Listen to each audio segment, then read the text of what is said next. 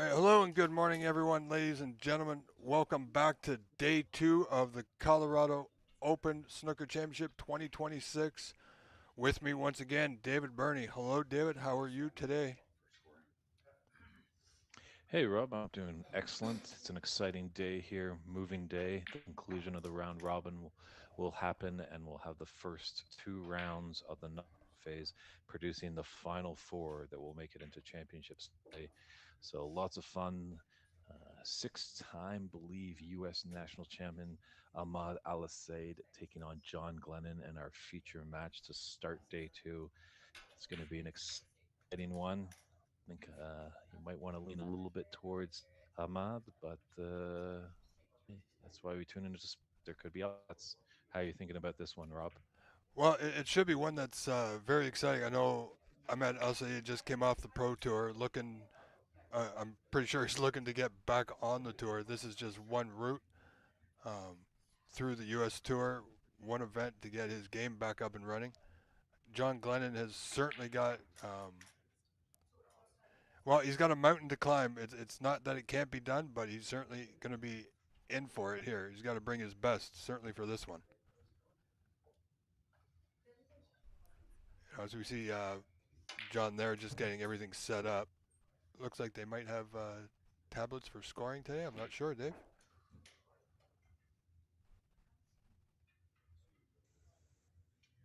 Yeah, we had a lot of ups and downs and a few hiccups here with the broadcast, but we ironed it all out yesterday, and let's hope all works well today.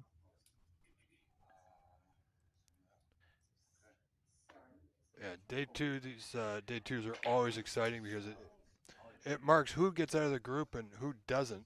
And then, as you said previously, we're going to see the first two knockout rounds later today, this afternoon.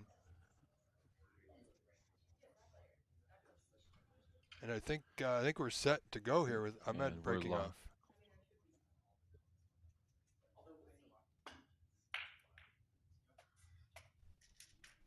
Oh boy, did not expect to start like that, but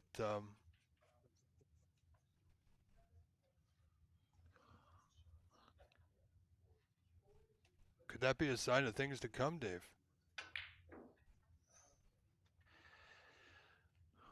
Well, that's the best 4 points you can give away. You have to. Right at the onset.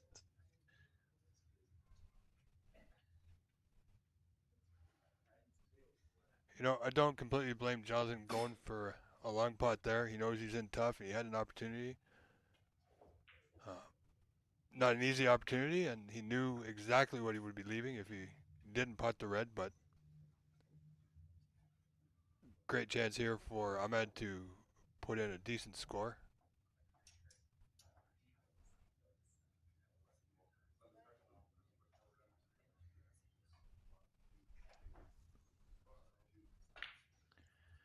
Yeah, that's one thing. These powerful players, you don't want to give them a sniff of a chance because they'll punish you severely. We are on the NSL TV and DT Sports YouTube channels. Feel free to click like and subscribe. The chat is open and lively. If you have any comments or questions, let us know. From as well.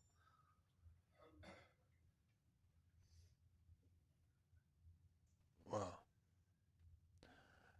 didn't expect that from Ahmed, but it is early goings here in day two. Um, Jonathan doesn't have a lot to go at. I mean, there's red right over the bottom left corner, Dave, but you'd have to play a plant to get to it. Yeah, lots of distance between those two red balls you mentioned, Rob. So you like those plant shots when the two red balls are welded together. Absolutely. And John does have to just be a little mindful of that beard. Any little hair touches a ball, it's going to be a foul. Very true.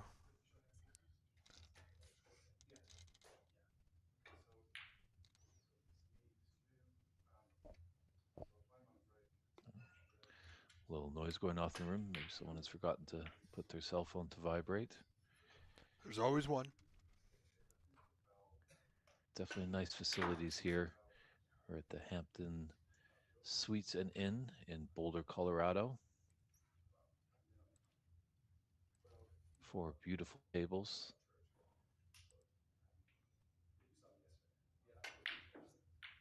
And yeah, both players just struggling a little bit to wake up. Can happen a lot as we see in the early morning matches. Yeah, I don't know about you, Dave, but every time I have an early morning match, I kind of struggle for a little bit. If I can get through that first match, I'm generally okay going forward. But that first match, it can be a bit of a struggle.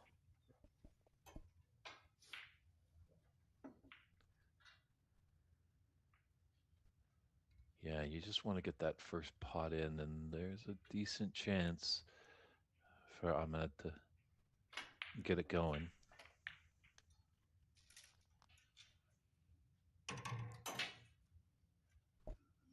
Well, by the looks of his position there, he's and his body language tells me he's not exactly where he wanted to be, but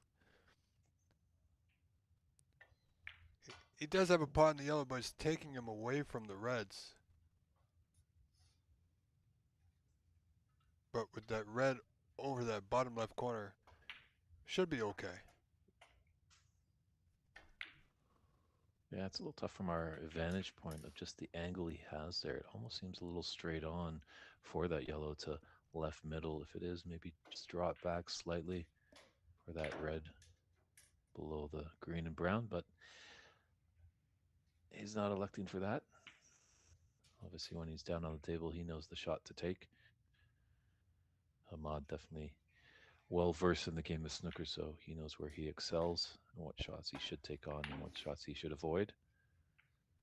Just a little awkward stance there. As you can see, his back leg kind of kicking out. Got to be mindful of that red that he's going over.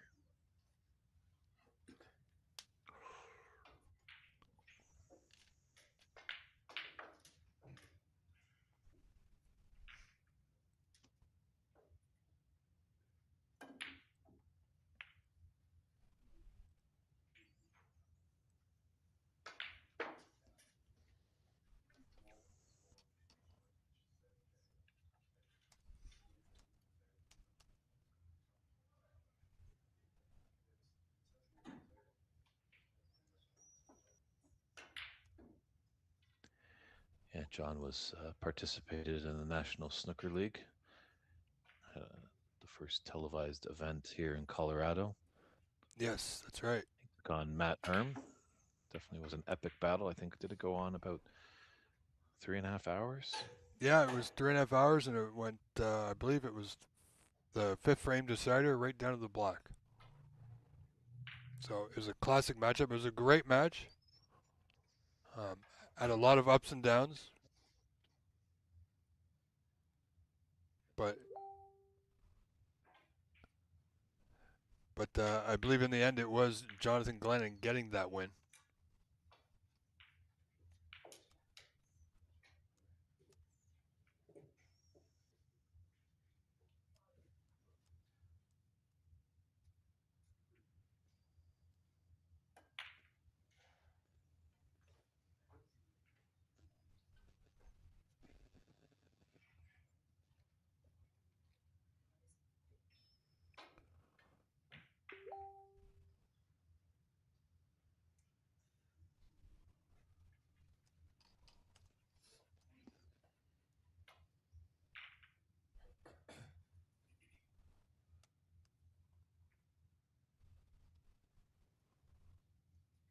So we have Ahmed looking for red to left middle, catches the top knuckle. So a good chance here for John Glennon, this red to right middle, but he's going to need to work his white a little bit, probably more than he would like to, but from my angle, our angle, Dave, it looks like he can just play it with a bit of pace, and if he plays it correct pace, he can end up on the block into bottom right. But now it looks like he's opting to use the rest for the longer red. Now, I don't know about this one.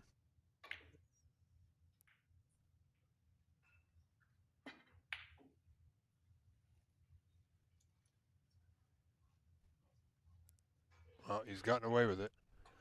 Not sure why he took that one. The red to right middle probably would be a lot easier for him. Just needed to inject a bit of pace to it.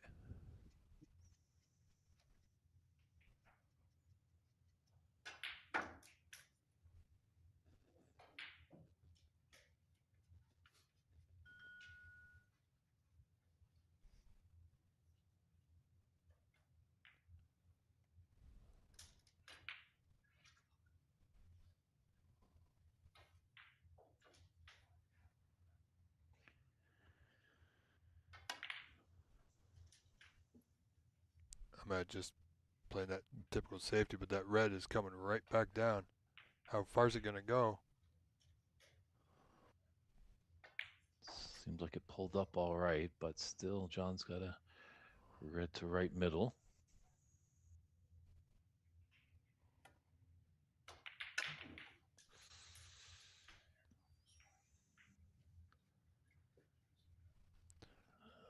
Well, things are certainly open now. Yeah, and you can't be giving Ahmed too many chances. He's kind of struggled a little bit in the early onset, but soon enough, the bear is going to wake up and he will attack ferociously. Yes, when he gets in, he can be a very dangerous player. He's a high scorer. He's a good break builder. Yeah, he definitely could topple the high break so far of a 117 by Sharam Ghazi.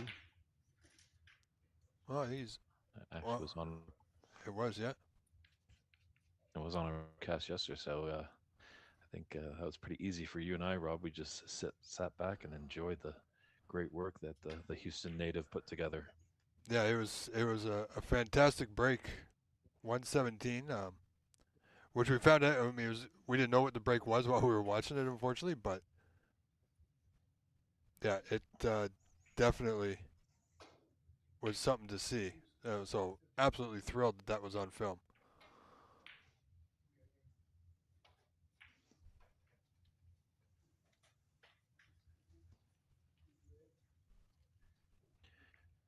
Yeah, no harm dancing around the blue balls here.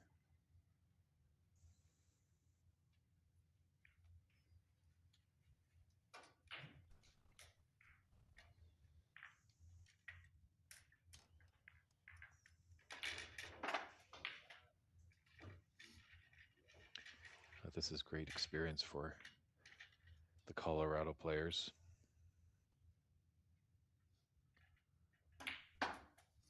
Some of the heavyweights come into town, like Ahmad and Andy McCluskey and Sharam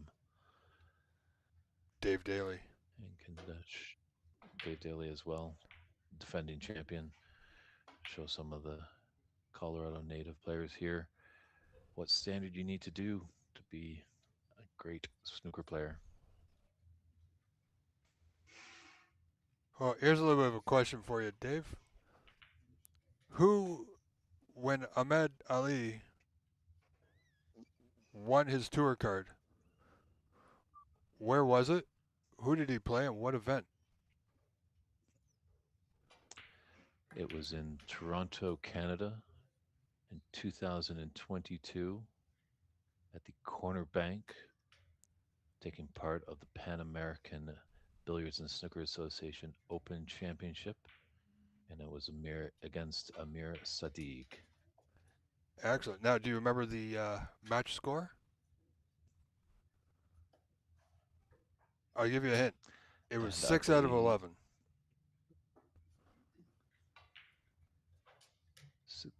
it was a race to six. Yep, race to six. So best of 11. So best out of best. And I believe it was 6-1. Absolutely right. Well done, sir. Well, I was commentating on that match. Yes, I know you were. So I was hoping you'd remember that So, because I knew you were there. You and Mr. David Putty. uh, that is correct. Hmm. Yeah, that was a fun event. Ahmed showing some great emotion afterwards. It was good to see.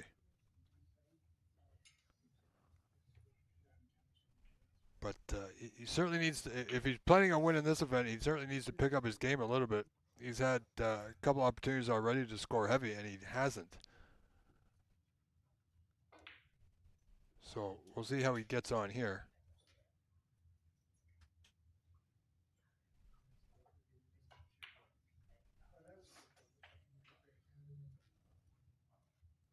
It does appear, though, Dave, that where it has the break score for the folks watching is still not functioning correctly. So we are working on that.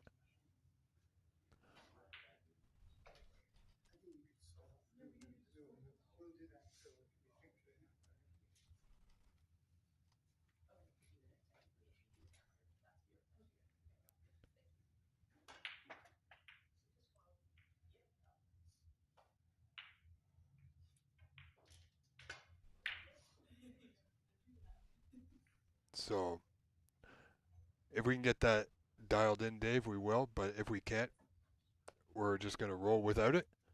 It'll still be on screen, of course, but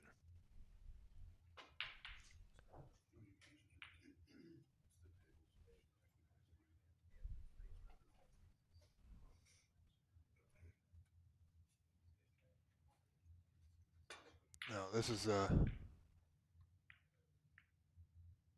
looks pretty straightforward.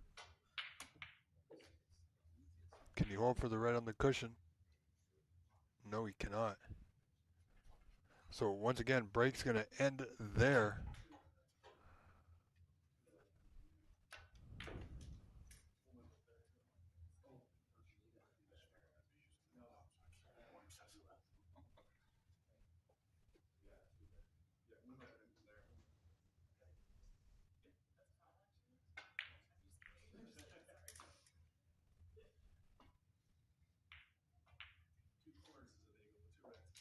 Wow, he actually took that. That was a lot closer than I thought he was going to. I didn't even think he was going to attempt that one, Dave. Maybe because of his queuing over the other red. But it's Ahmed in the lead, 31 to 5, 26 in front. I think John Glennon's got to make a go at something here.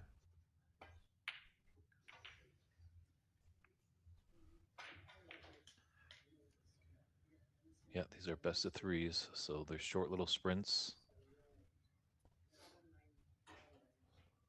Yeah, it's not like a best of 5 or a best of 7 where if you lose the first frame, where some people do, it just takes them a while to get going. Um, there's no time. You lose the first frame, your back is immediately up against the wall.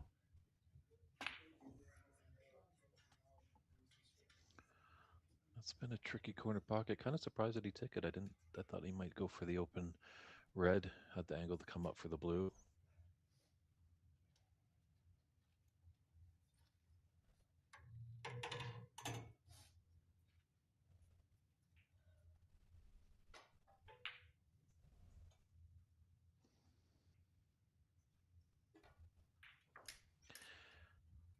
Yeah, John's a pretty big pool player in the community. Not sure if we can see actually a close up of that beard we mentioned. He actually does cut a little bit in the middle of his beards so his cue can go through.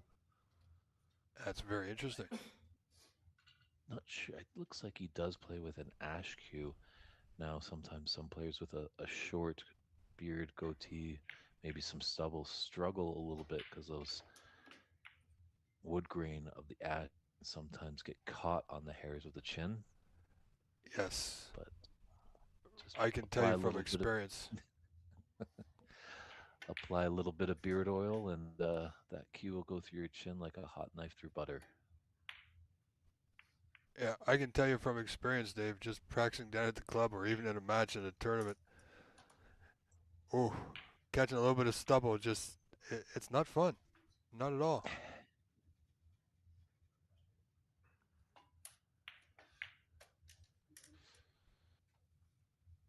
But you know, I found Dave True. instead of beard oil, because I obviously, I don't have a beard, but if I don't shave, stubble gets in there. But I have been using this. It's made for food cutting boards. It's a cutting board wax that's natural beeswax and mineral oil mix, which works really well to not only does it protect the cue, it brings out the natural grain of the cue, and it doesn't. The stubble doesn't get caught in the grain anymore.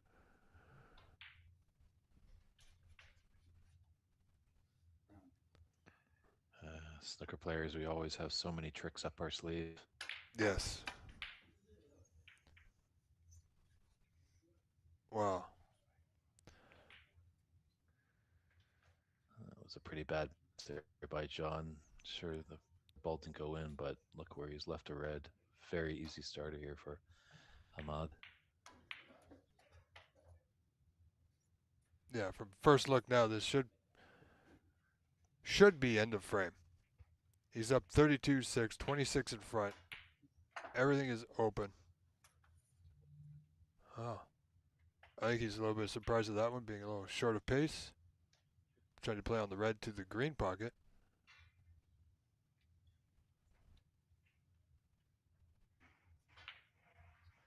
You know, a little surprised here, Yeah, Dave, these taking the long red.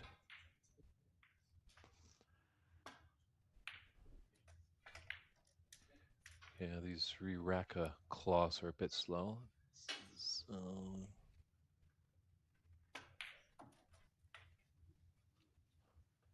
Okay, that was the the brown. re-rack claws are a little bit Yes. slower. Yeah, it's true. It looked a little red actually on our screen, Yes, it did. but the But you're right. These Rockwellson cloths tournament are director and small. Are sorry, Dave. The cloths that you were saying are a little bit slower than, say the Strachan.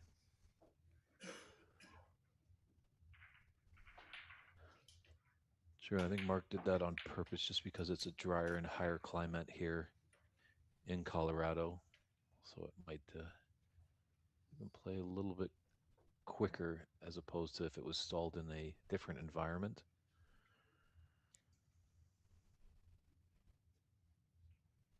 But still a very good cloth. Let me tell you.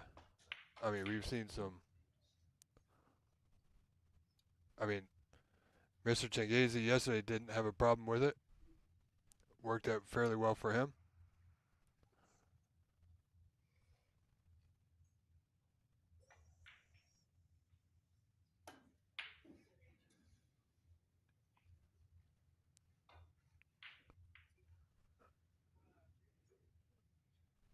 Well, I think John Glenn is just. I think at this point, 48-6 down. I think he's looking at preparing himself for frame two.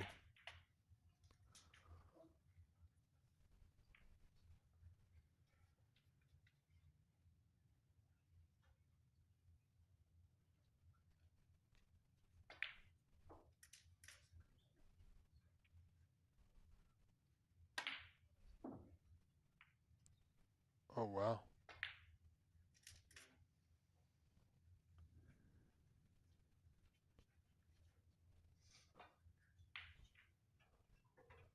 As I was saying, I think John's got to just get his arm going, pot a few balls if he can.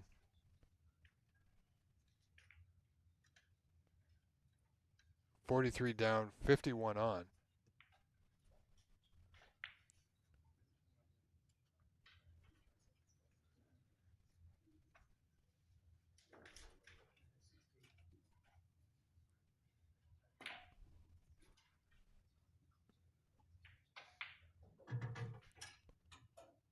Wow.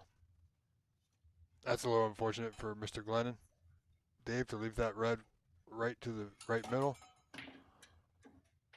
Being frame ball for Ahmed.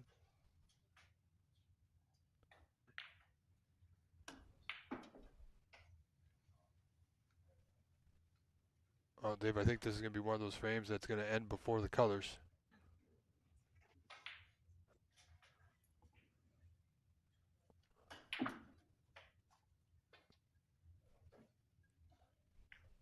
Because there's that ruling that we're on the colors and more than 3 snookers are required. It's an automatic concession.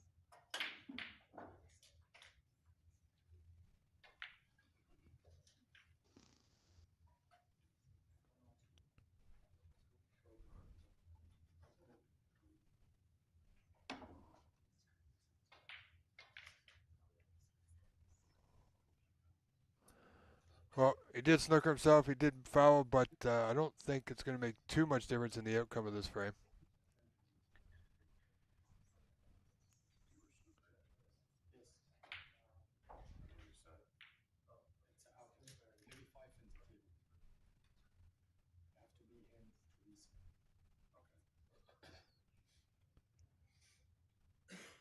Yeah, John just getting clarification on the rule. It was a foul, but no, it cannot go back because fouls are already required by John.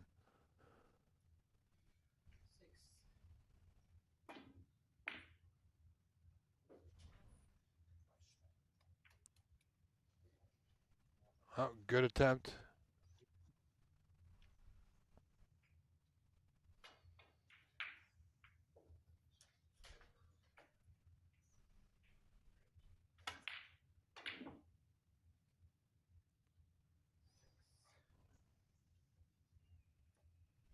Nice to hear our good friend David Brock in the booth in the chat room. How you doing, David? Fellow DB.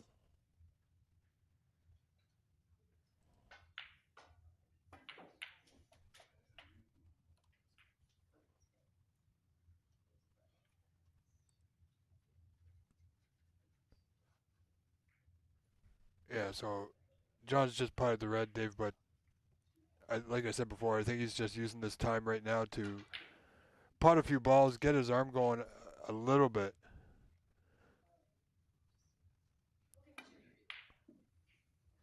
But now the frame is over. Yeah,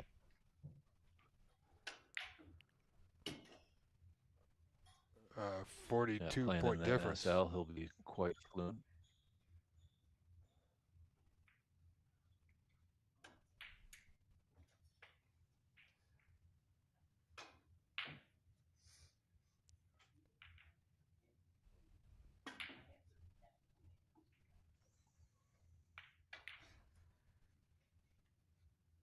And there's the concession. So winner of frame one goes to Ahmed Al Saeed over John Glenn. And John Glenn with it all to do now.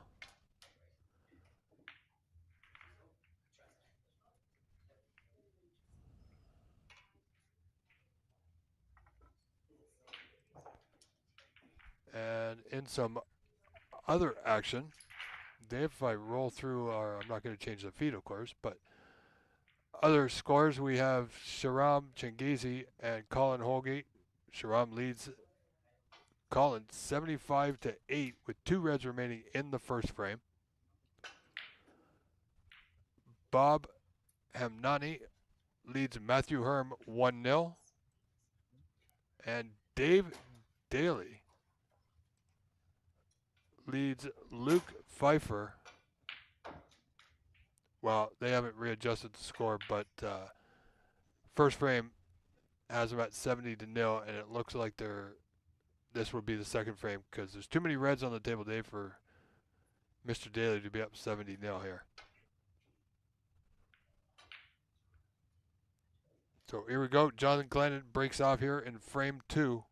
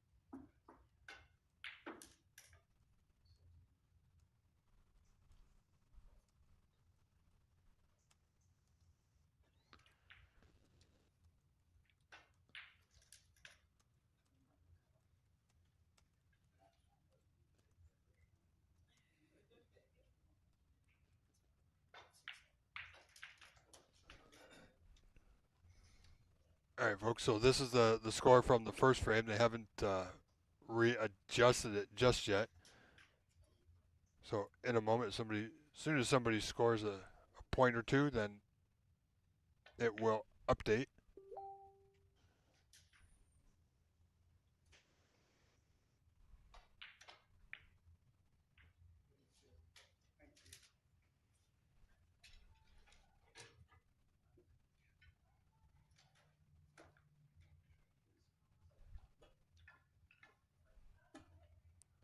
I think Jonathan's basically going to be in an all-out go-for mode.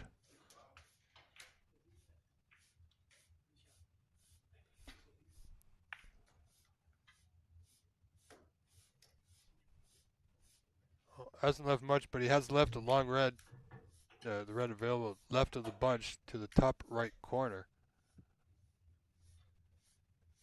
Should Mr. El Said feel so inclined,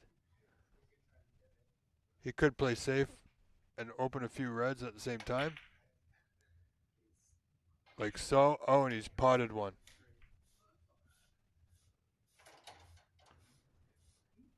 My word.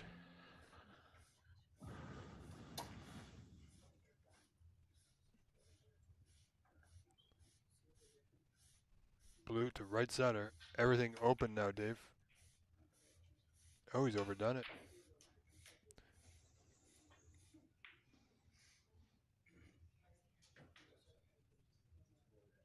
You know, I think he was trying to grasp a bit more of the pocket than he would have originally liked, only to avoid the bulk colors.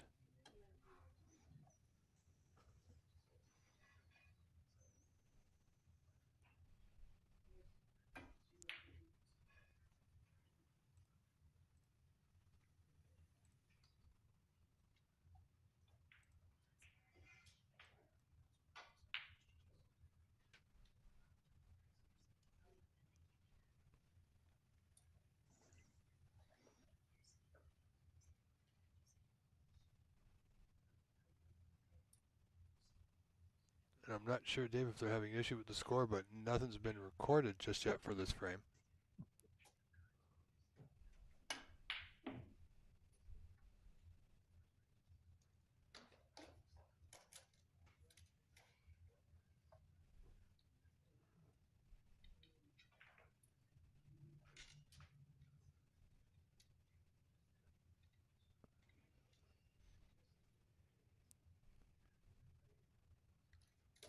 But this is early going of day 2 here at the Colorado Open. And generally, what happens on the beginnings of each day is we get dialed in a little bit quicker than yesterday, of course, but things still can happen.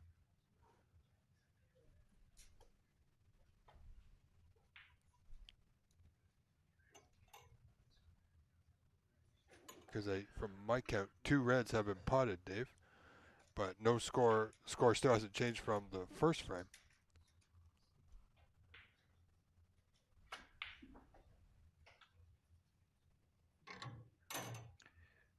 Yeah, each table equipped with the equipment to keep updated scoring.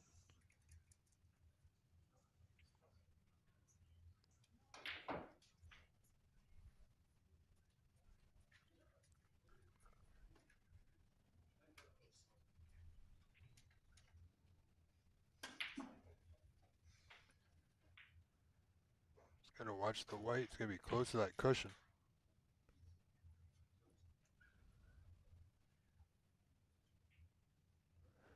Now, Dave, do you think Ahmed might be struggling with a little bit of control of its white? Still getting used to the speed? It certainly is possible, but it is too. He had a couple of matches yesterday, I believe. This is his final match of the round robin stage. Don't think he's played on this specific table. This is the only Rasson in the room, but all have the same cloth, so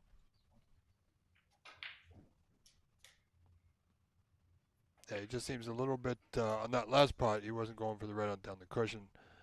Uh, just overhit it, trying to get on one of the reds into the the corner or the opposite corner or the middle. Just seemed to travel a little bit further. Oh, can he not see the red to the corner? No, I don't think he can. So left middle it is.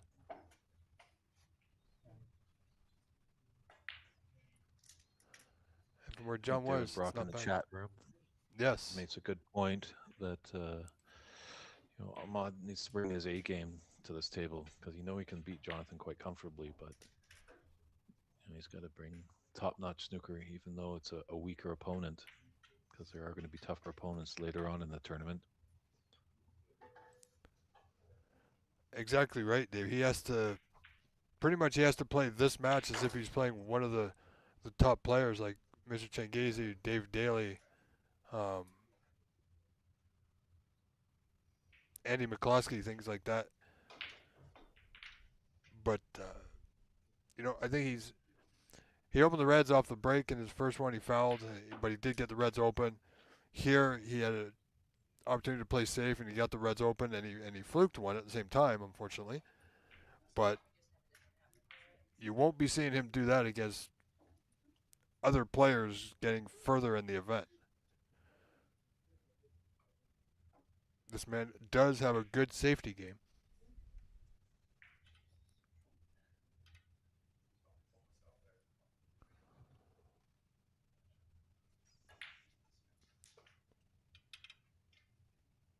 Oh, this is tough.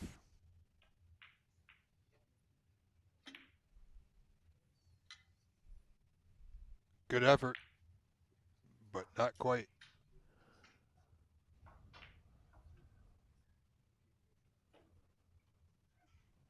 Yeah, as I say, close but no cigar.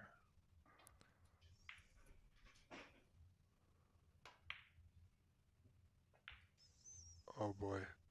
And I was just about to say, Dave, this is where, with an easy starter like that, this is where Ahmed would need to dial in his focus and concentration. Then he fails to make that pot.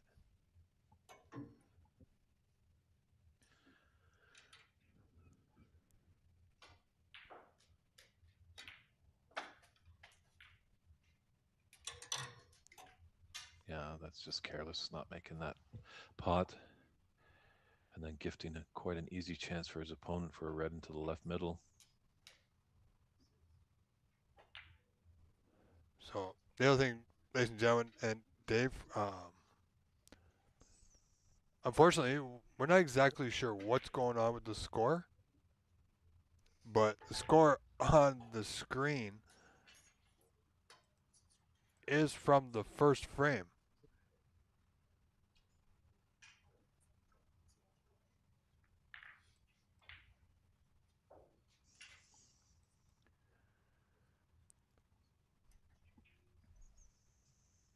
Wonder maybe if just the power went out on their scoring system that they've reverted back to the old rails, which makes it a little tricky for us commentators and the viewers at home.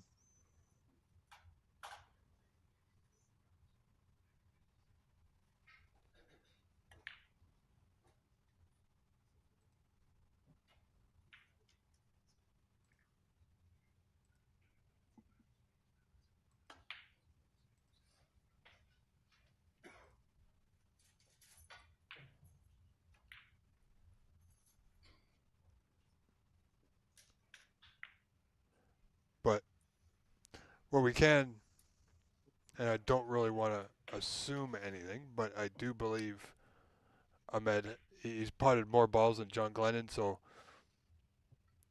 I think he's got the lead. Unfortunately, we don't know how much, Dave.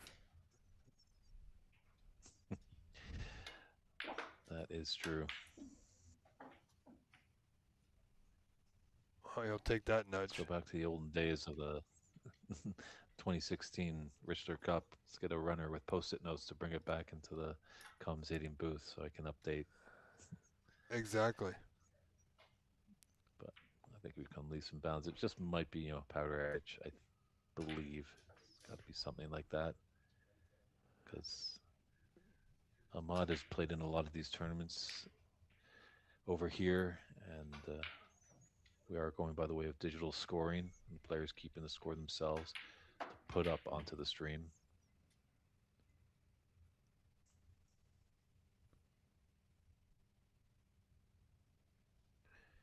as their scoreboard might be having a little glitches in one booth that I am in.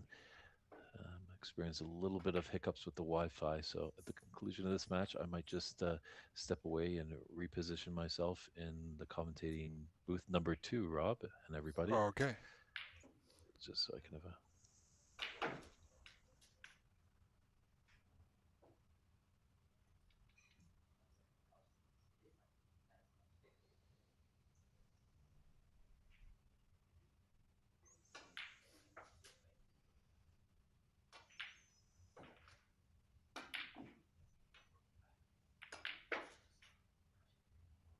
Yeah, John coming from the billiards or pool world over to snooker this year,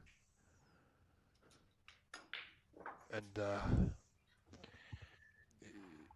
he does hit the ball quite well at times. Other times it's more of a pull stroke, but that will come in practice and in time. Oh boy.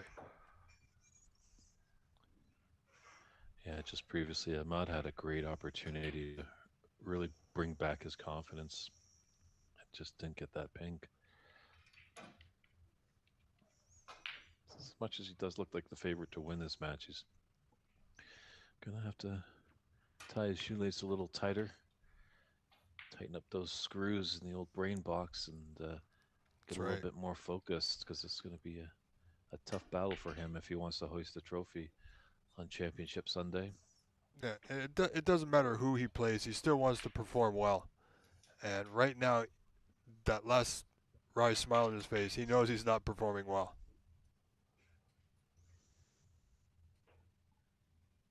So, in between matches, as you said before, he is definitely a favorite to win this one. However, in between matches, he'll have a good few moments to think.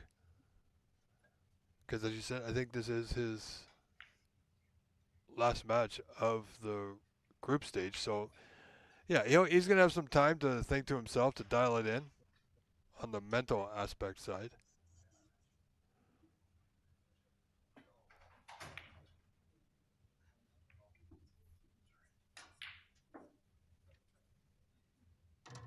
Hmm. I'm not sure what that was by John.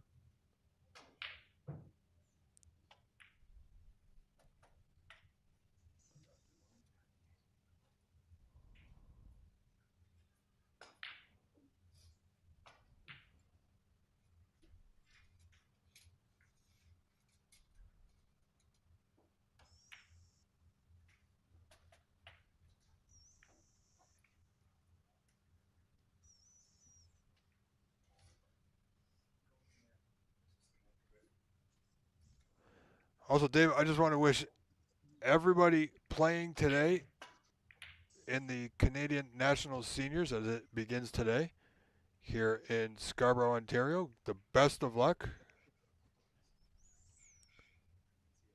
and we will see you all soon.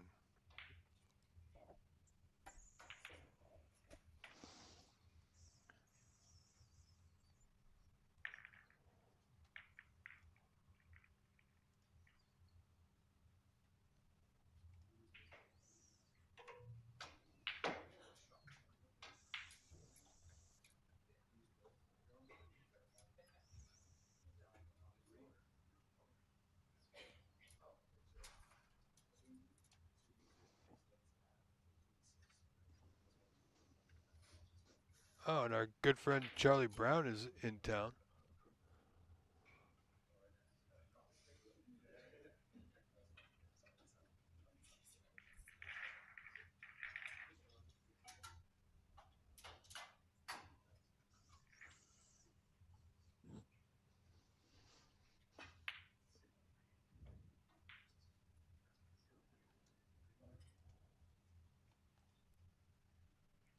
So I think when John looks back at this match of takeaways, he's definitely had some chances. He's just got to be mindful that he was playing a player that wasn't really playing his A game. And Ahmad's takeaways, he's got to get stronger and really produce the stuff that he's made of if he wants to go far. Absolutely. He's he's missed some shots. He's left some easy starters, and Obviously, John hasn't been able to capitalize. Not an experienced snooker player, as we've mentioned. He's more onto the 8 ball and 9 ball side. But if Ahmad's going to do that against defending champion Dave Daly or Andy McCluskey or Sharam Shagazi, he'll probably be sitting in his chair for quite a while.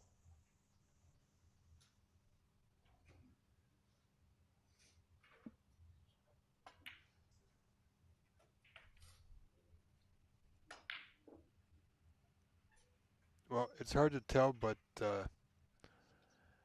I do believe we're at Snuggers required, Dave.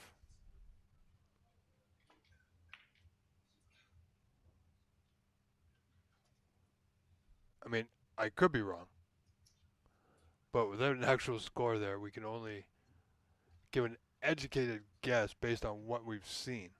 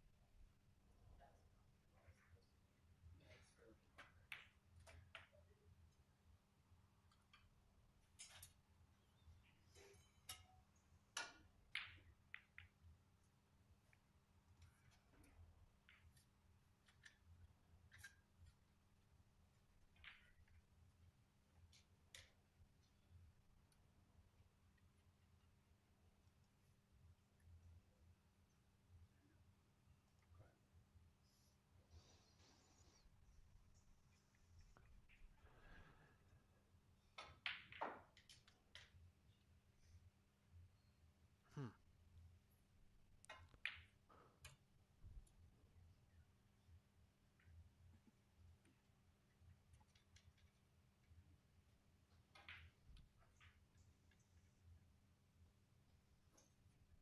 Yeah, just a little unorthodox stance there,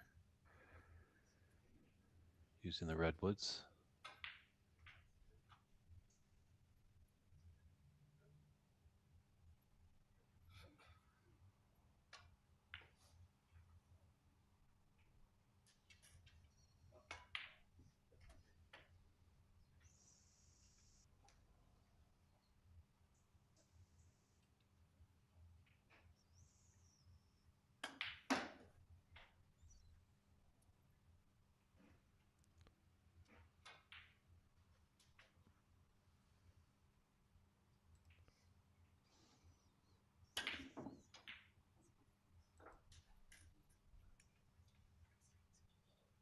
And he got the brown anyway, Dave. My goodness. And even though he fluked it, he's not happy. He knows he's got some work to do in the break. Oh boy.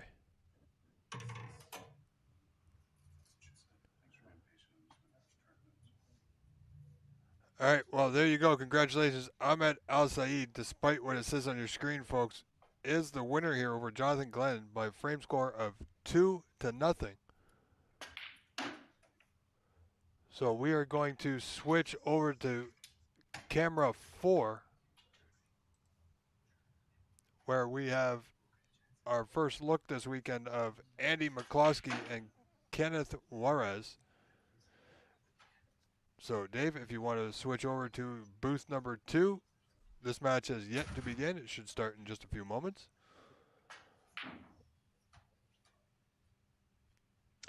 Will do, and we'll see you everyone shortly. Take care. All right. So, Andy McCloskey and Kenneth Suarez will start momentarily, folks.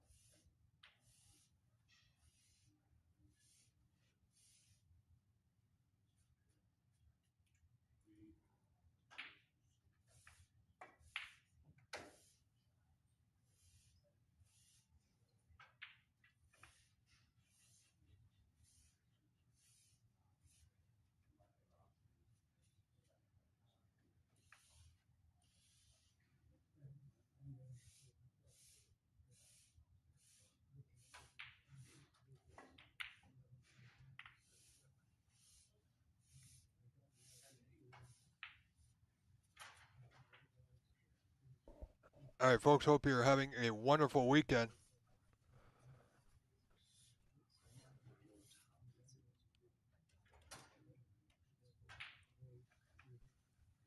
Now, we do see a few reds have been potted. Not sure what's happening with the score as of yet.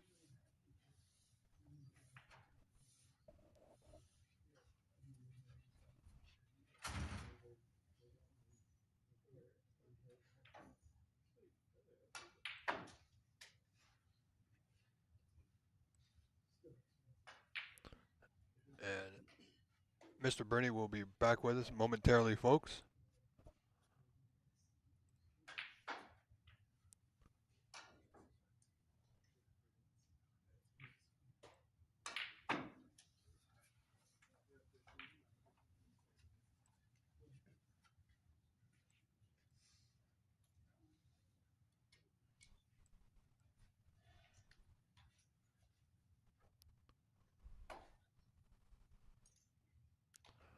So this is Andy McCloskey at the table. Red doesn't go, but he got the white out.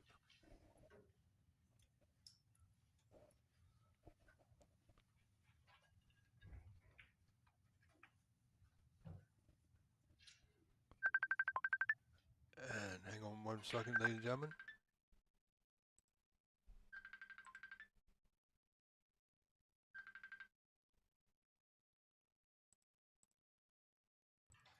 All right, welcome back, Mr. Bernie. How are you?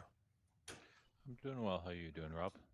Good. So we got Andy McCloskey and Kenneth Juarez on number 4. That's an exciting one. Andy, two-time Seattle Snooker Open champion.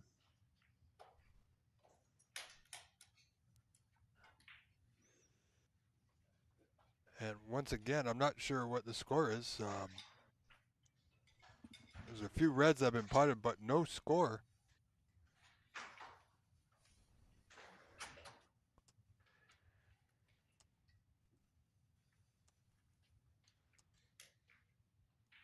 Still nothing coming through the scoreboard there.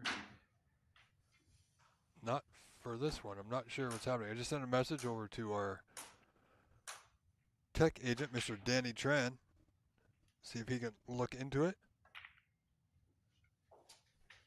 Kenneth there with a good pot. Pink to left middle, opens up some reds. Held the pink spot. Now, do we know anything about Mr. Juarez? No, this is the first time I've seen him. Andy, I definitely know a lot about. He's been around the game for a long time. Him and Brendan Donahue run a great Nina Open over in Ireland. And we see Kenneth is using another carbon fiber cue. We've seen a few of them this weekend.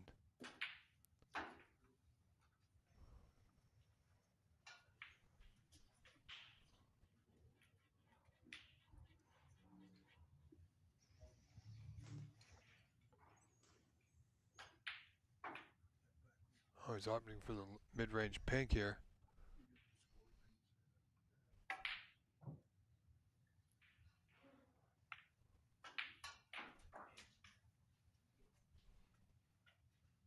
That red's not going to save him. I think there is those two reds glued together. That's right. The one closest to the top cushion will go in.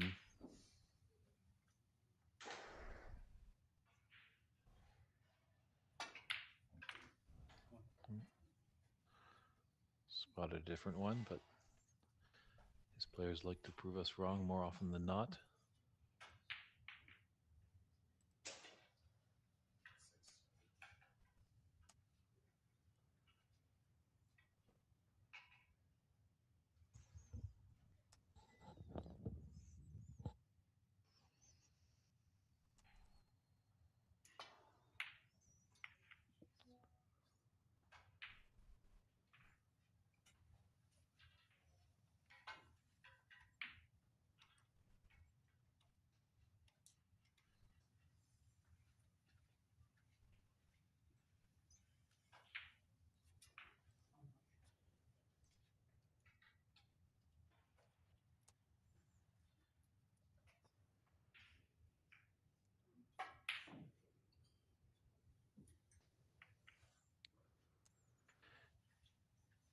looks like Kenneth has pretty good technique to start off. He's not flailing around, so it's a good start. Yeah. And we are working on the score, folks, so we'll get that fixed up momentarily, hopefully. Um, I believe it's a fairly close frame.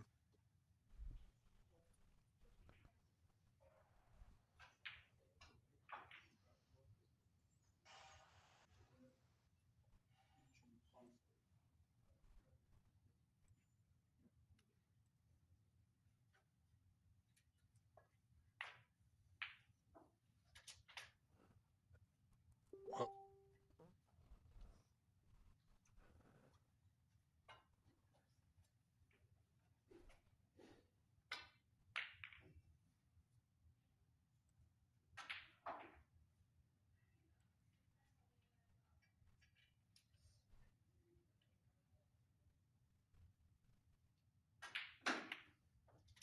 so an opportunity here for Kenneth. A little rub on the red he wasn't intending on.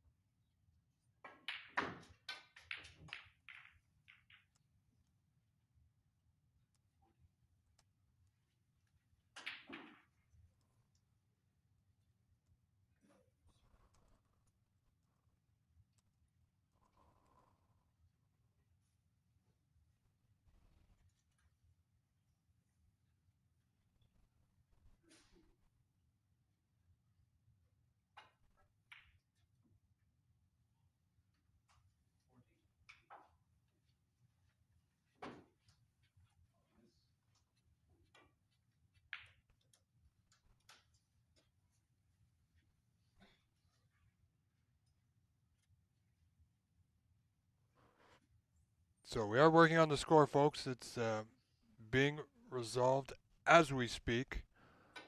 So we are simply going to enjoy the snooker being played right here in front of us, where we are live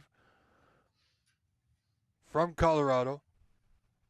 This is the 2026 Colorado Open Snooker Championship. Andy McCloskey doing a bit of work here in what I believe is the first frame, of course. Nicely on the two reds of choice to the bottom right corner.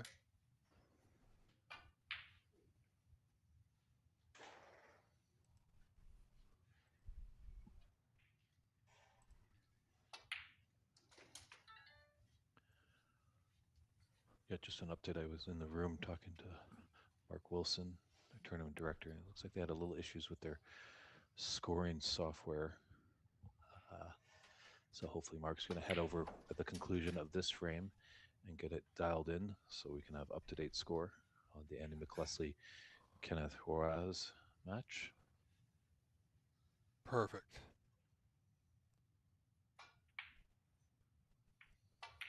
But from what we can see right now, it's all Andy McCloskey in this first opening frame of this match.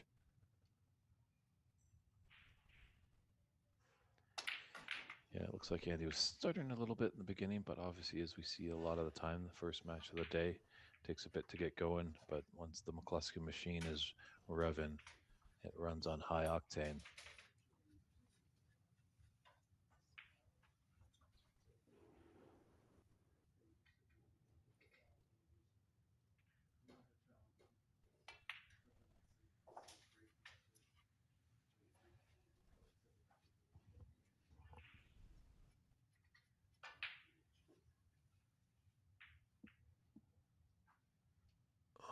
doing good on time here today, Dave. This is the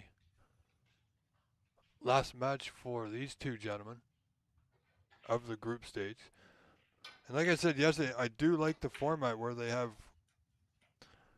the top two coming out of each group will make it automatically into the top 16. And two wild cards who are the next best overall will make it. So it will force the players to not give up on their last match because that match, if they win, might get them through in the wild card spot.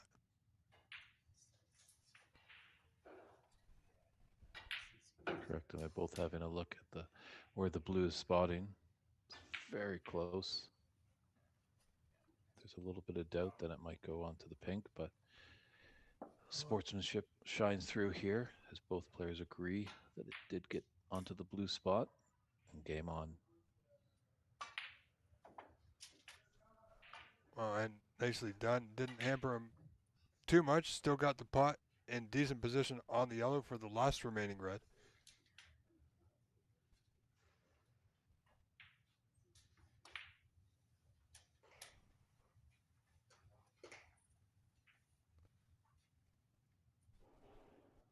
Yeah, India, part of the team with AMCQ Sports, doing a lot of great work to promote the sport of snooker in the U.S. He's already done 2 U.S. Masters. A couple months ago, we were up in Seattle, Washington for the second edition of that great tournament. The first one went in Sacramento, and as much as he wants to play and win that trophy, he might be on a little research mission here. This might be an ideal spot for the third edition of the U.S. Masters next year. Definitely, if you're listening, if you have a club in the US of A and you're interested of hosting the US Masters, definitely get in touch with Andy McCluskey and start the conversation.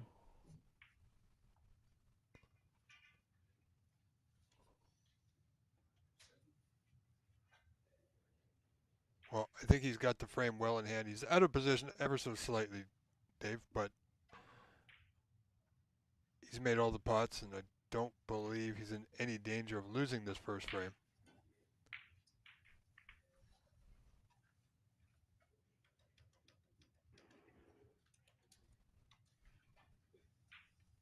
Yeah, tough to tell. Obviously, the difference is on the colors more than snooker's required. It's an automatic concession. But like how Andy's playing, taking no prisoners, not taking on a wild yellow, really playing granite snooker, tying up his opponent.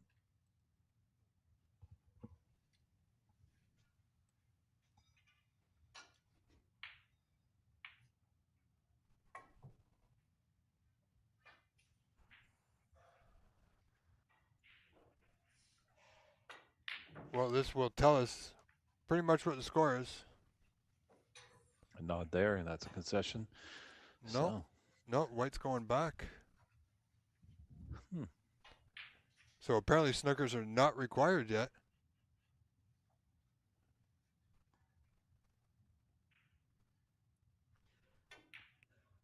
Because we know Andy knows the rules.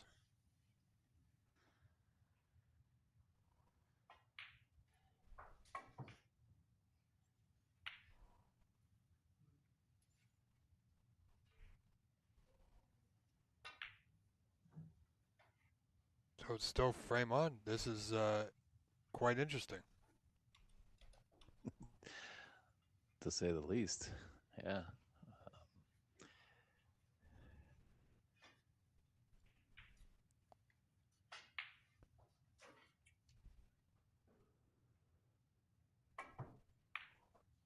Well, as Looks they like say, still there. yeah, third time's the charm. He's going to get the return. Well, not completely, but so I would imagine that Mr. Juarez can still win this frame. Wow, look at this.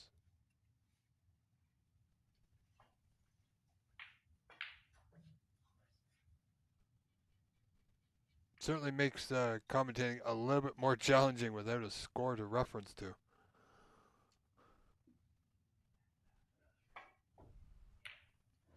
Oh boy.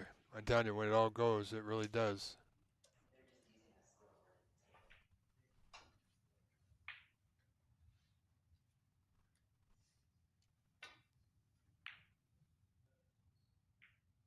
Andy taking this yellow on.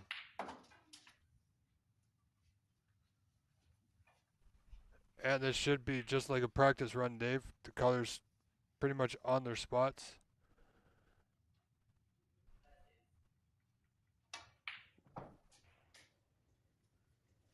Yeah, I think at the conclusion of this frame, both tournament directors Matt Herm and Mark Wilson are going to take a look to see if these two players can get back onto the digital scoring software. So, us commentators and all of you people at home can keep up to date with the scoring.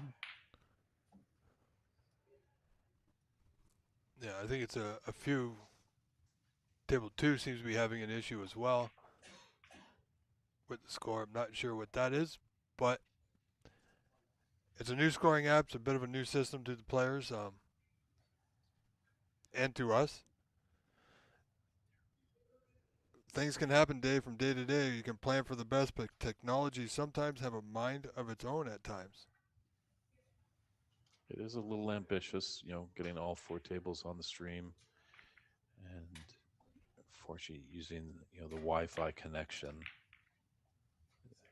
As I think Rob and I both know, always when these streams go down, it's good to have a hard wire to the router, because then you don't give chance. But we got to deal with what we got, and Andy has taken that first frame, and hopefully things can get dialed in so we can have up to date score in the second frame.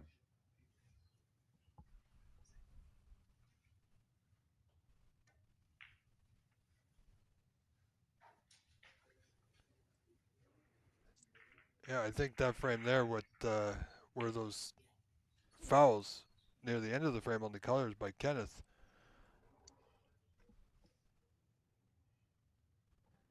So he definitely had a chance.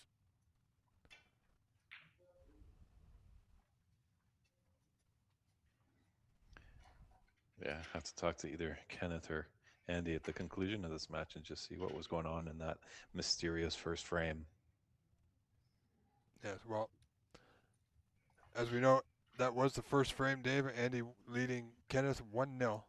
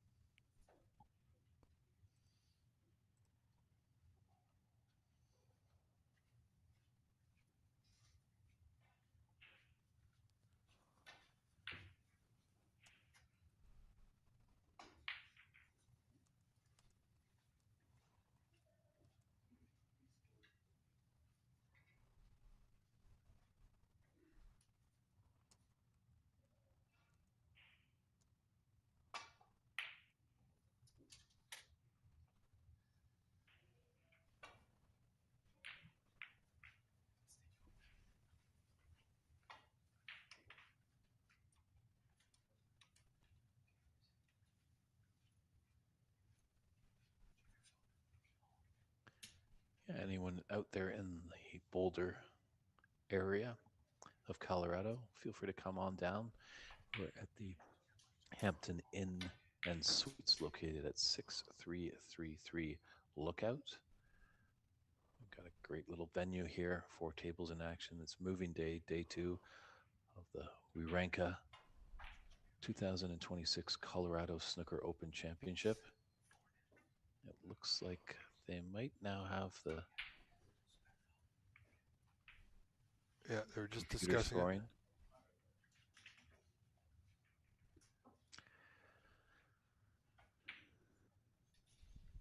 There we go.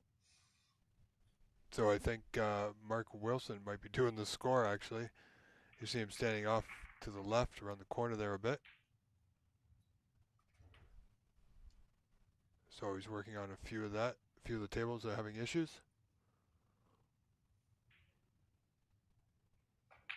So if we need to switch tables, we can.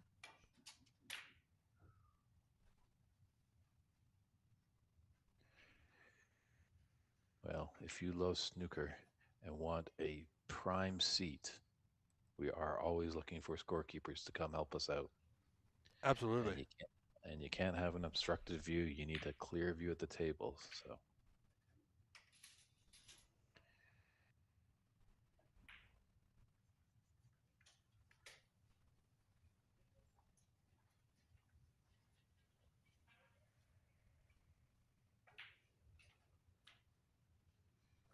All right. Well, we do have score now.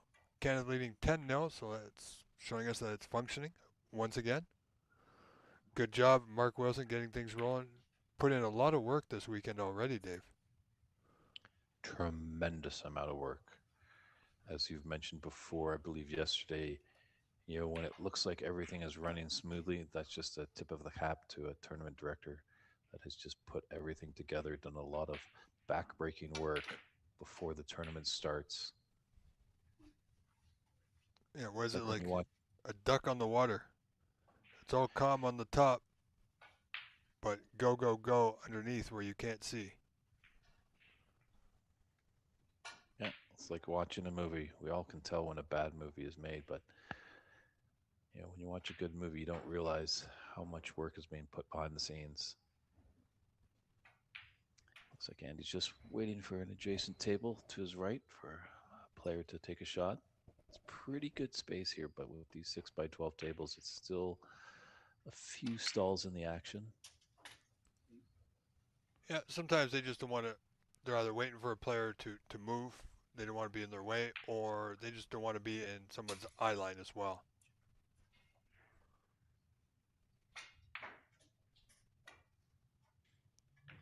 Which is basically what we touched on a little bit yesterday about snooker etiquette.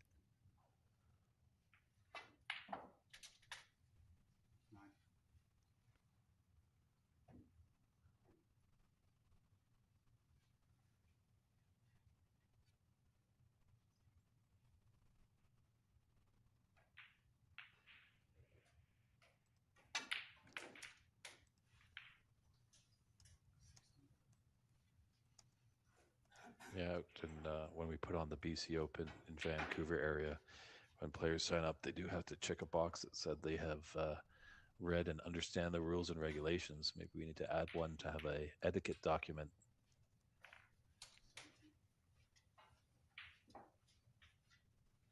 because as we get deeper in the tournament, the pressure gets higher, and don't want to just throw off any opponent.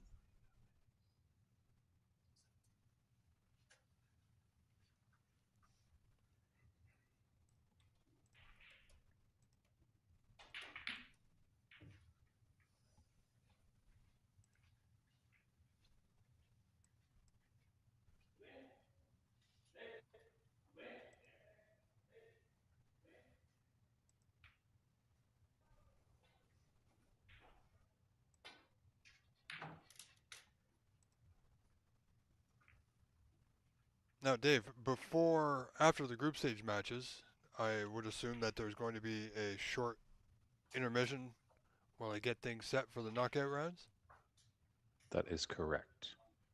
because I need to decide who's playing who and where and when, pretty much.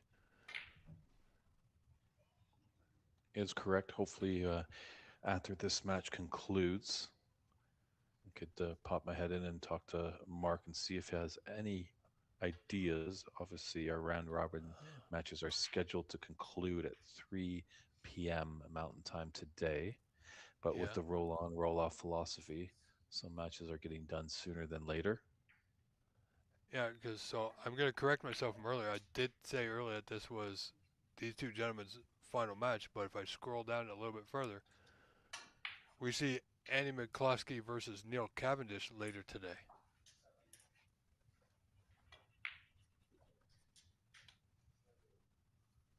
So I do believe this is Kenneth's last match, but Andy does have one more.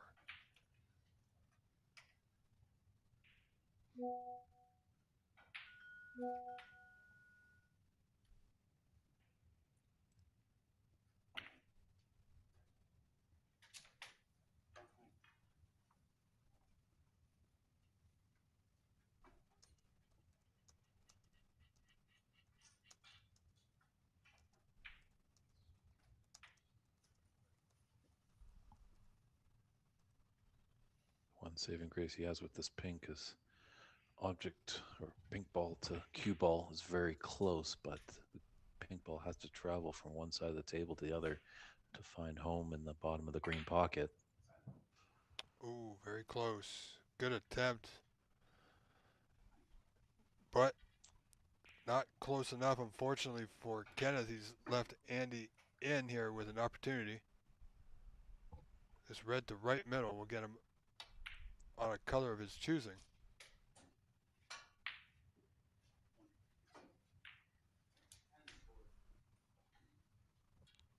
He's got a nice little angle on that pink to come off bulk cushion.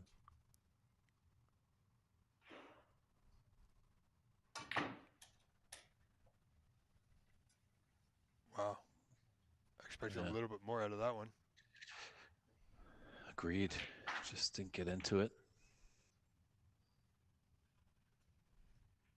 But he does have a long pot here, bottom right corner through the bunch. Nicely done, my word.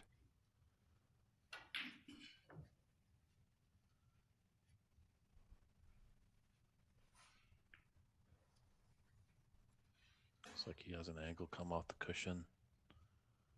Potentially maybe beyond that red left of the pink.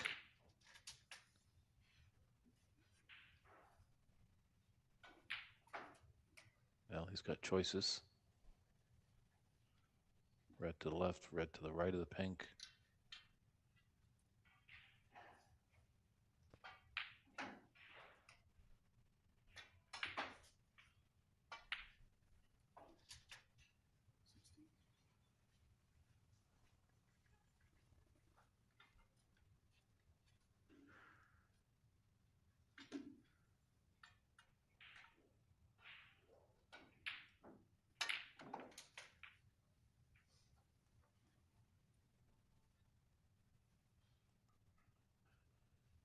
You know, with the strong players like Andy McCluskey, kind of wants to cut the 6x12 table in half and just work around the top end of the table. Oh, But falters on that red. Still a 21-point advantage in the second frame.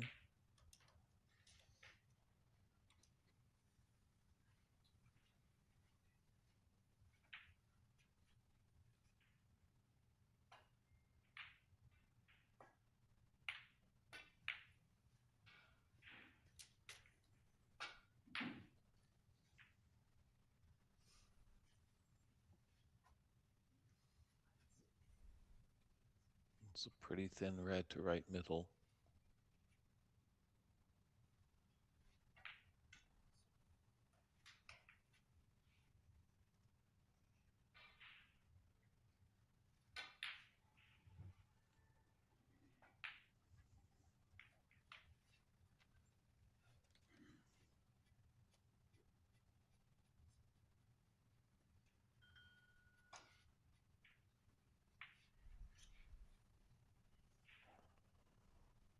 oh, it's Andy in the lead, 41 to 20, 21 in front.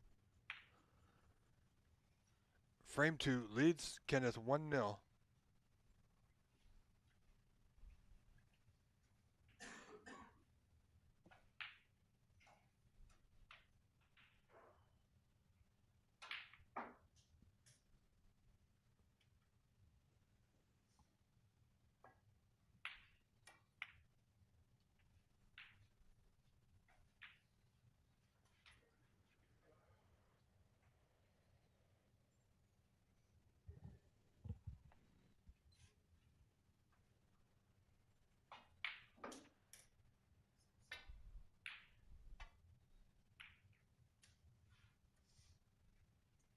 Done well to avoid the middle pocket.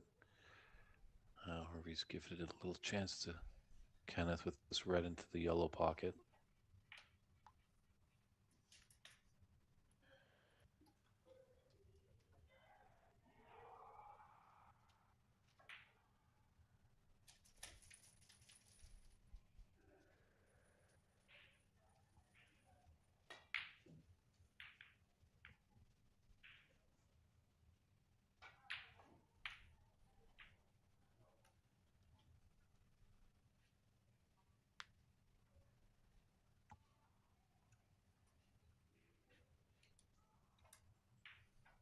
So only 19 the difference here. Oh, Andy not looking for that double kick. Possible chance here, Dave, for Kenneth to get a few more points on the board. It's going to require a good putt here, though. Yeah, always tricky going from one side of the table to the other. So as he kind of baited the ego of Kenneth to take on a tricky pot, and hopefully he sells it out. It's an easy starter for Andy. Well, if he takes the red down the left side cushion, he can end up with position on the black. The only red I believe he can leave is the one he's playing on. So there is some positives in attempting this one.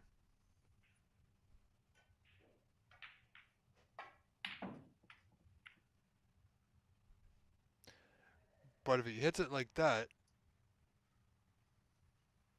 then a little firm. I expected him just a slight draw to play for the black. He was trying to get back up the table. I'm not sure why. But Andy certainly won't mind. Yeah, it just didn't roll enough for that yellow on the natural angle off of it into the left middle to come back down for the Reds, but does have the green into its own pocket. Just getting to his cue case to get this mini butt extension. Slight stretch. Shouldn't bother too much. Wow, he hit that quite well. It's just the white just didn't seem to move, Dave. True, but he's got nice red into by the black into the top right corner.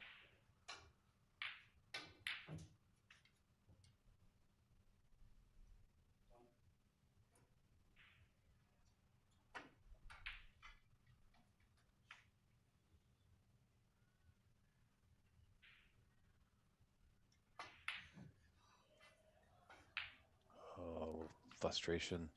Yeah, he knows where he's left.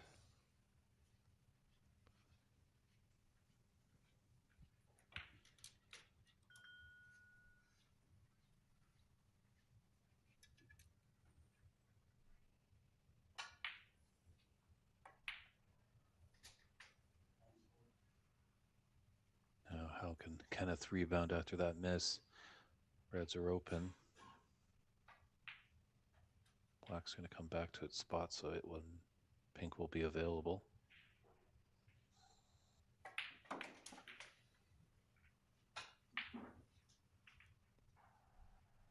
Hmm. I thought there he could have held for the red to left middle, but perhaps he felt better by hitting it a little bit stronger, a little bit more confident in the pot. Still got this red here. Oh, he's got to watch the green. Oh, no. That's The Christmas unfortunate. connection. That Christmas, I like that one.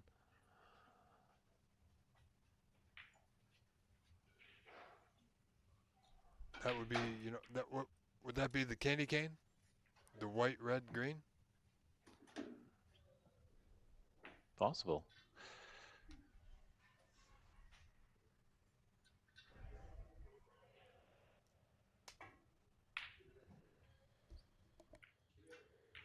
Then with that cannon to the black, he's left the red to the right middle.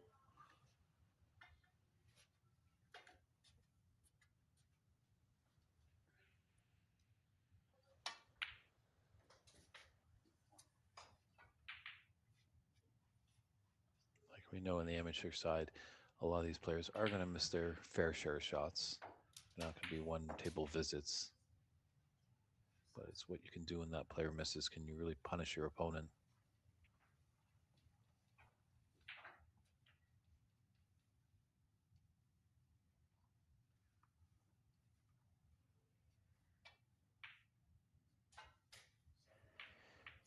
Used all the pocket there.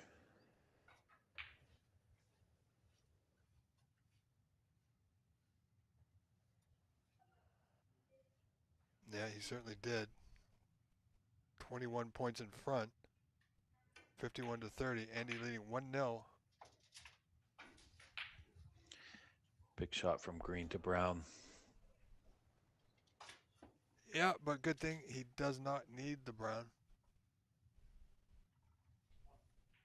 26 just needs the yellow. Oh boy. That can't be Uh, commentator's curse, Dave. Frame ball is always that tough one. Actually, it looks like he doesn't need the yellow. Oh, they had extra points they hadn't counted yet. I see. Well, it was at 56, then they added. Okay, well, going by the score, Dave, it's 58 to 30. Snooker's required. Well, yeah, if you spill it all over yourself, then you're going to be happy with that. And say hello to Matt.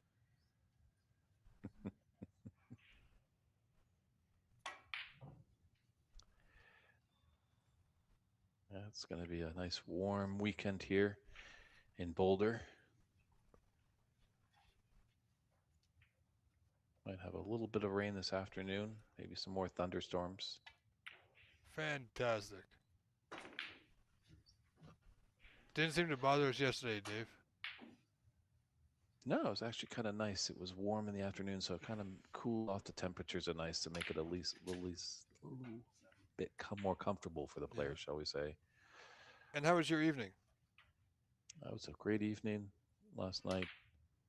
Uh, got to catch up with some family friends. Some of them I hadn't seen in over 30 years, and we just rolled into the old conversations, and they were amazed by the memory that I had about various events and get-togethers that we had in the past. So uh, it's making me want to come back to Colorado more often to rekindle that great friendship. So that's a concession there, I guess, by Kenneth Juarez. Andy McCluskey takes this match 2-0. He certainly What does. what do we have on tap, Rob? Do we have another Well, match we can we jump into, do. or we We're going to jump into back to table 3, which is Wyatt Leon and Joshua Kane. Wyatt leading Joshua in this first frame 29-22.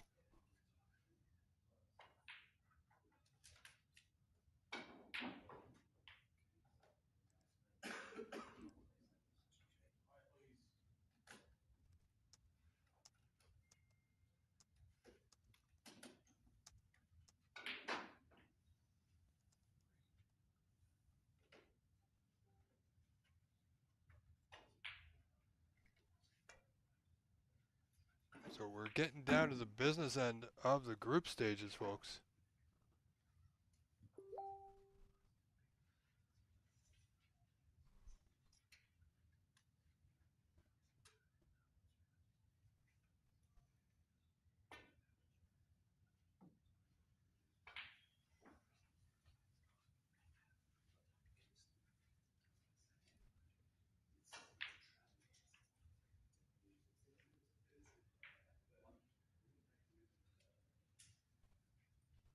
So the lawman Wyatt at the table now, folks.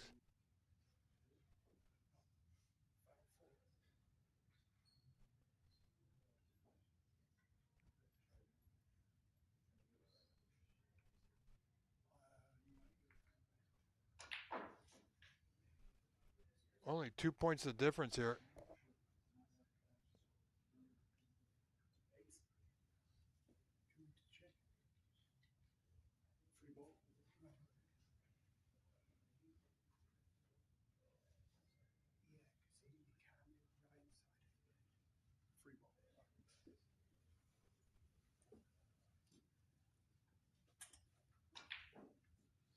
Wow, I think they nominated this as a free ball. Um, I don't think it's a free ball by first look, but the players have a better view than we do. Oh, he's okay. Almost hooked him behind this free ball. I don't know, Dave. Did you see that one?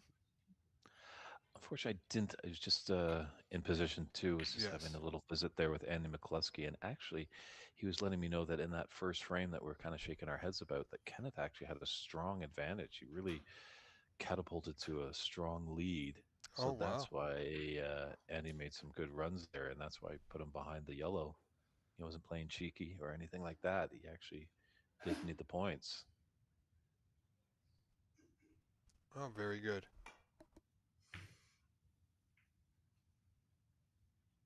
Well,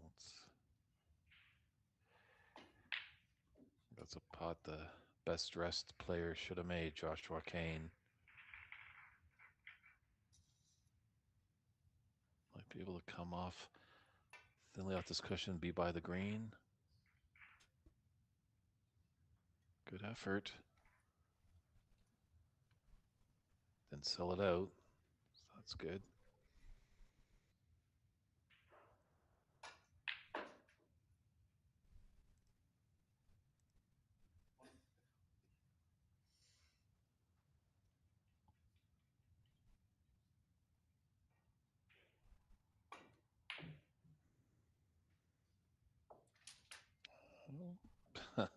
Here I thought it was pretty Wow. safe for Wyatt, but Joshua proves me wrong.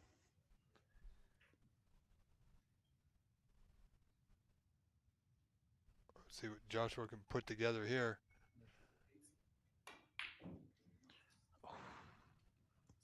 So we have heard from a few players that these tables might just be a little bit lower, just looking at the stance that Joshua had. He had both knees bent there.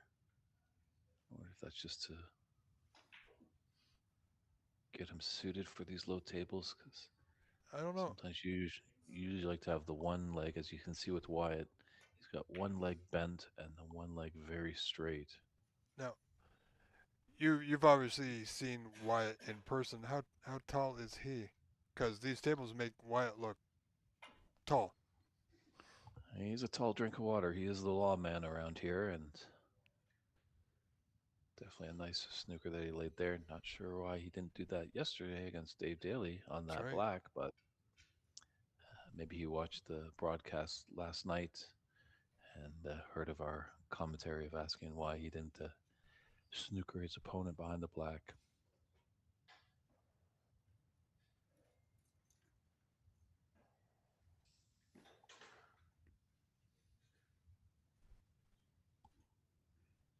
This could be a tight frame. Far from over. 1 point separates them. 29-28. Wyatt in the lead. 27 remaining. Joshua in a bit of a trouble here. Should be able to kick off this right cushion for the yellow.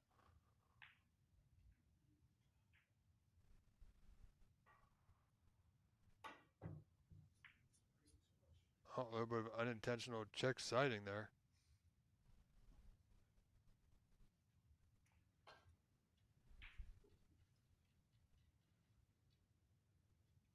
Wyatt can put him back. It's going to take a little bit of consultation by both players of where the yellow and the brown and the cue ball return to.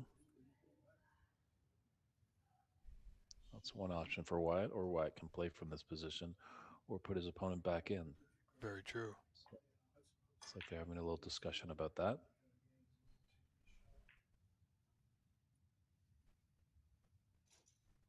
It looks like Wyatt's going to take it on here. I mean, he could play the yellow direct, slight drag, and pull the white right back behind the brown.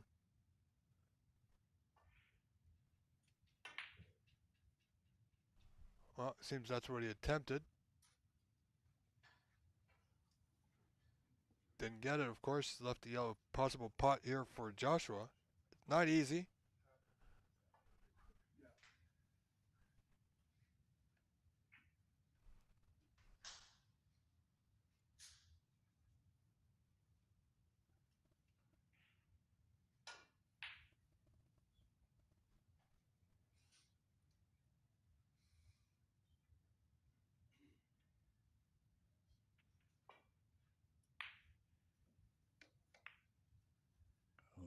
the dreaded double kiss.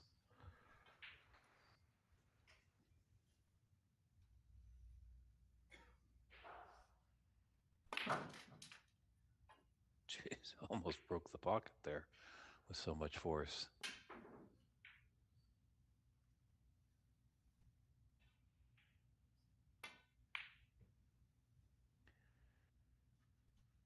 Really would be a nice thing to have in these kind of smaller markets. Some of the top level professionals to come over and just do an exhibition, have a little good Q&A. Because when you watch those professional players, it's amazing how softly they hit the ball and the action that they get. They just have a great cue action. Absolutely.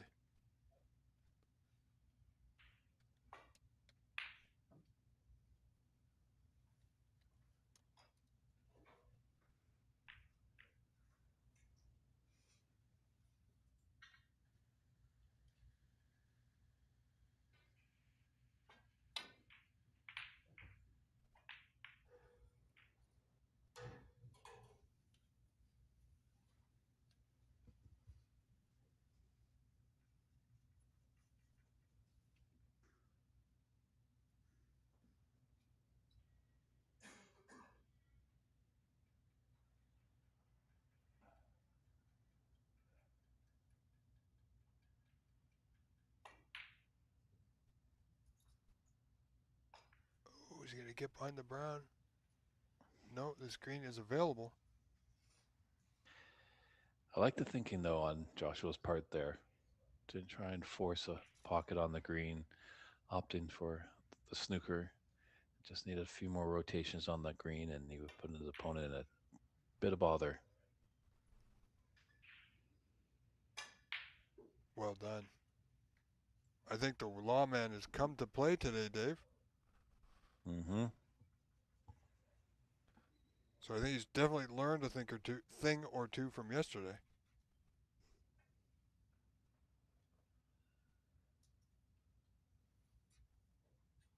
Yeah, it's quite interesting. I think a lot of these players do when they're finished a match, they'll go back and hopefully their match will be streamed and they can watch and just take a look. I do remember, not trying to toot my own horn over here, but at the Pan American Championships in Montreal, I was commentating on an early match of Sahil Nair's game, and I was just looking at him, and it looked like he was just coming up a little too early, popping up on his shot. And he was telling me that his wife was watching the match, and she said that "Hey, the commentator said you were popping up a little too early on your shots, honey." He's like, okay. So he took that piece of advice, I guess, and went up and won the tournament, and now is on the pro tour. Yeah, that was an incredible weekend. Yeah, a great little club there, just outside of Montreal, Le Ban de Coin. Hopefully, we can get back there. It's a really good atmosphere. They had some great tables, a nice little food and refreshments close by, and everyone just enjoyed the tournament thoroughly.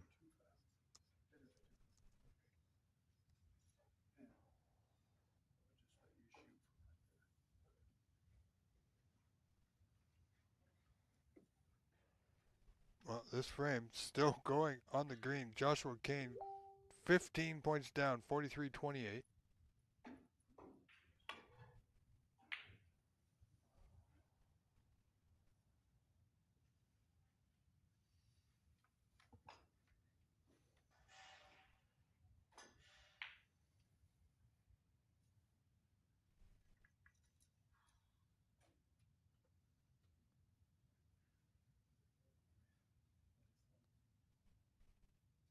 White, of course, 15 points up, just requires that brown, but it's tucked to that cushion for the time being. Well, if White's watching the playback on this one, just a little noticing, just maybe his feet are a little close together. May want to just put them a little shorter length apart, just a bit more sturdy of a stance. Because when you're a bit, very nice cut by Joshua, but when you're a bit loose on the stance, you can't really deliver that cue straight through the cue ball.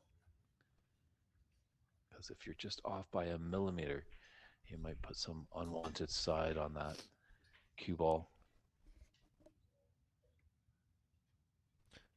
Dave, have any of the players commented about the tables or the pockets, if they're tight, if they're loose, anything like that? Uh, Heard a little bit that they might be a little slow. There might be a few rolls here and there. Some players have mentioned, but if they saw what was going on before the tournament, Mark was working relentless to get these tables up and running. Yes. Obviously, this is an empty room when there's not a snooker tournament going on, so they had to bring in the four tables and set them up. But you know what? I've never heard actually a snooker player win a match and complain about the table. Not very often, no. No.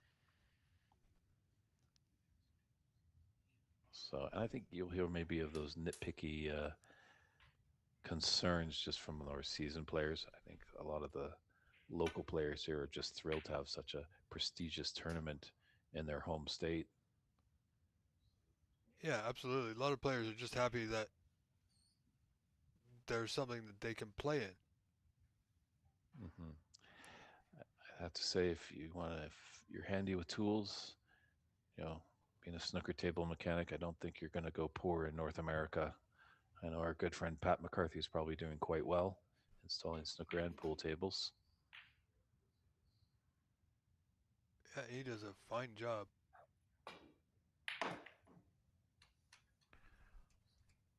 It's and a I bit know of an art. some. It is. It truly is. There are a few rooms in the Vancouver area actually that have commissioned Simon Barker, Right. Barker Billiards, a great table mechanic, coming all the way over from Sheffield, England. So he's definitely top drawer. And you would think you need all this equipment to put these tables together, but pretty much he just had one little small Pelican case and was able to do the job. Yeah, I mean, anybody that has used tools before can put a table together. Whether you can do it well or do it right is another question. Yeah, the big thing comes pretty much down to the leveling and clothing the table. Yes. That's always a good point. I've heard that get the frame set up, get the legs put down, put the frame of the table, and get that level to start, and then put your slate and go back and releveling because it might shift a little bit with the slate, but it could do a lot when you have frame and slate on there. That's right.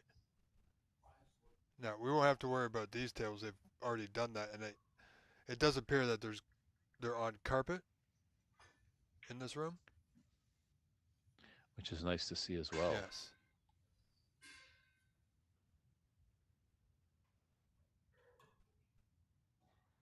So Mark Wilson would have taken care of that when he put these tables in.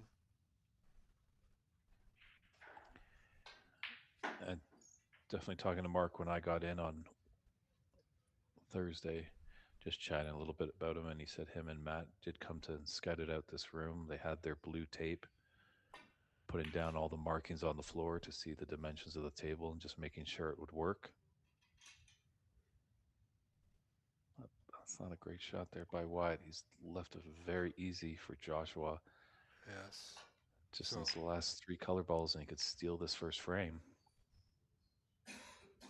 opportunity knocking on the door for Joshua, and it's still 2 out of 3, folks. Still group stage, but these last few matches tend to be the more important ones. So Joshua set to nick this frame. Perhaps a little bit too straight. This is going to be a heck of a pot here for position. Yeah, he's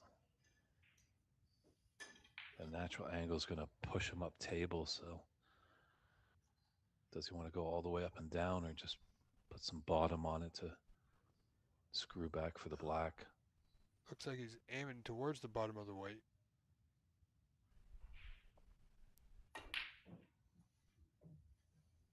Oh, where's the pink? You've got to be kidding. Oh, See, these can be tricky because a lot of players, natural instinct, they want to go forward with these, but that's might not move the white. If he plays it with a touch of bottoms, doesn't have to hit it as hard, like so. But he's got to watch the white. He's overhit it. So Wyatt Leon takes that first frame Yes, he as we're does. at a 49-40. Wow. Frame two on deck between Wyatt Leon and Joshua Kane. Joshua needs to dig in, put us to a decider, or can Wyatt take it 2-0?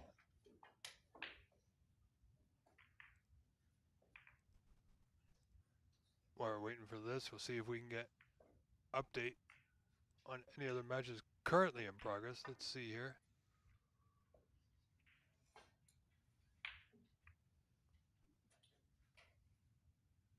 Well, there's not much else going on at the moment that I can give a score on, Dave. Drew, I'm pretty sure the players were informed that obviously there's scheduled matches, but the first of the day, those ones start at 9, and then after that, it's a roll on, roll off philosophy. That's right. Uh, Well, because I'm looking at table 2 for the score. It's Ernest Besmar leading Mustafa Ahmadi 1-0. But there's no score, and they're down to the pink and black. And Ernest just potted the pink, and he shook hands, so that was the end of the frame. But there was no score, so couldn't tell. So we are going to stay here for the time being.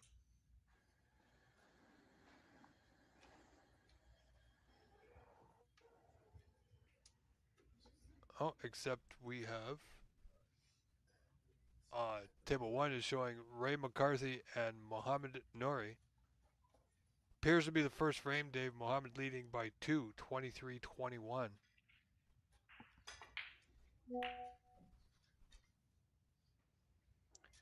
but Joshua Kane gets us started. Not the greatest breakoff shot. He avoided the blue, but it's just run past you. On those breakup shots, you want to get back into the bulk area.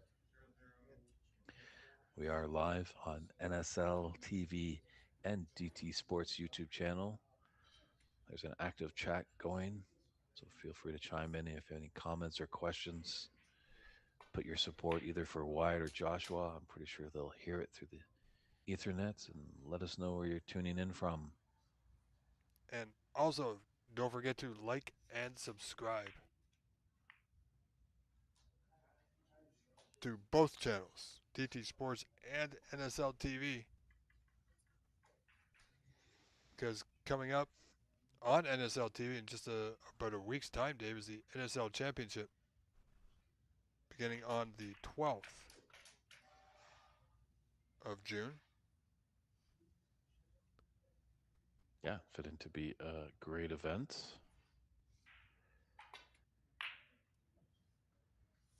Unfortunately, I don't think I can be there in person in Toronto, as it seems like the FIFA storm is moving in.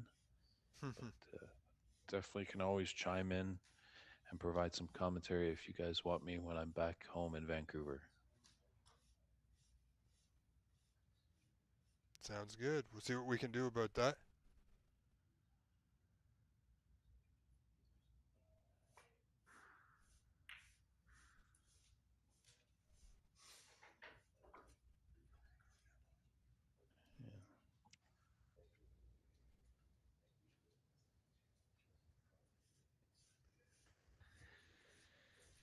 Yeah, when you miss, you can't sell it like this. Why, I can easily come back up for the blue. Ooh,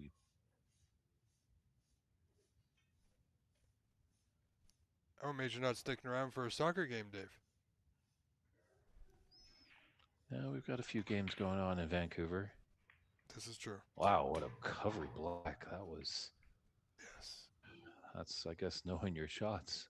I thought he would have taken that red and come up for the blue, left him for a very thin and very tricky black, but put it in like nobody's business. He is the sheriff.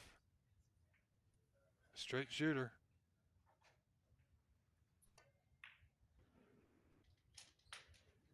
Wow, it's a good start for Wyatt in this frame. I know it's early goings, but without many reds open. Well, he was about to take advantage of it. The words were already coming out of my mouth, Dave, so I had to roll with it there. But he's gifted a good opportunity here for Joshua. He's going to have to use the rest and negotiate the blue. Yeah. Probably going to have to screw back if he wants to be on the black, or maybe just hold position for a long blue. I think I like the safety off the bunch here, in between the two reds, off the right side of the bunch, back into the bulk area. Open the reds a little bit. Try and get a good white on the cushion and hopefully force an error out of his opponent. Because, as you said, he's got to navigate his way around the blue with the rest, not only pot the red with the rest, but draw back. Yeah, it's a probably low percentage shot on that red, so doing well to take his. Oh boy. Well, Joshua wants to keep things tight. But we all have different perspectives of the game, Dave.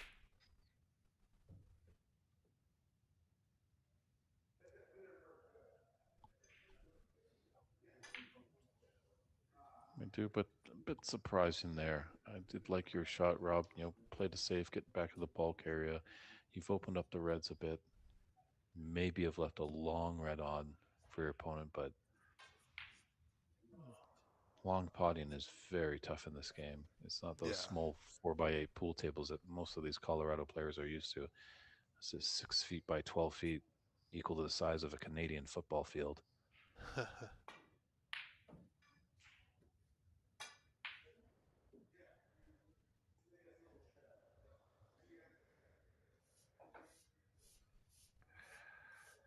Looks like there's a pathway here for this red to green pocket.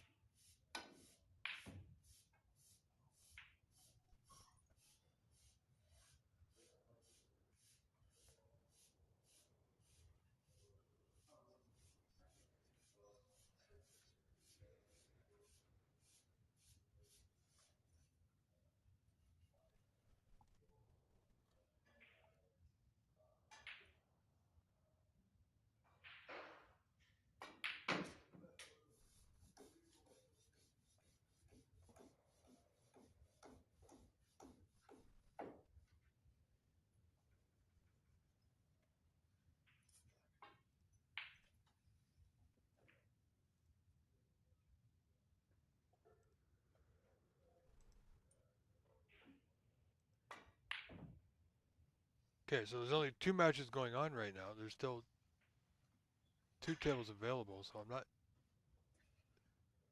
seeing how it's corresponding with our schedule, but I think we're doing good for the day, Dave. Correct. And I know I just saw Mark Wilson. He's busy chatting with one of our sponsors. And I wonder if Tournament Director Matt Herm might be in the room. And, it doesn't hurt to, when you see some players, maybe fire a text message or some kind of communication saying, hey, if you can get to the room, we probably can get you on a table. That's right. As it definitely helps for the out of town players, as the actual lodging of the hotel is very close to this other building that hosts the tournament. Oh my word. Wow.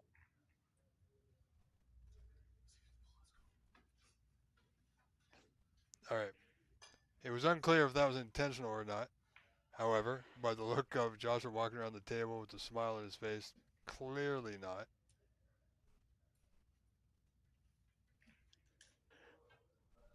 But oh, he's having to look at the pink, but I don't think he can get past the red to pot the pink.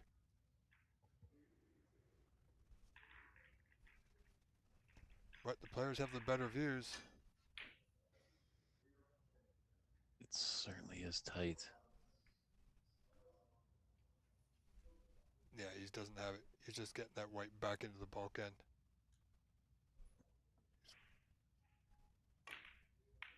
Well, he wasn't going to do anything there but hit the blue off that angle.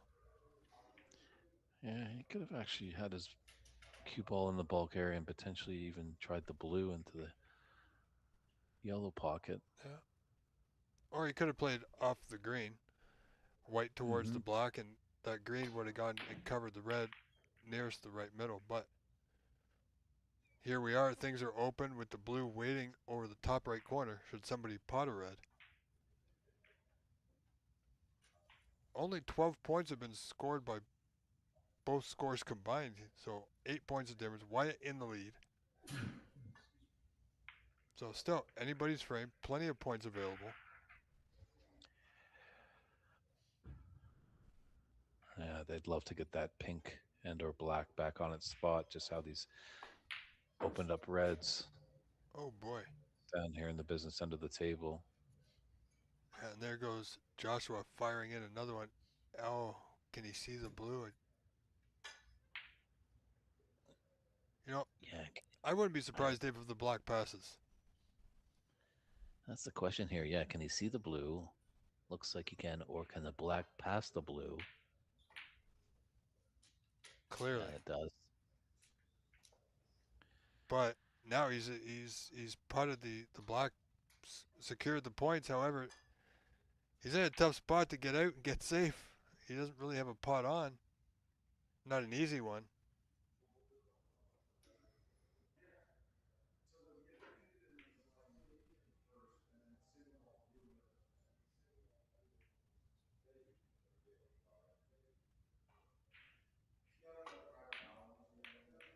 Okay, he could see that red. I, from my view, Dave, I don't know about you, but it looked like the brown may have been impeding that. But hey, Yeah, he's done well to keep his white in the bulk area. I thought maybe on that red that he hit, maybe thinly hitting it, coming down off the top cushion, going back into bulk. Because it was tough to see another safety path. oh, does he get it? Oh, would you believe that? My word. Lucky D- Lion strikes again. double kiss into a double kick. Wow, I don't So, understand that. no, why so hard? Is he done?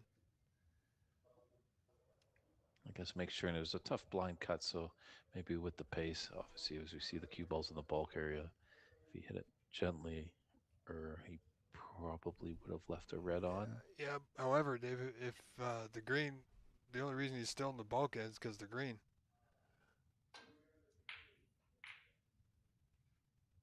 Because that white had a lot of pace on it. So he's a little fortunate there. Oh, where's this red going?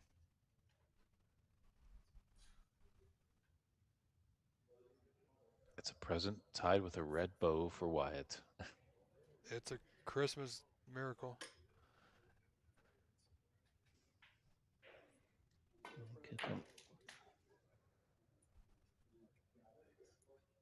I don't know How why he tight hit to it the that cushion. hard. Yeah, he did that the last frame. I think he just needed to survey the tables just a little bit more. Take a look and see where he needs to be for that black. Because he could have come off the cushion and been on the black. If he doesn't get precise shape on the black, he always had this blue. Well, Yeah, he's very disciplined there. I think somebody was watching his match yesterday. absolutely. Because yesterday he probably would have tried to pot the pink to left middle. Yeah, he's taken his medicine and put Joshua in a little bit of trouble here behind the blue.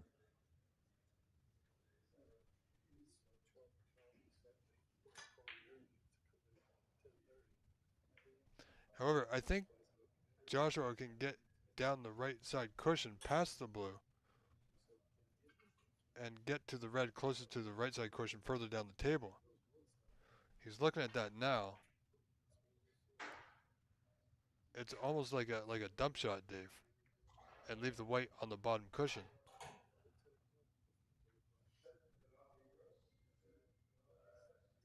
Doesn't need any side. I don't think, not from my perspective.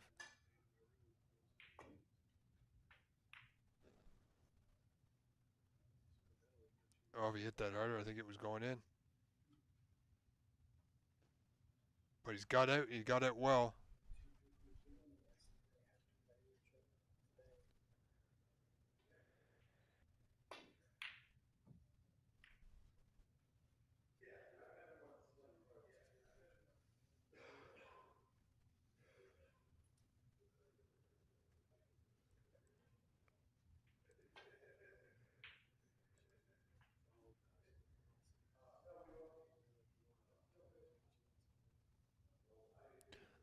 So if this match concludes here, Dave, we do have another one we can switch to.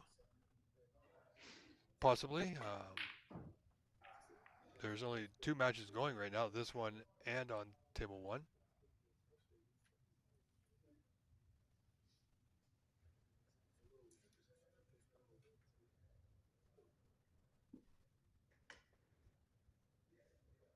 Yeah, I think the other two matches that they're waiting for, if I'm looking at the schedule, is Mark Ziegler versus Krishna and Annie McCloskey versus Neil Cavendish.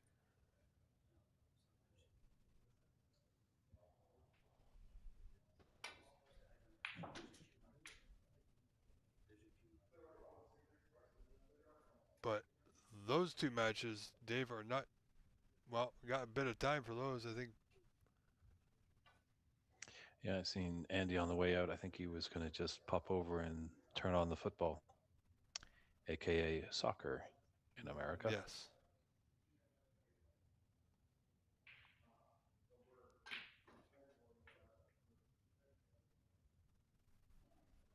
So we are, I believe, ahead of schedule, really.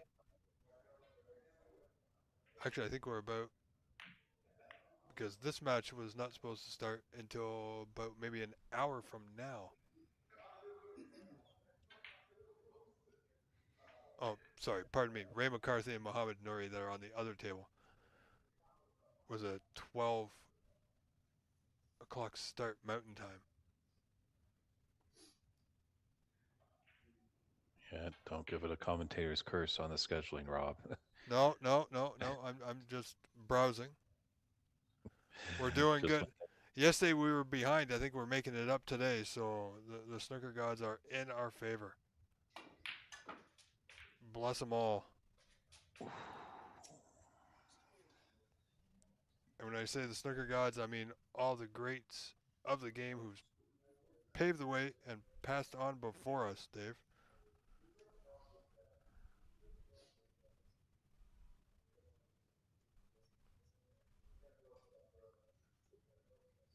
seen a few of the locals here following their object ball with the cue ball into the pocket. So Yes. hopefully that's definitely something they'll work on. So it's definitely been a great second edition of this Riranka Colorado Snooker Open. It's mixed success all around, just on day two. So mark your calendar. Hopefully now, late May, we'll be back in the Rocky Mountain State next year. Yes. Never know where we'll be, or we'll all be, rather. I'd love to go to Colorado. I love mountains, and I'm sure it's a beautiful time of year out there, Dave. Yep. Quite nice. We're just at the base of the mountains in Boulder. Scratching my head when I flew in on Thursday, because when you get into the Denver airport, you look around and kind of wondering where exactly are these mountains. It felt more like Fort Worth, Dallas Airport in Texas. Yeah. I've been to there, but I would imagine it's quite different once you get into around the area you're in now. Sure. Well, Colorado has the great skiing resort in Aspen.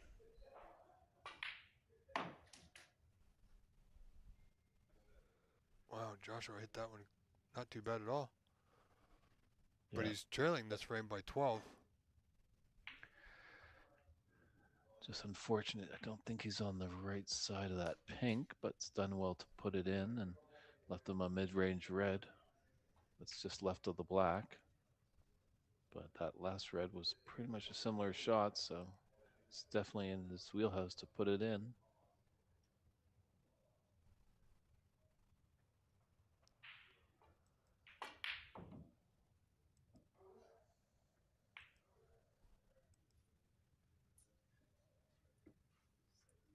It's fortunate the blue, I think, has come to his rescue to cover that red near the green pocket. Yeah, but there's a thin red just past the black to the right middle.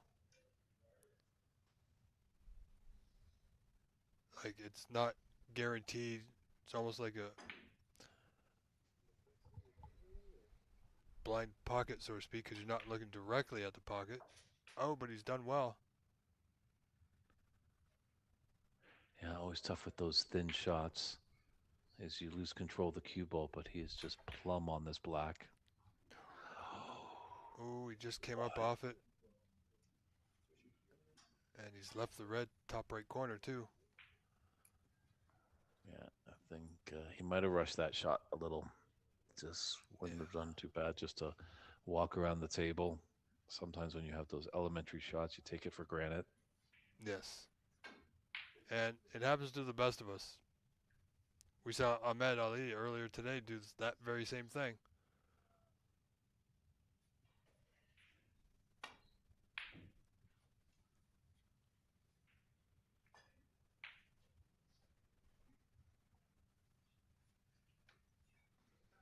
Yeah, like you can't pull the trigger on that long red.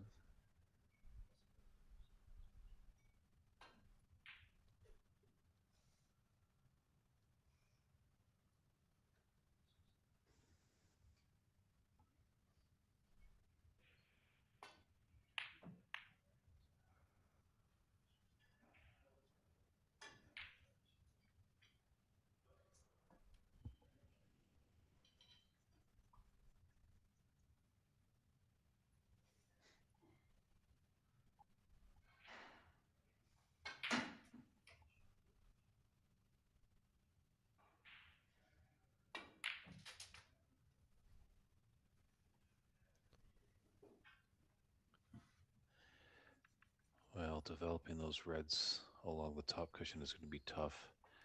I think just put all your concentration, just make a good pink, get yourself ahead by a point.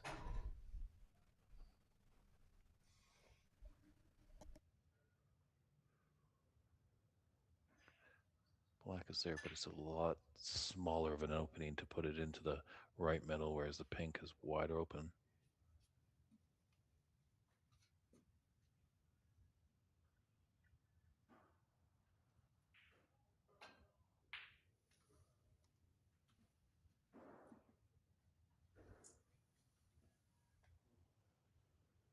You might be able to draw it back a little bit and have a very tough red.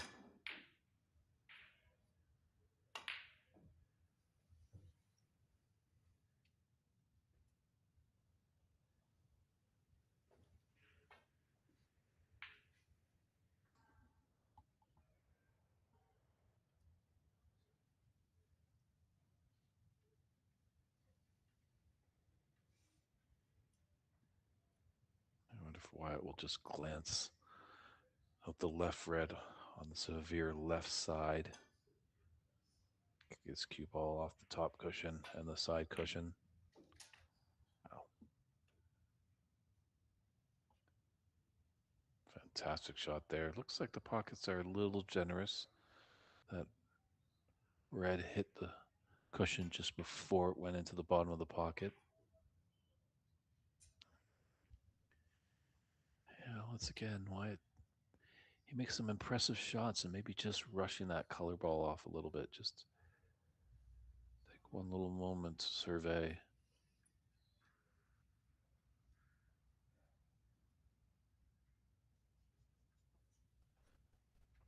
Yeah, Joshua's got to figure something out. He's got to win this frame if he wishes to extend this match to a deciding frame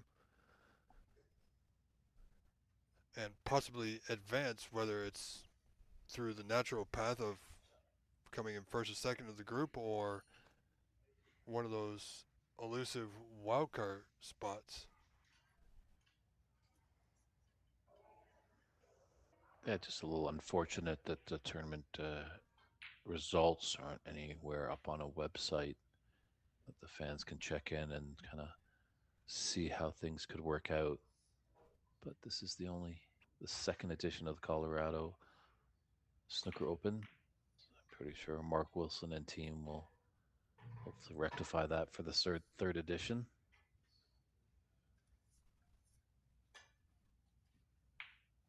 I think most people are just happy to see snooker in Colorado.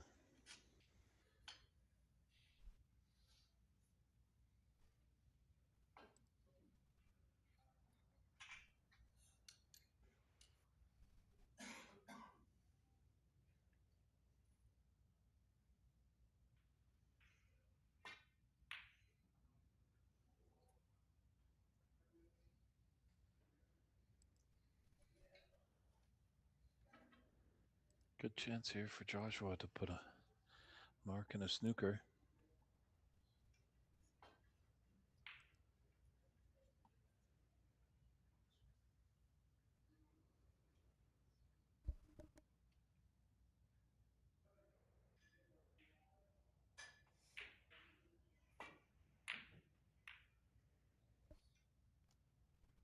Yeah, this is another. It's a low scoring frame, Dave, but it's another close one. Only 6 points in it. Wyatt at the Yeah, table in the lead, so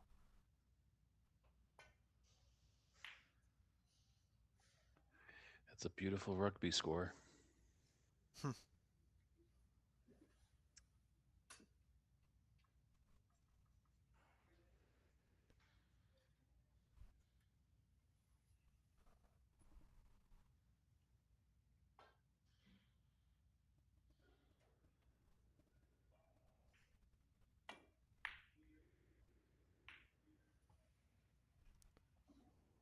now I think you mentioned yesterday the knockout rounds begin at 3 out of 5. Is it? Correct. Right. The First two first are and three out of second five. round. Yeah. Excellent. The round of 16 and the quarterfinals. What trying to find salvation behind that yellow, just couldn't do it. So it's left the red on, but what a cluster with that yellow and brown.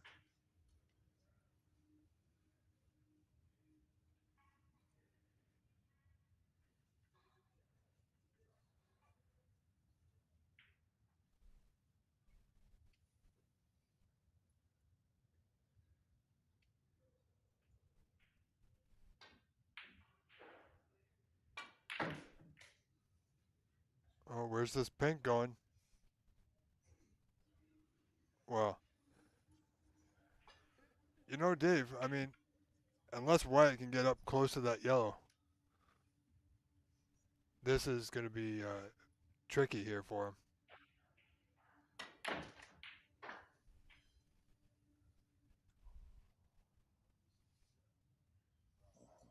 Very close to knocking that out a little bit. Yeah, good effort. Might just able to nick that yellow, push it towards the right cushion, and maybe just nuzzle up his cue ball to the brown. Very delicate shot here.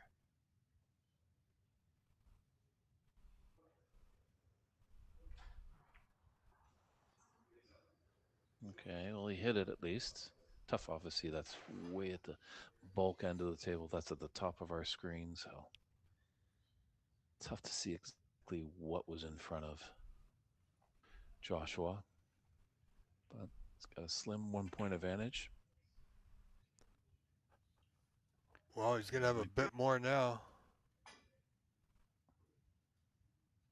His only challenge right now is getting good position on the green from the yellow.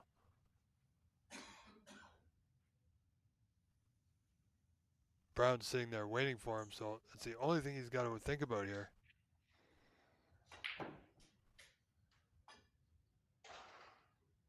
Yeah, he Yeah, doesn't have it. Need to come down a bit more because there is an opening beside that brown into that That's green right. pocket. And I'd be worried about taking that green to the middle because that cue ball is going to get close to that brown, might push it into the pocket. Oh, he's caught the knuckle. Is he going behind the blue, Dave? Almost. Not completely. Wyatt, a little tap on the table, appreciates the result. Joshua in the lead by 3.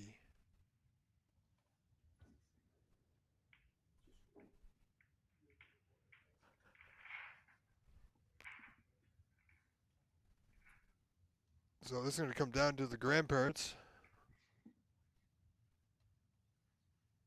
The pink and black I would expect or think of at this point.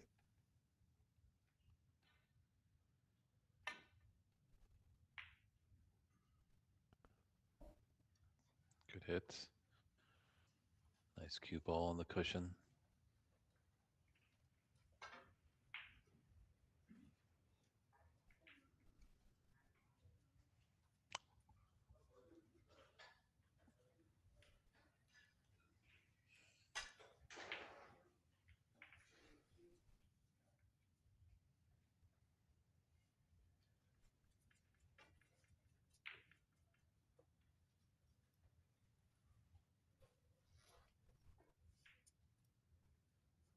That's okay as well.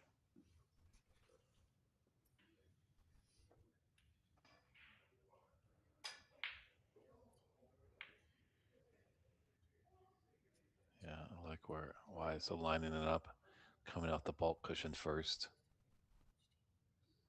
Just that's it. Gently touch it.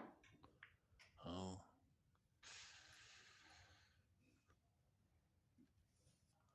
see, as he left that on. Don't think he has. It's tough to see from our vantage point.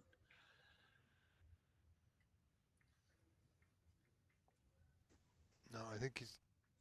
I don't think it goes, but can he? Dangerous shot there Oh, by Josh. I thought he may have tried the other way with the leaving the white close to the brown. May have got the snooker. Just, Right. I think, hit the green dead on. Wow. Okay. Now this is if this goes on, this is where the quote unquote ref might step in that we were talking about yesterday and say, hey, you got a few more attempts to do something different, but not late in the frame though. Oh boy, I think that's the best result Joshua could have asked for. Could be a path. Hit the right side of the green. Oh, is that any good? Wow. I know. I think he's got to go left side again, but doesn't can't use a lot of pace though, just in case he hits it thick.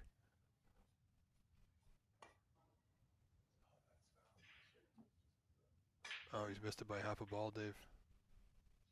And don't go anywhere, Joshua. I think you're going to be taking a shot again. Yeah, he's pretty much in the same spot.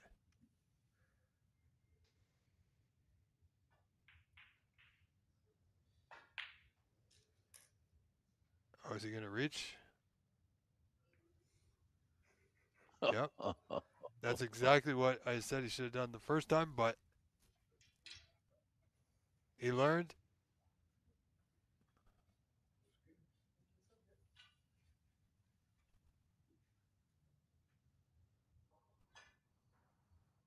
So this is going to be interesting.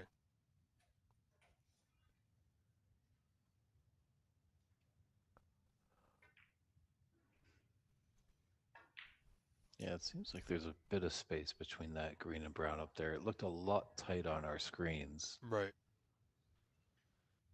That's why Wyatt was able to leave it where it is.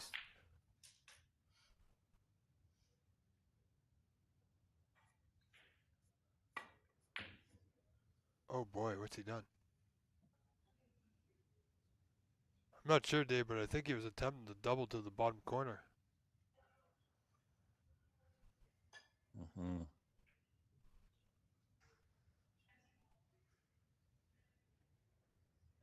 It's got fortunate that the white didn't carry down as well.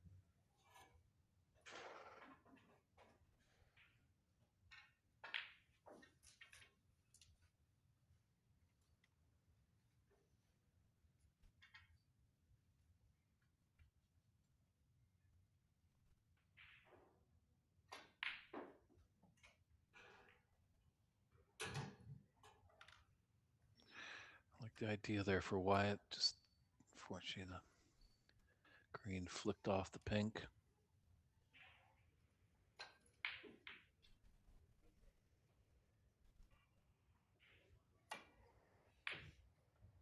Oh, that's. Well, that's going to conclude that. It's unfortunate.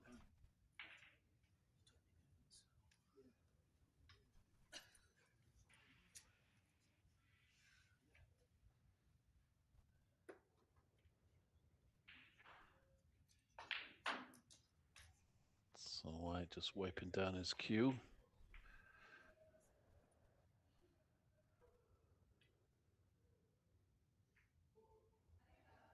And almost like maybe coming off the right side of that green. Ooh, maybe a bit thinner. Come off the cushion and maybe close to the black, but oh, he's got the snooker with the brown.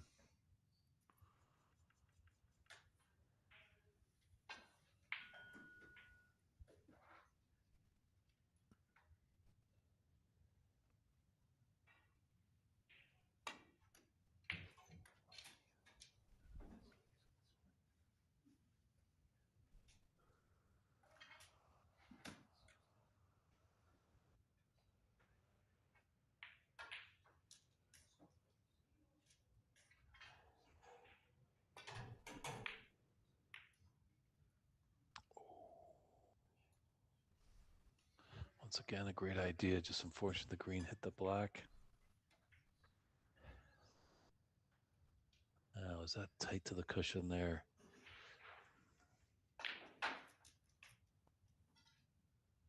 Josh, we're going to try and get this cube, the green ball, to hug the cushion all the way down into the yellow pocket. Oh my. Wow, what an attempt. That had a lot of risk to it. Yeah. And the reward would have been a mid-range brown, and unfortunately he's gifted a great chance for Wyatt. Oh my goodness. Well, they like keeping it close, Dave. This might be a free ball. Tough to tell. Just trying to see on that, cue ball can go all the way up to the yellow spot on the left side of the D. Yeah, it's close.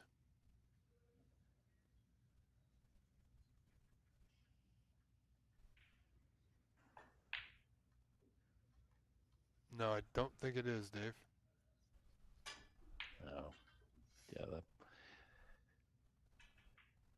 But it's a potential for a long pot. And we've seen Joshua make a few of them. Oh boy, he does it again. He has no fear of those long ones.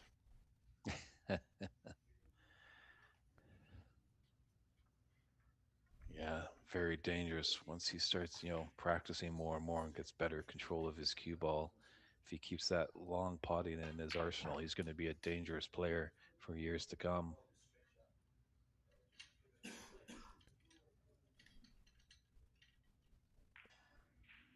I think most players would say that they've had a decent or good outing, whether they make the groups or make the elimination rounds or not. So I'm pretty sure we're going to see more players at this event next year. If definitely, I'm pretty sure we're going to see all these players are more than likely to come back.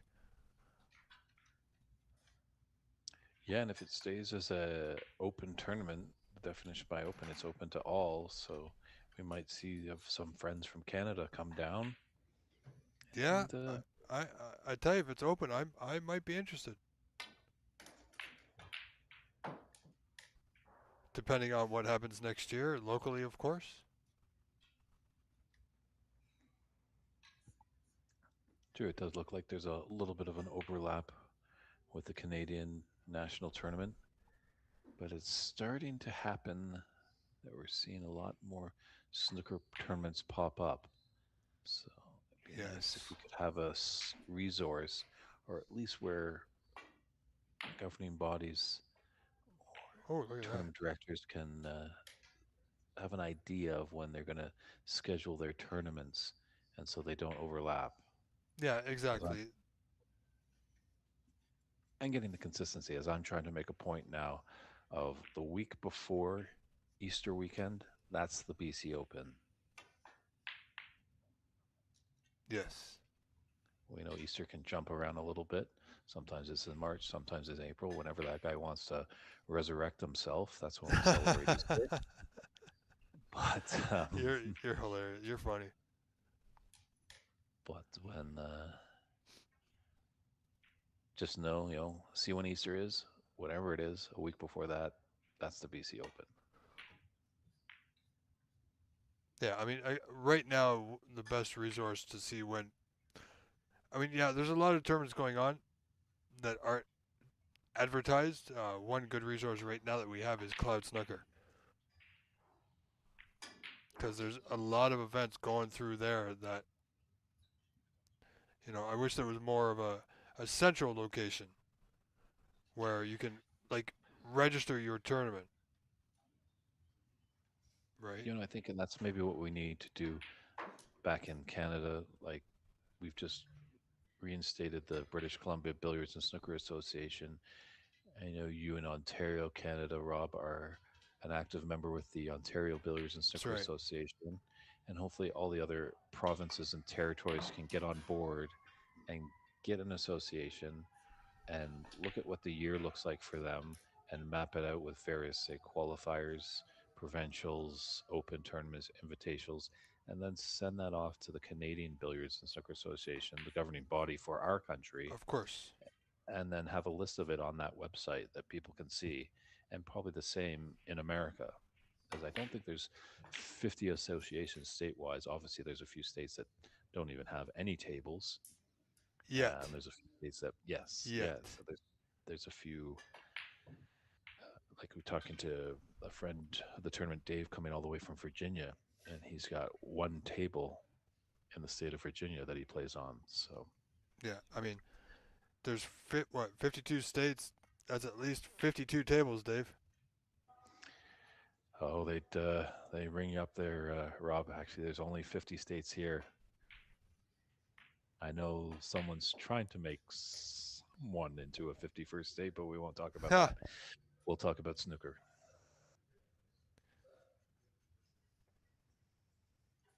Oh, it's orange. That's all I'm gonna say. It's orange.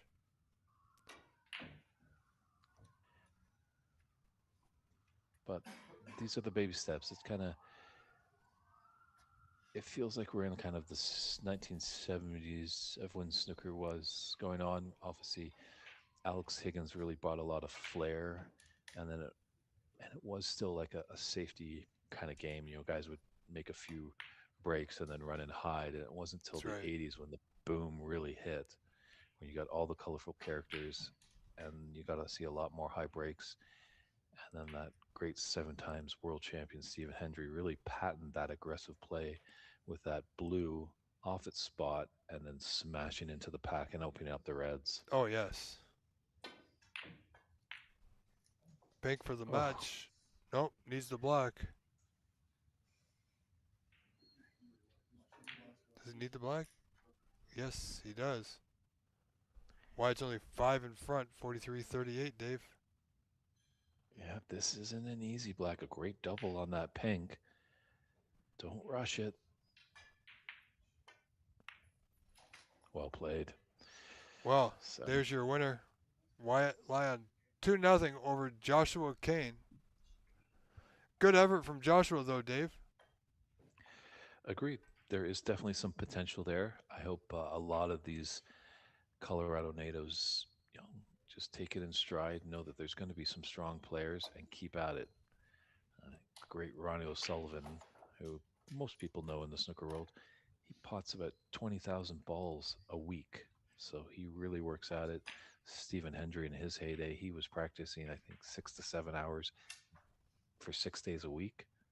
So you really got to put the effort in. And when you Yeah. do, you'll start to see those results. All right, well, we're going to keep the action going as we switch over temporarily to table one, Dave, with Ray McCarthy and Mohammed Nouri. Our camera is a little askew. So when I say temporarily, that means we are just waiting for a further match on one of our other prime tables to begin.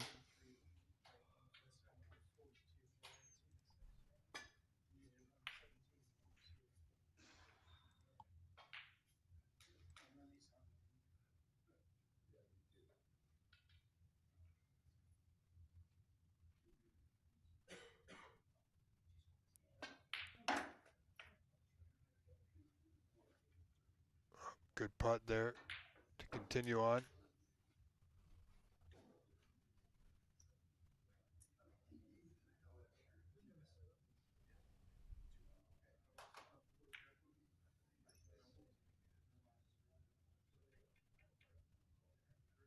But it's Ray McCarthy in the lead now, 24-23, 1 point in front, 1 frame in front.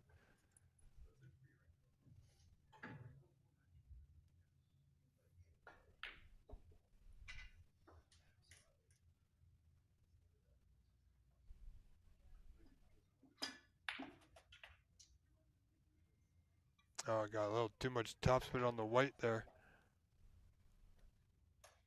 Kind of made it banana, not to the correct side of the block, but short. Not much here for Mohammed Nouri, but it looks like he's going to play the pink to the top cushion.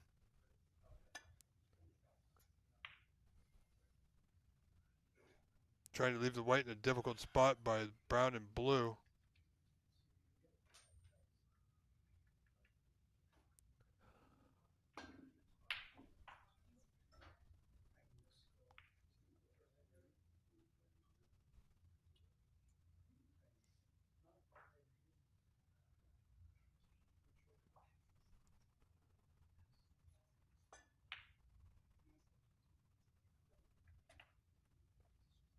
Well, Mohammed's going to make a run of it here.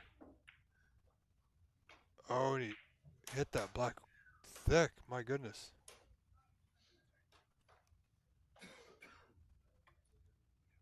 Long bridge, Ray McCarthy, red left center's there. Now the question is, where's his color coming from?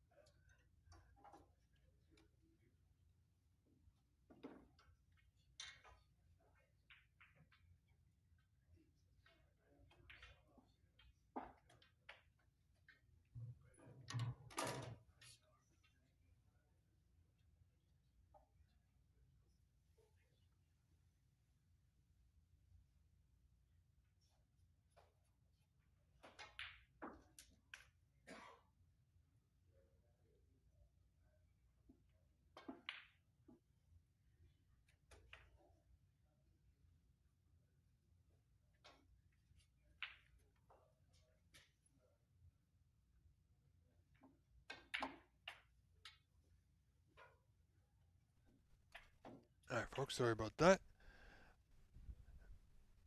It's one thing when you're doing remote streaming from home. things happen and must be attended to.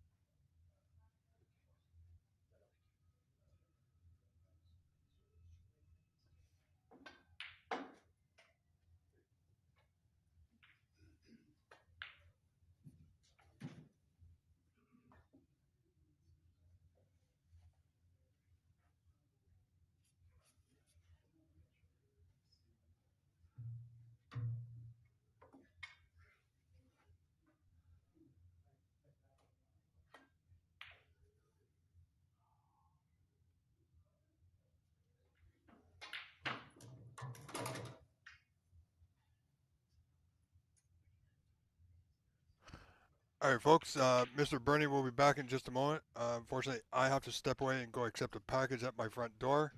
I'll be back in just a few moments' time. Stay with us. Stay tuned. You are watching the Colorado Open 2026 here on NSL TV, here on YouTube, and DT Sports. Thank you very much. Please enjoy, and I will return momentarily.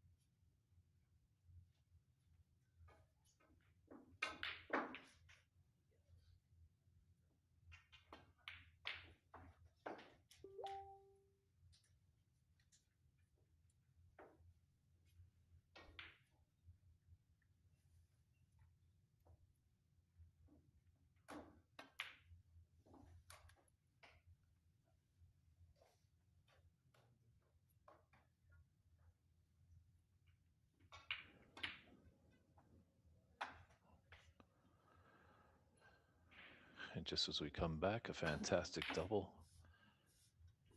Raymond McCarthy knew that he had to get a 2-0 victory today to maybe give him a sliver of hope to get into the knockout phase, and he dispatches of Muhammad Nouri 57 to 30 in this second frame and takes the match 2-0.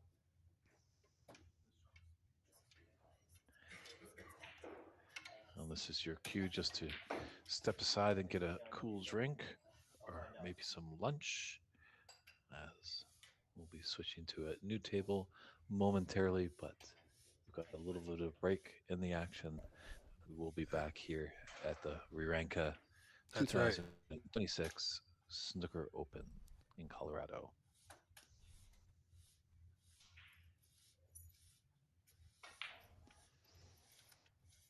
Yeah, there's a few people practicing, so we should have a match. Oh, all right. Dave, we are going to switch over to table 4, where we have Brian McCreelis and Ryan Nolte.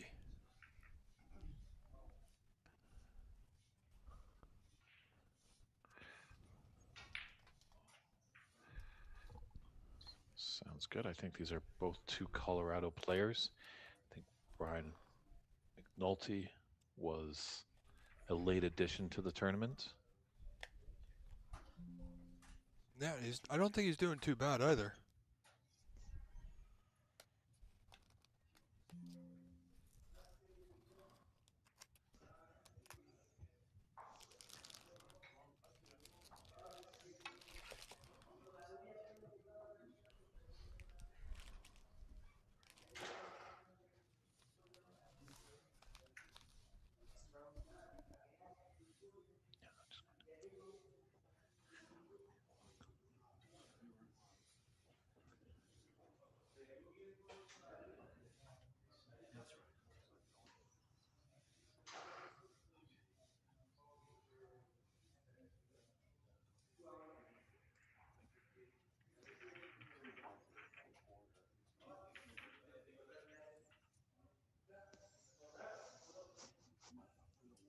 Yeah, early onset of this match between Brian and Ryan.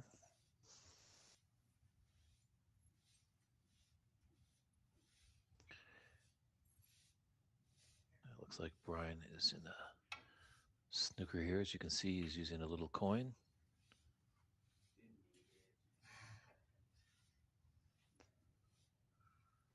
Smart idea.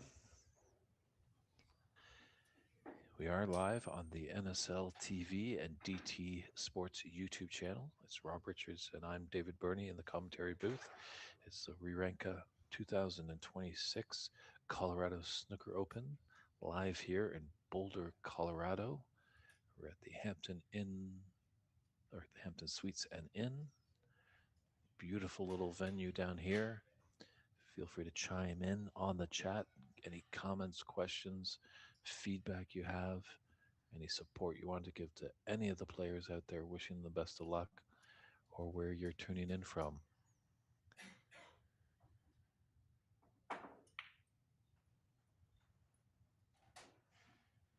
Yeah, Ryan really wanted to draw the ball back to that bulk cushion.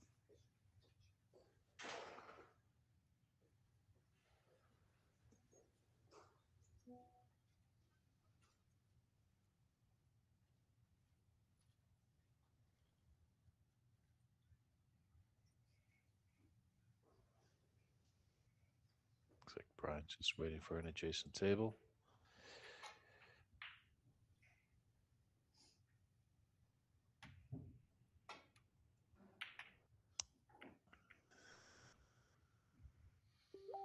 Don't know if you had the path to that red that was over the top left. It looked like it was, but he kind of played the plant.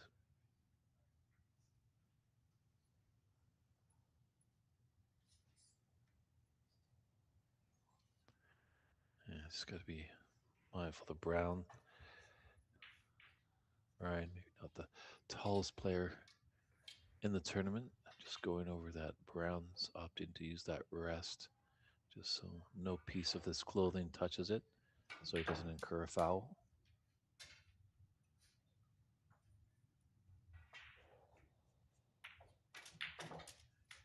You have to come up a lot more. Interesting, he did have that red that's just below the blue. More difficult pot, but sometimes you got to take a bit Or tougher of a pot on to continue a break, so it does need a good color to keep it going.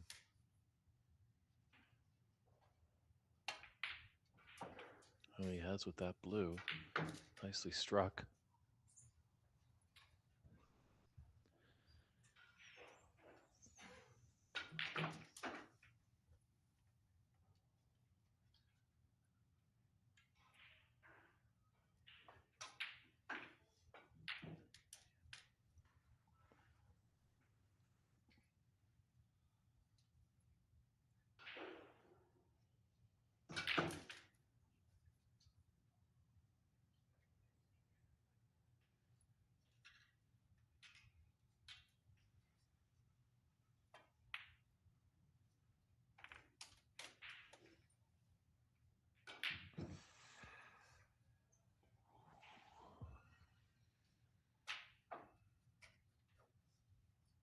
This is close.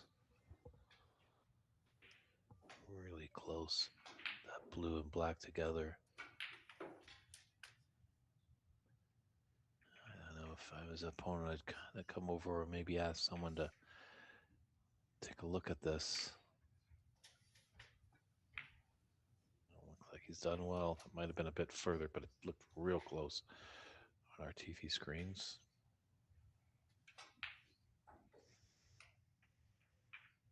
I do see our good friend Dave Daly is in the room.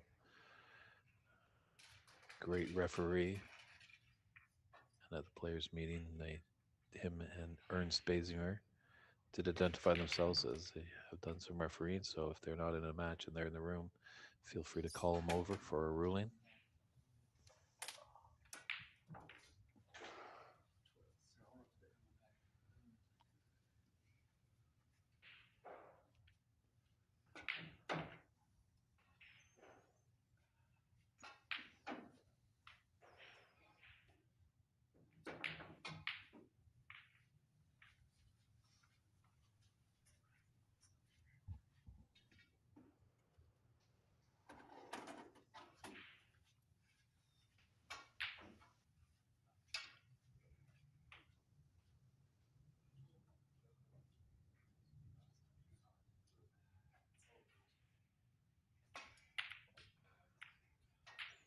Oh, it's got a bit of fortune, a bit of luck there.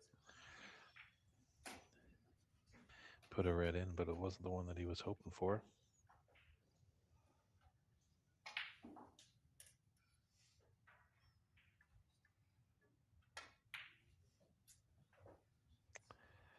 Oh, I see fluked the blue as well.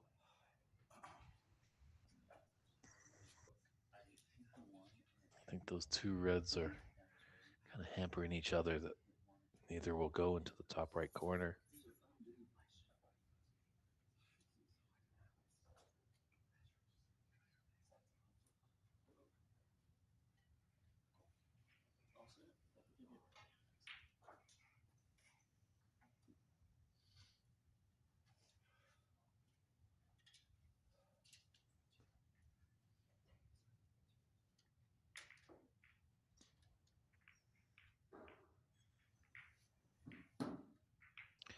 At the conclusion of the round robin, we are going to get into the knockout phase today. So, as we're getting close to that time of the climax of the round robin, I will do my best to get in touch with our tournament directors so I can relay the message of when we will come back live on the broadcast for our first round of 16 match.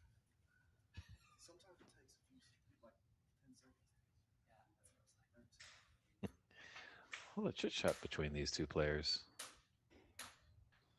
Definitely a friendly environment. I think when they get the knockout phase, chit chat's going to go by the wayside. It's going to be all business.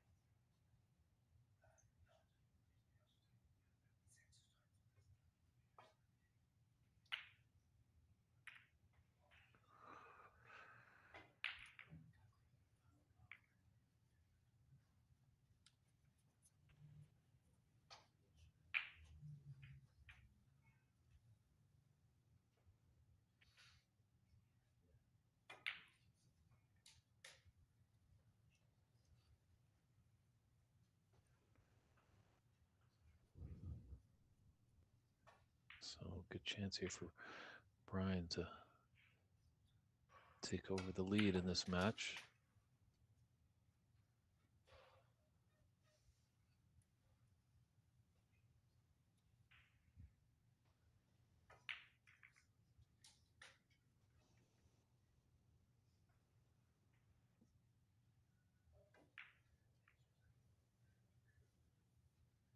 I think he ran just a bit much. Oh, he can maybe sneak by. It's a thin blue.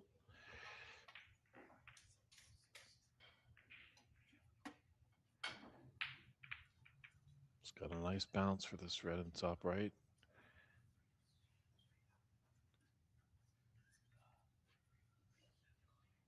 Pink is rather tied up, so it's going to be coming back for blue with the black all the way up on the bulk cushion.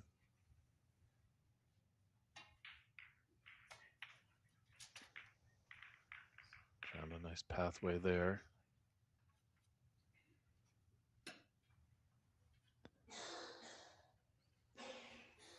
Doesn't have to power this blue in. You could delicately stun into it, and you might cannon into the brown to hold for that red into the opposite middle pocket on the right side.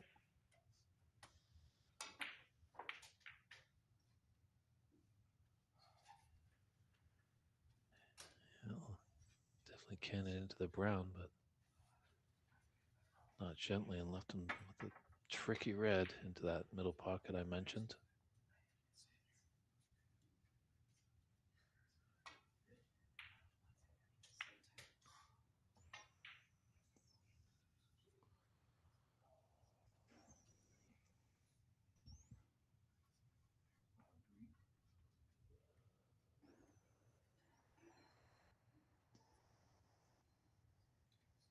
He's attempting himself. That's a long green, or just rather full to 3/4 on the left side of the yellow.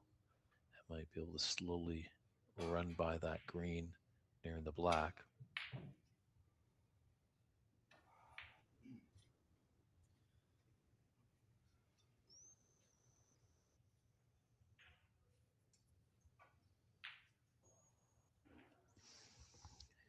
He's got the open red. He's also got a red on the right side of the cluster of 4 with the pink. That's going to open things up. So I'd be surprised. Surprised you took that one on. Obviously, this one's a little bit more difficult, this red, using the rest.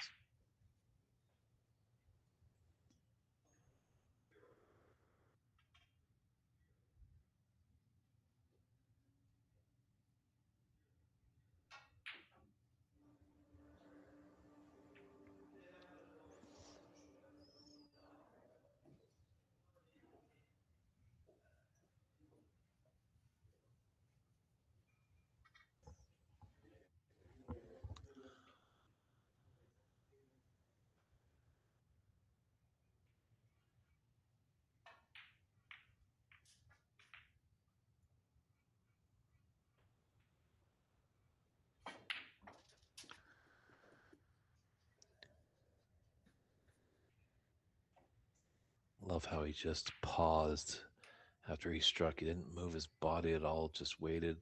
The red dropped, and then he got up.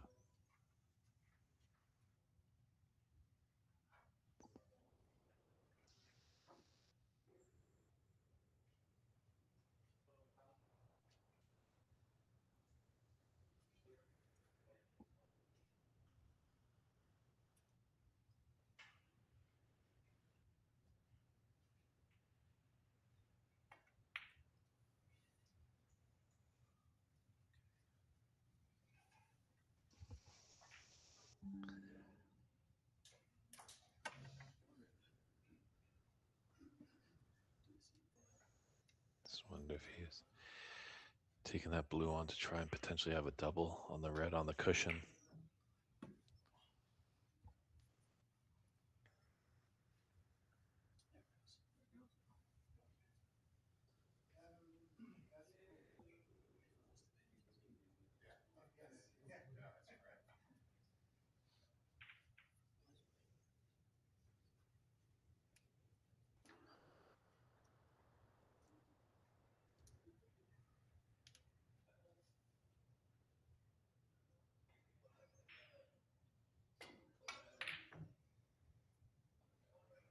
He's got a result here.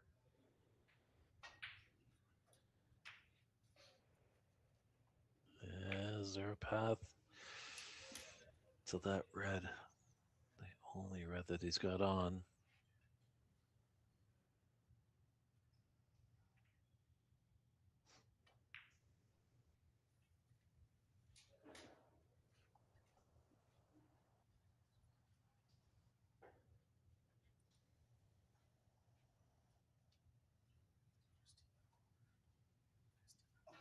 The red does go by the green.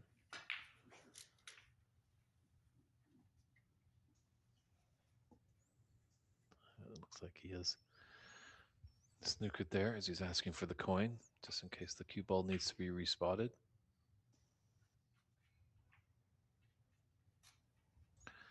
A lot of players sometimes are just dabbing their finger into their chalk and putting a little fingerprint down.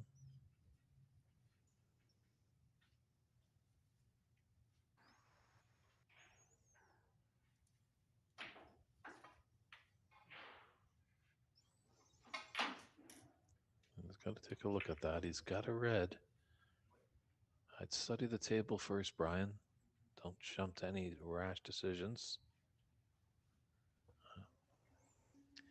Guess he was off by quite a while there. If it was closer of a hit that Ryan had, Brian might have told him to take a seat and elected to play from where the resulting of the last shot was.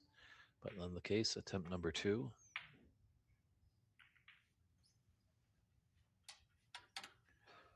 And he's done well, but he's still left that red to the right middle.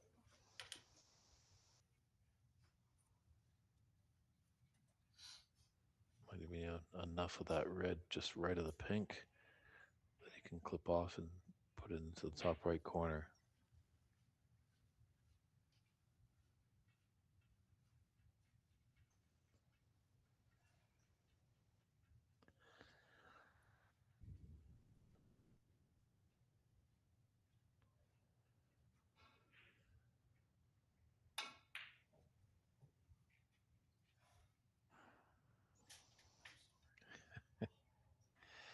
He's been doing that a lot in this frame, Brian. He misses the intended pocket, but the object in return misses on such an angle that it comes back and goes into an opposite pocket.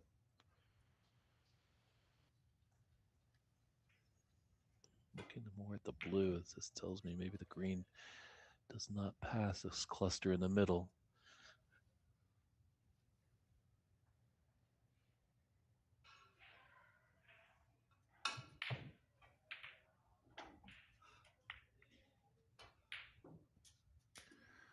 Yeah, I wanted to screw back quite a lot.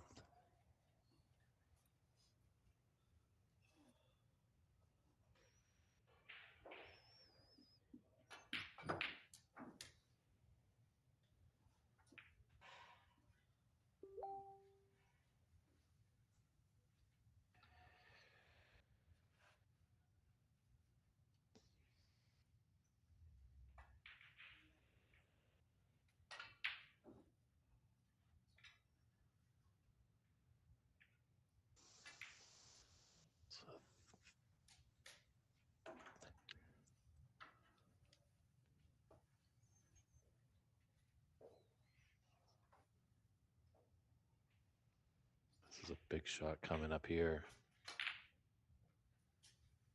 I almost like the thin into the left middle. Yeah. It's just that red left of the pink. If he's to miss, he's going to leave his cue ball in there because it's going to probably cannon into the pink. Could leave an easy red for Brian. So Ryan reevaluating.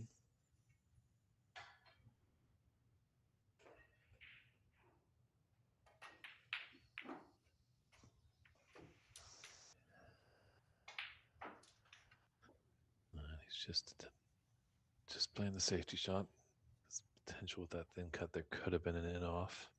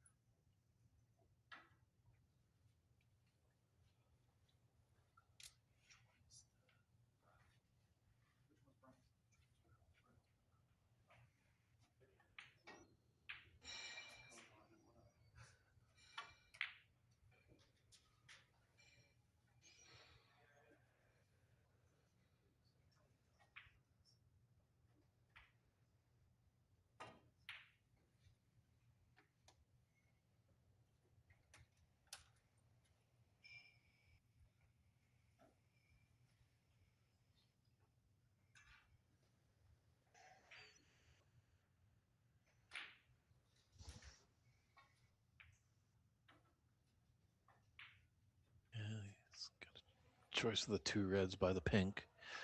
Also got that red in the green pocket. I think the brown's blocking the path for that red into the right middle.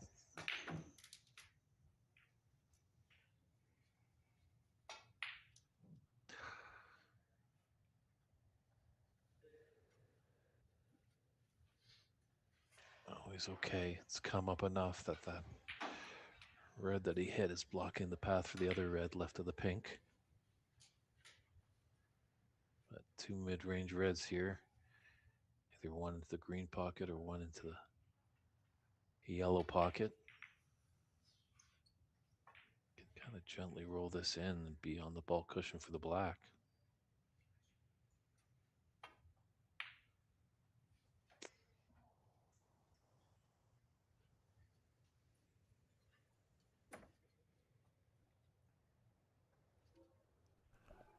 All right, I'm back. Sorry about that. Had to receive a few packages. Took longer than I had hoped for. Oh, very nice double there by Brian. You brought the good fortune for Brian McCreelis, Rob. Yeah, well, thank you for holding down the fort. But I don't expect any more packages to arrive today, so that's good news. Well, as long as they're not ticking packages. No, no, not yet.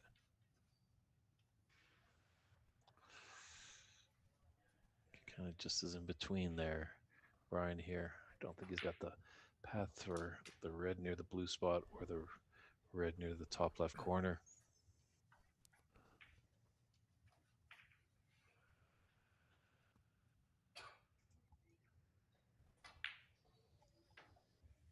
Well, still first frame, Brian leading 36-17.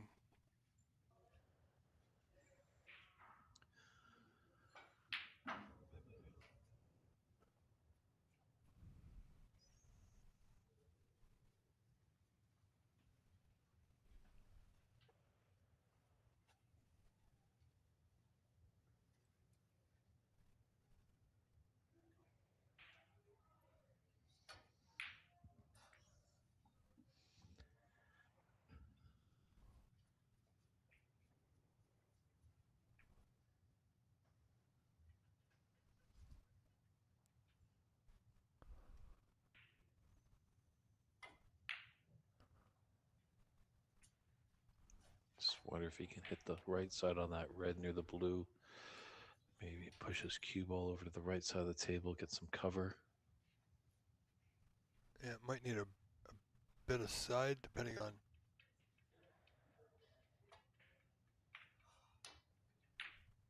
Well, I don't think he's hit it hard enough.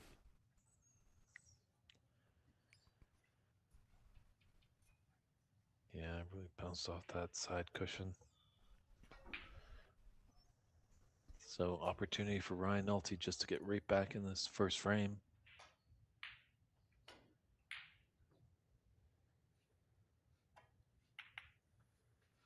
But you got to make the pots when they're given to you.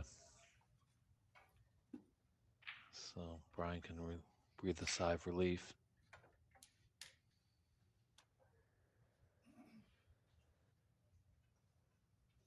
Can come up nicely for the pink. It's all there in front of him.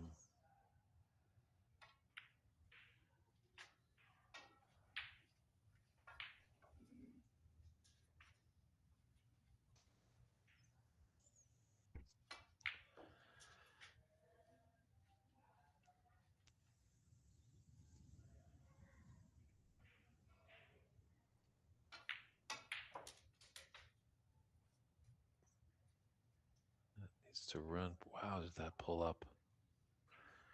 Really wanted to run down a few more inches. Not have as severe an angle on this red. Still potable for him and to come down and be on the black. Oh boy. Hit that one rather thick.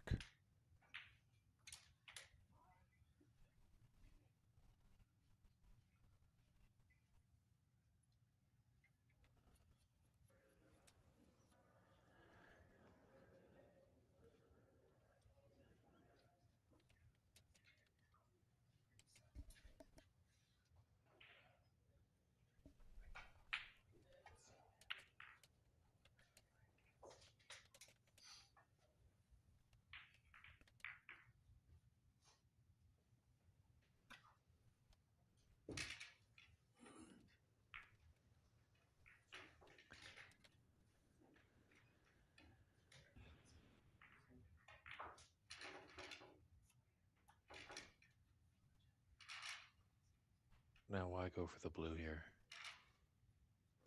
Yeah, I'm not Sure, quite the green, understanding that. the green is prime shot to continue the break. Putting the rest into play adds another element to the shot. Oh, and he's almost fouled. That would have been even worse, but definitely he's left the red on. Green was the play there. Would have gotten the green back on the spot. Yeah, and you're still on the table. You got that red in there. You can come up. You're gonna have the bulk colors on their spots. And now that blue's run somewhat safe.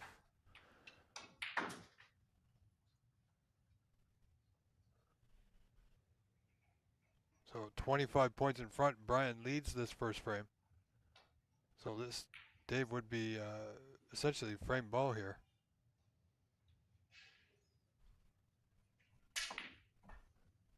Oh, we get the miscue.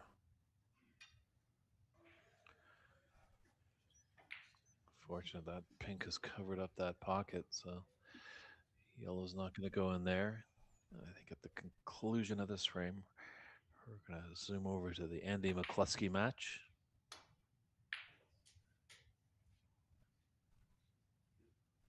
Yeah, and right now, Andy McCloskey, they just started the second frame there. Andy's in front, 1-0.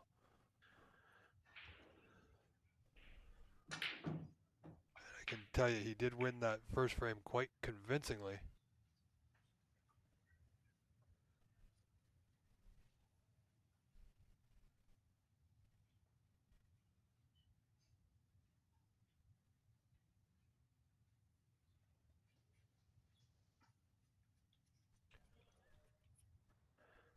Yeah, in Ryan's case, it does take a little bit of time to develop that snooker brain. It doesn't happen overnight. I think he's going to look back at the tape. He's probably going to be shaking his head as well why he didn't take on that green, because he had a relatively easy red afterwards. Well, this yellow's going to be close to that top left corner. Oh, and look at the black. I tell you, when it's all going for you, it really is. Yeah. Ryan was just hoping that yellow could go in. Sure, it's 2 points. Well, actually, that would have been his frame ball, so he's happy that the yellow didn't go in, but obviously the results of where the cue ball has ended up is just giving Ryan nightmares. Yeah. I think coming off the bottom cushion might be a little bit easier.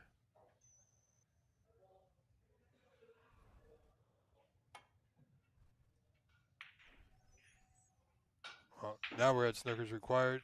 Yellow hanging. That's going to increase the lead from even more.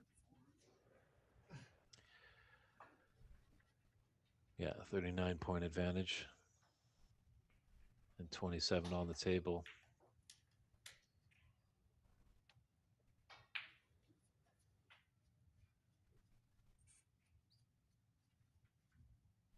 This yellow as well would put us to the more than 3 snookers required stage. Well, it's 47 to 18 on the score.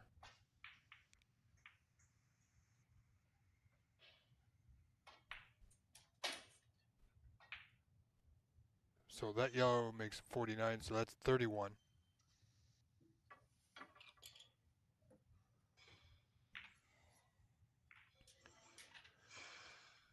25 on the table.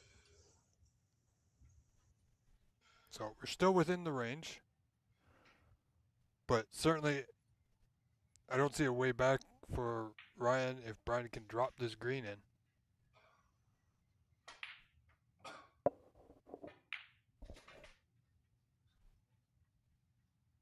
Oh my goodness, what's he done?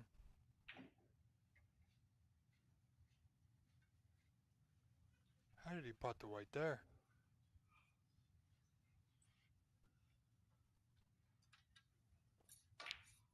Well, Dave, that brings us down to 20, should be 27 now.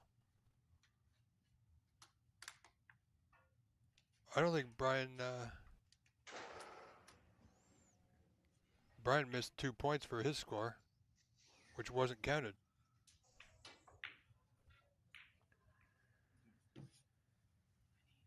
So as the score stands,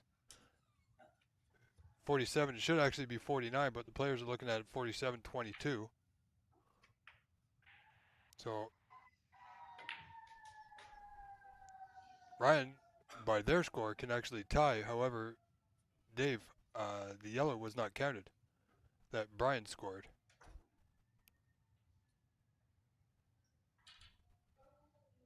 Yeah, so I had to just tucked away. Mark Wilson passed by, and I was just getting an Mm-hmm. update actually of when we're going to be commencing the knockout round. Okay, And it looks like 1:30 Mountain Time is when we will be going live. But perfect.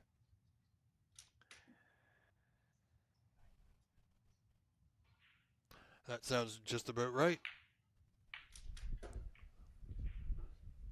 yeah, so I didn't see what happened with Brian. I guess he had hit the yellow ball in and then went in off on the green. That's right. But they counted the foul for, but not the yellow.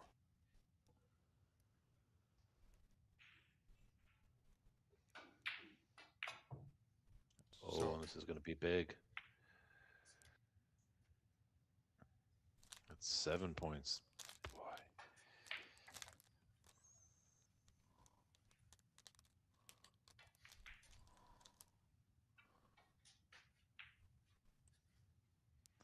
Like some of the players at the players meeting in these foul and fist situations, they were definitely making sure that at least get the cue ball back. There was some discussion, obviously, when a player is in a snooker and misses the object ball, and the result maybe cannons into a bunch of reds and knock them all over the place after he's hit a foul ball. And then our referees were saying, well, if there's three or less balls that you need to put back, give it your best.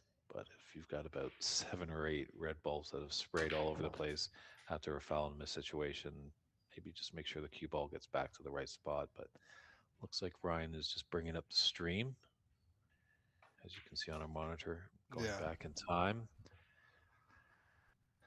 That's why we need more referees out there on the table. Sometimes this can really pull out the momentum in a match of when there's debate of where certain balls go back in a foul and a miss situation.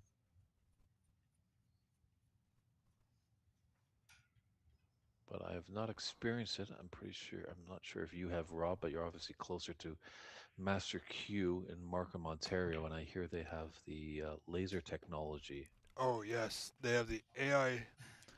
I mean, they have the AI scoring on every table, Dave, and it's absolutely fantastic. Um,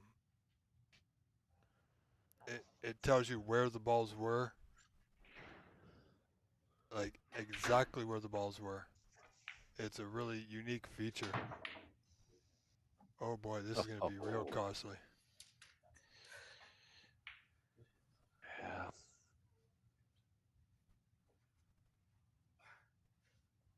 Yeah, I can't believe it. He's like, finally, I hit the green, but of course, in off, and you might want to take that coin away Yeah, just because it is the I, striker's responsibility. yeah, he has heard you. Your voice carries, Dave. Your voice carries. Oh, I don't know about that, but that is a no-no. There is no ear pods allowed to be worn.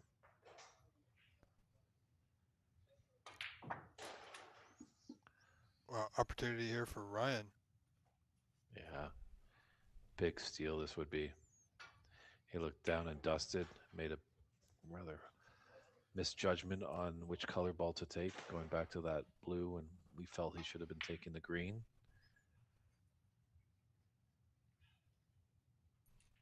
It needs to be on the correct side of the blue here. Why did he? You see, Dave, that was a pretty straightforward stun shot to the right side of the blue, and he had a decent angle to get there.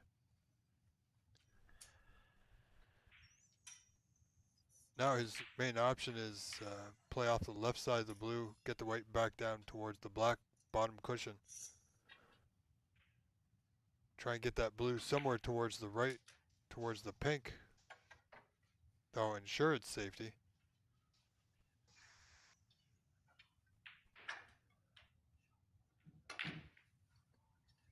But he leads by 4. 51-47, Ryan in front.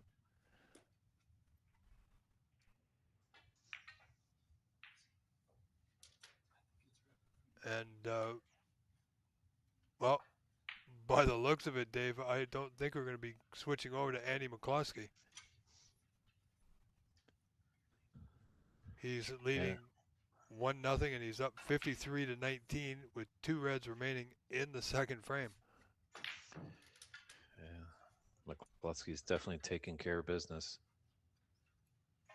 Yeah, he's one that's got his eyes on the prize, that's for sure. Or he wants to get back to that football match that he was watching. Very true. Well, I think he's playing faster than them, so it's a good chance he will make it.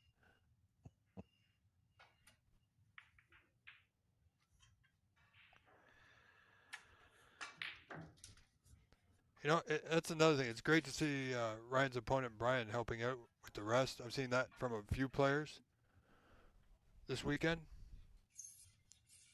where their opponents, your opponents need the rest or the extension or the slip-on extension. They've been helping out.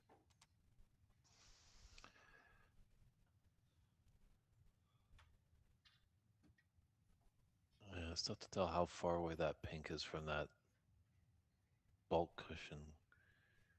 Because can Ryan slide down over there? Might be some shot if he could.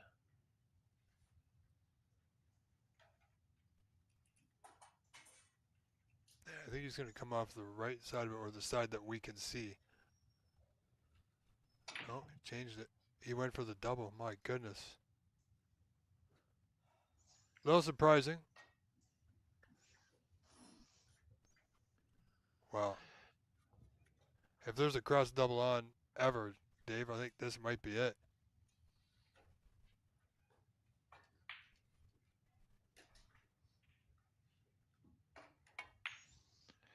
Yeah. He's not listening to you, Rob. Sometimes that's a good thing. Yeah, I mean, the cross double was on.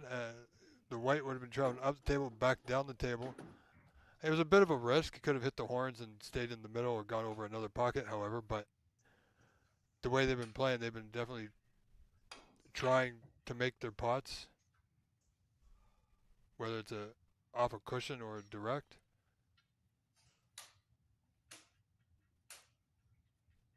But Ryan only got that 4-point lead, so he still needs the pink. Brian will need the black. Either way. Okay, and Andy McCloskey's match has finished, so we will, well, Dave, we may as well stick around here for the conclusion of this one, as our viewers are now invested. Yeah, and it's really just a battle of this blue. Although Ryan does need them all. I mean, Brian, I should say. And Ryan would just need the blue and the pink. And you're at ground control, Rob. Is this our final match here? Or do we have a couple other matches on the other tables? There are some other matches on some other tables. If this one concludes in time, then we will be able to switch over. I think we're pretty much on the last section of the list as I've been looking through it. Let's see. Brian McCreelis and Ryan Nolte. Wow, where's this one? Oh, Ryan Nolte is a late start or late entry. Correct. So this should have been Hazibullah Hadari. So this is his last match. Then the other one going on right now is David Hunt and Sonan Sherpa.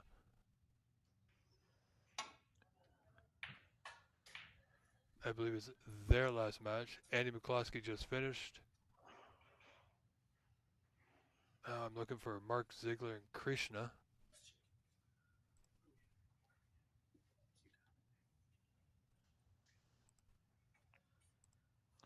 and I don't see them starting. So still got Mark Ziegler and Krishna Sridharan.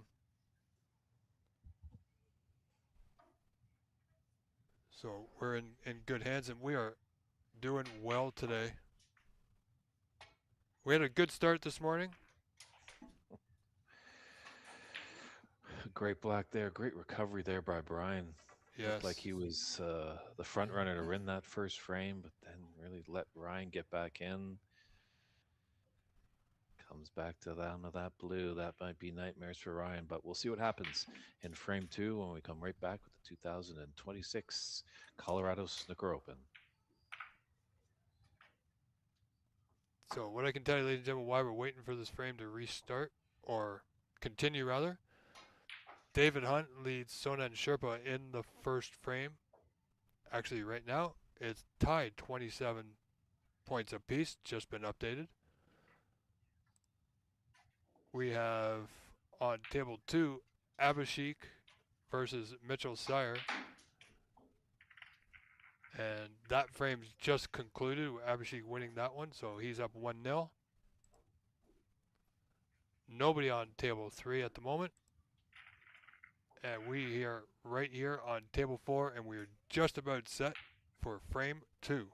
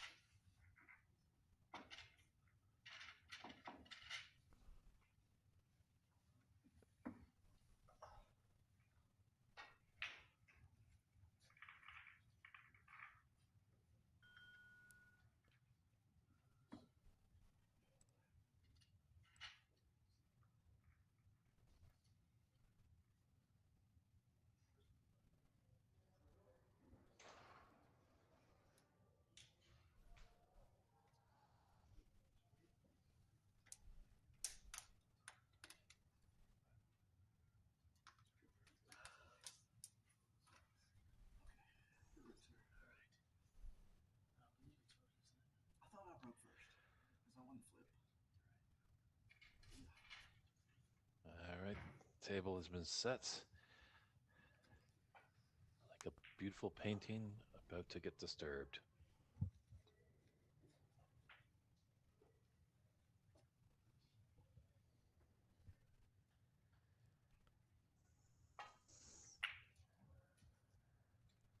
Oh, we almost went in off, but just got the cushions in time. Great weight on that cue ball. Put it tight to the vault cushion.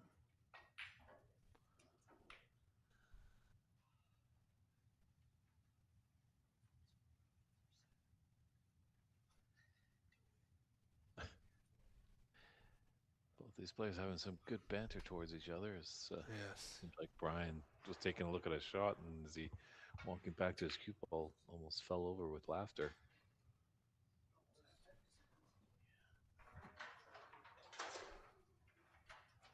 And you don't see a lot of that here.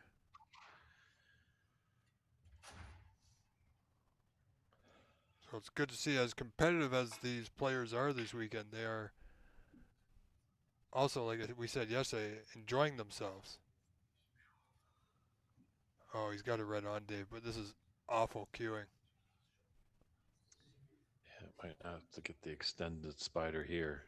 Well, you know what he could do here? If he got the regular spider, put it on the cushion, and the actual spider mount on the table on the other side of the pink, he can use it to bridge his hand on. Correct. A Kyron Wilson shot. You don't see that every day. Which I kind of like that more than this. But, oh, he's got to be careful. Did he hit one? No, I think he's just okay. That rest slipped a little bit. It's sliding on the cushion.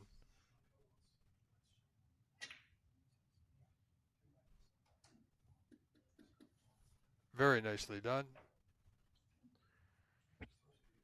It looks like these pockets are just a little generous, not super tight, which I don't mind in the amateur scene. That's right. Do like the pockets to be a little bit open, help players build their confidence. Let us see some higher breaks, but Oh obviously it's not that big enough for Ryan. no, but as you know, with these tables have brand new cloth, and that sometimes helps the pockets accept the balls a little bit more easier. You know, this cloth is only 1 day old, so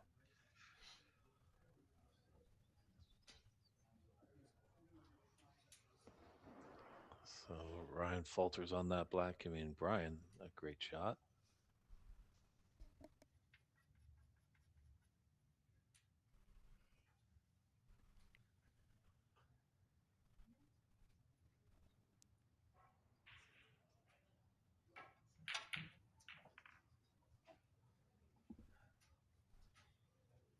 well, that's not bad. That's actually pretty good from where he is.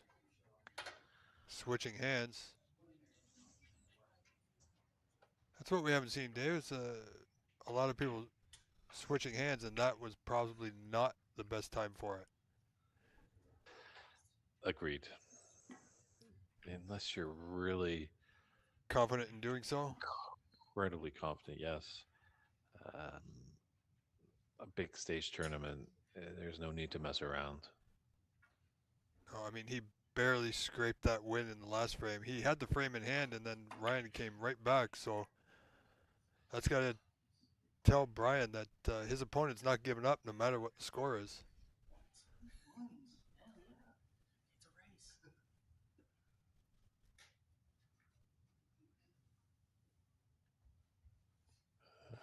Interesting, he's going to clip off the pack here. He's got to be mindful of that red in the bulk area. Absolutely. Does he even Appreciate know him. there's a red in there? Yeah, he didn't realize there was a red in the bulkhead. And you know what? I've made that same mistake too. You walked around the table, you've looked at the pack, and you're just so focused on getting safe, you forget there's a red hiding in the bulkhead. Unfortunately for him, he's left it potable for Ryan. You know, it's an occurrence that we see, but it's not very often. No, you definitely got to survey that table. There's no shot clock just yet in the game of snooker. Yeah, wouldn't that be? I mean, there is and there isn't. Wouldn't that be up to the referee if a player is taking an ordinary amount of time? It is in the rules, and I don't know if many players do know about those rules. Obviously, that's a referee discretion. Yes. And I think the first point is that they were warned that if I have to talk to you again about slow play, it will be a penalty. And a slow play is not a 4 point foul, it's actually a frame concession. So, very severe penalty.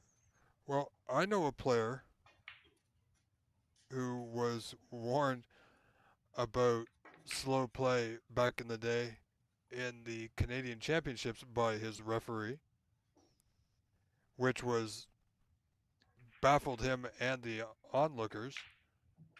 So he basically said, "Oh, okay." He didn't pot a ball. He just kept playing safe. Even if the ball was over the hole, he'd play safe. He dragged that frame out for over an hour and a half. And that was a costly miscue there by Brian. Jumped over his object red ball. So that's a four Yes. point foul. There's no jump shots in snooker. You can obviously hit the red as we saw in the World Championships. The player thought it was a foul because it was a jump ball, but in fact, actually, the cue ball went, hit the red, and then leapt up in the air with the cue ball and jumped over that red that they first hit. That's right. So it was a great call by the referee. I think that might have been Terry Calmalari.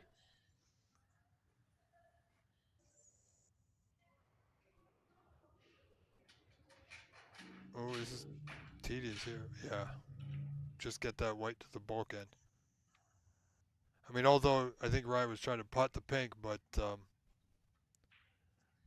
the outcome is better than what he had intended. Yeah, I had the distinct, I don't know if you would call it pleasure, but a final of a BC Open qualifier once between two players. It was a best of five, so 5 frames in total affair, and it took just over 6 hours to complete. Oh, gee. Yeah. It's not the swiftest game. Snooker is a slow burn, It definitely can be. but we're in the amateur game here. We're not paying the rent with all our winnings here, so I'm not trying to force players to go quickly, obviously, play their shots, but sometimes you look at players and there's a red over the pocket and they're down taking 2 minutes. Yeah. Well, we don't have referees, but this is why we have tournament directors.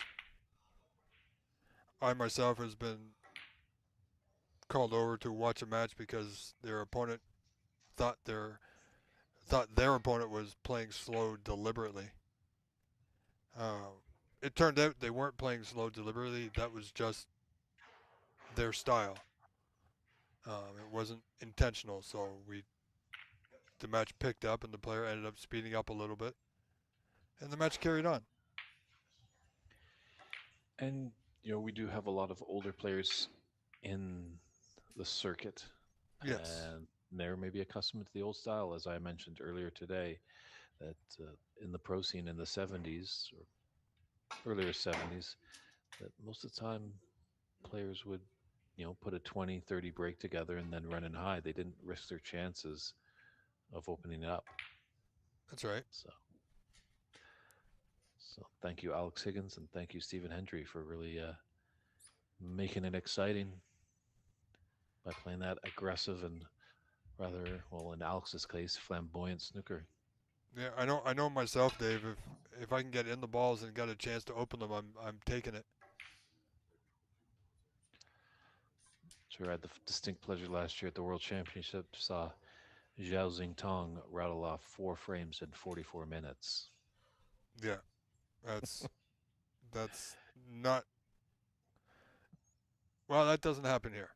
I was just about to say it doesn't happen here very often. It doesn't happen. That doesn't happen here. And it definitely, like, as I mentioned, when you get in the balls, there is some fluidity and the frames Sure. start to move along at a quicker pace. But it's amazing watching the pros, even in like a tactical battle that they get into. You Yes. look up at the clock and it's like only 20 minutes have passed. Yeah. I mean, one reason here matches won't go that quick is because they're not waiting for players on other tables to either play their turn or the player waiting doesn't want to be in somebody's eye line. Things like of that nature, right? So Correct. And they also have a referee yeah, manning the table and spotting the balls. They've got a dedicated scorekeeper. So, really, all the players have to do over there is focus on playing. yeah, which I would love to do one day.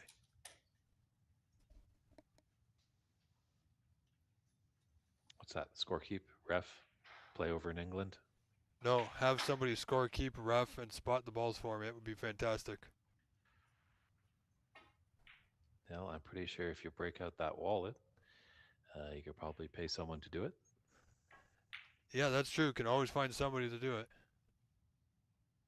No, but I want to earn my way through in an event that has that possibility.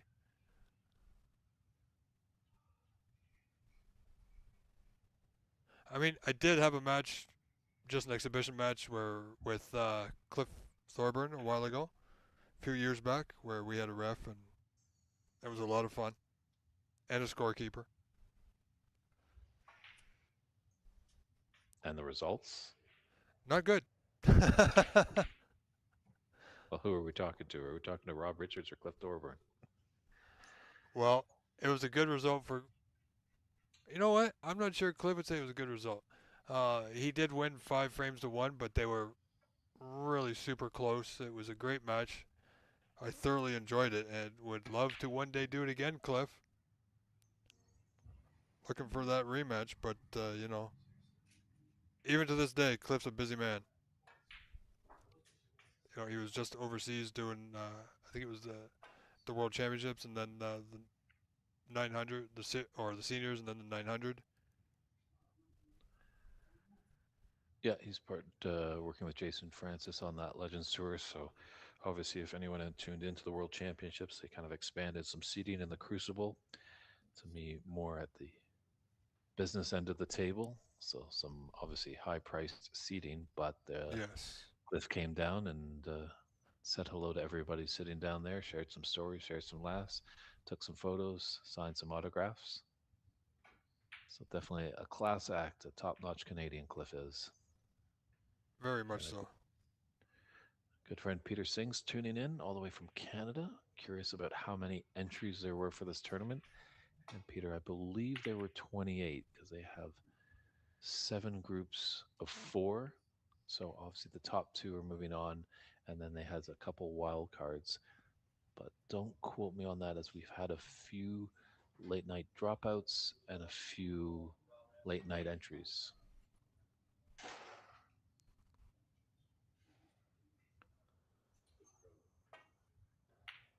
But definitely a fun tournament, and it's not too Oh yeah. far from Vancouver, where Peter's up there. Does a lot of great things for our snooker community. So hopefully we can see you down here, as hopefully the tournament will be an open one. And that means players north of the border can come down to the Rocky Mountain State and battle it out. Yeah, I think the popularity they're gonna need might need a bigger venue. Yeah, bigger venue or more days, but More that's days, yeah. always the battle that we have, obviously, because we all have our paying jobs. We're all here for the labor of love. And sometimes it's tough to take a hefty amount of days off from work. Yeah, it's all about scheduling. You're not going to be able to get everybody. I mean, everybody that wanted to play this year, I'm sure there was more players, but scheduling wouldn't allow them to be at this event here in Colorado. Um, but I do feel like if they can get it out and scheduled as next year's event, let people know when and where it is, and then they can make arrangements early. They might get quite a few more entries.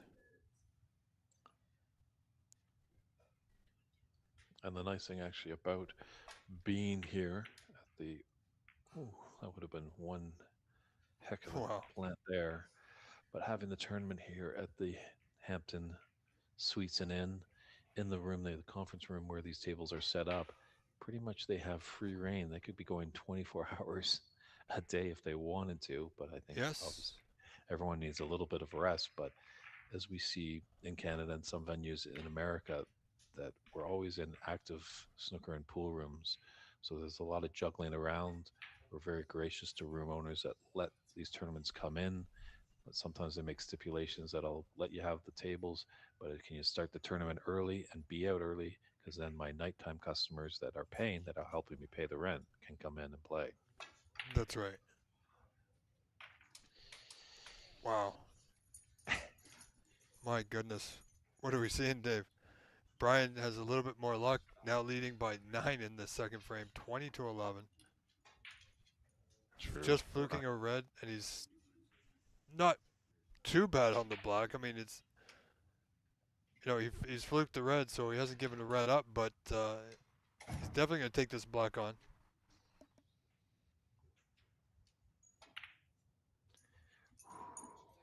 Yeah, Ryan definitely hoping for the luck to turn in his favor in a little bit. Always kind of tough with these short best of 3 matches, but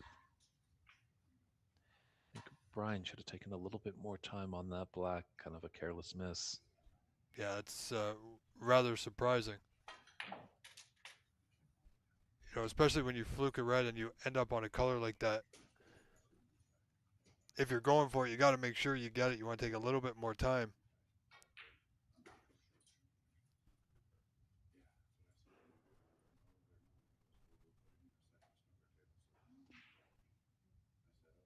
And yes, Putter 6, Matthew Herm has put a great event together, as well as Mark Wilson, of course. Both men spending few days prior to the event and getting the room ready with all the putting the tables together, reclothing, um, all the cables and camera equipment as well. Yeah, it's almost a little bit when the tournament starts running, then they can breathe a fresh air. Because once the matches gets going, it's hopefully everything's running well.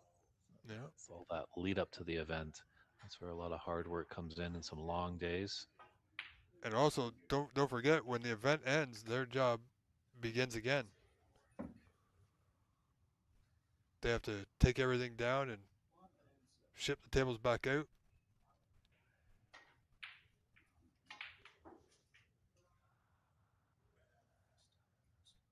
But I would expect they may have a few volunteers to help with that.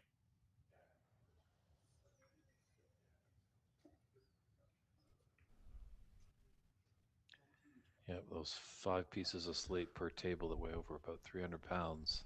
That's right. Unless you're Mr. T, it's going to be tough to carry I them can by do it. yourself. I just throw it over my shoulder, Dave, and walk up a ladder and 3 flights of stairs, no problem. Okay, everybody on the stream, you heard it here. I'm going to be at the Canadians next week. I'm going to see Rob Richards do this. Absolutely.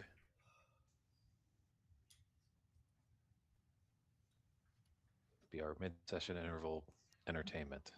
Oh, it'll be good for a laugh.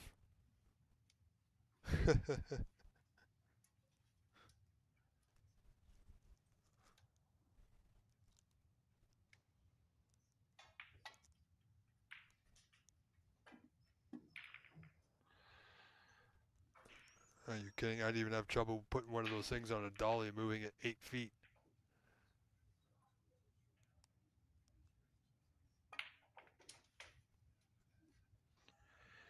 It's got a nice angle to float down for this red along the top cushion.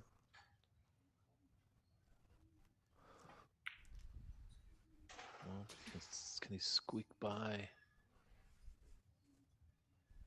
That green, I think the green is blocking the red.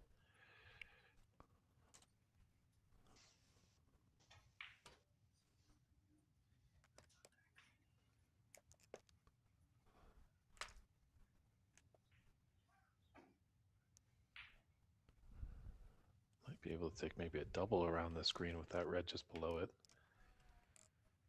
Because those 3 reds are kind of really disturbing each other.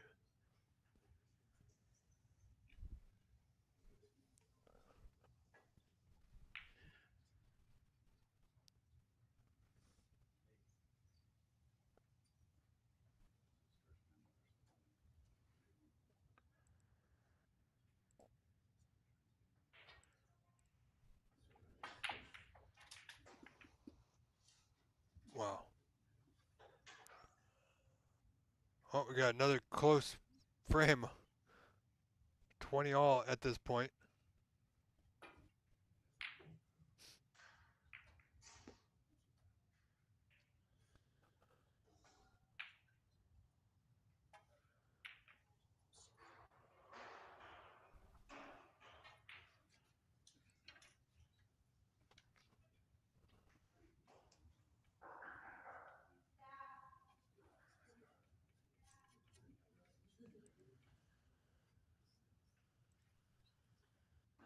Try this red into the green pocket. It's tough. Play it with some top so at least he rolls up into the bulk area.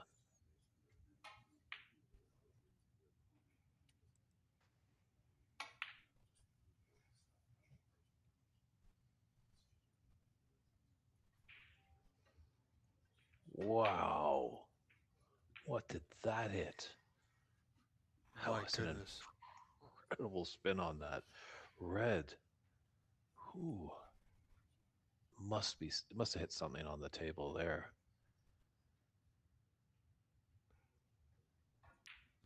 Kind of reminds me of the clip that's up on Simon Barker's website. He's got a little YouTube clip where they were playing a tournament and the cue ball was coming to a resting point and then he just veered almost 90 degrees. Everyone was dumbfounded what happened. Oh, wow. In comes Simon Barker, takes off the cushion, makes a small little incision into the cloth, pulls out actually a piece of twine or a I little bit think of I saw that. I think that was yeah, on the WST feed. yeah, a little bit of material there that he pulled out and then stitched it back together the cloth like he was a surgeon, put back the cushion, and it was game on. Oh my goodness. Oh, that white there from Brian definitely had eyes for that bottom corner.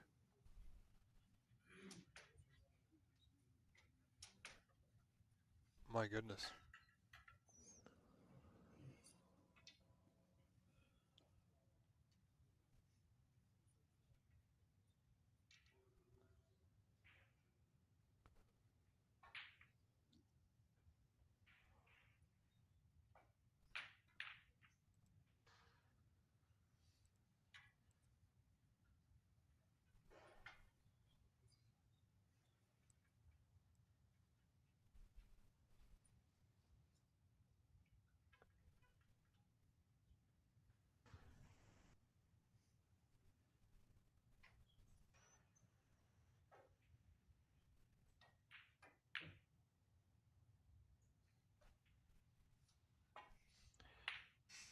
Yeah, it just looks like on the right side of our screen, we think we have a friend of the Colorado snooker Yes. community there, just having some practice. Obviously, donning a t-shirt and jeans. That is not the dress code. So, Yeah, that is on table 3.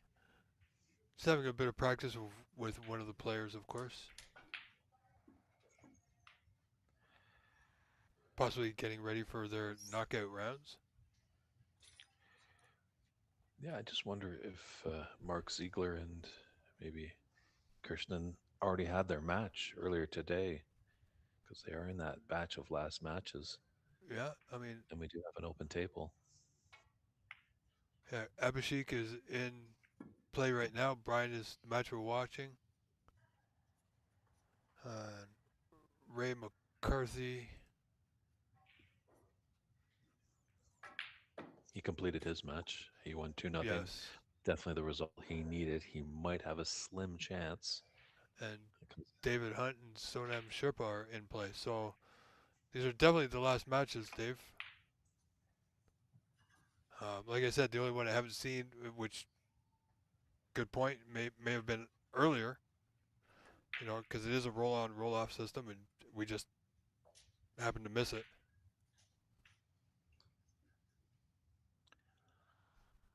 Yeah, because Mark Wilson, co-tournament director, was informing me that it looks like the knockout phase will start at 1:30 p.m. Mountain Time, No, that's about but 30 minutes from now, I believe. that might change depending on the length of these matches. Yeah, I think they would want to give them at least. Not only do they want to give the players about a 20 or 30-minute break, possibly go get something to eat and come back. Um, they want to give themselves some time to get everything set for the knockout rounds.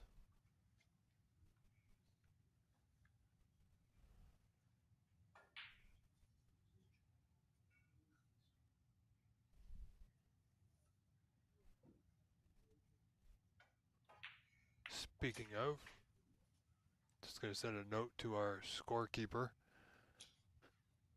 programmer rather, make sure that that's all set.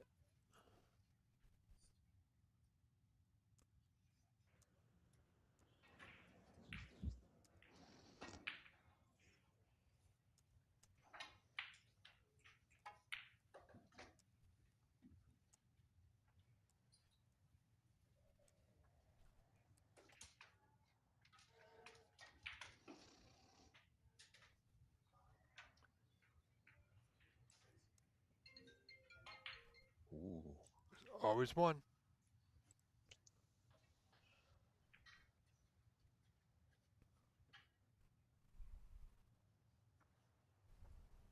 yes, it was very interesting this year. Let's just let Brian take his shot before the story.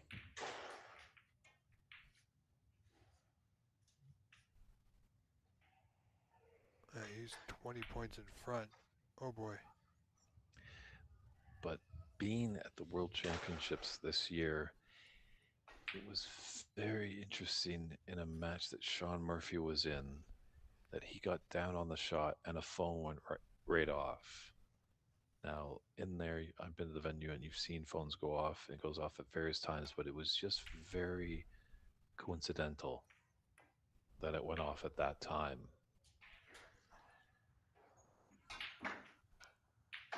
Well, that's just it. People do leave their phones on. They don't turn them on silent or vibe or off. Um, but it always seems to happen right when a player's just about to pull the trigger and they're down on the shot.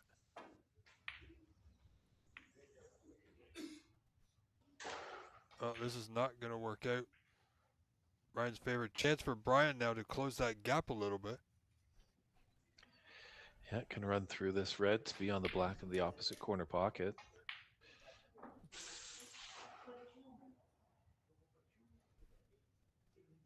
He's not hitting down on the white. Why would he? Okay. You know, Dave, you were right. He could have just run the white through off the left side cushion. And he would have been bang on the black. And now what does he have? Okay, Well, he's got a potentially a snooker. snooker, Yeah. but he had definitely a chance to at least get 8 points and decrease his arrears to 12 points. And he's not even got the snooker, so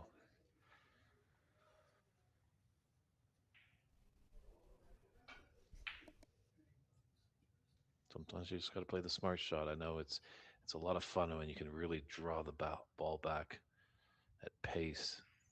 Looks it's a definitely nice shot, but I think more people are hoping pots go in rather than glamorous missed shots. And another chance here for Brian.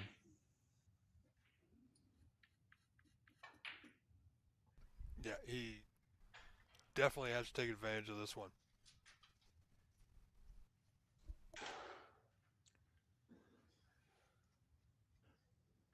Yeah, now he can play for that pink.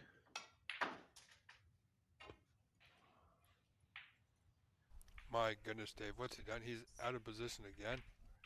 You know, we saw a match.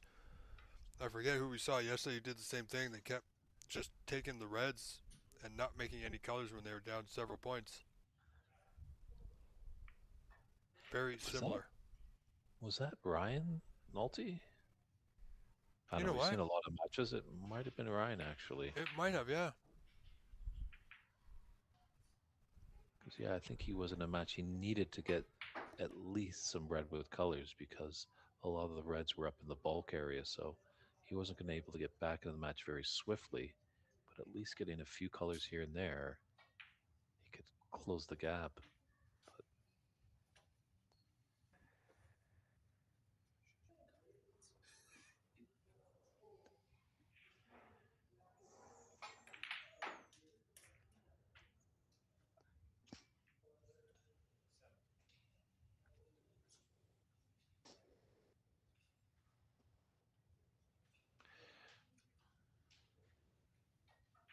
I don't know. What do you think about bringing out the redwoods, Rob?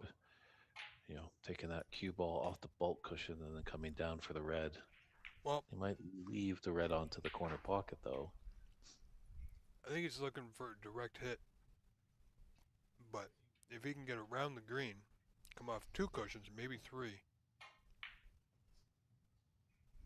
Yeah. See, if he would aim a little bit lower and come around the backside of the green towards the bottom cushion first, he can just nudge the red depending on how hard he hits it, and a lot easier to get it safe that way.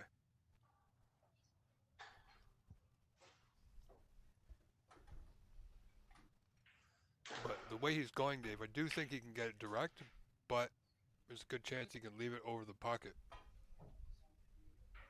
Oh, that was a great Or contact. do Spin that. it off.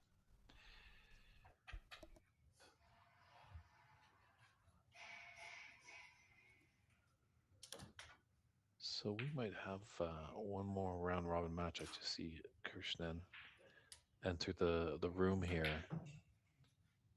So obviously their match was scheduled for 1:30.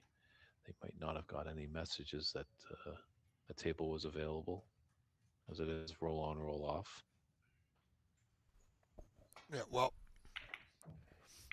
if you see Mark, I'm pretty sure Mark's already getting things organized for the knockout stage. So to save a little bit of time, some groups are probably already, uh, despite not being finished, they may already have the results. So yeah, I'm sure he can get something organized. Maybe not fully, but just to save a little bit of time.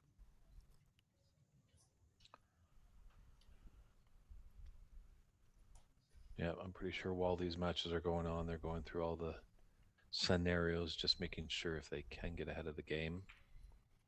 They definitely will, but you never know. One little match, one different frame differential could just put the things into a funk.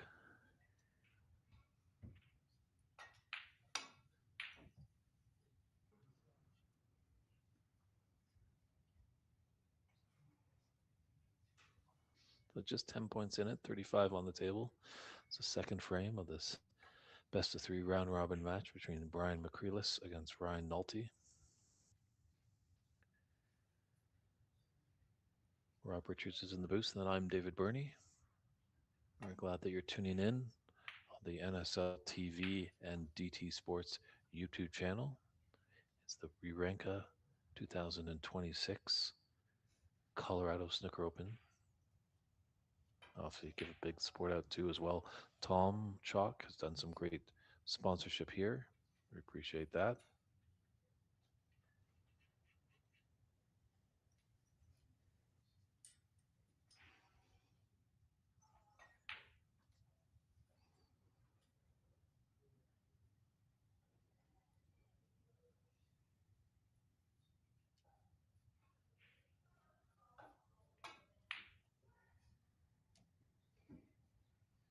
I think he's going to get a result here. Ran a bit too much, but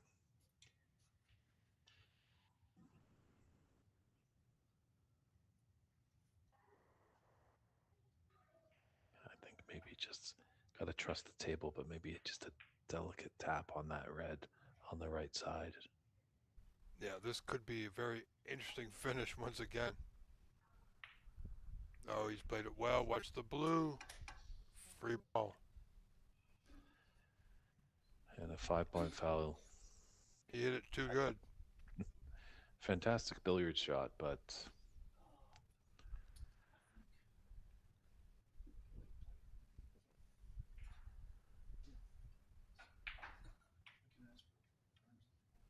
so it looks like he does have a good angle on the brown as his free ball. That will act as 1 point as a foul is incurred, and Brian cannot see either. You have to see both sides. Not, Yeah, that's correct. what I He let I him play scratched my again. head. And this is another free ball situation as well. And that score should be 5 for Brian. I think these guys got to stop the chuckling a little bit. Time to get a little serious. Yeah, I think they're missing the score here. I think Ryan put the 5 on himself, or Brian put the 5 on Ryan instead of his. And true, they might not be there. Okay, now we got the correct score. They might not be fully aware of the free ball. Yeah, because that last one Potentially. was a clear free ball. And it just looked like the brown was nice and on a decent angle. I think he could come off the right cushion, be on the pink as his color ball, and the red was nice and close to that same pocket. Absolutely. So now he's got ball in hand. I think it's still a free ball,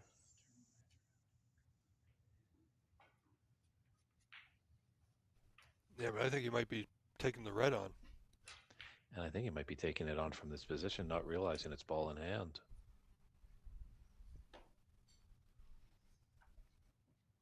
Well, I think this is the case of new players knowing the rules but not knowing the rules.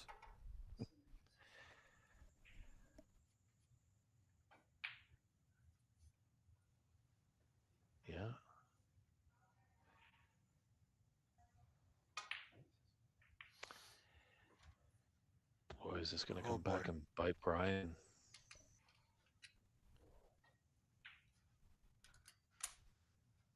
But I'm pretty sure when we see them next year, they're not going to be making those mistakes. No, not at all.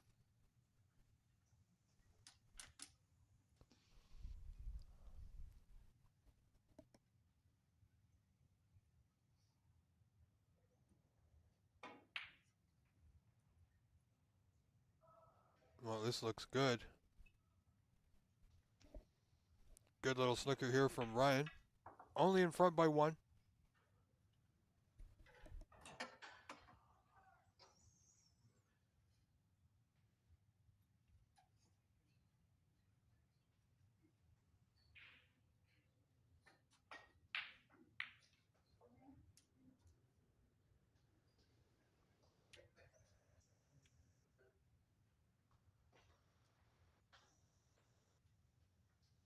Yeah, it doesn't really look like you can use the left side of the table.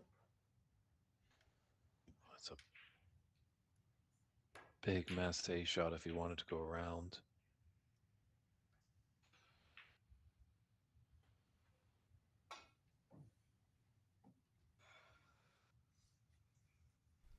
You know, that was surprisingly closer than I thought it would have been. Agreed, a decent effort, so he's just going to make the minor adjustments. Sure.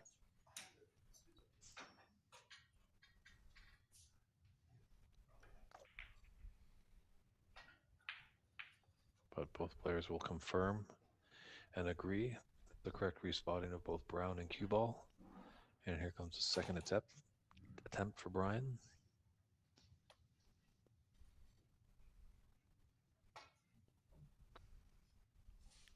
Oh. Same spot, Dave. Mm-hmm.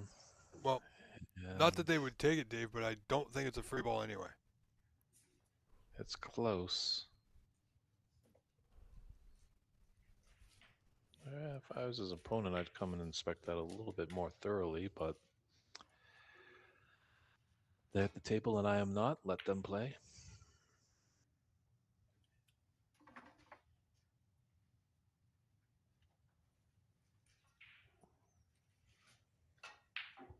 Well, he's got out of the snooker, but unfortunately, he's left the red on to a very potable pot here for Ryan.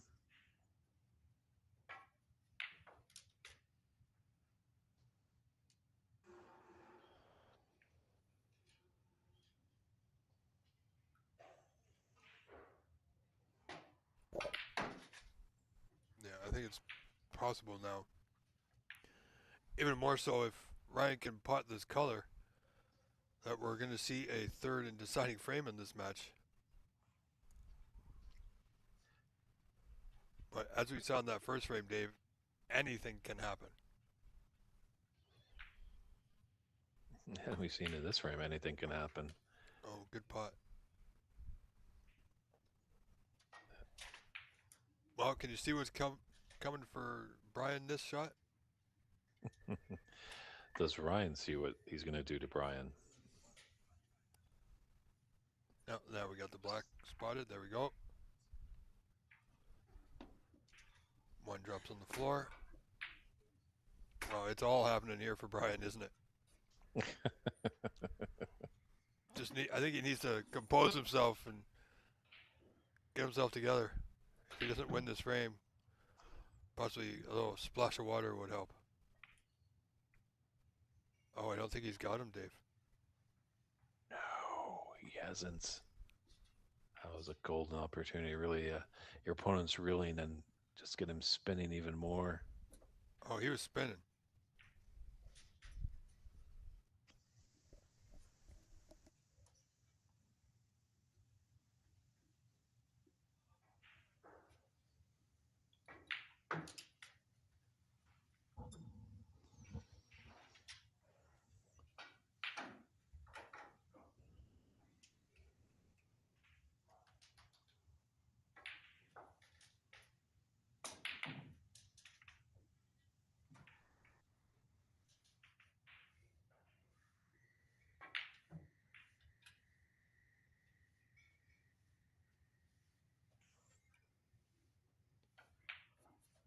Take two.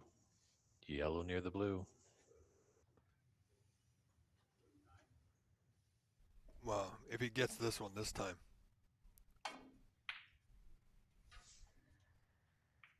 I mean, good effort, but again, take two for Brian with a putt on. You know, he's Yeah. trailing 56-39, so 17 down. He does require 6 remaining colors. And nothing's really in any trouble. Doesn't even have to go down to the business end of the table.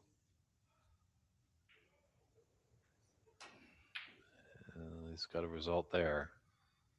I think he's got him in the snooker.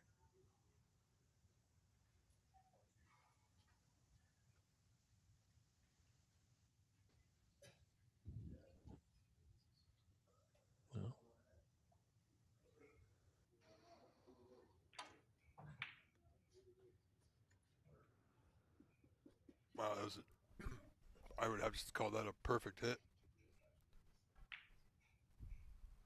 So Brian could be in a little bit of spot of trouble here.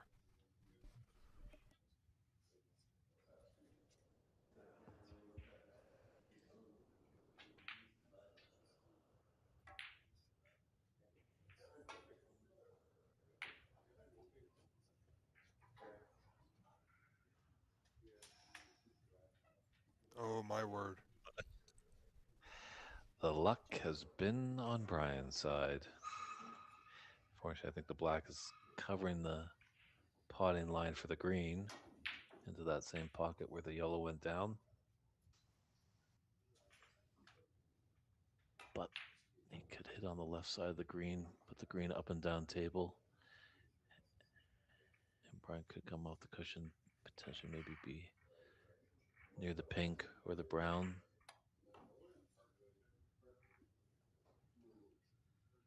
Did he just miss the whole ball? He did. My word.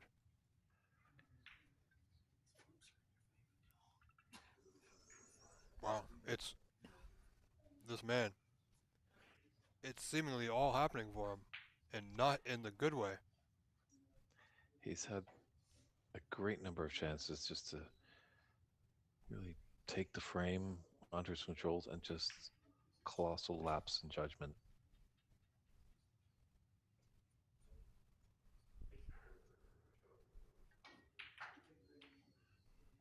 And again, he fails to get the snooker easy roll up.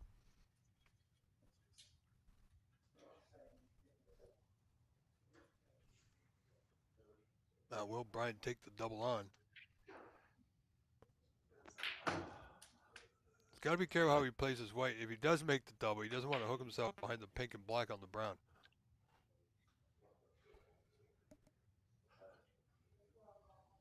No, so it doesn't have to, rifle it in. There's slower classes we've mentioned, but they're not totally slow. So he just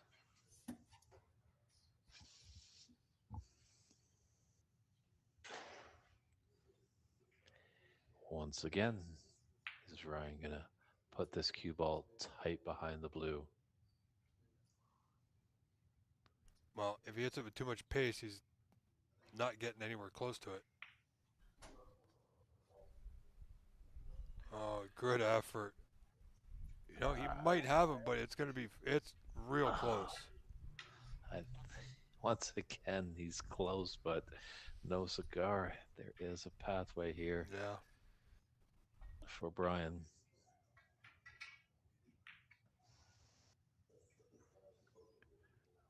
But that's just going to continue with playing more. Pretty sure Ryan will be. Oh, that was a foul. You saw there, Brian moved the rest, touched the blue.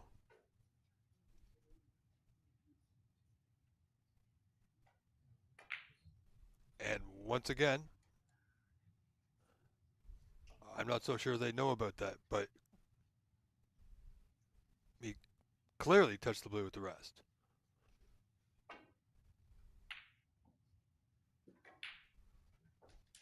However, play continues, Dave. 60 to 41 is our score. 19 the difference in favor of Ryan Nolte here in the second.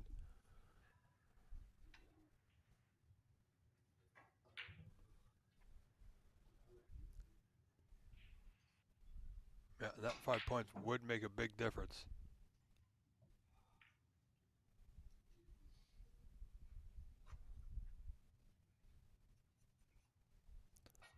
I don't know. Perhaps they have another players meeting, Dave, before the knockout rounds begin. Quite a possibility. I've not been made aware of that just yet, but Just to go over the rules one more time. I mean, I'm okay with the way it's going. I mean, as long as the players are happy and they're good with the way the match is playing out, then yeah, let them play.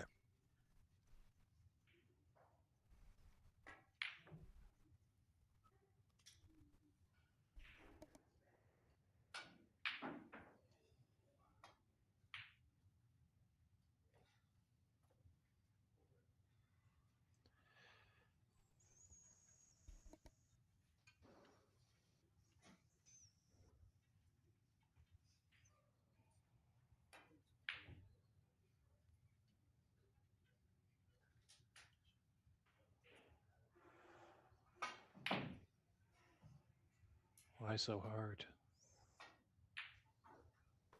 Well, I think he was attempting to draw back for the brown.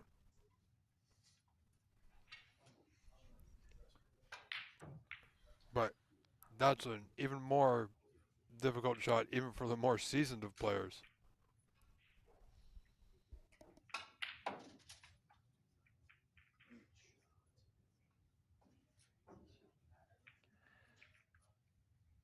See, look at that action that Brian got. Really didn't have to hit that hard, but he drew it back very nicely. He's Yeah, on the brown. Can that's draw back for the blue. just great He can cueing. seal it.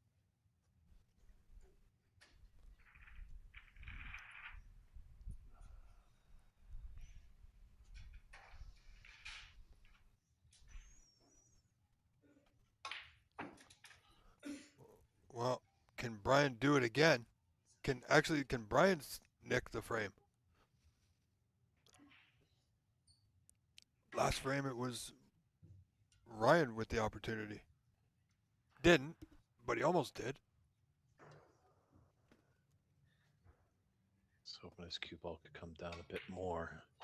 Be on the other side of this blue. Now he's going to have to go up and down table.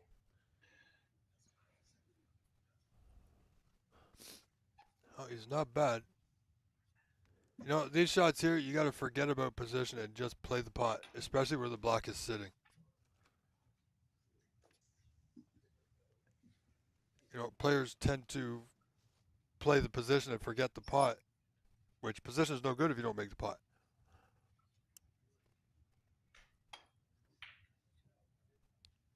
True, but on contrary, you do need to think about position when you're making the pot because you want to be in prime position afterwards. Oh, absolutely.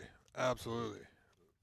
But considering where the black is, pretty much anywhere on the table, he's going to have a pot on it.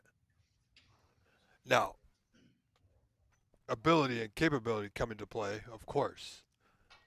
You know, he might not be a good long ball potter, therefore he wants to be closer to the black. Oh, good bit of side there.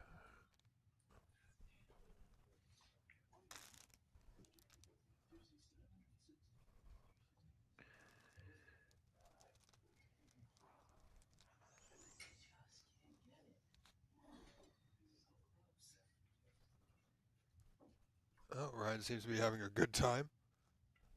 That's what I like about this event, Dave. Win, lose, draw, players are having a good time. So if it's an open event, this is something that makes me want to come and play. Knowing that it will be more of having a good time, have good competition, absolutely, but play each match in good spirits and have fun.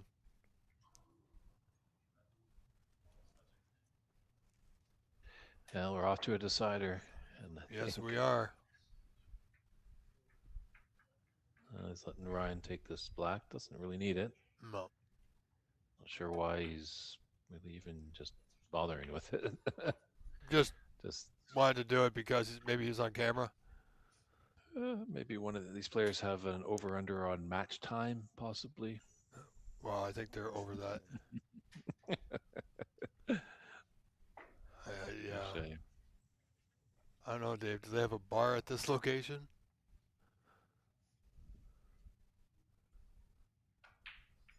At the 2026 Colorado Snooker Open.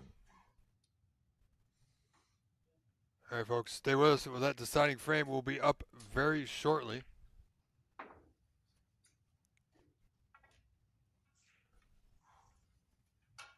And there goes Mark Wilson. You can always tell Mark with his shoes that he's wearing.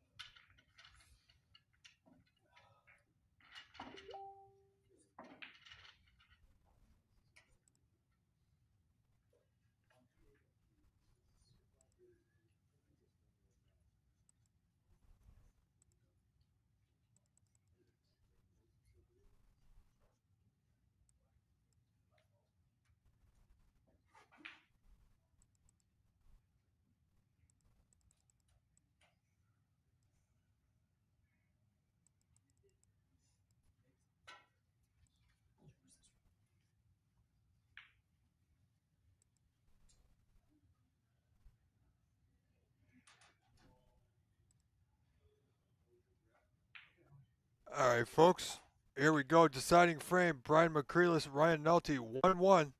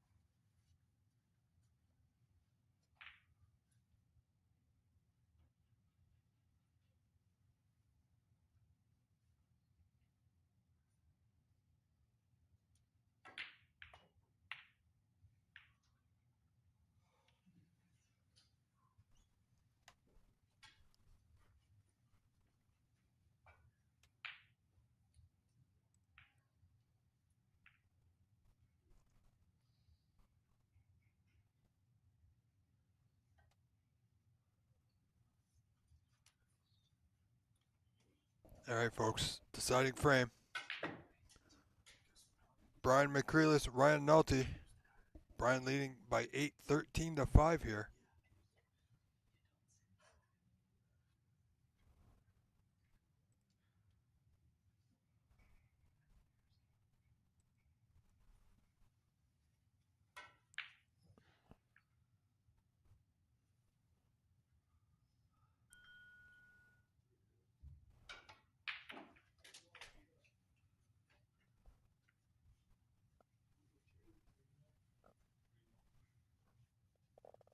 Oh, look at this. Black hanging over the pocket. Just needs to get it on a red. And he's not too bad. A little high, but he's okay.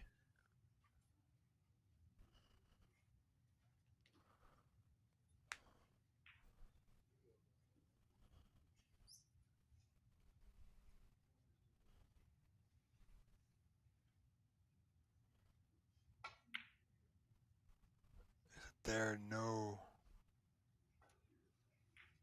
Oh, I think he might. Well, I think he might have covered it.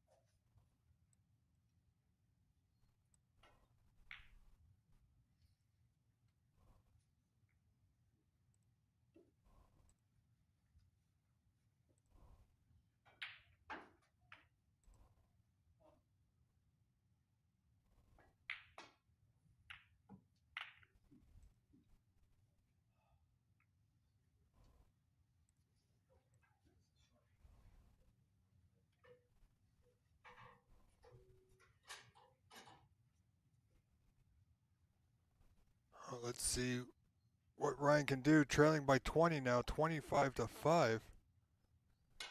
He's got a chance here with this red to the lower left corner.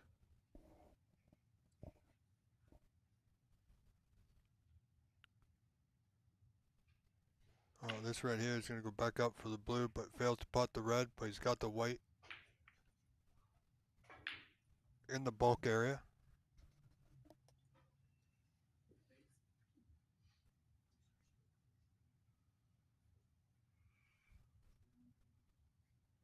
It looks like Brian's going to take on this long red. Wow, nicely potted, but out of position. It's a super fine nick on this block to the right corner. I don't think he's going to take this on. Rightfully so, just dump the white into the bulk area. If you can't see the yellow, you can use the pink to do so.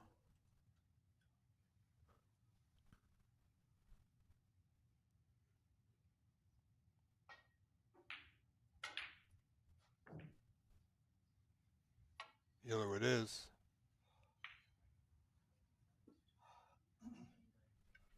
That's not bad. It may get slightly difficult here for Ryan, and that's what he's trying to do, trying to force an error out of his opponent so he can further increase his lead.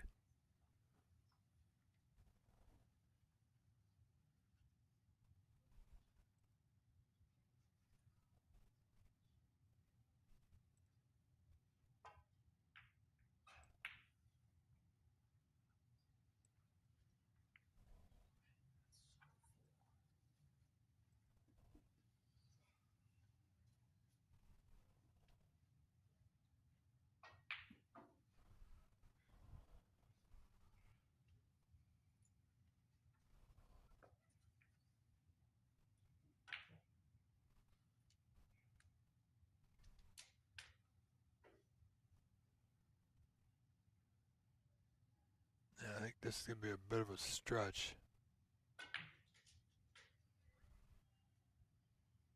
Oh, he's got another red to the right of the pink spot, but not sure what his goal was there.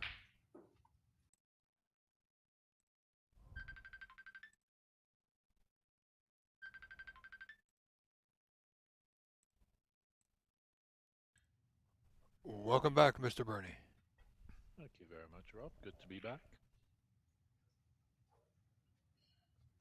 So Still a cagey affair, it looks like, in this match. it is Brian leading 21 in front, 26-5.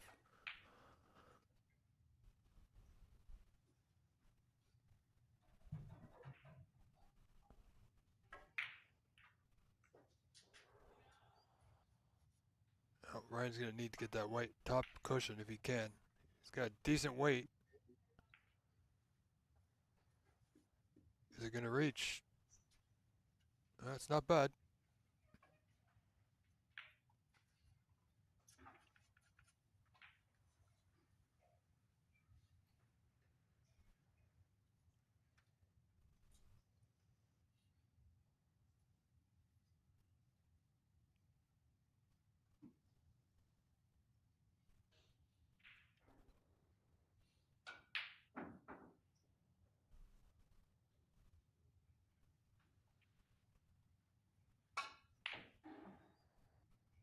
Looking for the deep screw. Definitely got the white in the bulk end. But he's given his opponent, Ryan, an easy safety opportunity here.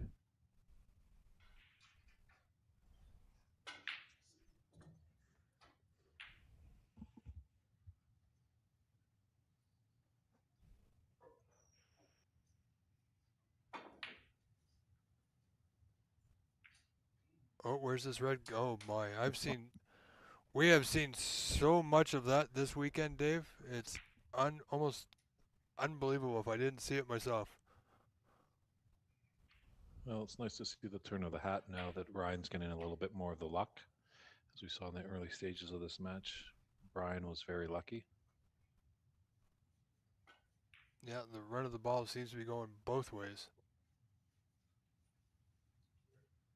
Of course, now he's got to navigate his way through a good safety here.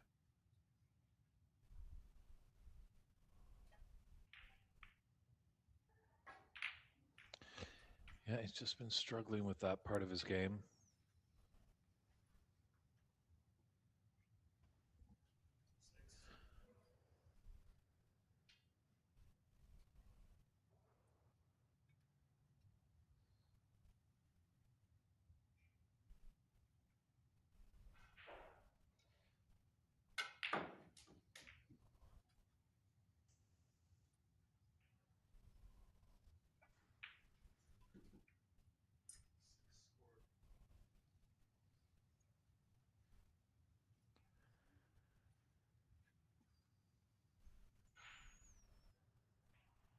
Could have a shot to nothing here for Brian.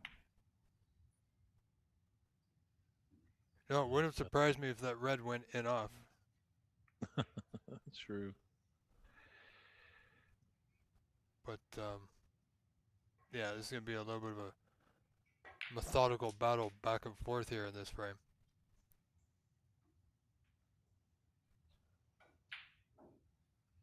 Oh, Ryan's not sure Ryan's thought process is here, but yeah, the double kick was always on. Oh, I think he may have gotten away with one. Yeah, that's a nasty piece of business, getting that cue ball tight to the blue.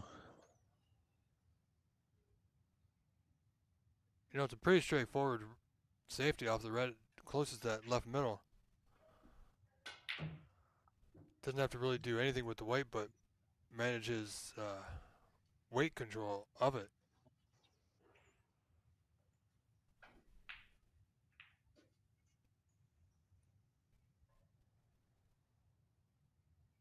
I'd be surprised here if he does anything else.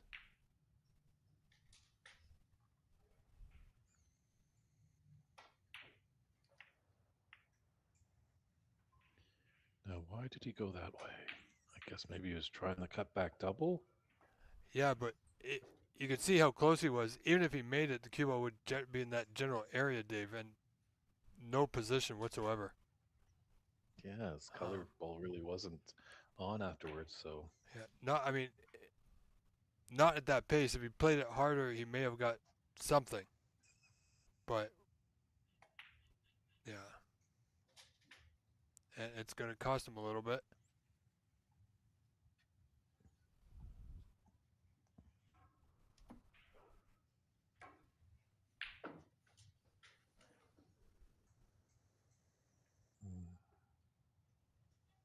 he's a little low on this pink. Green might be a bit better to shoot him down.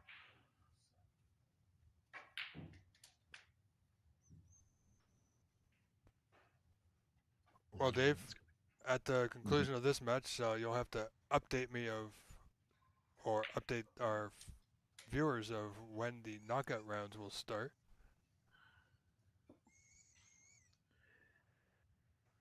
Definitely, I think we still do have a few more round robin matches that are in play right now. Yeah, I think Krishna and Mark Ziegler are getting underway on the table to our right of view.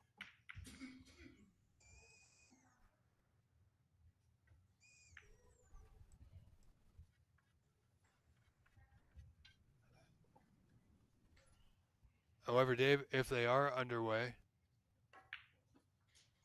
then they're not using the score whatsoever. So Yeah, that match to the right of us, well, yeah, that matches Krishna Surandahan. Apologize, Krishna, for your last name pronunciation. First time I met him. He was supposed to play Mark Ziegler on this draw sheet as we've seen, but mhm, obviously his opponent at the table is not Mark Ziegler. And that's some right. people are just saying they're just practicing. But looking at when I was in the room, just stopping by just to see if I could see uh, Mark or Matt, they looked pretty intense, like they were playing a championship match. So I'm not sure what the mission is with that. If I do see Mark or Matt, hopefully I could get to the bottom of that.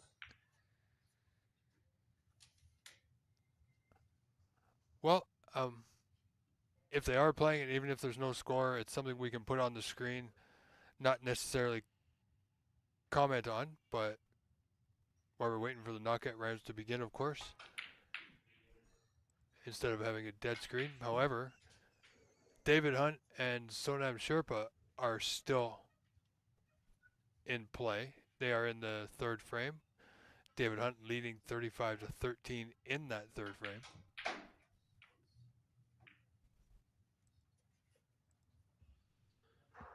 Just a delicate stun. I think natural angle off this red should put him on the right side of the blue.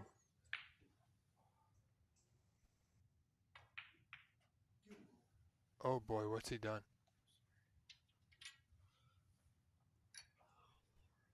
How did he manage that, Dave? I think he just took it for granted. It's right over the pocket. Not a lot of distance. You just think, your ego slips in. This is an easy shot. Should be able to make it all the time, but there is always that one time, and we just saw it right there where it can be missed. Yeah, I mean, Brian is maintaining that 20-point lead here, but that should have been adding a few more points for sure. Oh, look at this, Dave. Oh,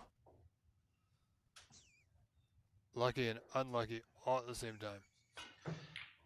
Interesting point right there. You just saw that as that red is very close, and he knocked on the table in frustration. What would have happened if that red had dropped? Well, I believe it gets respotted to its original position. And now, would that be a foul? No, I don't believe so. I mean, sure, if he had walked by and slapped the ball with his hand in the pocket, yes, that would be a foul, and then in that case, the red would stay in. I would think. But any kind of floor movement or table movement, if somebody bumps the table and the ball drops in, then it's not a foul. But if the ball dropped in, then it would just get respotted. Because I think in the back pages of the rule book, if a ball hanging over a pocket drops in after 3 seconds or by the time the player walks away, then it just comes back up to its original spot. And that's one of those things that, in lieu of like that, a referee would take care of. That's true. So it's a tough thing to call with a non-referee. Right. I don't know. You're walking back and you just kind of bump the table a little bit on your way back, and then that ball drops. And like, hey, I haven't got back to my seat, and the red went in. My break continues. Yeah, it's a tough call, especially if the other player's already at the table. I mean, as you know, we've all seen putts seemingly stop and then drop in. But, I mean, we've also seen putts where the opposing player comes to the table, and as he leans on the table, he may bump the table, of course, and the ball he's aiming for, which is over the pocket, drops in. Right?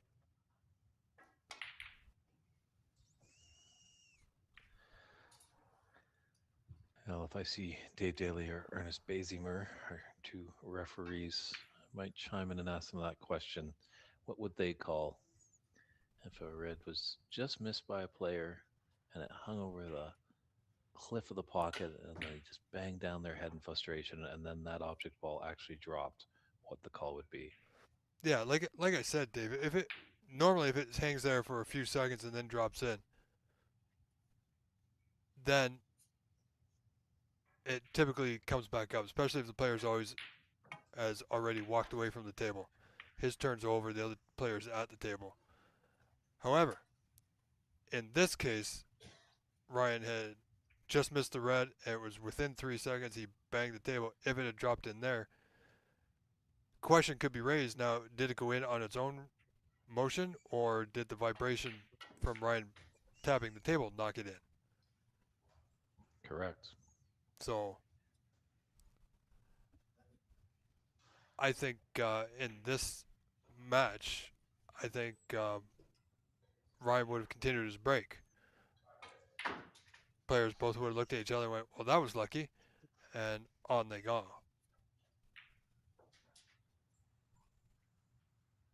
Or they may have consulted with Mark Wilson or Matt Herm or somebody else at the venue.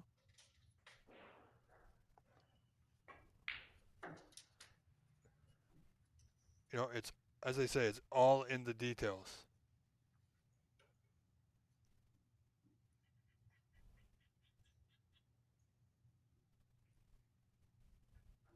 So we are actually in a decider. That match scoreline reads 1-0 for Brian McCreeless, but actually Ryan Nolte took the second frame, so we are in a decider. They're not keeping the score running as the break goes for Ryan. He's not tied. He's a little bit behind. He's nailed in a few balls, and well, now we'll see what the updated score is as this break has come Yes. to an end. Well, it does read on my side, Dave, 34-14 and 1-1.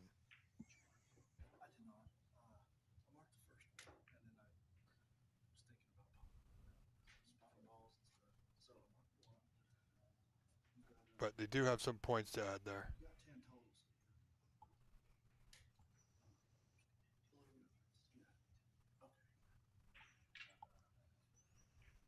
Wow.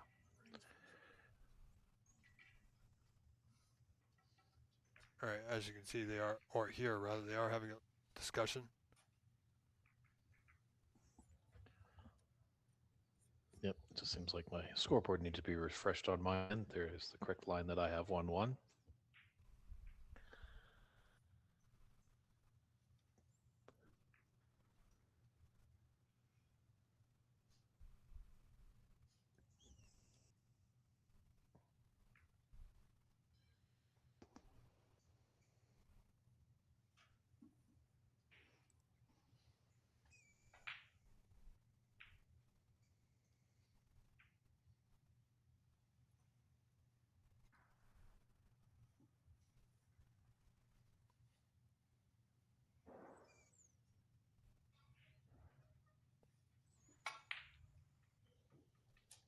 Oh, good pot.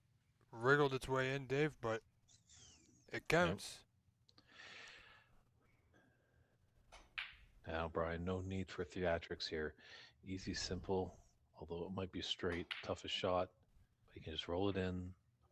And nope, unfortunate. Yeah, Struggling a little bit now, Brian is. First frame, he played good for the most part. Could be a little bit of pressure, Dave.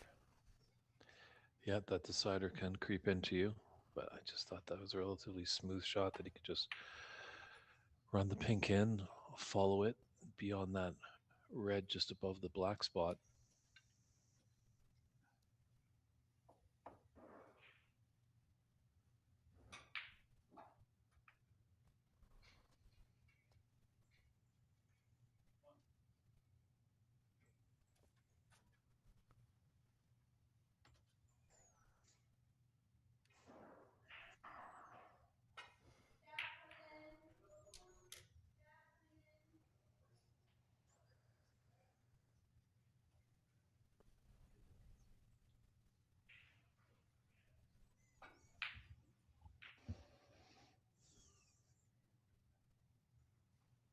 Should be able to hit this red. Just where is it going to end up in relation to the cue ball? Oh boy. I have a slight feeling that this white. Oh wow. Looked like it took a left-hand turn there at the end, Dave. That's the second time we've seen that happen in this match. My word. Well, I'm going to take a wild guess and assume that one of the semifinals and definitely the final will be played on the wrestling table on feed one. I haven't seen too many of those rolls on that table, so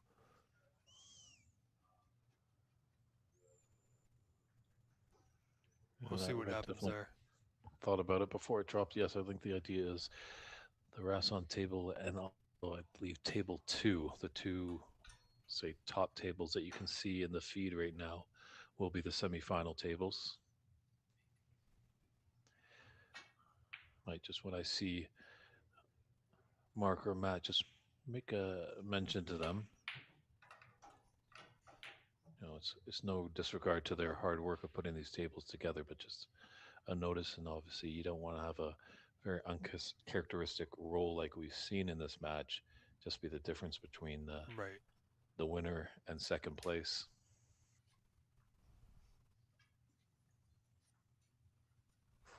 Oh, Ryan's got Brian in a bit of a snooker here, and he's only trailing by, well, 6 points, 35-29 down. So these foul points could add up quick.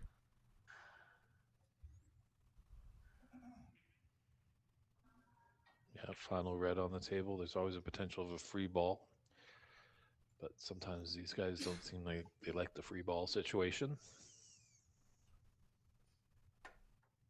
This is true.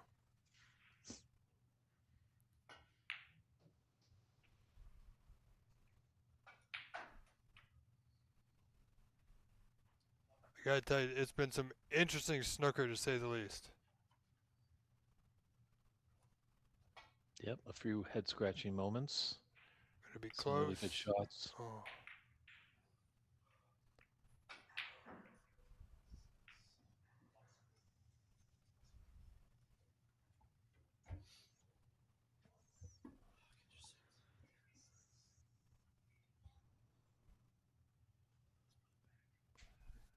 well, I think they are putting him back. So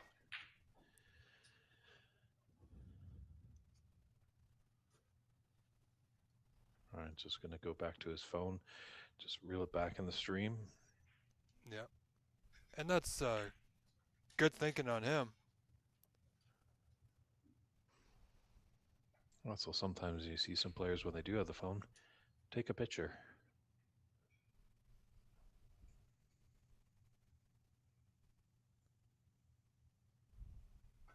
But So, obviously, in these situations, the more important thing is getting the cue ball of all things right back onto the original spot.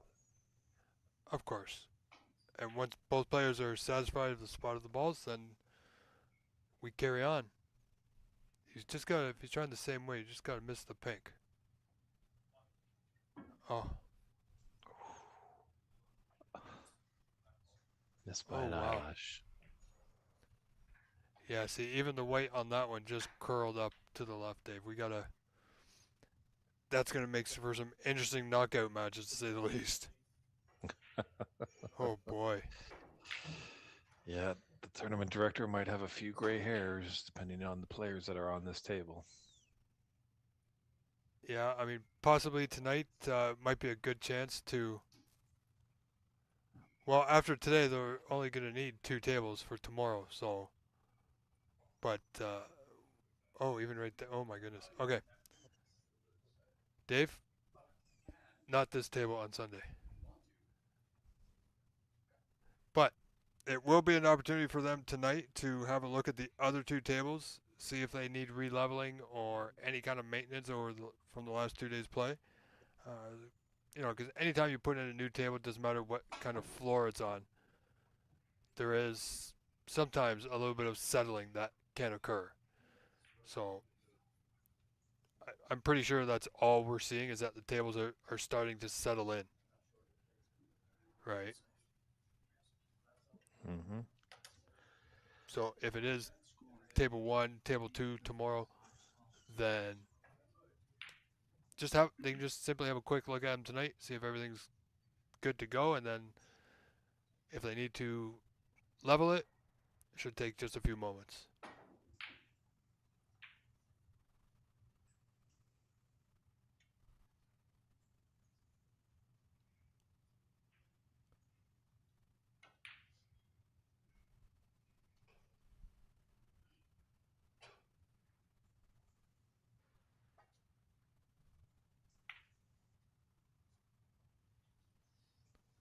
Yeah, Ryan simply trying to drop the weight into that bottom cushion. Could have played with a little bit more pace though.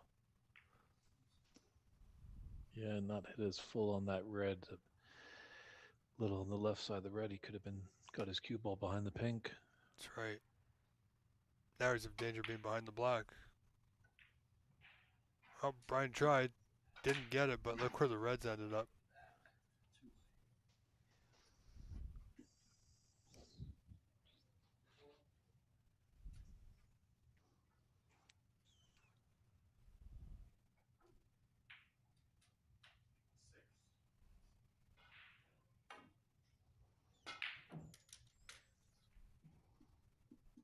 Just barely hit it. Let's out a sigh of relief. It's got a 13-point advantage, but 35 on the table. Still nobody's frame right now in this deciding frame. Final match for these two in the round robin.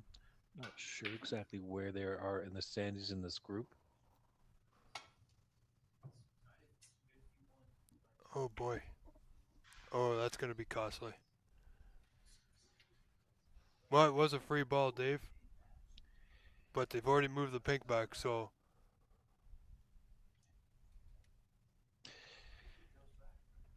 Now they're just looking at each other. Yeah, they've already moved the pink back, so the white's got to go back too.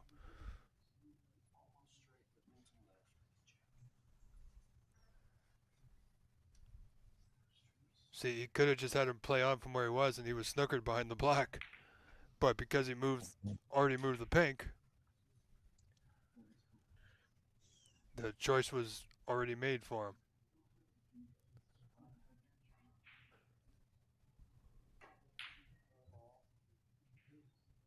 And that's the thing about the limited amount of putbacks, Dave. If, for example, I think there's 3 putbacks on a miss, right? So if they are on the last putback of the white per se, or the last missed call, and they miss again, but end up getting snookered again, you can tell your opponent to play from there, and then that's a whole new shot, a whole new set of putbacks. Doesn't happen very often, but I have seen it once or twice.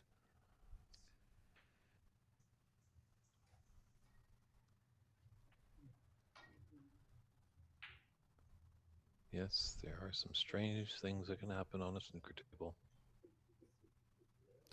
Hey, I'm gonna knock on wood once again, Dave, because at least our cameras haven't taken a wonky walk today. Yeah, actually, we've removed the tables in the room, so now the cameras are just on the floor.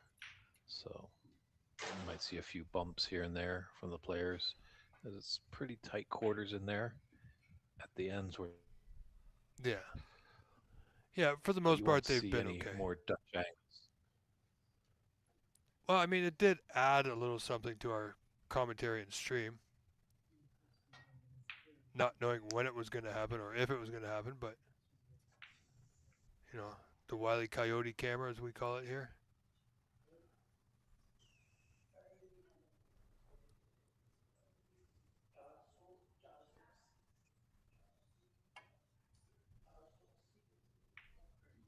Good hit. Very nicely done. So I think we got an 18-point difference now. 53-35, favor of Ryan Nolte, 1-1. But Ryan might be in a bit of trouble if Ryan can gauge this right, come off the red and get his cue ball with two cushions near the yellow.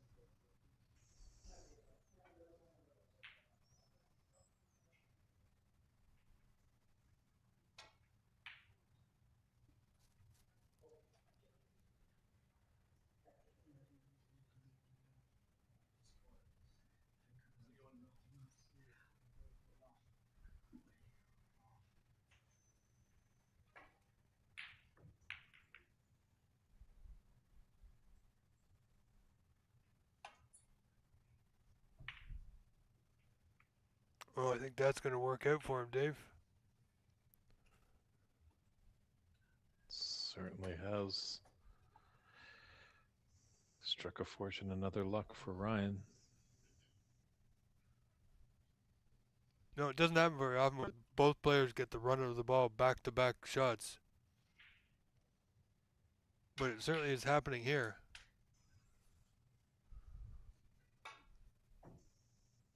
Oh, very close.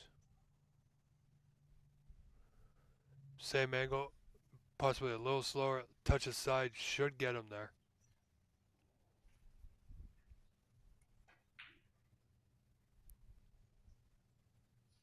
Well, I think it was a little bit out more. I think he can actually hit the red from where the white is now.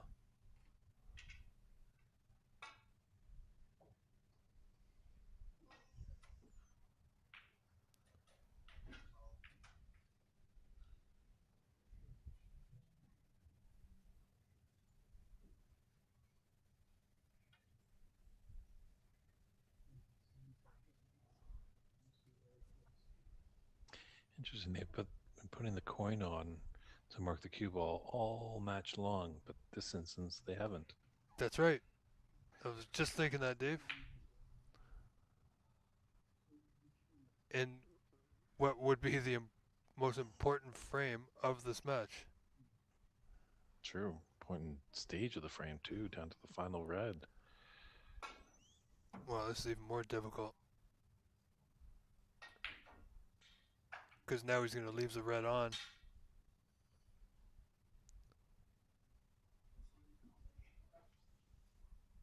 Oh, he's giving Ryan a choice of pockets here, left center or top left corner.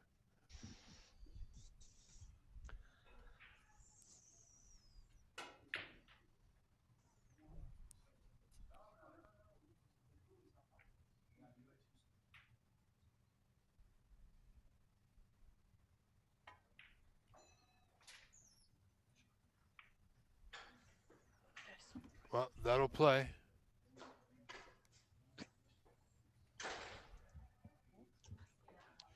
Because by the score, 66-35, that red now gives Ryan a 31-point lead with 27 on. So if that score is correct, Dave, we're at Snooker's required. Yeah, he's got a nice yellow in here. Got the angle to come off the cushion to come down for the green. No, he just putted a red. That yellow should come back up. Oh, my apologies. But the yellow's not coming back up.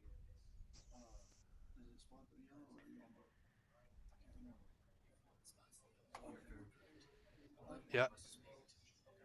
They were.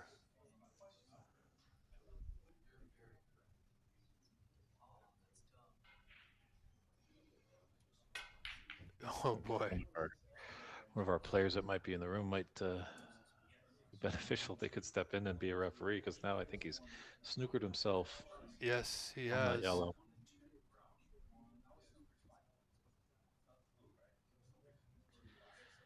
But he's got a 34 point advantage, 27 on, so wow.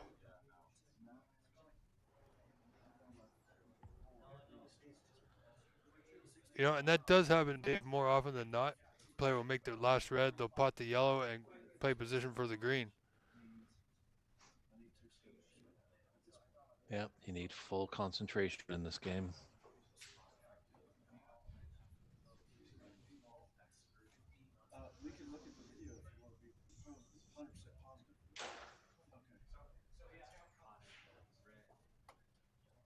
Yeah, they're just discussing about going back to look at the video to see what actually had transpired, but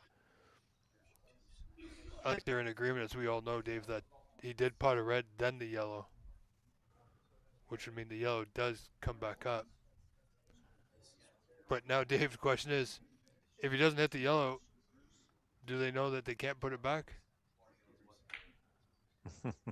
True.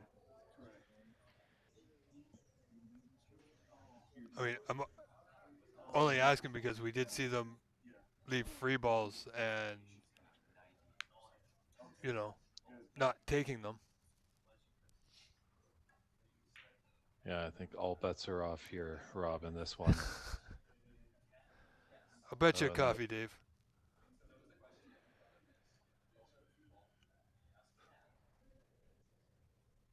All right, so they're just going, I think, for clarification on what I can't be sure. Yeah. And this has definitely brought this match to a screaming halt. Yep. One of the longer matches that we've seen.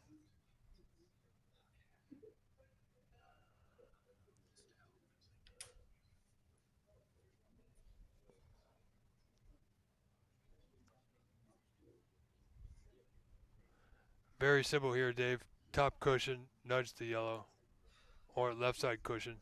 Doesn't need a lot of pace.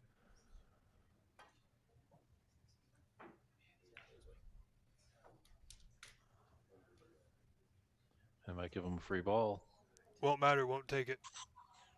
But unfortunately, it's not. No. Now, do they put it back even though they can't? That's what our viewers want to know, Dave. That's why they're tuning in. Oh, here comes Ernst. So our bet's off. bets off. No coffee. No deal. Yeah.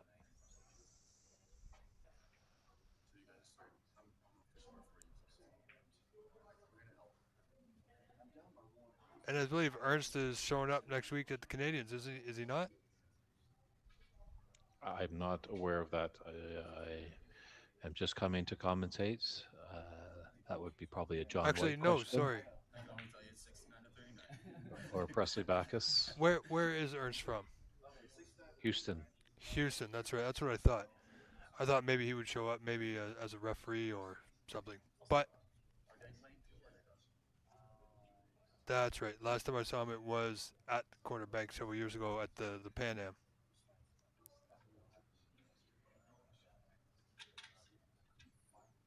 Good referee too. Definitely. Kevin Patrick has trained him quite well. He did take the test that Mr. Patrick administrates for all referees, and he's got some good certification. Say that 10 times fast, Dave. So, Dave, were you? I hear you weren't too successful with your lunch hunt. No, they supposedly shut down the cafe here at 1:30 today, not 2 o'clock like it's been all week. Oh boy, is that because it's a weekend? I guess so. Actually, they are going to be closed all day tomorrow, so might not have as much foot traffic from outside sources on the final day. Well, that's okay. You might have to Uber Eats, Dave. Maybe. I feel like Ernst almost should plant himself at this table. There's Yes, just continuous discussion. and he's floating. He's there at the top of our screen.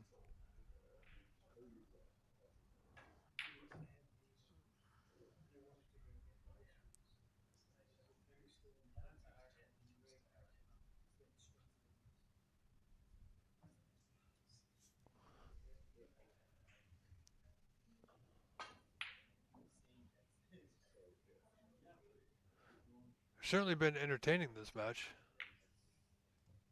It's been a weird one, that's for sure.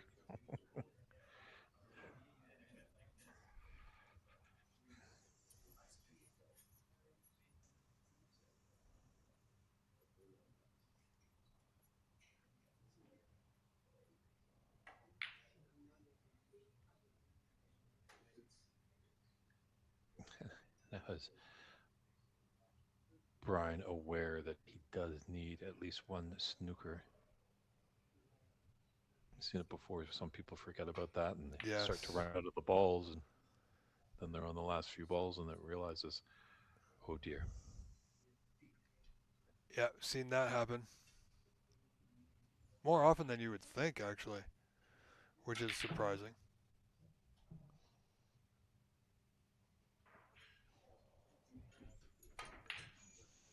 And hello to our good friend Vineet Desani. Hope you're enjoying the action here in Boulder, Colorado at the Rirenka 2026 Colorado Snooker Open.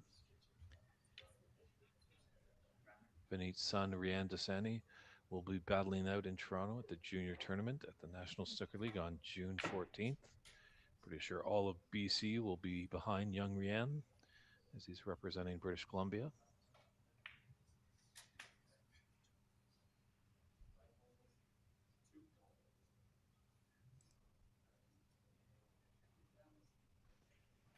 Well,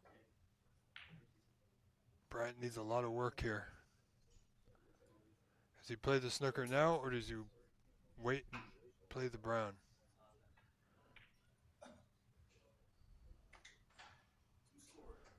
Well, that would be neither, unfortunately. Both players, Dave, have struggled with the what we would think is a straightforward roll up for the snooker. But 28 the difference, 25 on.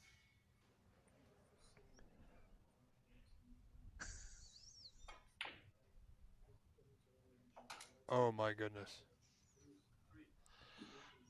A nice pot there.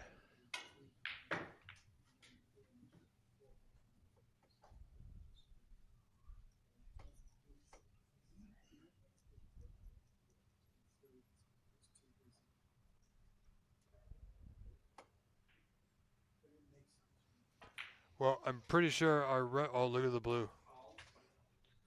Oh my goodness, can you believe it? Another strange occurrence in this match. Brown goes in, but Wow. then blue does, and both balls are going to come back up onto their spots. Well, as I was saying, Dave, right now Ernst is acting as a referee. Yes, he's volunteering his time here. Should he be refereeing in the knockout rounds, I'm pretty sure, especially for tomorrow, that he won't be wearing shorts. I could be wrong, No, but or flip flops for that matter. No, just Ernest is definitely a great stickler for the rules, so he knows how to present himself as a referee. I think he Yes. just had some downtime. It's not. We're in an area of Boulder where it's not much to go on. Now, what is he doing? Is he what? What's What? he playing the blue for?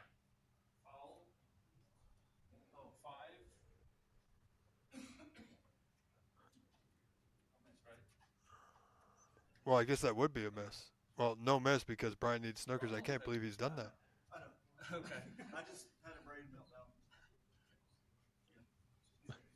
Oh boy. Yeah, this frame is. Oh, he's 31 down with 22 on. Well, I guess if it, Dave, we've seen it all, my friend. We certainly have it all. A double kiss there. Ryan might be in a bit of trouble here. The snooker is there. He just hold his cue ball there. Use blue as cover. And if he wants to get really into it, try and drag the white behind the blue.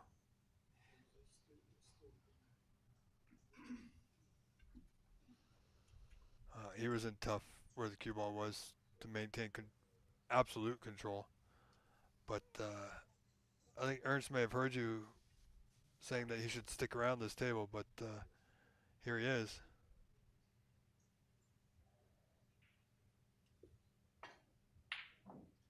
Oh boy. Do we see a handshake? I'm thinking it's coming.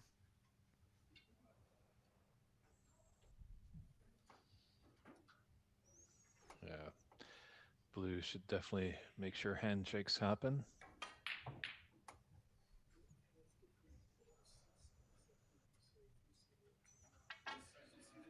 And there it is. Congratulations, Ryan Nolte defeats Brian McCreeless 2 frames to 1 after losing or dropping the first frame. It's stranger than a David Lynch film. What a match that was. So, Well, let's see. Dave, let me have a look around our room. Okay, we have nothing going on right now, Dave. So I think that was the last match of the group stages. Um, okay, stand by, everybody. I'll a quick run into the room and see when we are going to start up the knockout phase.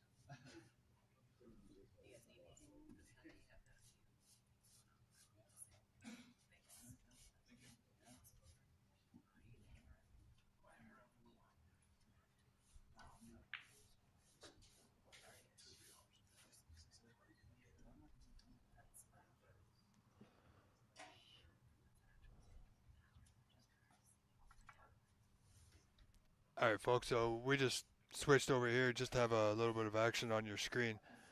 Not exactly sure if this is a match or not, or if it is, they're not using the proper score. It could be just a bit of practice between players. As you see, David Burns just walked in the room to find out when the knockout rounds will start.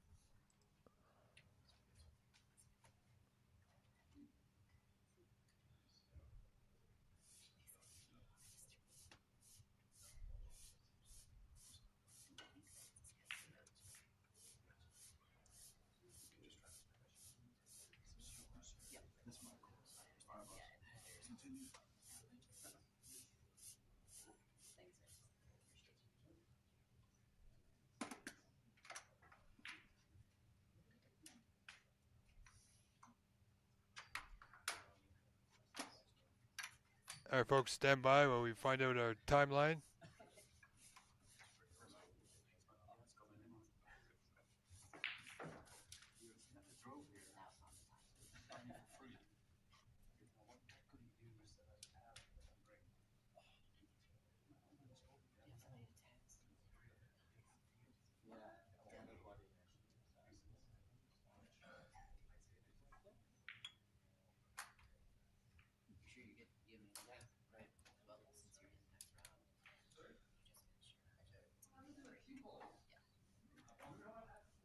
All right, while we're waiting, folks, we're going to go back to table 3. Not exactly sure what this is, or but we will use this as our break screen before the knockout rounds begin, as we wait to hear back from Mr. Bernie, as we just saw him talking with Ernst and Matt Herm.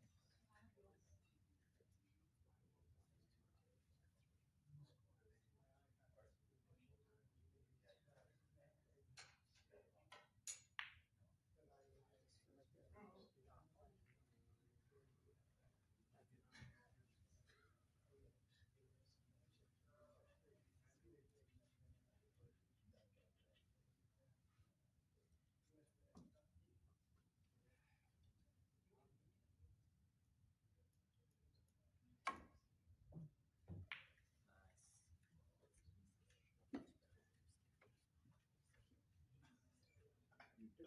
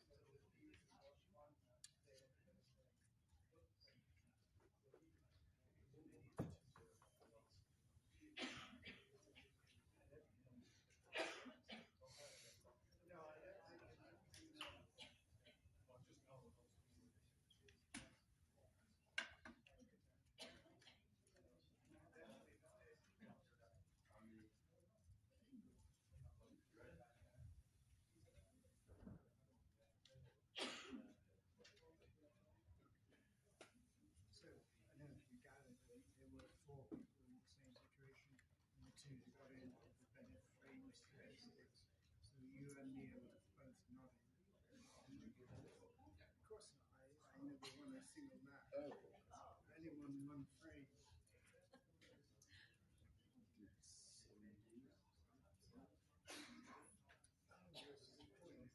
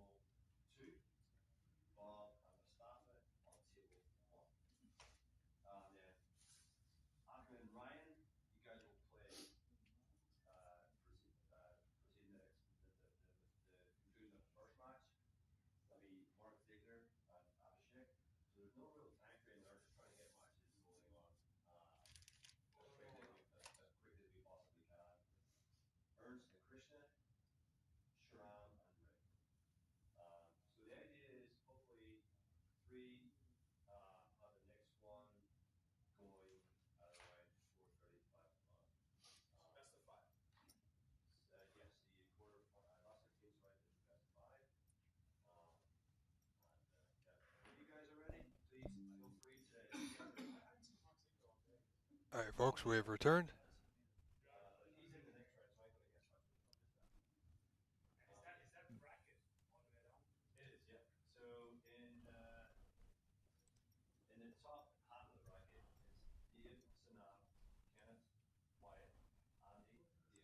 Bob Mustafa. The bottom half of the bracket is Ahmed, Ryan, Mark, Abhishek, Ernst, Krishna, Sharam, and Ray.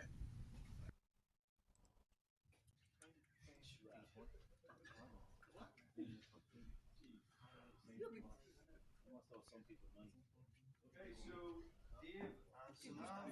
I don't know if you're in the top eight. Table 4. Kenneth and Wyatt. No, I don't. Table 3. Andy and David. Table 2. Bob and Mustafa. Table 1.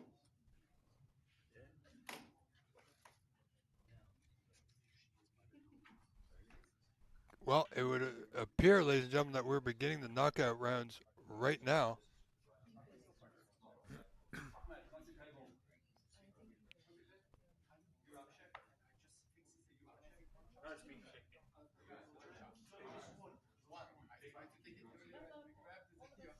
We see a lot of movement right now.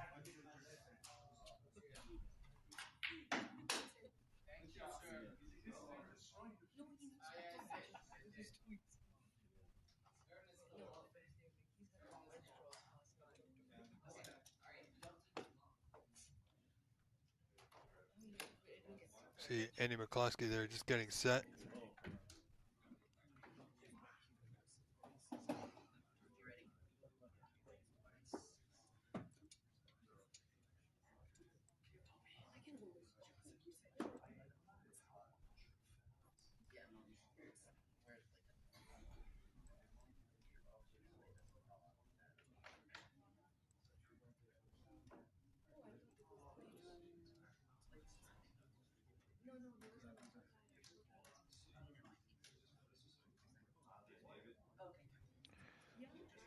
Hello there, everybody. Welcome So back. we will be getting started within about 5 minutes into the first round of the knockout phase. So this is your cue, everybody. Go grab that cool drink or a nice snack to eat on and get ready for the knockout phase of this Rurenka 2026 Colorado Snooker Open. And Dave, we are on live 2. So table 2, Andy McCloskey and David Hunt will begin there. Now, question, Dave. Are they scheduled? I know you said earlier they were scheduled to play or bring back the Final Four tomorrow. Is that still the case? That is still the game plan, as it's going to be kind of a roll off, roll on philosophy, as they're kind of saying, as Mark just announced to some of the players that are not in the first batch of matches. He said we will have a roll on, roll off. He gave the order to all the players, so some players might have a little bit more of a break than others. Right. So basically, for our viewers, if the schedule stays as it is, we're going to have 3 matches here, being the final 16, and only 4 tables. So the 4 tables will go twice, and then once more to get down to that final 4. Correct. And these are all best of 5 matches. That's right. So I guess they're going to see how. Has there been any talk, depending on how long these first 2 rounds or 2 matches go, if they bring back 4 or 8, if that was a possibility? no talk right now, but I think they will attack that when it needs to be. We should put a little.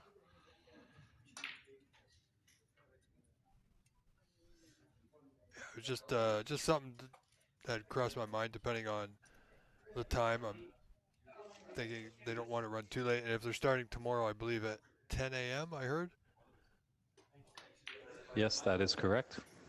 3 rounds since they've been playing all day today. To play 3 more matches today might be a little bit heavy, but since they got the time tomorrow to play that extra round tomorrow, it might be more beneficial to play that extra round tomorrow with the final 8 instead of final 4. But we'll have to play that by ear and see how things go. Yeah, that's in the hands of the tournament directors, Matt Herm and Mark Wilson, as the semis will be a best of 7 and the finals are a best of 9. So, still a lot of snooker to go before we crown the champion. And then, of course, ladies and gentlemen, don't forget to stick around after the final for the trophy presentation, which I'm sure there'll have to be a slight camera adjustment, of course, so that we can capture all that. Correct, David? Yeah, I believe that is the plan. Definitely will confirm that at the conclusion of the day. Talk to our tournament directors, Matt Herm and Mark Wilson, just to clarify what will happen at the conclusion of the final.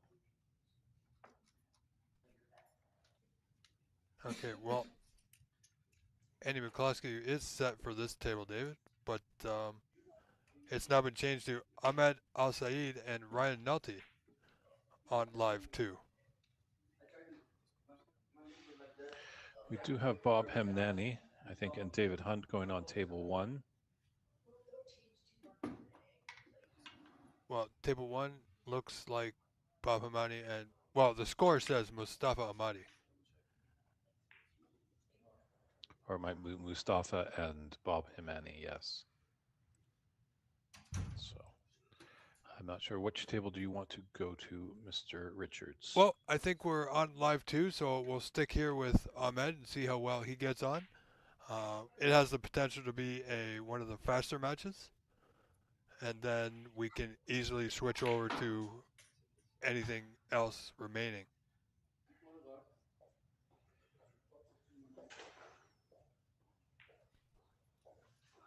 Hopefully, Ahmed and Ryan use the score.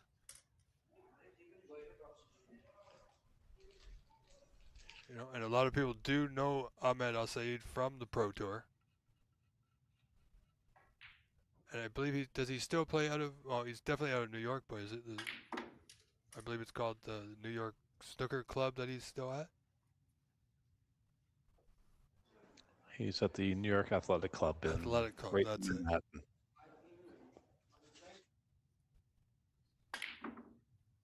That's a place I wouldn't mind dropping in one day.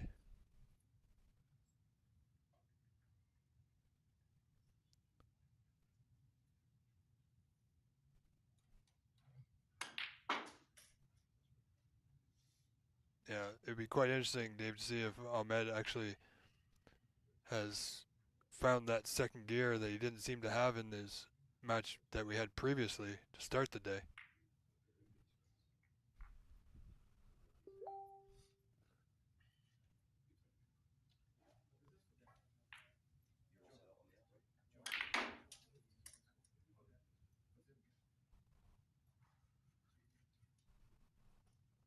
So we see Ahmed, ladies and gentlemen, just warming up. The match has not begun just yet.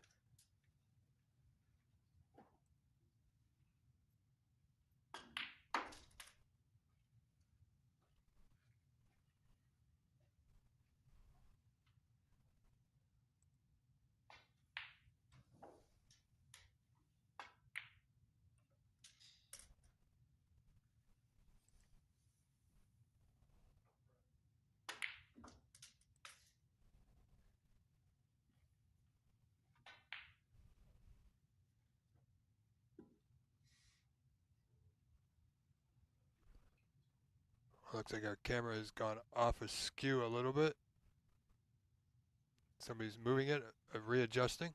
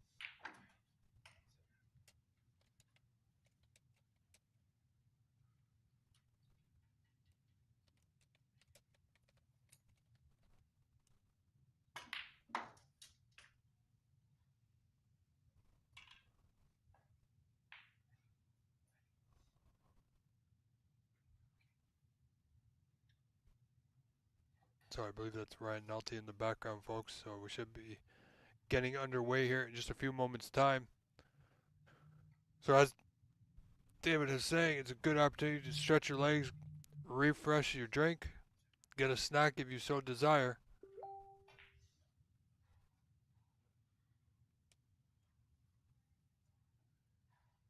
But I believe some matches are currently underway. We're just waiting for this one. Is that correct? Yeah, some have jumped into it right away. Looks like Hamad is taking advantage of the alighted practice time. I think each player has about 5 minutes before the match gets underway to have a little practice. Yeah, because some of them have been sitting around or not doing anything for quite some time.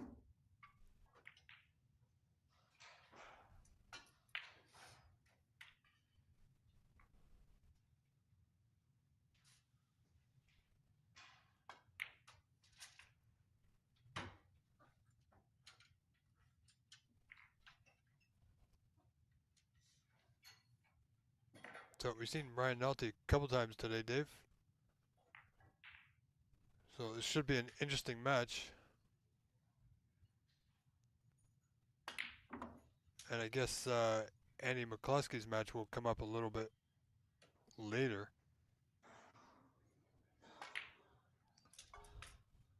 You just might have a new table assignment, so I'm not sure exactly what happened there, but yeah, Ryan, hopefully in that quick little turnaround he had on his last round robin match, maybe take a quick look at the rules, because obviously Ahmad knows them through and through, and we'll be calling those free balls. And so it was a wild one between Ryan Nolte and Brian McCreeless. Well, he's playing Ahmed, so who definitely is well aware of the rules, or should be. Now, however, now that it's the knockout round, is it still limited on the foul and miss? No, I believe it is unlimited until they get to the snooker's required stage. Unlimited. Excellent. That's something good to know.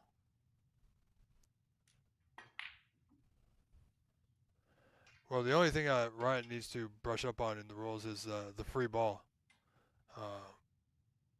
Because he had a free ball a couple times and didn't take it, ended up putting the ball back. And it would have been more beneficial for him to actually take that free ball if he was aware of it.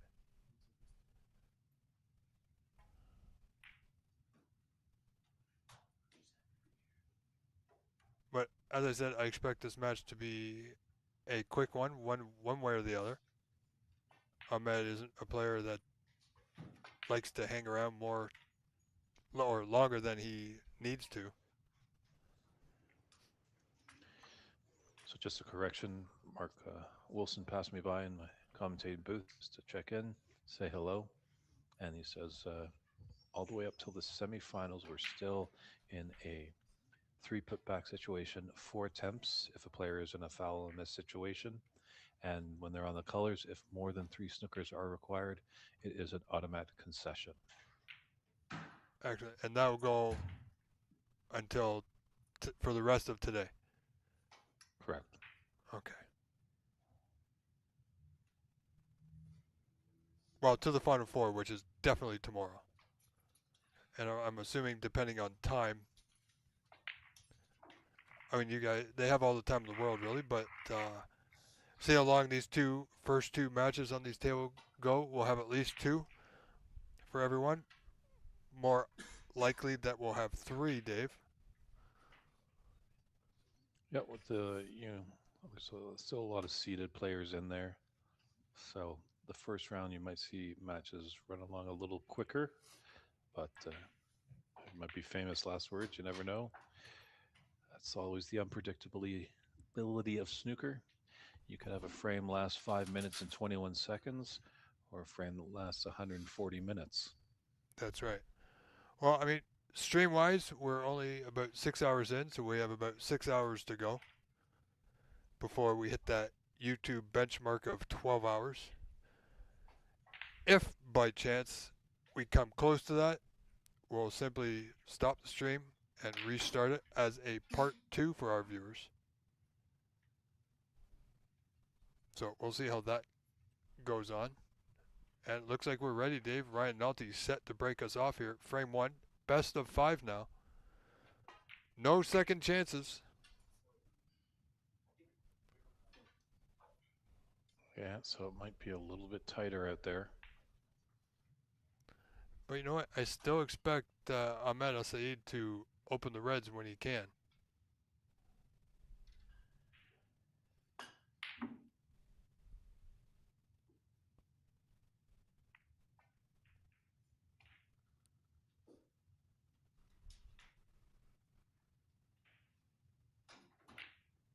Yeah, Ryan was definitely gifting Brian some chances in his round robin match.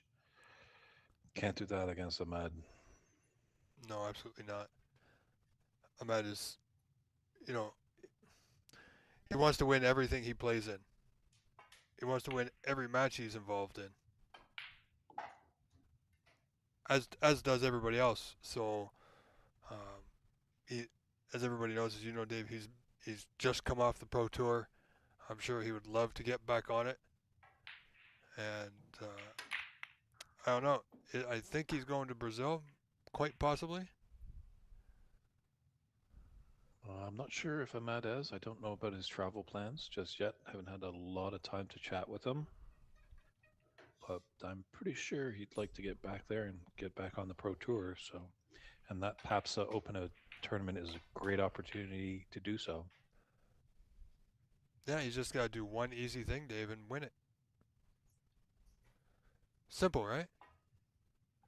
Mm-hmm. But he's going to be in tough. There are some very skilled Brazilians down there. Oh, yes.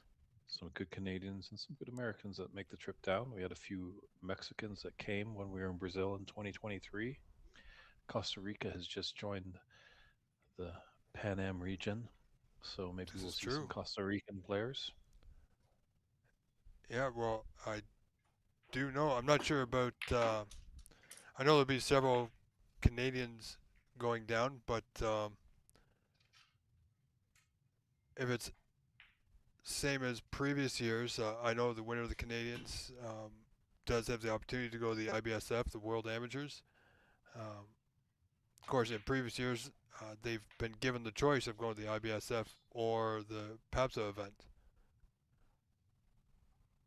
So we'll see how that plays out.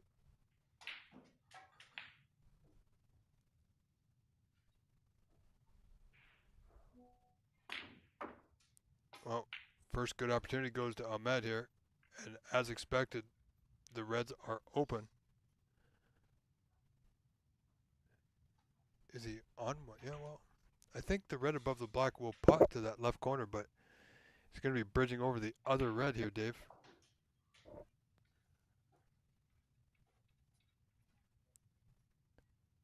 So it's going to be, looks like red to right center. Can he get to left center? Wow. Yeah, he's in a tough position no matter which red he looks at here.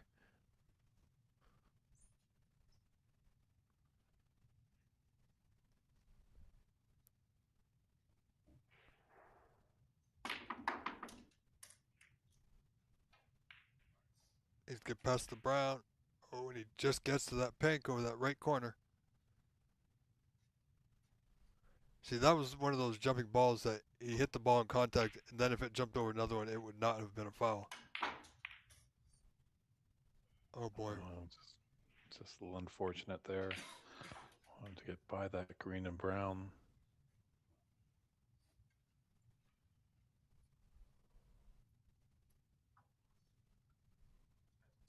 Does it spot? Oh, I think it does. No, does not. Goes on the blue.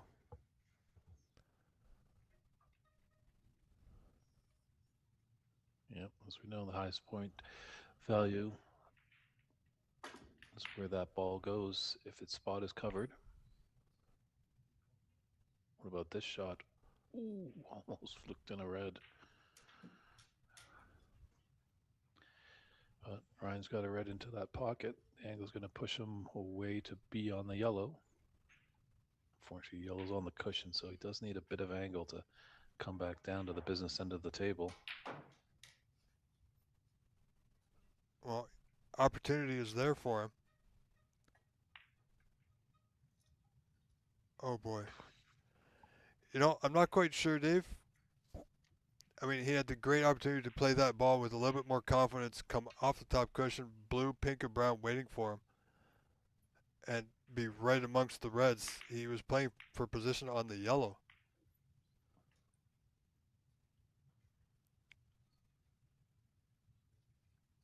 But he's, well, may have a red in the left middle if it gets past those two reds together.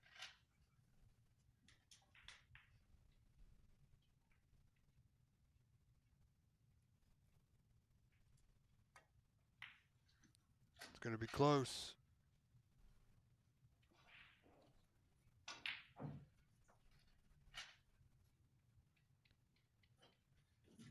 Yeah, Ryan just might be struggling with a little fatigue. It was a wild match that he was involved with. Ahmad has had a bit of a rest. Yeah, not a lot of rest time for Ryan, that's for sure. But it was clear. He made it clear that he was good to go. And some players are like that, Dave. They just want to keep playing. They don't want to take a rest, not even for a minute.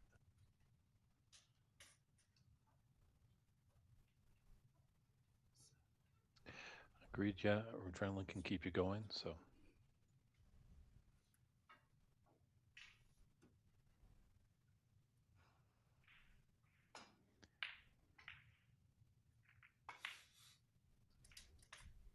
We are live on the NSL TV and DT Sports YouTube channel. We've got an active chat, so feel free to chime in with your comments, concerns, support for either of these players. If you want to let us know where you're tuning in from. It's great to see snooker in Colorado. But this great sport reaches all corners of the earth.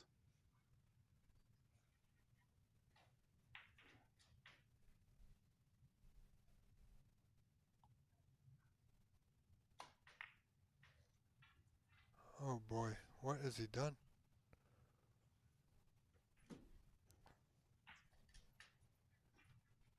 Yeah, I think I'm at a bit of a loss the way Ahmed's been playing today, to be quite honest.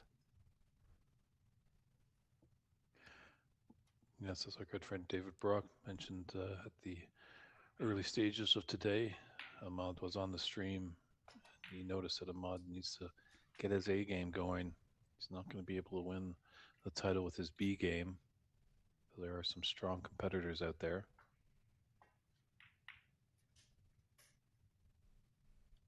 Wow, decent pot. Our good friend Cliff Thorburn always said everybody can win with their A game, but can you win with your B game? That's right. It seems like Ahmad is just screeching over, but he hasn't really been challenged that much. No disrespect to his opponents. Well, that's what I was saying earlier. Even though pretty much, like you said, he hasn't been challenged. He's been playing a little bit easy, where he should be looking at each opponent as if they were the top player in the event. Playing, say, Ryan as hard as he would play anybody else, but it could, David, could just be that his A game is just not there and he hasn't found that second gear. And he's just been falling over the line because his opponents have just been giving him that opportunity after opportunity. So it would be nice to see him run into a player where he is going to be challenged.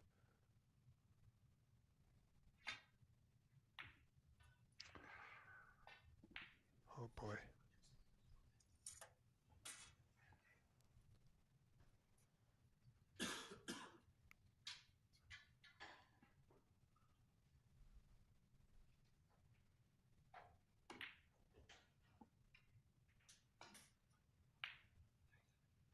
Oh, decent putt there from Ahmed. He's run on a little bit too far. He might, well, it's a thin blue back cut into the right middle, Dave, but could take it into the top right corner as well.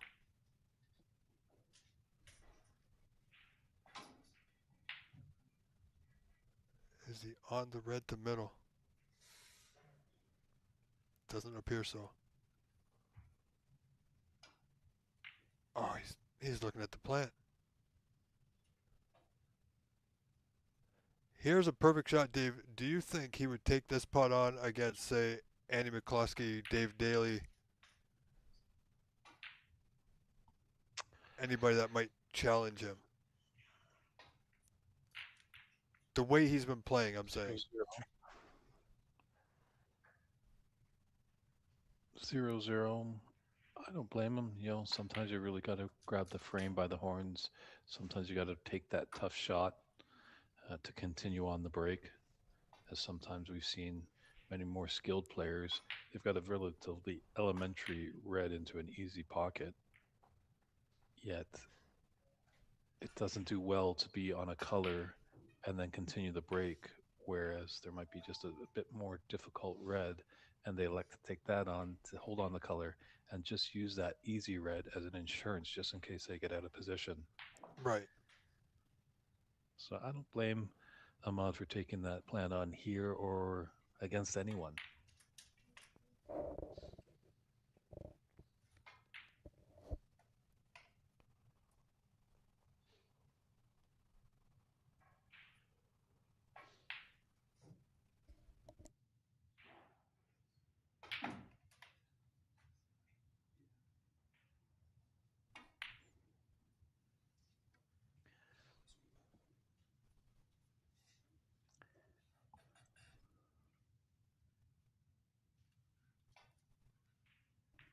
But Ahmad has been back in North America a couple of years, so he's probably fully aware that there's not a high level of players that will win a frame in one visit. So just going back to your question, maybe he might hold off when he was over on the Pro Tour about that plant. Mm-hmm. But it's also how you're feeling. Yeah, very true. Very When true. you get a string of that's what sometimes you really got to keep in check your ego in the sport. You're on a run, you're scoring high, and you're feeling very confident. And sometimes you take that really risky red when you know you shouldn't. You should run and hide, but adrenaline, ego comes into play. You're like, I can make that. I'm making lots of shots. Yeah, you feel like you're almost invincible, that you can't miss no matter what you do. True. And sometimes you're right, and sometimes it works out. Other times it comes back to bite you in the behind. But Ahmed now 31 in front, 39 to 8. And what is going to be, or could be, a quick opening frame here.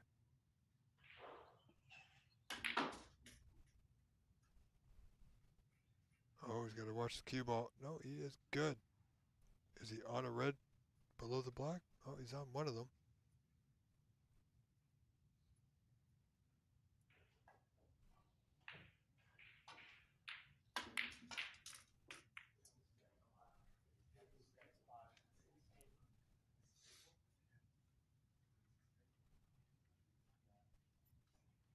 Yeah, I think he's looks like he's got the pathway for this brown. He's gonna have to run through it to be on that red just below the pink.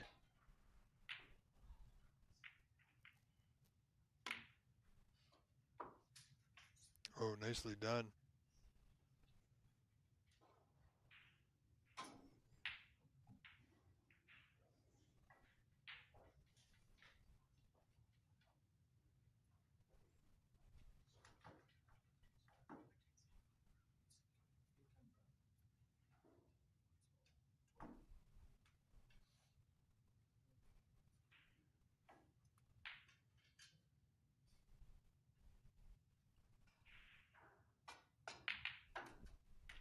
could be good for Ahmed here. Oh boy. Yeah, it's just a bit high on the red, just make it a little bit more difficult, but still pretty good, commanding 42 frame advantage. But 67 on the table, so Ryan's definitely not out of it.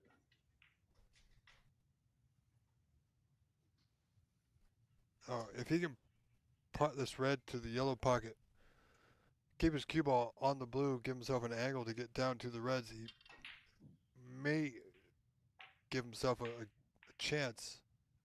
But this red's got to go.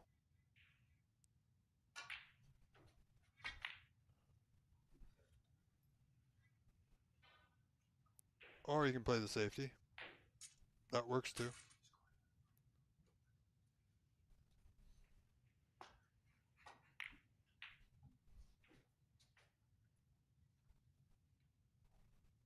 Oh, this red traveled close to that right corner. Even if Ryan goes for this, which I don't think he is, but he's taking on the long pot.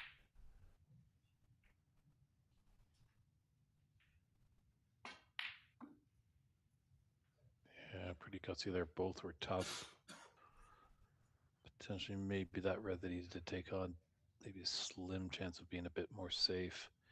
As that red on the right side, it's a thin cut, and if he was to miss, he might cannon into red, green, black, that little cluster right there. So he's giving Ahmad a mid-range red.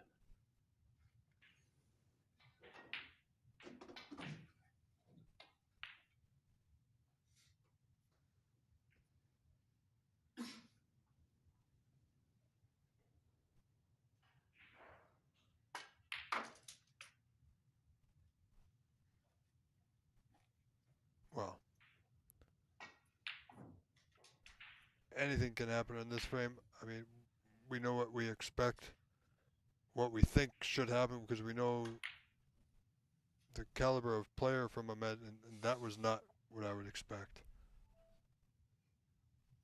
Oh boy. It seems almost like he's rushing some pots that he feels are just too easy. Yeah, you can't take anything for granted.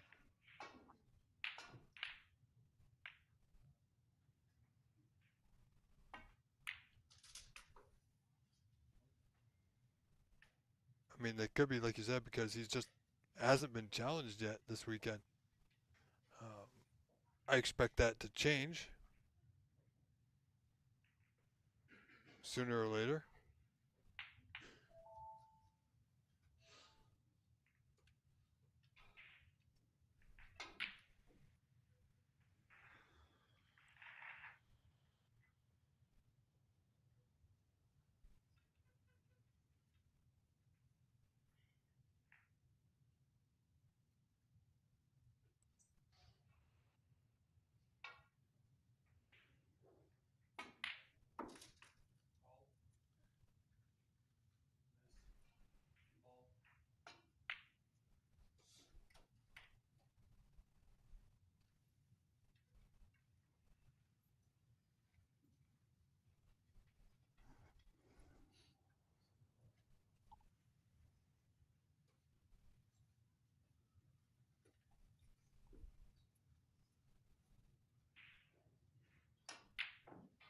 He's giving himself a chance here, Ryan has.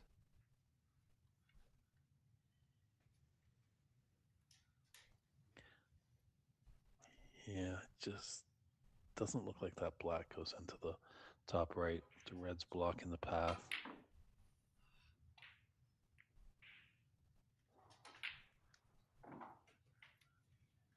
Yeah, well, this red goes to left middle.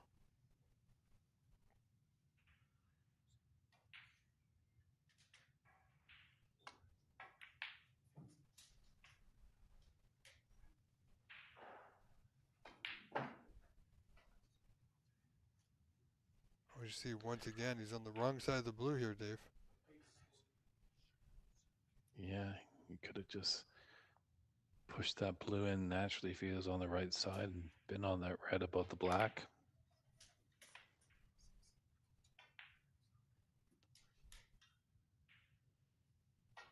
Oh wow, White just seemed to carry there. He may have snookered himself, Dave. Yeah, it looks like he's just having a tough time just judging the pace of the table.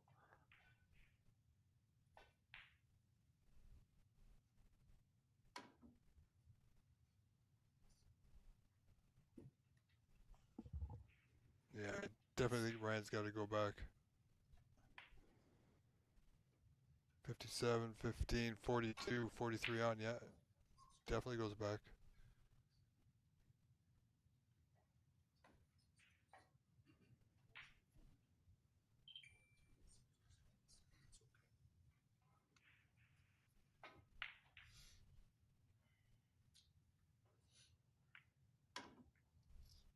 Oh, and he's done it again. My word.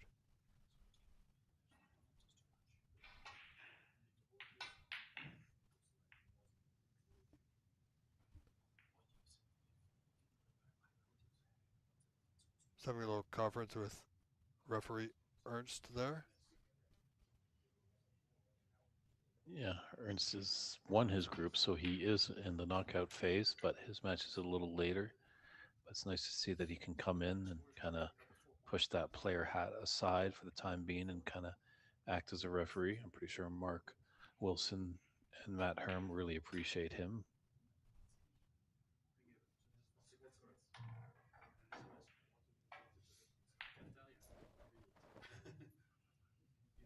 a miss. So you can put it back. You don't have to,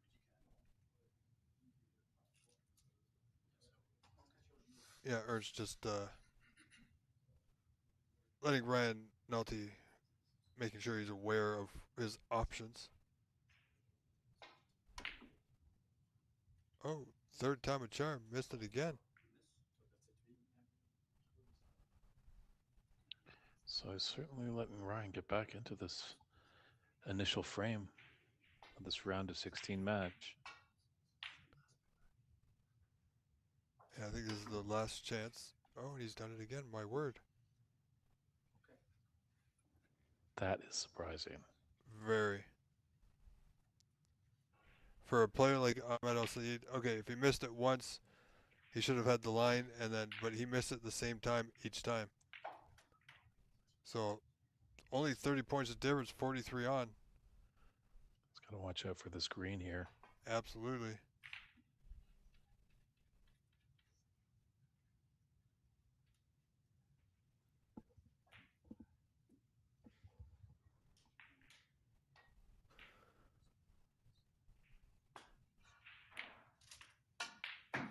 Well, after those 4 straight misses, that long pot's going to make Ahmad feel pretty good. Gives him that 31-point lead. Frame ball, essentially, this blue. Nicely on the final red. Got a pathway to the top right corner pocket. Can run through, come off the cushion, and be on the black. And I believe this red and black, well, let me rephrase that. Red and black would have got him over that 40-point mark.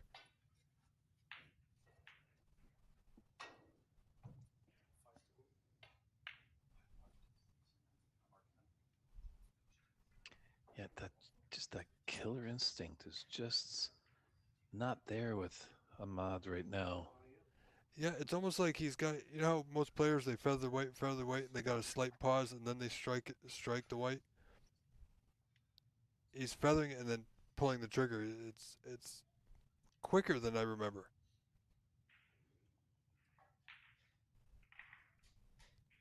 Good observation. We'll have to take a look at that when Ahmad is back at the table.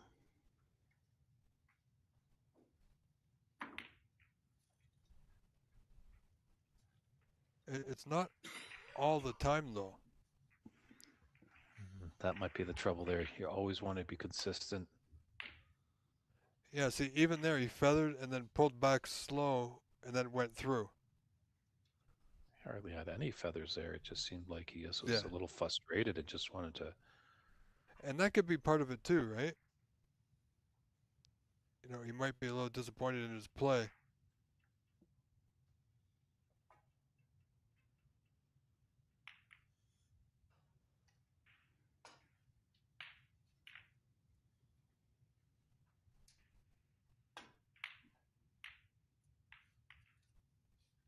See, very few feathers, very little pause. I'm not seeing any feather. Maybe just a Like slight half. little. Yes. I'm being generous.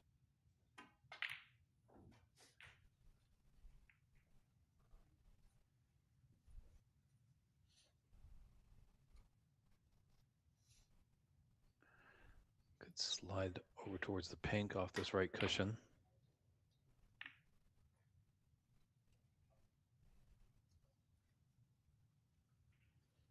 It just doesn't seem like Ahmad's having fun right now. He's just got to change the mindset. You got to find that happy place.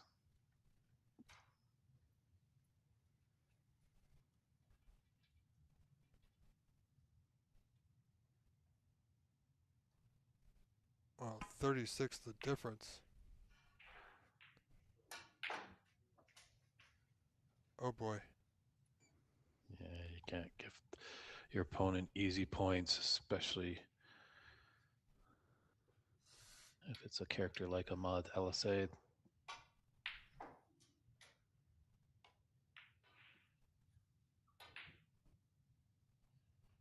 Oh my goodness. I don't think he played the snooker deep but didn't get him. I don't think. I mean, yeah, he's got a 40-point lead, 35 on. 2 snookers required, but if Ahmed pots the red, then the frame is his.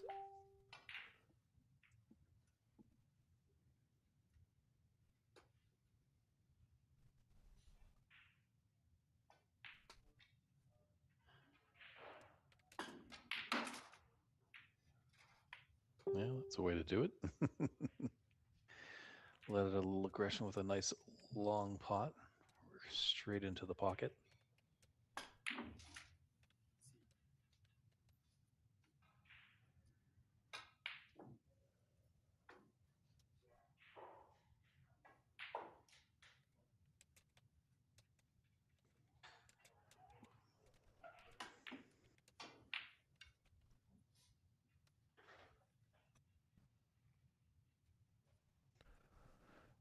Sorry, Dave, just fielding a online text about the Canadian seniors stream.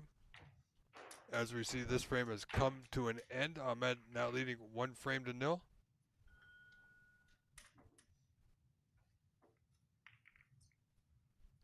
Yeah, let's see what Ryan can do. Frame 2, obviously he's up against a big opponent. Ahmad, I think, definitely can't get ahead of himself. Knows he's got potentially a weaker opponent, but still has to keep focused, drive, and just hone that killer instinct. Don't even give your opponent a whiff That's of right. hope.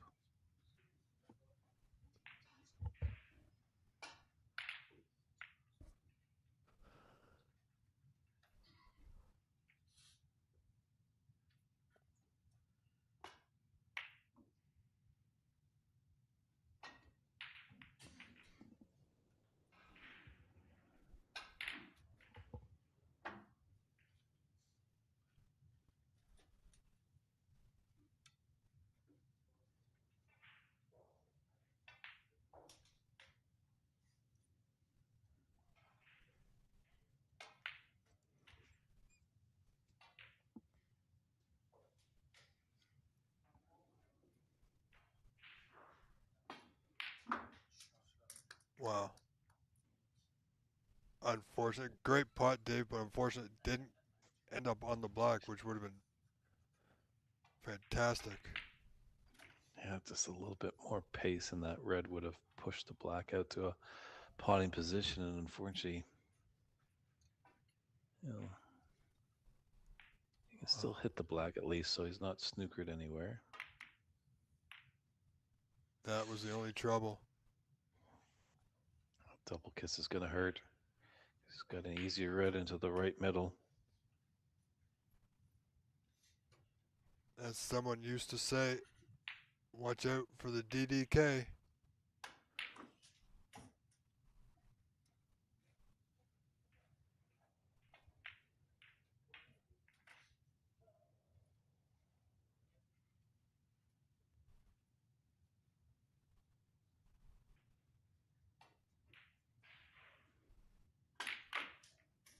Oh, right side of the blue. Wow. He did want to open up those reds, but unfortunately, a red found the bottom of a pocket. I like the aggressive nature of that shot by Hamad, but just so unlucky that that red went in there. He looks to the heavens there, asking, "Why? Why me?"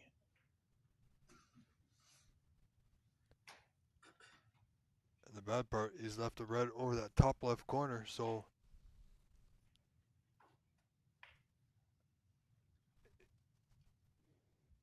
that's just bad luck. I mean, he hit the puck well, got a good spread, but he's going to get another chance here, Dave.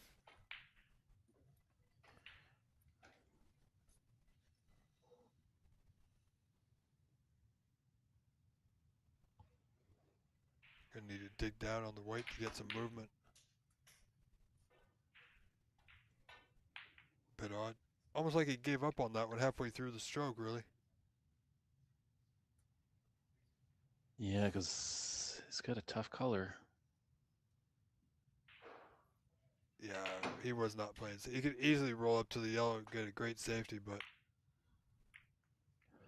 that blue into the middle was, I thought he was taking it into the corner. The middle was a lot more ambitious. You know, I think he feels like he's not in any danger of losing this match. Because it doesn't matter if he wins the match 3-1, 3-2, or 3-0. He'll be moving on. So he just wants to get it done and over with, I feel.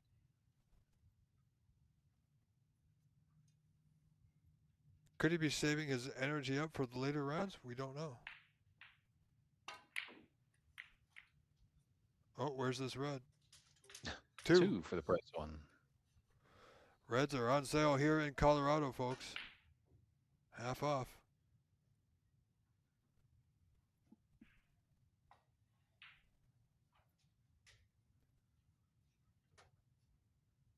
Yeah, for a minute there, I thought Ryan was going to stretch that one out for the blue. Not a good thing. First time when I picked up a cue, started hitting some balls, I remember an older gentleman telling me, whatever you do, don't stretch. And that has just gone really bad for Ryan. Either that to pull up or be a bit more aggressive and open up those reds and pink there. Not sure if it's a touching ball. Pretty sure both players would agree if it was. Oh boy.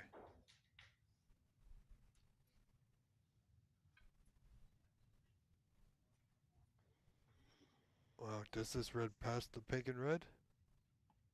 I think there is a gap for it and also passes that open red on the right sides.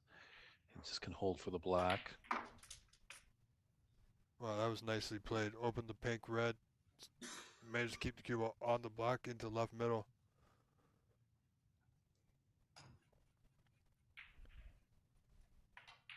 So now he's got to get into it. He's got a good opportunity, some good open reds.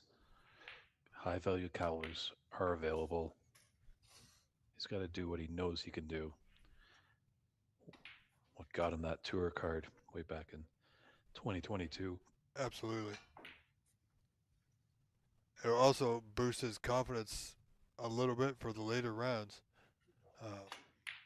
There's no doubt he's favored in this match, Dave, so I'm not taking anything away from his opponent, Ryan.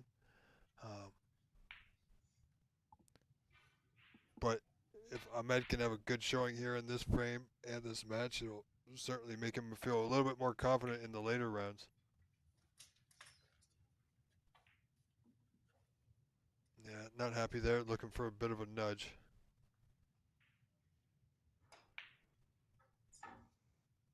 But you know what? He's still got the pot on, and he's still at the table. Just needs to be a little bit more mindful of his cue ball here. Speaking of cue ball. Oh, boy.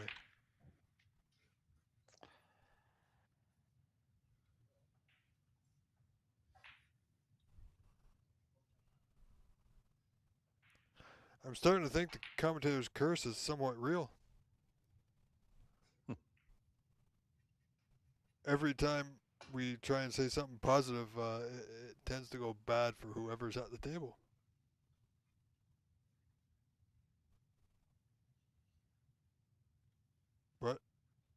snooker and commentary is not something you can script, so because we never know what's going to happen, right, Dave? No, we're calling the action as we see it. Yeah, sometimes we believe things can happen. And boy, would have Jack Karam felt horrible if Cliff had missed that final black after a good luck mate comment was made back in Yes. 1983.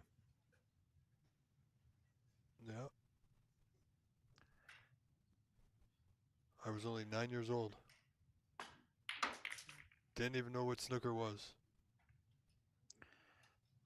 You might be able to let me know because actually, at that Wu Yiza Mark Allen match, Yeah. I was in the theater with my camera. I was set down on that final black, ready to get some nice reaction from Mark as he buried that black and Oh pumped that boy. fist, but he missed. So I wasn't sure what the commentators were saying at that time, leading up to the shot. I'd like to tell you, but we were watching that at the club here in Mississauga, Monte Carlo. We didn't have audio, but I mean, we did turn it on after the fact, and the commentators were shocked, surprised. Um, they didn't really know what to say. The words escaped them.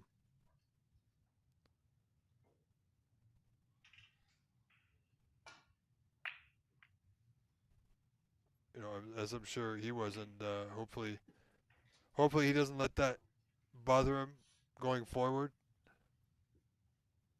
However, I do feel if he had putted that black and got into the final, he would have been a hard man to beat.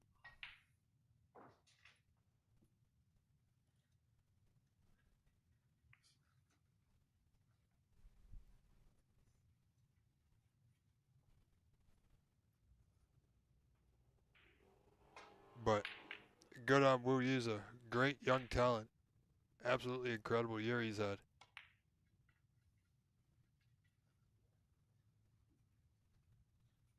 Oh, Was Ahmad aware of the red that's on the top cushion? I think so. I'm quite sure he is. Yes.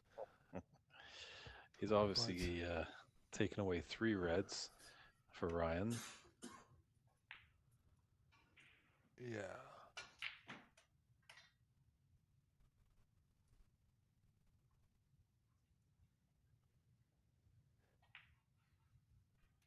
Of course, Ryan's got to be careful with his cue ball, or cue rather.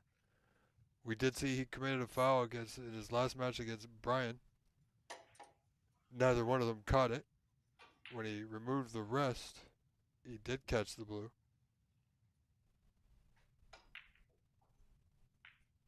But he's got to know now that Ahmed will catch it and call it. What is going on with this today, Dave?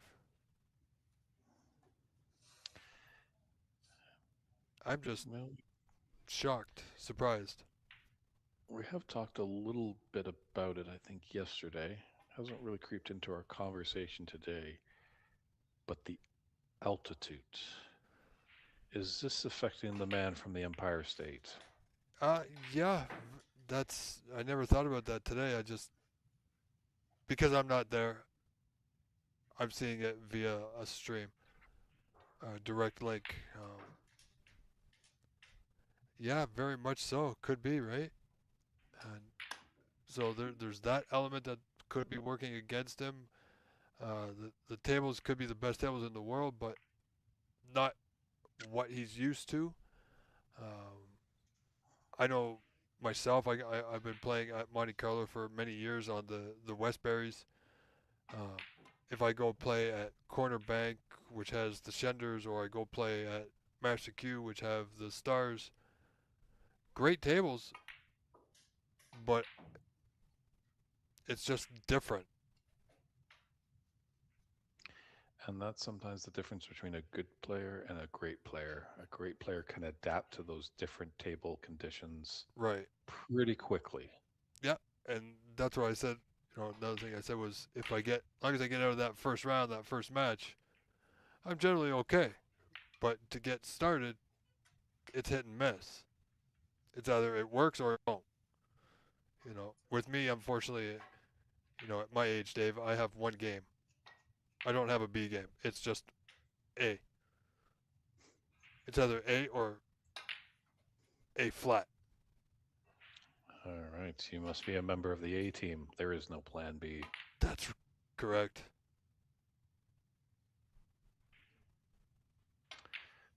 This is going to bounce up to leave it into the right middle for Ahmad.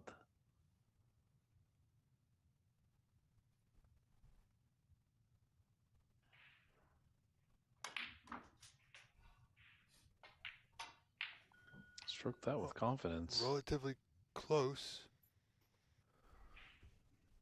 Close frame, that is. 2 points separate him. Ahmad in the lead, of course. Might see him turn up the dial, but he's, well, didn't that Nice work out? kiss off that green there.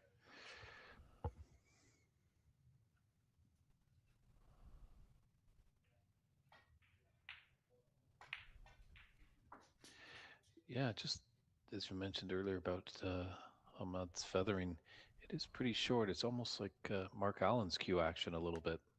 Yeah.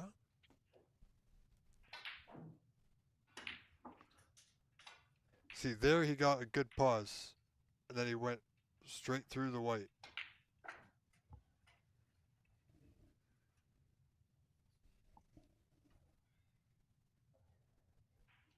It's kind of funny. I can notice these things in other players, but it's hard to diagnose on your own game. True. Always not a bad idea. Maybe set up a little video camera in that room and videotape yourself because it's tough when you're just in your head and that camera adds as a different viewpoint, kind of an outer body view, shall we say. That's right. I'd be quite interested in having a match and recording it and then commentating on it after to see exactly what I would say about myself. I think I might be too critical of myself, though, Dave. It would be fun.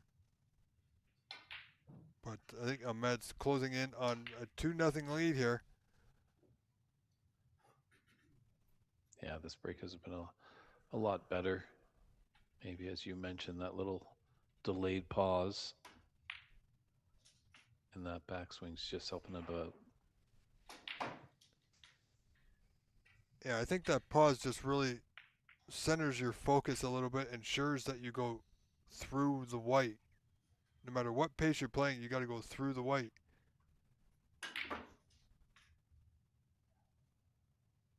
Well, he got the pace, but a little jab.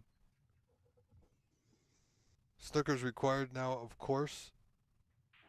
26 in front, Ahmed Ali leads, 51-25.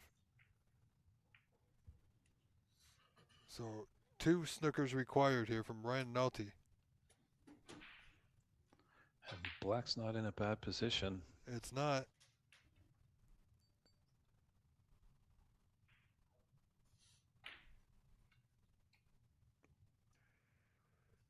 Well, he's in tough to get the white there from this spot. I mean, it's possible, but he's going to need to overcut the blue to the right cushion with a lot of side to come off like 3 cushions.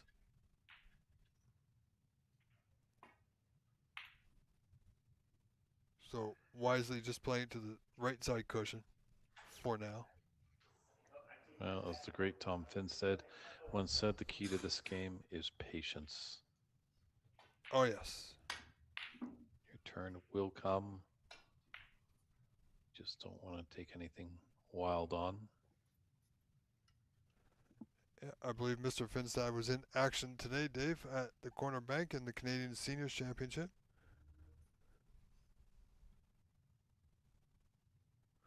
Of which we wish everybody good luck, good play. Yeah, just a smart safety shot there, not forcing the issue. However, Ahmed may be able to come cushion first, knock into that blue and get behind the black. Double. Just cross double it. No, just you know. This is what I It's call quite- freewheeling a little bit.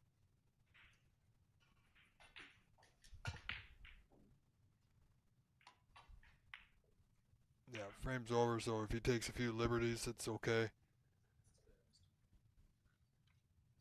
And frame conceded, of course, so it's Ryan Nolte trailing Ahmed Al Saeed now 2 frames to nil with 3 to play.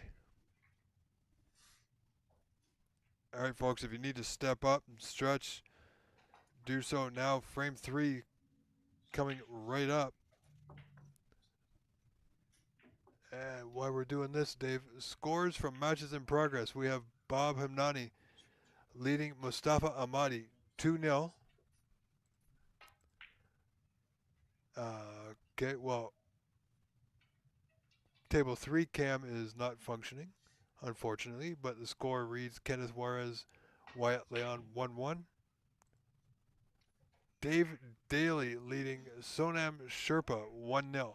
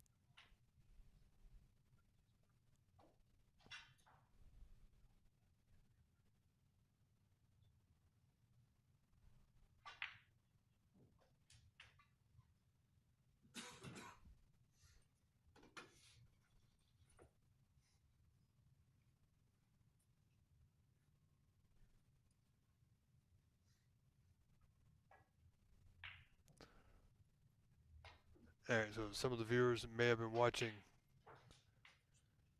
Cam 3 over on the DT Sports channel, may have tuned back into us, and if they have, just like to let you all know that Cam 3 is down momentarily. We are on top of it, trying to get it back up and running. Organizer Mark Wilson is a busy man at the moment, so as soon as he can, it will come back up. If not, then we have plenty other tables and matches to go through.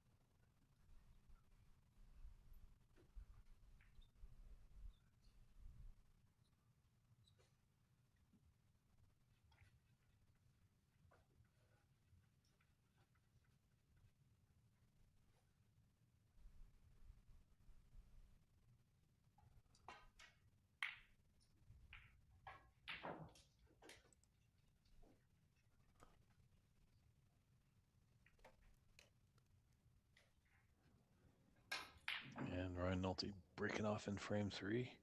He's up against it. So hopefully he can start to produce the goods.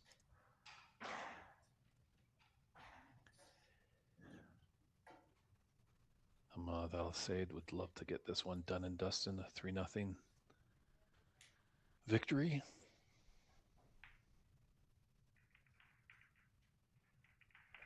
Yeah, Ahmed's looking for a quick match win here in this frame.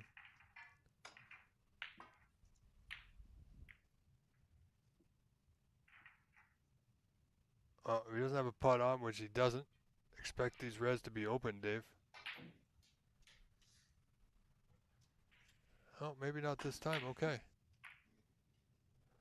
Well, he's still got some reds Wow. open, but yeah, kind of surprising, Obviously, I think Ahmad's got to know that he's the stronger player here, and it would bode a great advantage for him to open up those reds a bit more so he could get in first and make a substantial break.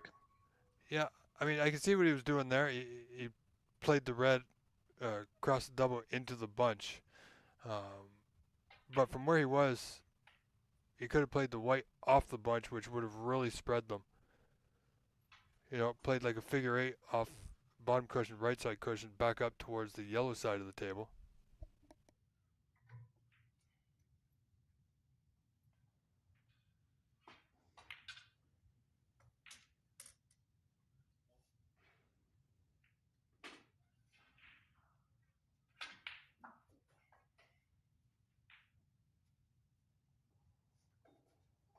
Does he have any kind of angle on the screen?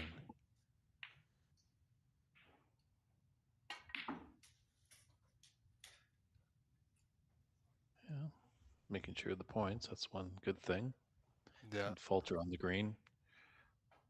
Oh, this is definitely a tricky red.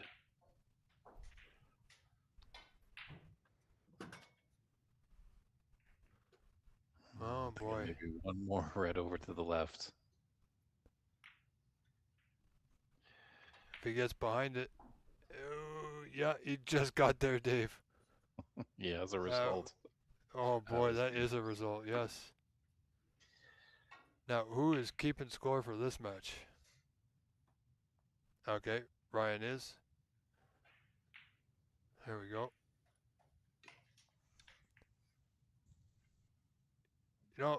There is a gentleman sitting next to the table. Perhaps, if asked, he would greatly volunteer to keep score.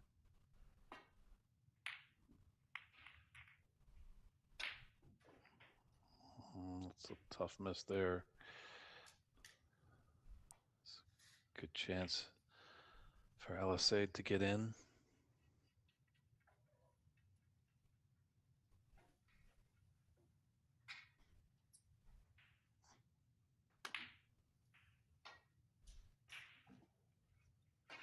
What's he done? That's kind of like the cue ball just died.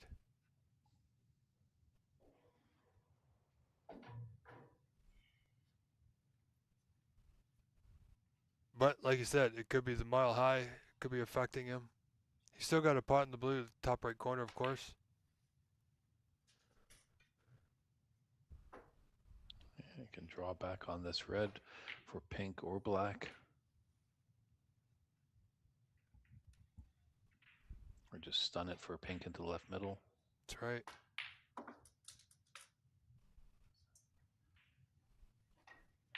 Now, the question is, does he have the angle to run it through for one of the open reds, Dave?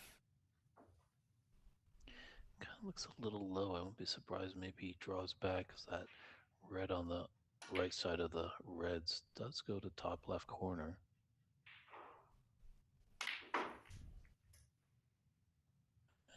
Oh, he's really asking for a lot off of that one. True. How's his luck?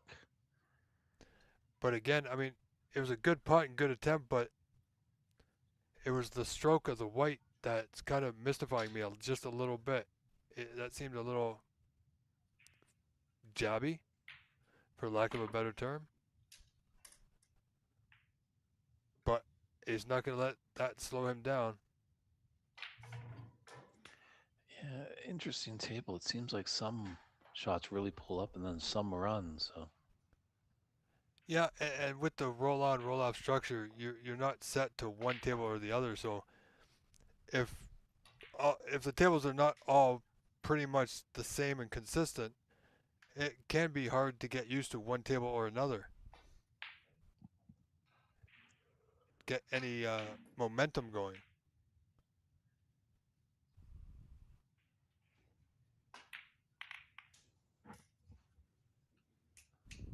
yeah, it's interesting that the World Championships in Sheffield, England, that if you're on table 2 at the beginning of the tournament, you stay on that table until the semifinals because then it's the one table setup.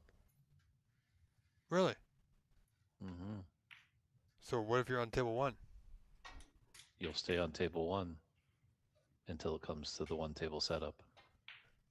That's good to know.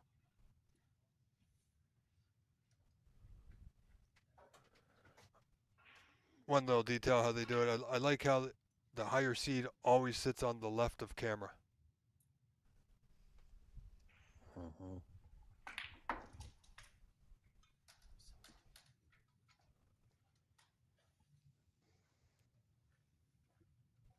Sorry, one of my four-legged co-commentators has joined me in my home booth here.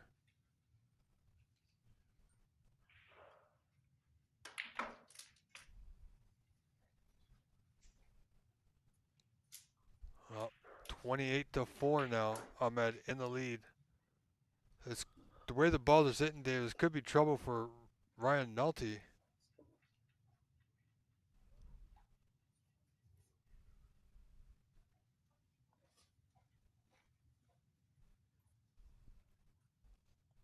And does he skid by and trying to play for that red that's open on the right side? Or even go further up table, the red below the green? Or just go into the reds? Oh, wow. Gone in the reds, and he's okay. He's got a red to right middle. And look where that pink has ended up. A very safety net just in case he doesn't get position on the black.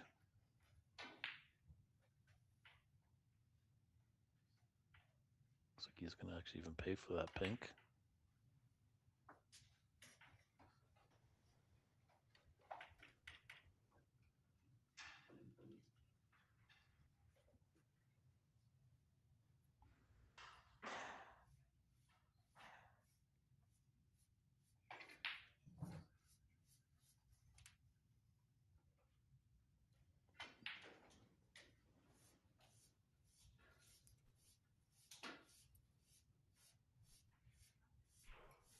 Yeah, Ahmed,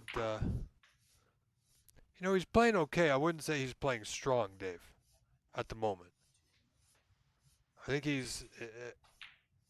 I think okay. I think it's now come to me. It's almost like he's in search of something. He just hasn't quite found it yet. But because he is a fantastic player, and like you said before, he hasn't been challenged, he's getting through all these preliminary matches. But Dave, after the matches are done for the day, do the players have access to this room to play and practice?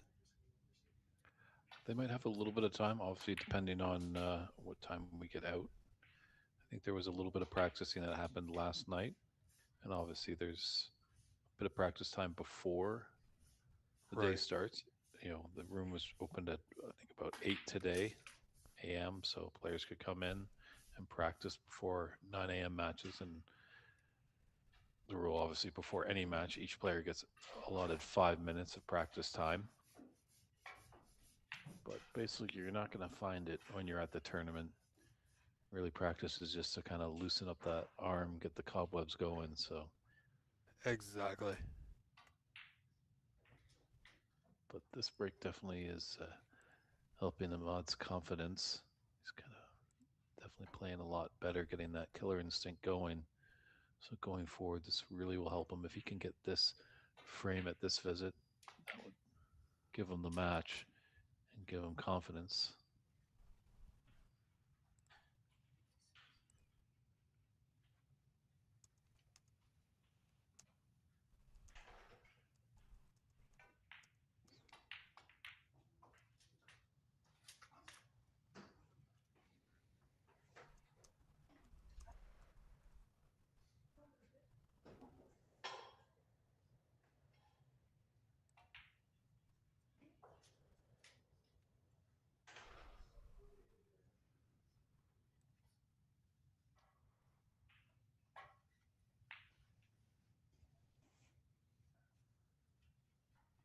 Yeah, he might be able to take this black and just stun into the pink and hold for that red right of the pink.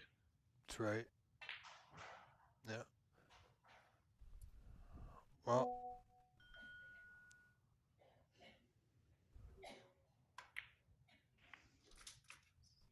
Well done. Nicely done.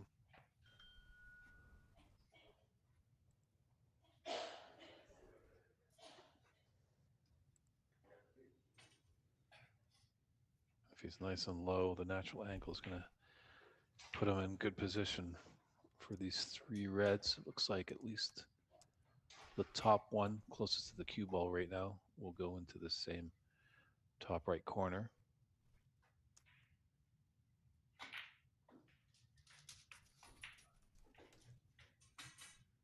Well, we can draw it back here.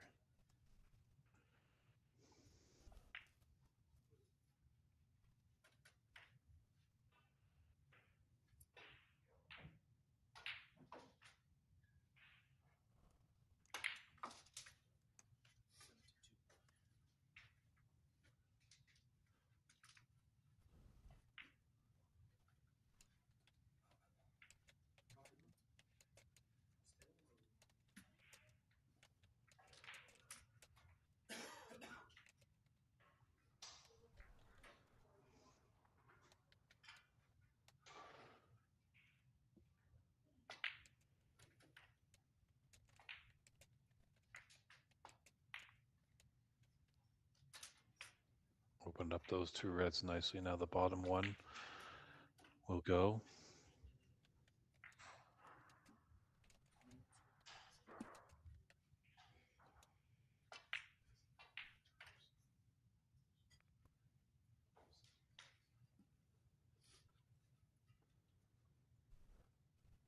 Yeah, well, this frame is, as they say, done and dusted, 73 to 4 in front.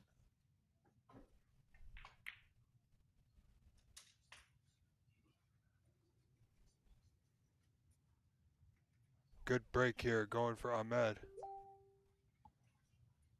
Yeah, this is vintage stuff from him. This is what we know he can do.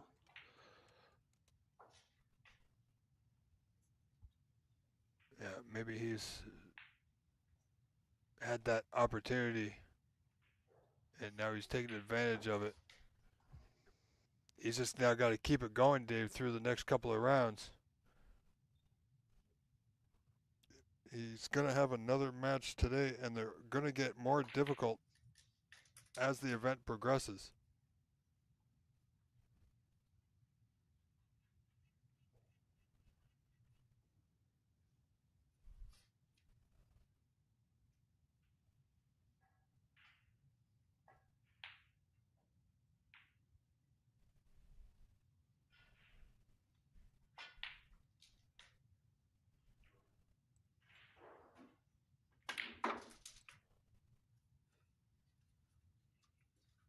It looks like our friend Andy McCloskey, his match is complete. And Dave Daly is on the verge of a 3-0 victory, leading 77 to 8 with one red remaining. And it's just been conceded, of course.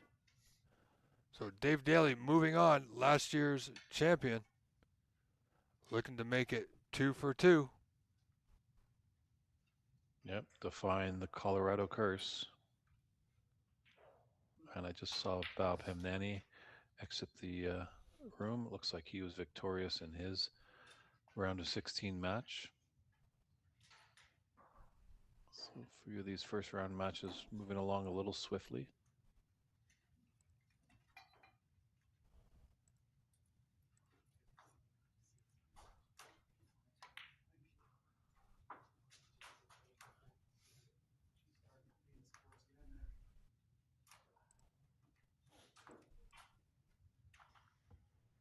Now the century I think is definitely on for Ahmad, but that last red can be tricky. Yeah, I know the break says 93, but I don't believe that is completely correct. It'd be pretty tough to have a break of 93 and your scoreline says 89. Yeah, exactly. Break of 100, he's got 96 scored, so he's close, but not quite that much. Yeah. Must Yep. be the altitude in here. But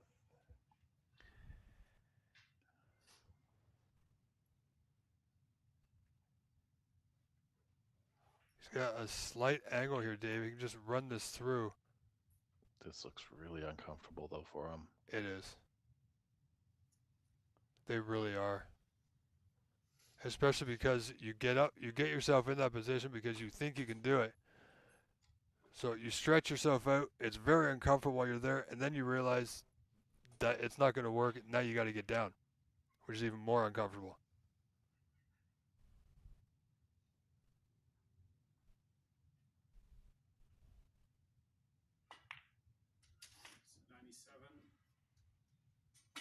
'97. 97. Okay, so we heard Ernst call it 97.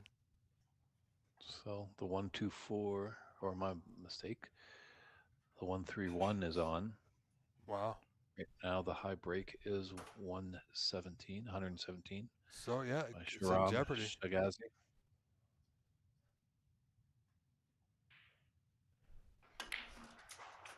Nicely done. Even I have to applaud that, Dave. So 1-3-1 is on, and it should be straightforward from here. 106. You can tell this is Ahmed Ali Al Saeed, ladies and gentlemen. This is his focus, his concentration.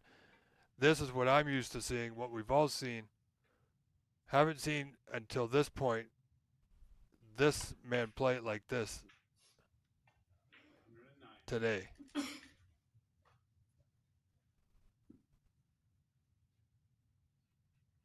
Always the big shot of the run out. Brown to blue. Yeah, I think you. everything is stopped in the room actually.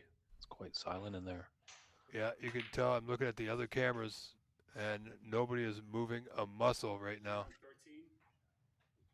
13. And that's why you hear Ernst pronouncing in a clear, loud voice. Yeah, there's no movement from anywhere. Of course, camera 3 I can't tell because it's not working, but 118. Okay, got a bit of work to do with this pink Well- to get on the black. he's got the high break though. 118.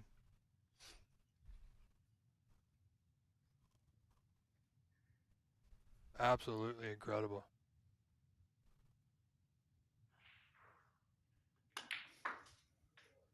Come on. 24. It's going to be Look at close, this. Dave. Yeah, Alisade definitely likes to show some emotion. A little fist Now, bump does he to the cinch it? black. 1-3-1. And he's got it there. There he goes. He gives a shout out to everyone back in New York. A great 1-3-1 to close out Wow. this frame and match. Ahmad Alisade. Very 3-0 impressive. over Ryan McNulty. So it's going to be a tall order to break that for the high break, but hey, anything is possible. And there goes Dave Daly coming over, congratulating him on a great break. And we'll catch Wow. our breath a little bit here and then get right back to some great round of 16 matches here at the 2026 Colorado Snooker Open. All right, ladies and gentlemen, we are going to leave it right here for the time being. There'll be another match coming right up. I am going to step aside for a brief moment just to give my legs a bit of a stretch while they reset the table, and stay with us, and we'll be right back.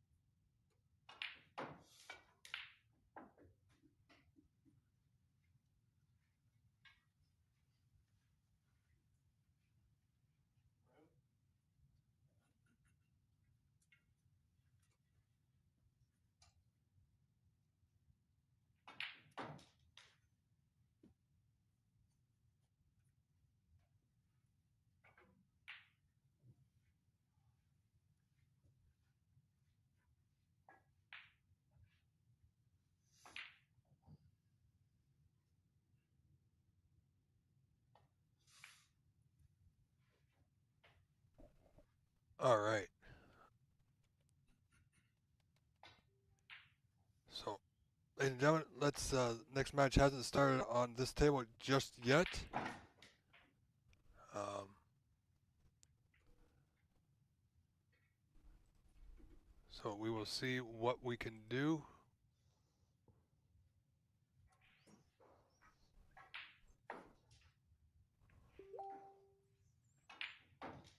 All right, ladies and gentlemen. So we're going to switch over to camera 1.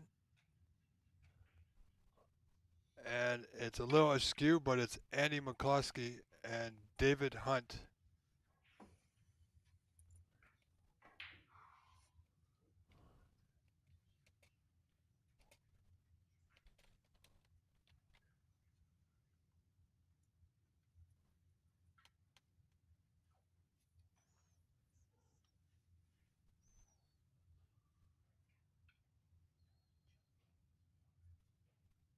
So it's Andy McCloskey in the lead this first frame, 17-7, 10 points in front. David Hunt at the table. Gets the unintentional plant. He'll take it. Ends up nicely on the brown in the bulk end.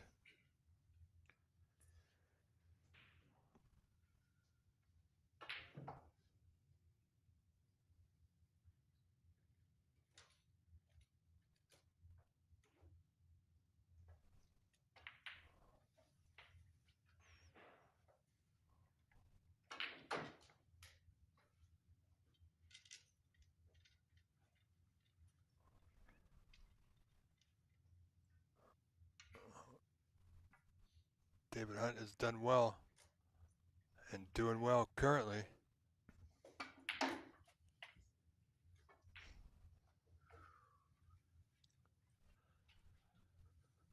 In position, possibly overdrew it as he would have been better off playing on the pink or brown. He's still okay. You know, Yeah, David comes all the way from Virginia, so yeah, made a long trek to come over here. And he just had to come over the Rocky Mountains as he finds home in Sacramento. bit of a hike as it were.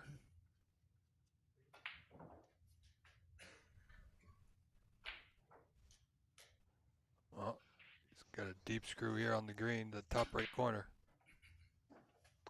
Oh, no, he played 2 on the side, Dave. Obviously, I raising the just- hand to acknowledge the fluke. As you can see, not really on a red, so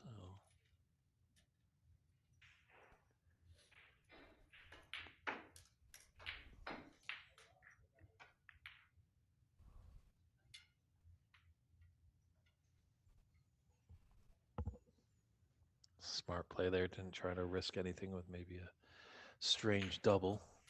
Yeah, I mean, it was a possibility, but it's first frame. No reason to push out the boat too far just yet. I mean, even if he made the double, it's hard to see where his position would have come from.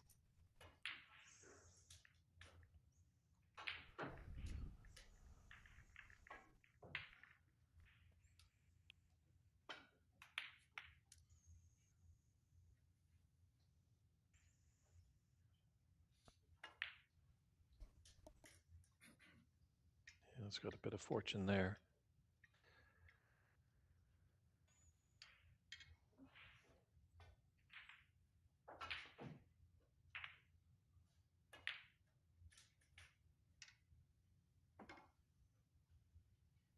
Well, that was the only one that Andy was going to be leaving on.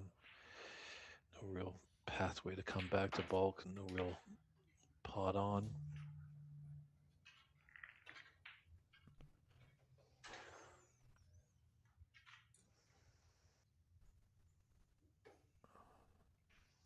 Yeah, we're starting to get into our second batch of round of 16 matches. Oh, that's fortunate. Look at that.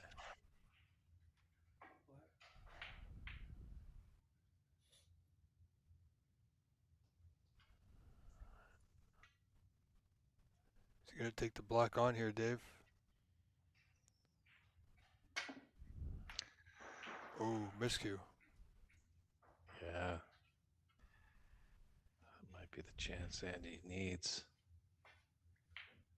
David Hunt looking pretty strong.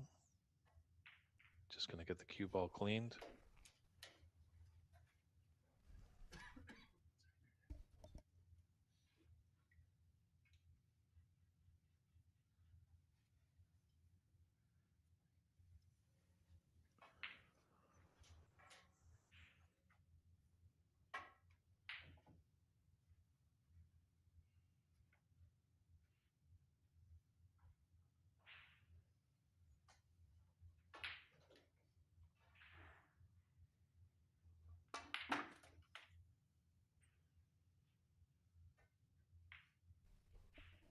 Good opportunity for Andy at the moment.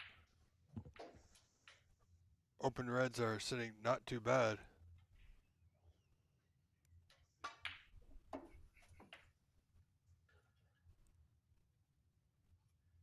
he's overhit it. Oh my goodness.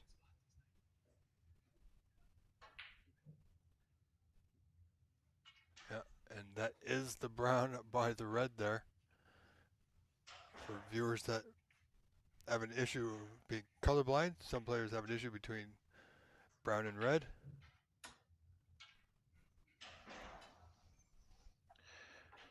Yeah, one of the few instances where you can ask the referee if that is a red or brown, or, um, but you do have to declare that before the match starts. You can't be mid-match and go, "Is that a brown or a red?" Obviously, the referee will be like, "I cannot answer that." But if it is stated on the onset that I have an ailment, I am colorblind, the referee will acknowledge it. Yes.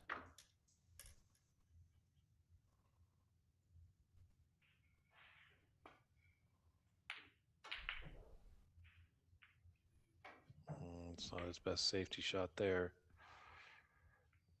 Let's open the door for McCluskey. Yeah, Andy with that 5-point lead, so he's going to want to take full advantage of this now.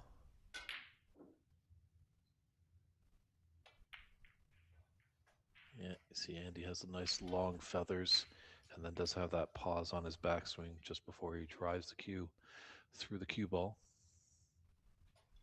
Yeah, and that's the pause I was trying to get at earlier with the Ahmed Ali match. He certainly found it during that last frame. And found it he did with a 1-3-1.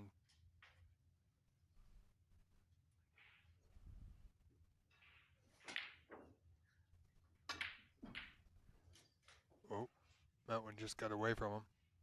Or did it? Or did it? Oh. Very fortunate. The cue balls ended tight Wow. to the yellow. Andy raises his hand and apologizes for the fluke. You know, Dave, if he can get down to the red, I mean, yeah, he's going to try and hit the red by the right middle, but another option to keep it safe is the red nearest the bottom right corner.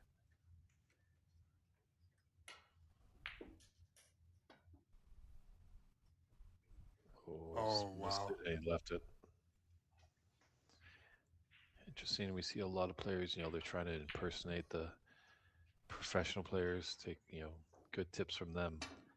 But I've never seen a player on the amateur side here in North America that has tried to imitate Cliff Wilson. Cliff Wilson might not be a household name for many people, but he was a pro player. And when he performed a fluke, he would not raise his hand. He would laugh at the opponent. Oh, my goodness. I mean, I laugh, but on the inside. I mean, especially if I've hit the ball so terrible and I've still made the pot somewhere, sometimes I find it rather embarrassing that I've hit the ball that hard, and then on the inside I kind of chuckle because I've made the pot. But sometimes those are the moments you just have to take advantage of.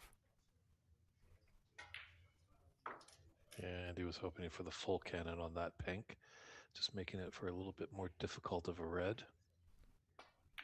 Still got a putt on, and he's there, so he's moving along nicely. 25 in front now. 42-17. First frame.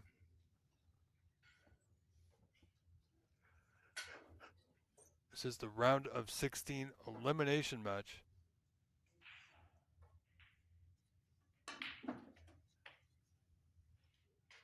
Yeah, he was trying to get into that red, Dave. Trying to break it out. Oh, yeah, I was wondering if somebody was going to spot the yellow there before Eddie took his next shot.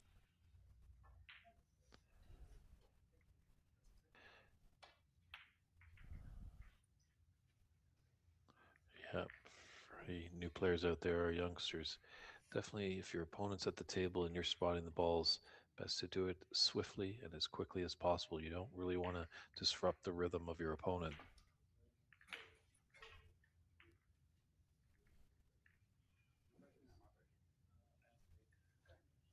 And that's not bad. But it's safe, but his next one is going to be an even tougher safety.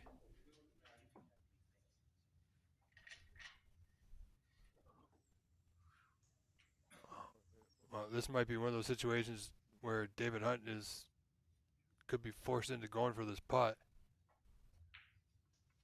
Unless he comes off thinly off that left side of the red, avoids the double kick.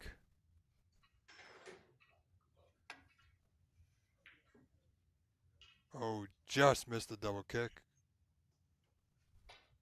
Behind the pink. Just passed.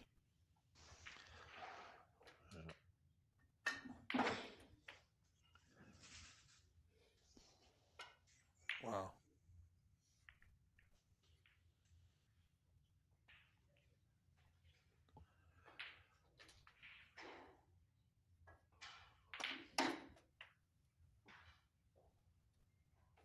And this should be frame ball. I think it's a 34-point lead. 35 on. Oh, Andy.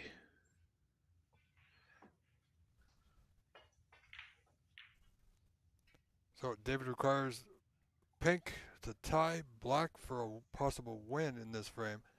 And David, the balls are not too bad. Except, he's got to pot the red, cover a lot of mileage to get on the black or pink, back up for the yellow green, back down for the blue, up, down for the brown, up for the blue. So if he gets that far, this white's going to be traveling all around. Yeah, a lot of real estate he needs to cover to nip this first frame. So I think the way the balls are sitting, they're not terrible. It's just he's got to be thinking one ball at a time at this stage. Keep himself in the frame. Get this red if he's playing it in, and get on at least a pink to give himself a shot at a respot black.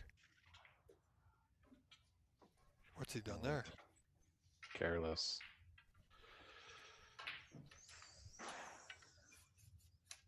I think that was just a matter of not knowing where the tip of the cue was in accordance with the white.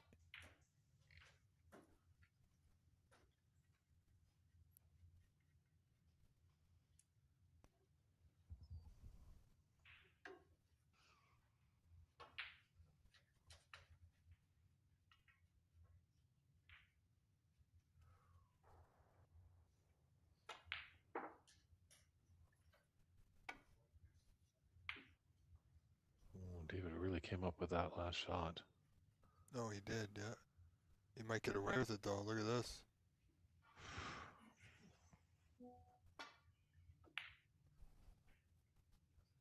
I think Andy might have returned the favor. Oh, boy.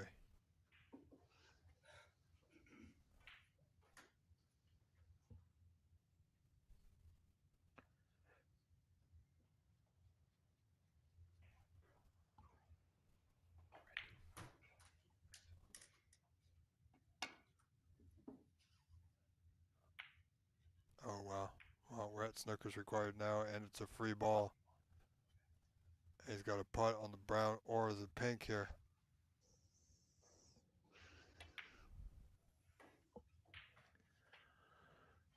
So now, Dave, if we look at the score, if Andy can putt this red, the frame should be conceded.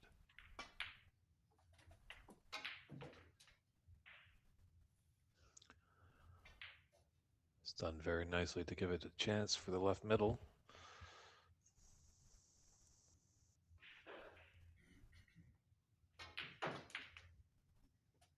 And that red should give him a 49-point lead.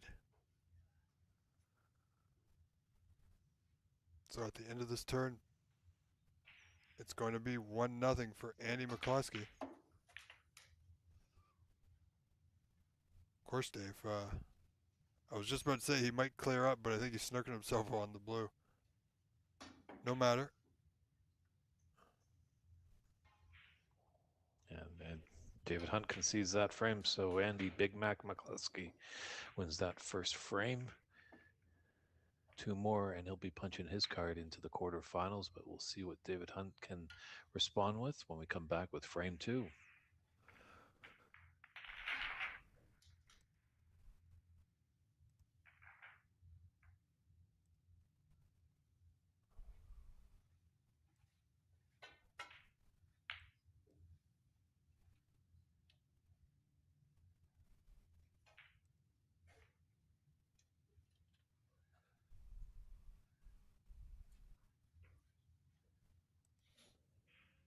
Oh, here we go. David Hunt to start things off here in frame 2.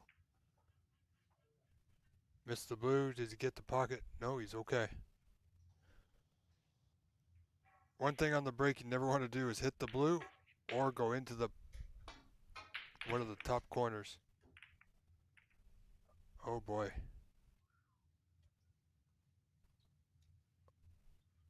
Wow. Yeah, a bit fortunate with that red by the black spot. It's covered the path for that relatively easy red.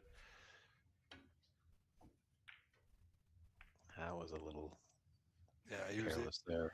He was playing off the higher red to carry him onto the lower one. Just had a lot going on in that shot.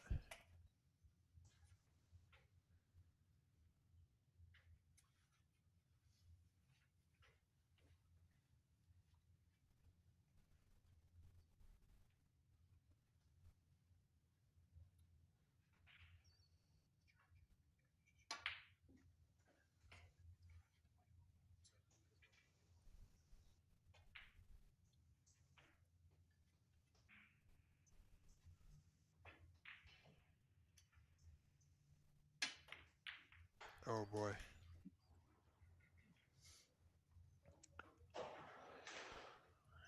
Just a little bit of a miscue. Taking a look at his tip.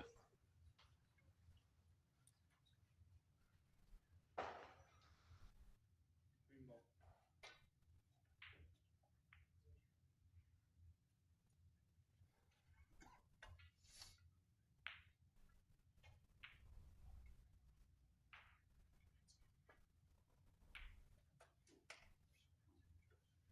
That's not bad. Nicely positioned here on the black to left middle. It does have a red just below the pink. He's got several options here, Dave. Depends on how much or how little he wants to do with the white.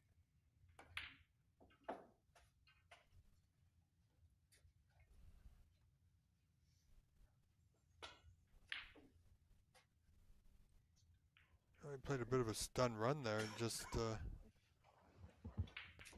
he could have just run the white past the pink. Didn't need to do the stun run. Had a better putt on the red to right middle.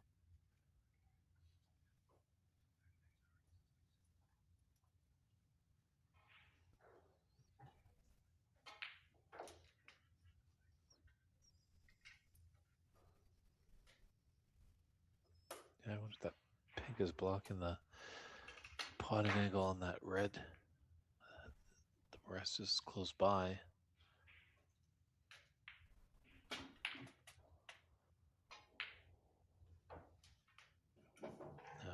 that red's blocking the angle or the line for that pink into the right middle. I think it is a little bit. So conservatively, just well, you know what? I think he's taking this green on.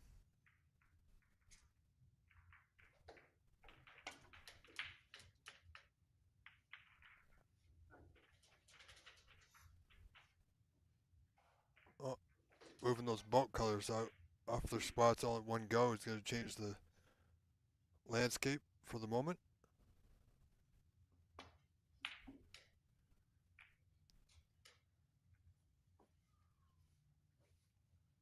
All right, opportunity for Mr. Hunt.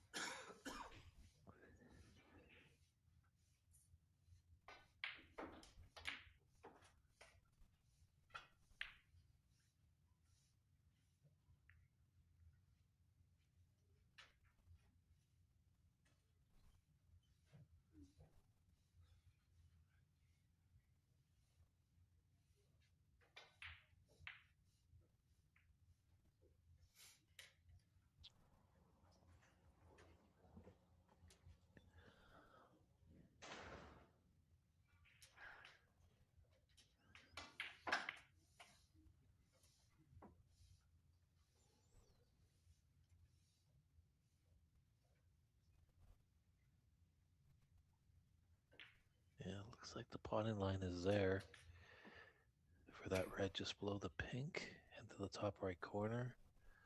Certainly is a tricky pot. And he just coming to take a look.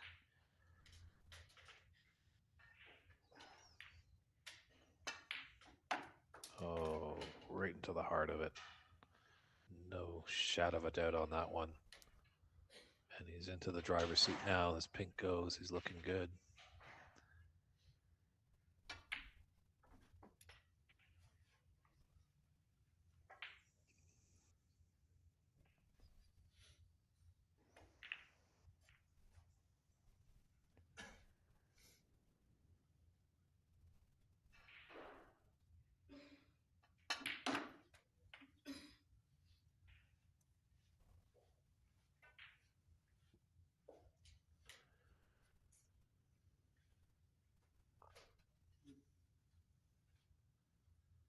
Like to position himself on a red. Maybe that one that's just beside the 3 triangle. Just to get that black back on its spot. Kind of might have went a bit wrong. Having a look at that top red that's in the line of 3 by the pink. Looks like there might be a little gap between there.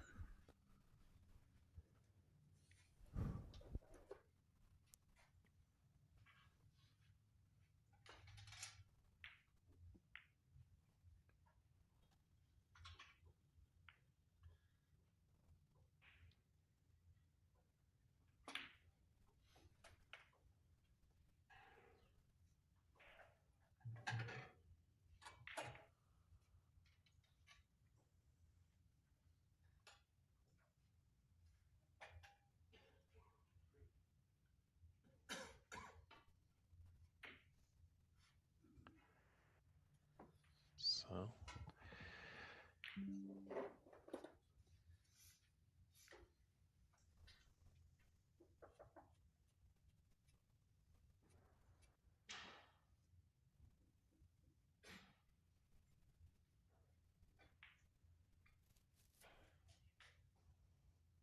Yeah, Andy with that 20 to 9 point lead, 11 points in front.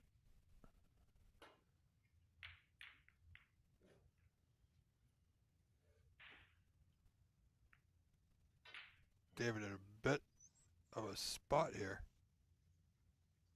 He's got a tough out. He's got no pot to even attempt.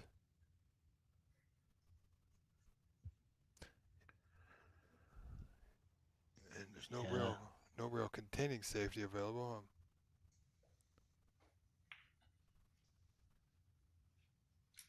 Suppose that you could see what he was attempting there, just a little too firm. Yeah, I was going to try it, but unfortunately, put a big miss there by Andy. Oh boy. This is where David needs to capitalize.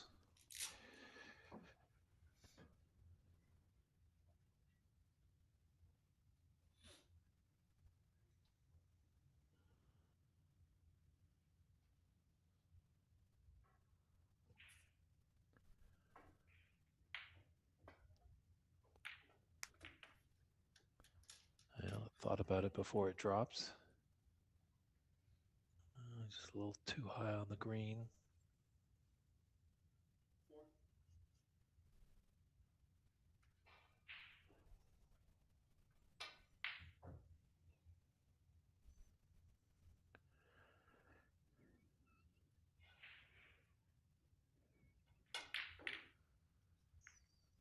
Yeah, you're gonna need a good follow through here.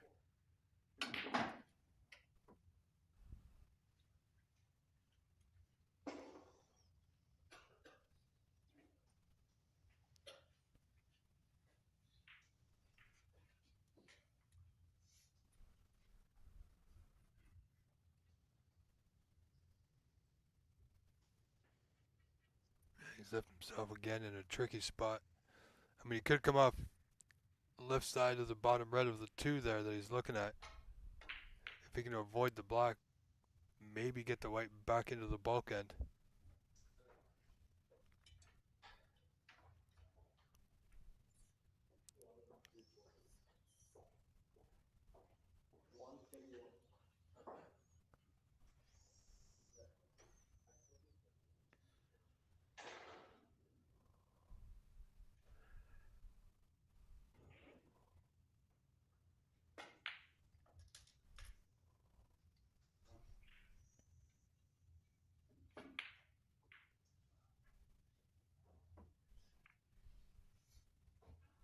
Well, it was a bit of a not great, but it's gonna give Andy a chance to open the reds here, pot this red. Yeah, that was a risky shot, but with great risk comes great reward, and he's got the black.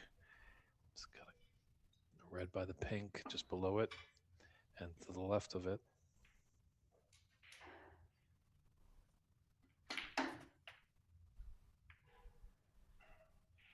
Well, again, not terrible. He's still got a pot on. It's a little bit of a tricky one, this red to left middle. He's up 28, 12, 16 in front, one frame in front. Played the double. Oh, wow. It had nothing but eyes for right middle. And you notice on that double shot, Andy doesn't move his head at all. A common mistake by a lot of players when they're playing those double shots, they want to swing around their head to see if the pot goes in. I always feel it's great on a double shot just to listen for that pot to drop. Absolutely. Yeah. It's like what you want to do on pretty much every shot is keep your head still. And that's why I think a lot of players miss pots and even doubles because they're moving around before they've even hit the white.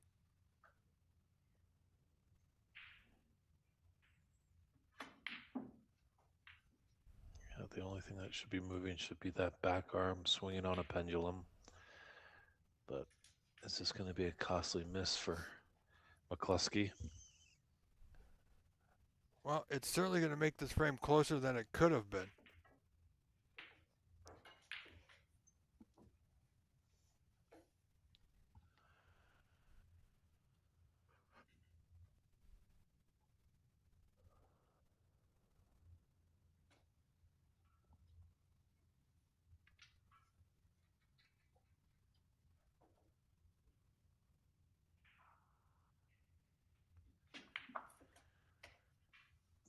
Kind of jumped at it a little bit there, but still was successful.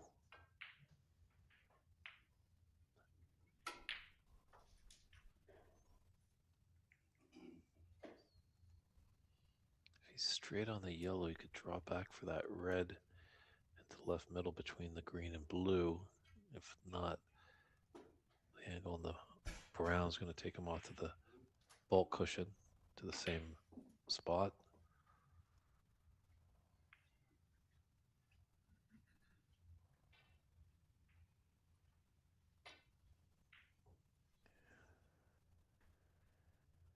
And you can just slowly run this through beyond the black.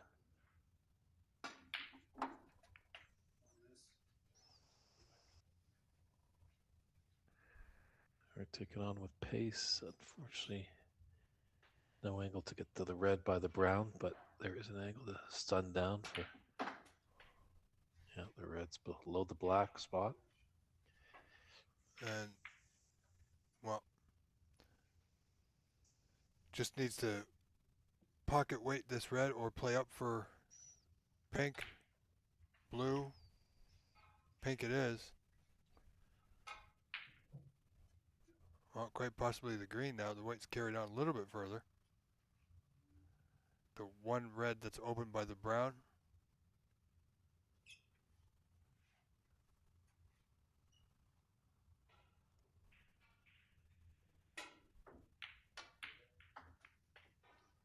Oh, nicely played there, Dave.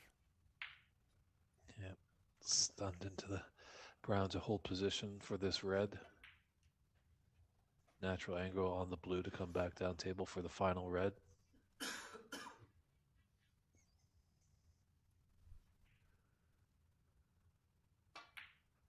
That's his frame ball. He now has a 40-point advantage with 35 on the table. So, similar situation to the first frame. Just this red. I mean, we're already at snookers required, but with that 40-point lead. Funny thing is here, Dave, even if Mr. Hunt pots the red somehow and doesn't make a color, he can still play for snookers.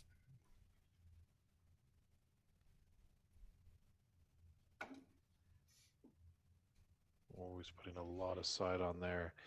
This could be and should be a free ball. Yes, I believe so.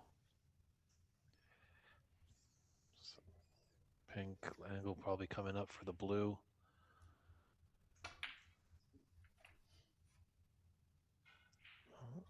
Just got into it a bit much, but he's got the green and can hold there for the red into the opposite bulk corner pocket.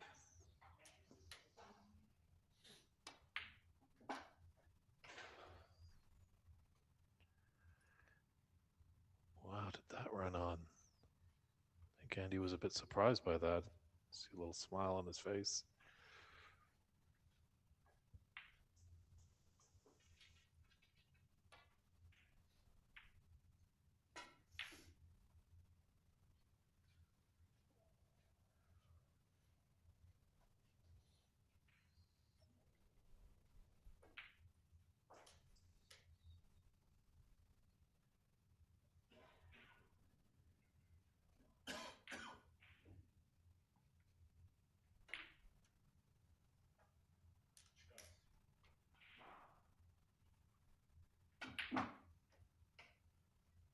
Oh, that's really going to hurt, and that's going to be probably a concession there. Oh, And wow. that red is not going to come up. Difference is 52. Careful, Andy, there. Jostling that cue near the tip.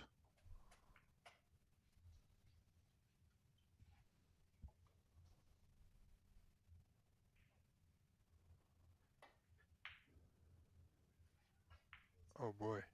All right, he didn't need the green, but fully expected him to pot it. True, but Frame is discussion. over now. Yes, I think David's just taking a short look at the score, just doing a little arithmetic there. And he's just going to step it aside for a quick comfort break, and we'll be right back with frame 3 of our featured match here in the round of 16 between Andy Big Mac McCluskey taking on David Hunt. David's up against it, but we'll see what he can do when we come back with frame 3.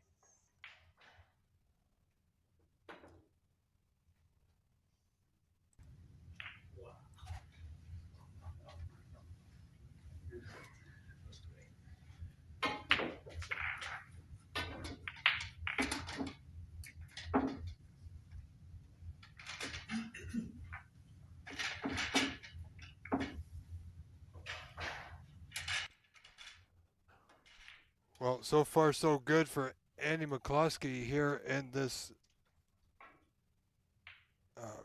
elimination match. His top 16.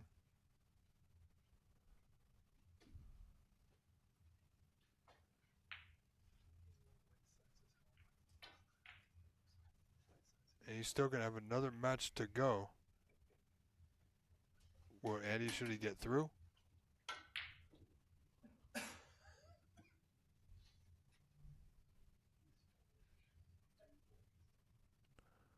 Here we go, folks. Frame 3, Andy leading this match 2-0 now. A little heavy on the pace of the white off the break, but he's okay. Just going to make it slightly easier for his opponent, David Hunt, to return the white back to the bulk end.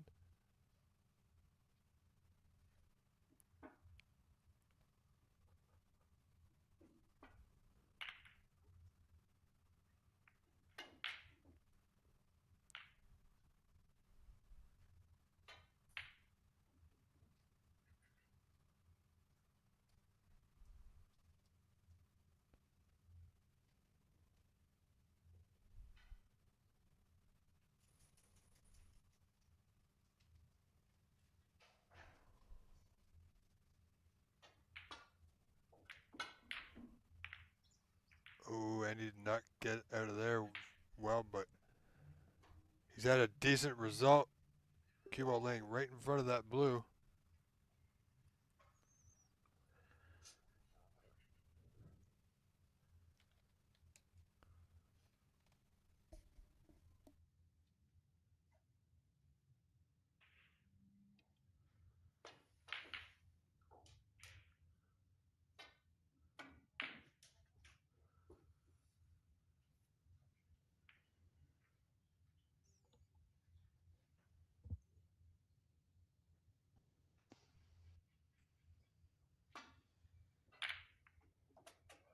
Oh, great spot on that red. Oh, if he played it with an element of safe there. Just come back to the bulk end.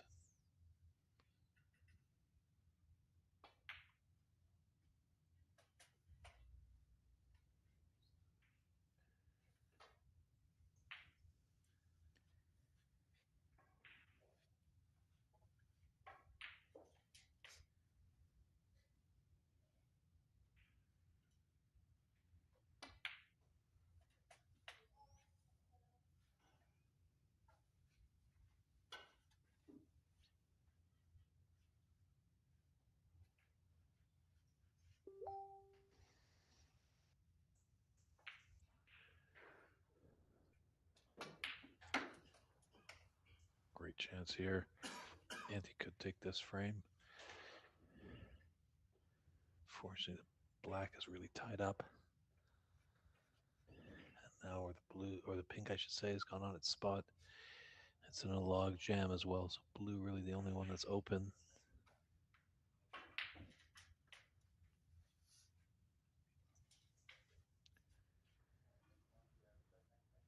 But this red could free up the black.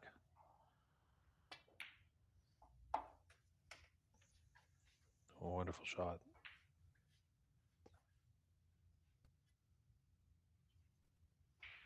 Yeah, great opportunity now for Andy. Oh, nicely done, Mr. McCloskey.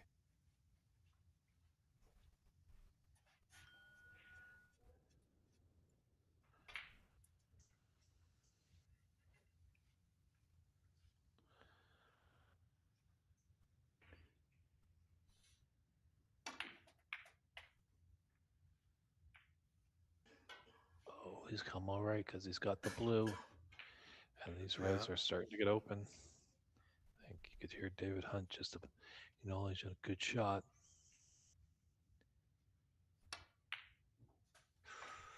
Oh boy.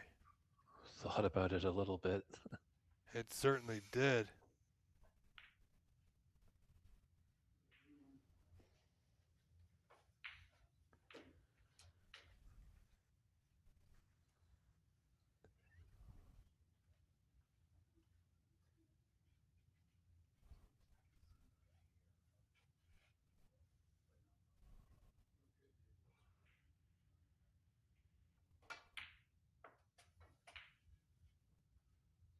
You know, Dave, this has the potential of being a fairly sizable break.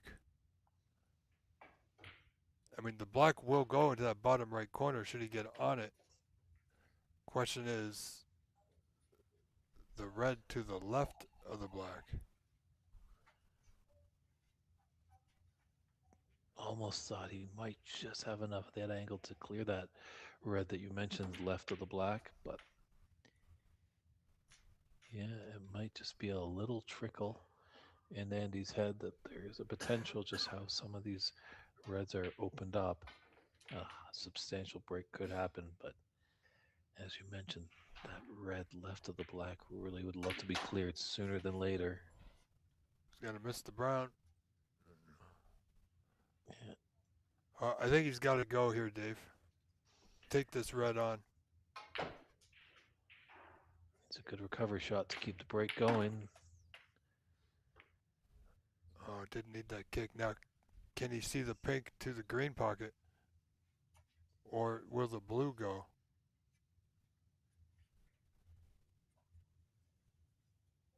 Yeah, I think the blue does go.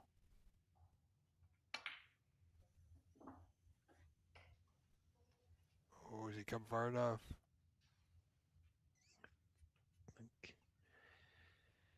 think he has. He can just slide down. If he's high on the black, it will go into the same top corner. Well, Oh. maybe it doesn't. Tricky red to left center. Yeah, very tricky. Need a little too much pace in there to try and get some kind of position on the black.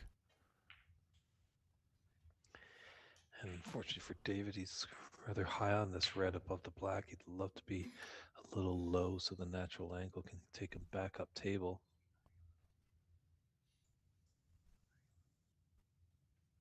Question here, what kind of angle does he have on this red?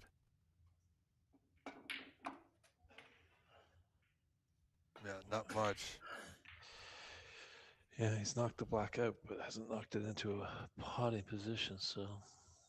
Oh, he's trailing by a substantial amount, 43 down. And now he's knocked the black to the bottom cushion. Unfortunately, I don't think he didn't have to take the red on. He could have played the safety and waited for a better opportunity. Oh, that was a risky pink. I don't know why he didn't maybe take the safety shot with the green, hit it on the left side, and shoot his cue ball towards the bulk cushion near the yellow. Yeah. And he's got a shot to nothing here.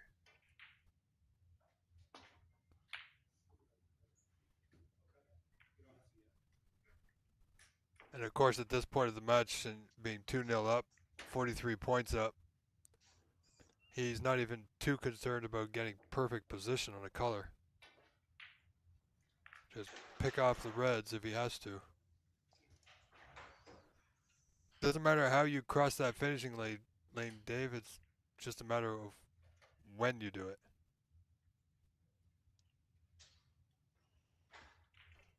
Doesn't have to be all century breaks like Ahmed Ali.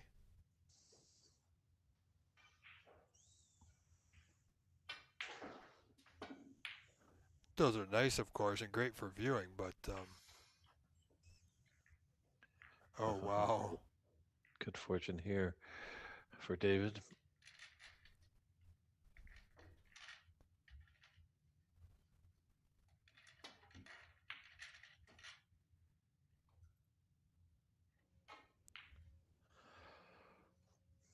Well,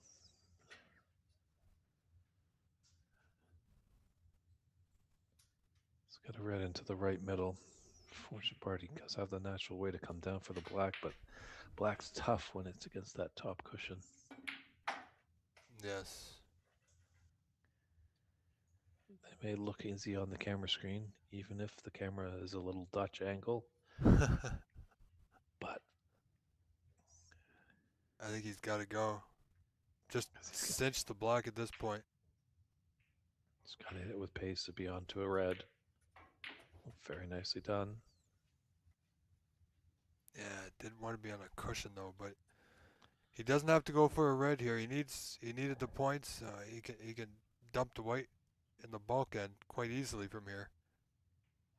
Or I think he's taking a red on, Dave. Yeah, there had the blue there. Well, he's left it all now.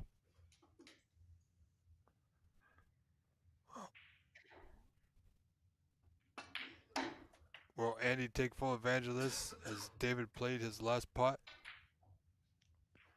in this year's Colorado Open? Could be. Seems like Andy is turning it up a little bit. Yeah, I think I just dance around and take blue balls as black is kind of tied up a little bit. But he might be able to work some magic here and just nudge into the red left of the black. We're just got to get the pot. There's a bit more of the black that they can see rather than us on the TV screen.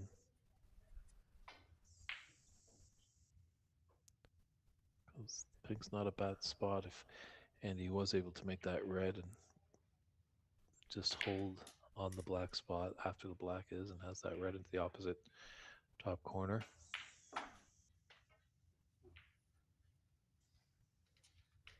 Wow.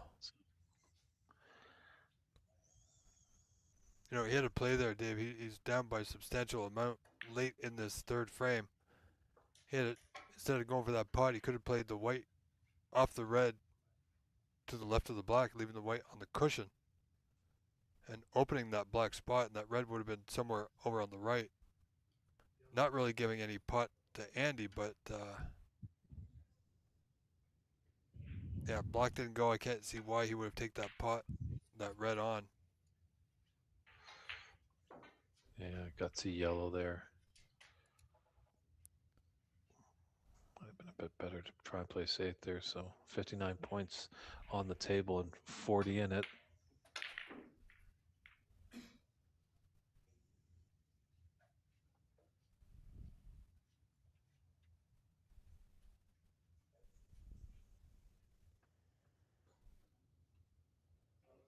Now if Andy gets this.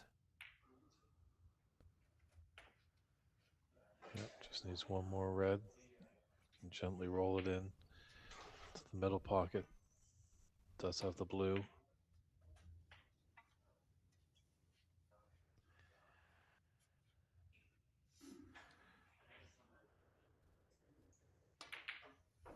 So looking like a whitewash for Andy McCluskey over David Hunt. And David's a fair player too. We saw a little bit of him yesterday, a little bit, I think, today. I'm not quite sure, but yesterday we did see him.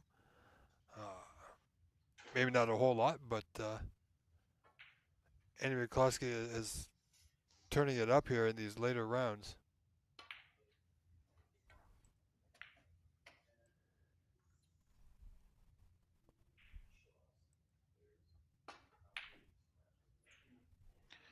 Playing smart, granite snooker there. It's a tough red, but he's tied up his opponent. Obviously, we're not at the more than 3 snookers required stage just yet. They have to do that when they're on the colors. But David's in a bit of trouble here. I think if he's not successful on the red, he might just throw in the towel.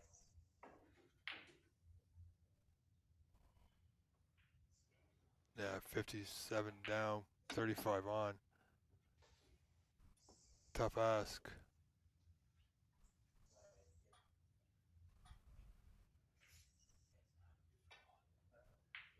It's not a free ball, is it? It is a free ball too. Would you believe it?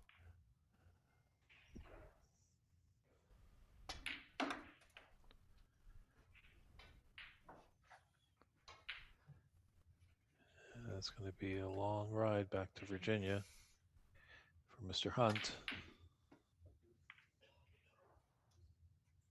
David's art, or Andy's art, not fully in that blue. Doesn't go his way, but he's got this frame and match well in hand. Yeah, just looking at the score, David Hunt is there, and he concedes. A shake of the hands. Andy McCluskey Yes. takes that frame, 72-10, and the match 3-0.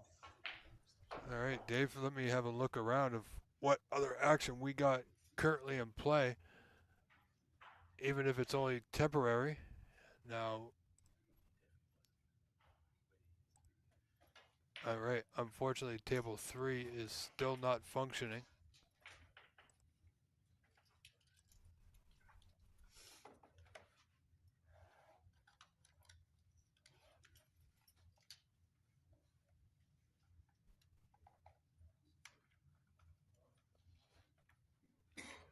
Well, Sharam Changizi is coming up on this table, Dave.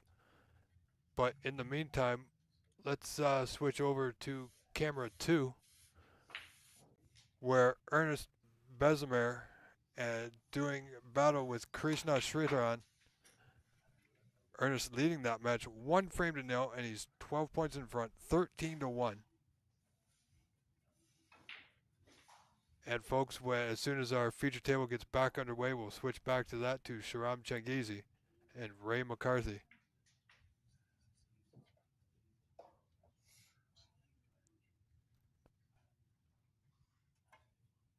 Right now, Ernst going from referee back to player. Oh, he's just potted the white. Oh my goodness.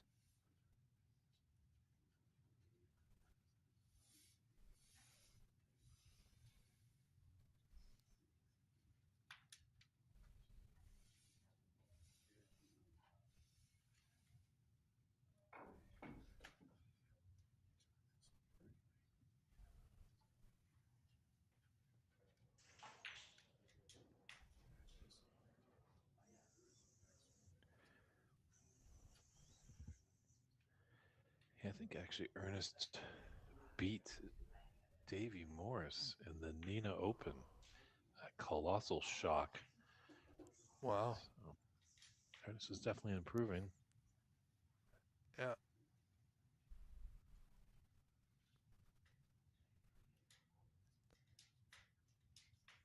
Oh, he's in a little bit of a trouble spot here.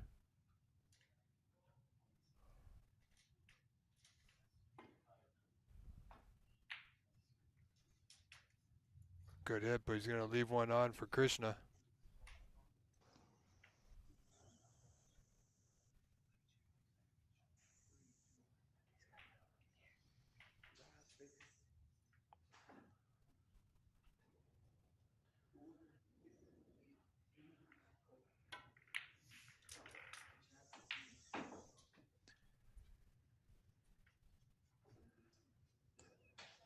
We've seen a bit of this gentleman over the course of this event, Dave. Hasn't fared too badly. He's obviously played well enough to get to the elimination rounds. Yeah, that is definitely true, Rob. You got to win a few matches to move on to the knockout phase. So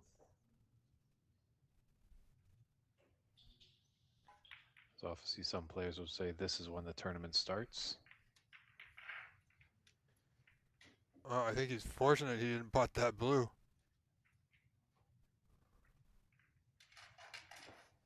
My word. Our tournament director is getting the table set for Sharam Changizi and Ray McCarthy. So we'll be going back to that as soon as we can, folks. On our feature table, of course.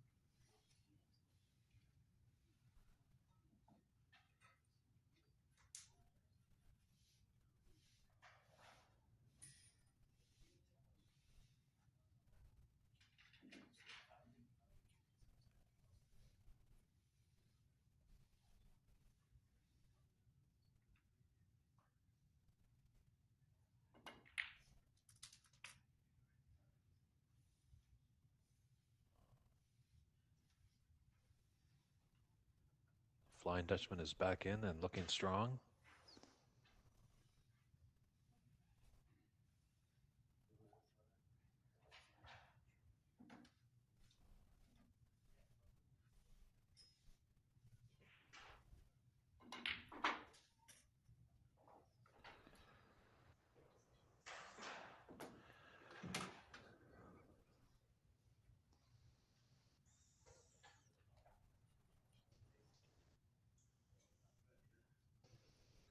Yeah, it's got tough red down the right side.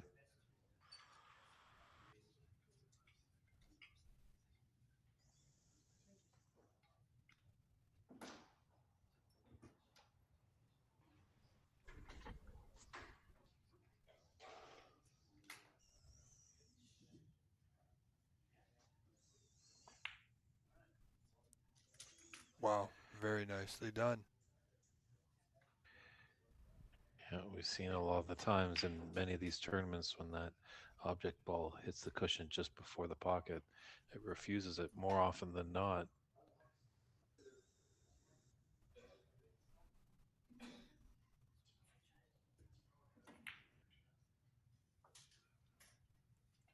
Well, I think Ernst had a little bit of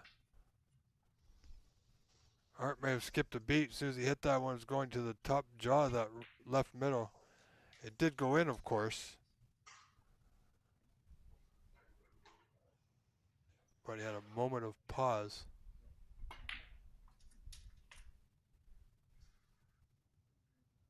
Oh, Wow.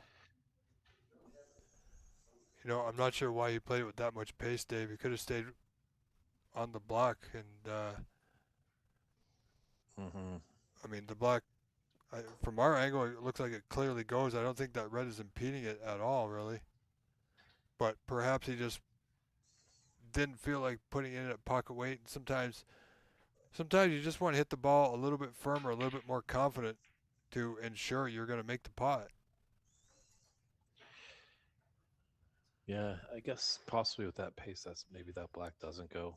That's the only reason I could think. As you mentioned, Rob, it's a little tricky by our camera angle, but definitely Yeah. does look like it goes. But Oh, it definitely goes into the right corner. Wow. mm-hmm. And he should be able just to run through. And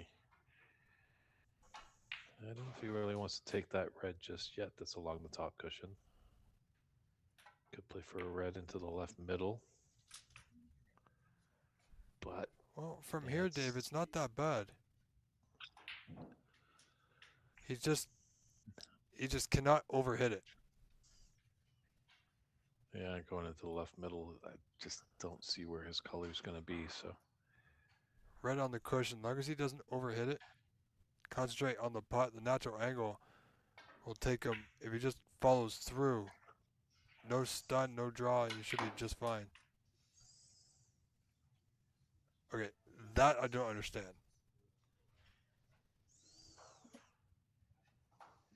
However, the black will still go to right middle if he decides to be that adventurous. It would be quite bold of a shot to take on. trying to think a natural angle off that black. He's going to have the two reds below the pink. It's a big shot to continue the break.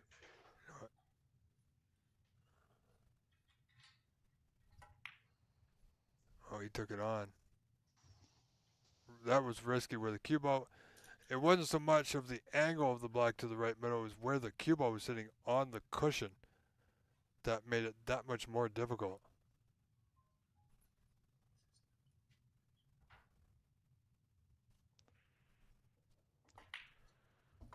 So good opportunity for Ernst to take this second frame.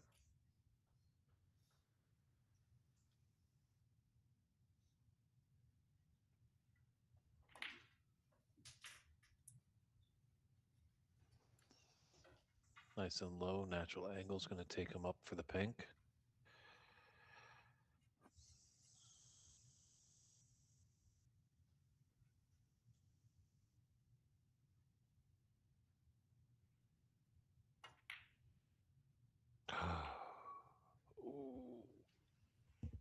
stunned in disbelief. Did have that other red, it looked like, that he could have ran through and just drew back for the pink into the same left middle pocket. So seesaw affair here in the Yeah. second frame. Well, a bit of good news, Dave. Table 3 is back online. There's nobody on it at the moment, and the camera needs to be adjusted because we can barely see the bulk end. However, I don't think we're going to need that table for the rest of the day, quite possibly. And we'll only need 2 more tables for tomorrow. So if that's the case, we won't need table 3 at all. Well, there probably will be some action tonight, obviously, with the quarterfinals. 8 players remaining equals 4 matches, 4 tables. So That's right. I'm pretty sure the great team here will get that table 3 dialed in just in case we want to jump up over there for some bonus coverage. So Shiram Changizi is underway with Ray McCarthy, but we're going to stay here, David, at least to the end of this frame, to see if Ernst can close it out here. Well, close this frame out, rather, for a 2-0 lead in this best-of-5 elimination round.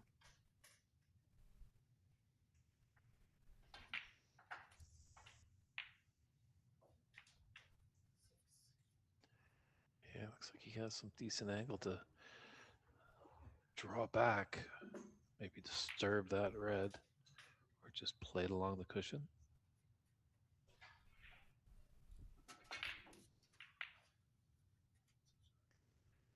So it's helpful that he's a left-hander. Yeah, nicely played. Maybe Good. just a little too straight on the blue. Would like to have pulled up just a fraction before. Still okay, but you know, as they always say, a professional is never fully satisfied with their performance. They're always tweaking something. Now, obviously, there's no professionals here, but amateurs feel the same way. He's got a 37-point lead, does Ernst, here in the second, 56-19. 27 on. So 3 snookers required.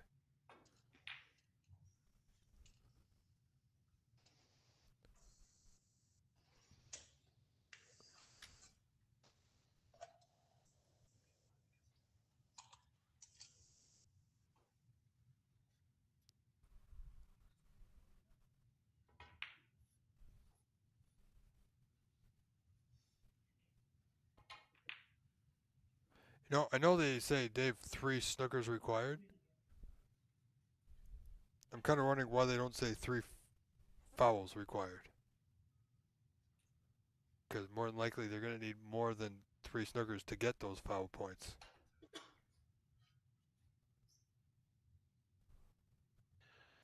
True, you always hear the commentators over in England when they commentate on the pro events, they will mention that, yeah, 3 snookers are required to get back into it.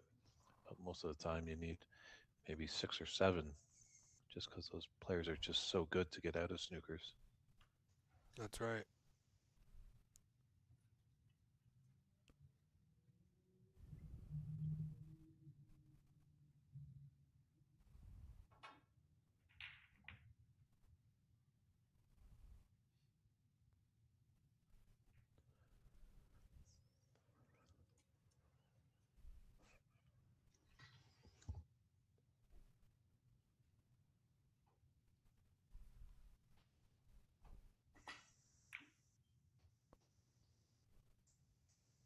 Wow. He may have actually gotten a snooker out of that, Dave. Is he fortunate with that blue? I think he has.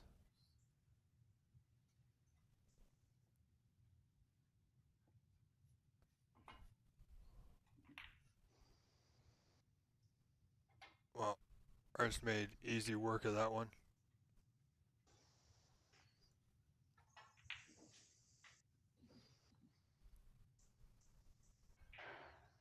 Yeah, there's always high drama in these amateur events because we see so many frames come down to these final 6 colors. was a missed opportunity, I think, there. All right, Kushner.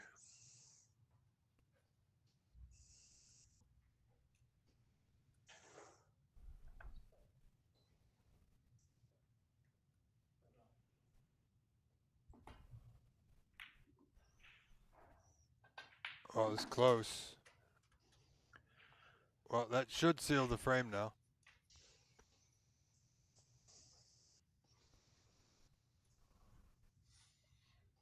I tell you, Dave, this has been a long day for everyone. They've had to play quite a few group stage matches were played, and then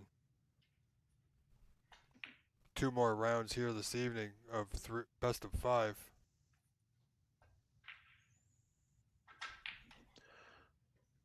Yeah, we'll see how that fares. As I think some players obviously played 2 matches yesterday and their final today, and then others had 2 matches today and only played 1 yesterday.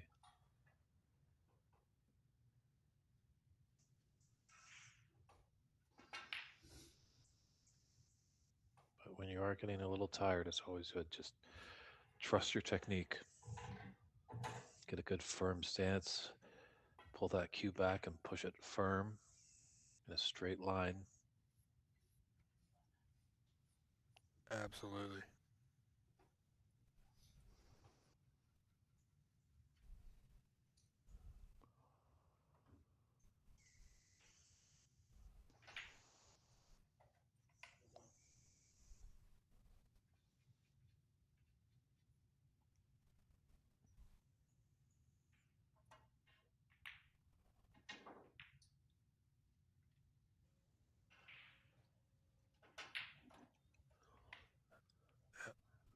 Ernst trying to get that green close to a pocket. Partial snooker here, not too bad. Krishna can keep the white on the bottom cushion. Oh boy.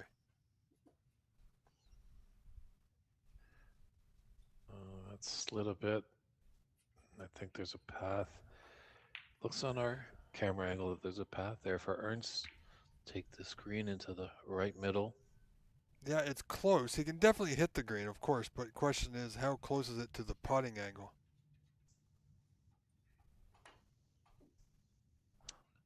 Oh. Oh, our camera lies. He couldn't hit it at all. I thought maybe he could have hit it even with a bit of left-hand side. Mm-hmm.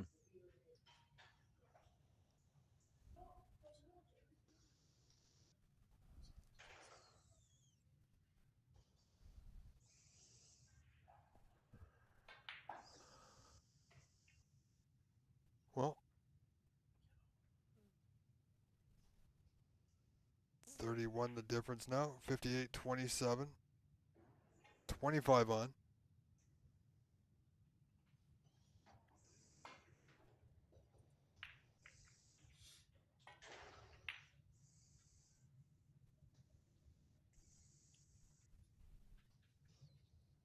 Just ran a little too much on that green. Yeah, I think Ernst's got to employ the in or over technique here with the green. He's got to watch his white, though. Doesn't want to go into the right middle. Give away any free points. And he played it well. Oh, just beautifully on the brown. Pretty as a picture. Take that brown into the yellow pocket. Stun down for the blue. Thank you very much. I want my 2-frame advantage. Yeah, and he is there.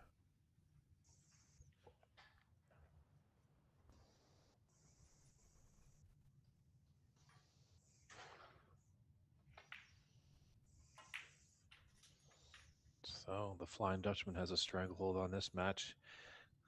We'll be leading 2-0. Krishna needs to find something if he wants to push us to a decider. At least has got to get 1 frame on the board, as I always say. You're never in a match until you get that first frame on the board, and that's a concession there. Well, you know what, Dave? Let's since Ernst got the 2-0 lead, and they're still in the first frame on Chingizi and McCarthy. Let's see how Ernst fares in this frame, and this is getting quite interesting. And I know the people watching are quite interested. How do you feel? Any match is a good match, so don't mind seeing this one to a conclusion.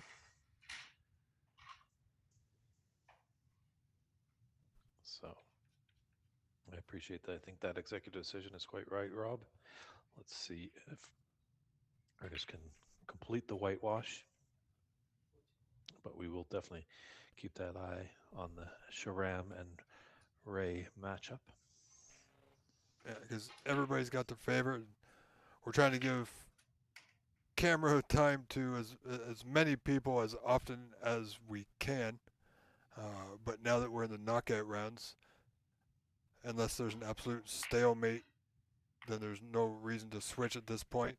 Uh, Especially with this match on the verge of being a 3-0 win for Ernst.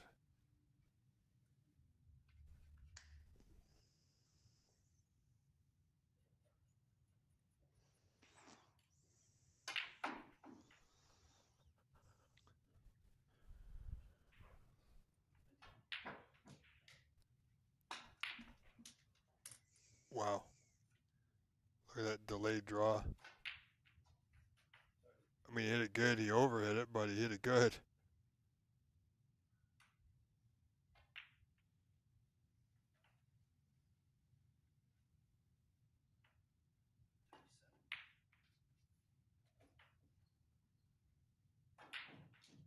A little surprised he didn't putt the blue there, though.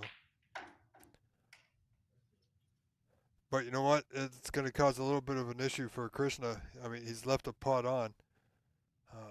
The pink goes into right middle if he can roll this outer red into that left corner. Come off the left side cushion. Otherwise, he's going back up table for bulk color.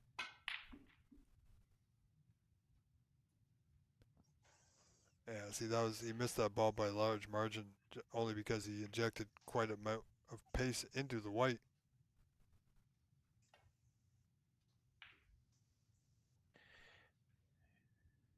Yeah, we have had some of Krishna's round robin matches, and at times he looks just like an impressive player, potting some real tough pots, putting in with confidence.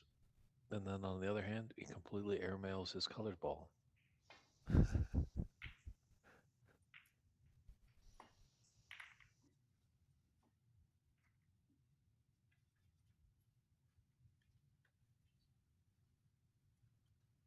Well, Ernst has got a good white there.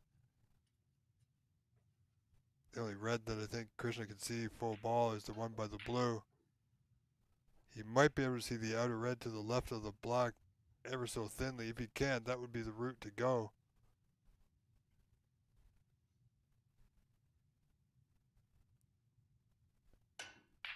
So this is going to be an interesting out. Or containing safety. Where's he going? Yeah, that was risky, trying to roll up to the blue from 8-9 feet away.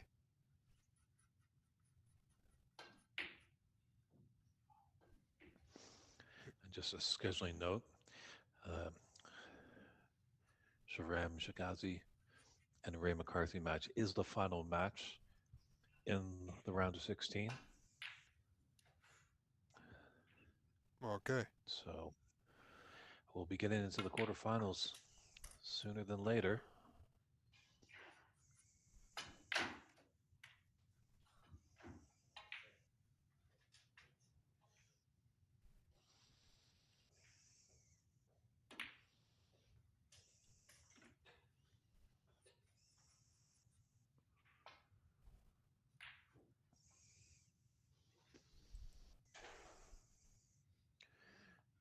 Yeah, Ernest has a table back home in Houston, so he's definitely able to put a lot of good practice in.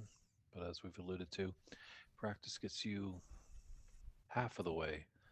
You got to get in match experience, feel that pressure, that tension, and how do you deal with it? Absolutely. I mean, you can practice all you want, but until you got somebody firing back at you, that's the real test.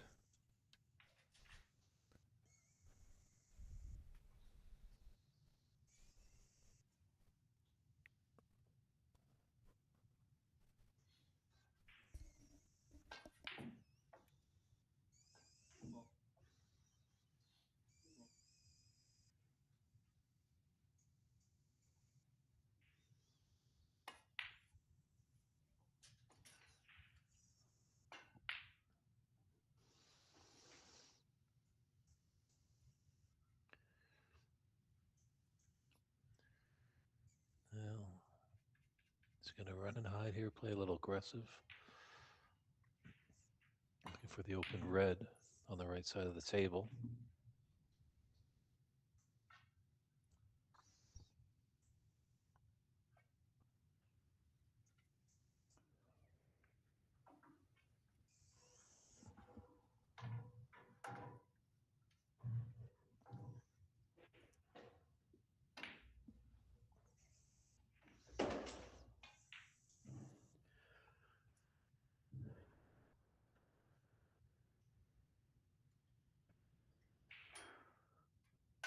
So Krishna just waiting for the adjacent table. Not sure if that's Ray. No, that looks like Sharam at the table there.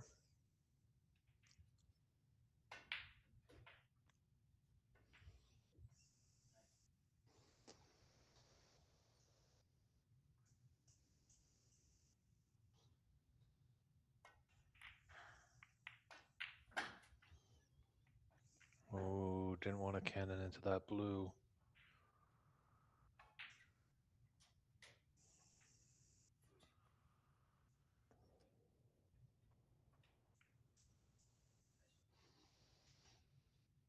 It's a thin red into the right middle.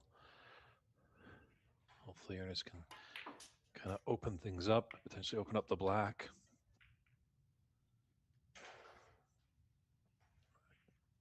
It's done not a bad job actually out there.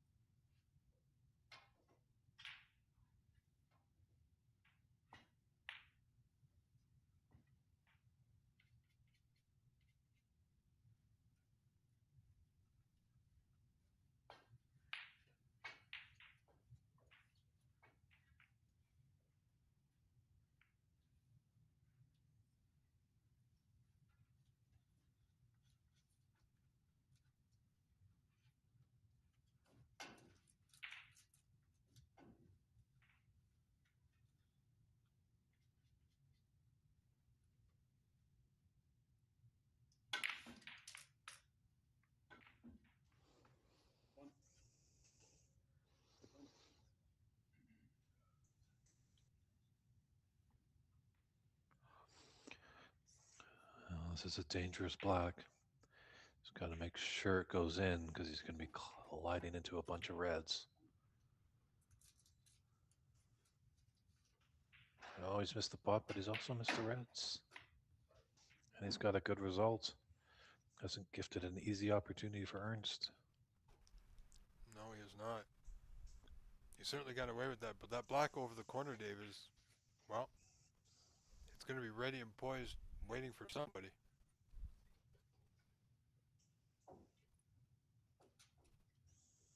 Ernst has a good path to the bulk, though.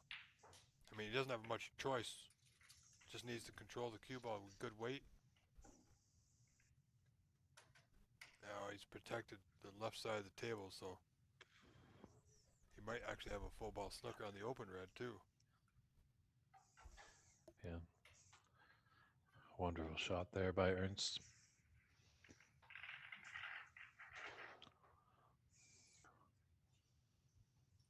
Nice to see some of the locals come in here. Late Saturday afternoon. We are at the Hampton Suites and Inn in Boulder, Colorado, the site of the Rienka 2026 Colorado Snooker Open. I'm David Burney, and Rob Richards is also in the booth providing commentary for this great tournament. And admission is free if you're in the neighborhood. 63333 Lookout in Boulder, Colorado is our location. If you can't make it down in live, we also have a live stream on NSL TV and DT Sports YouTube channels.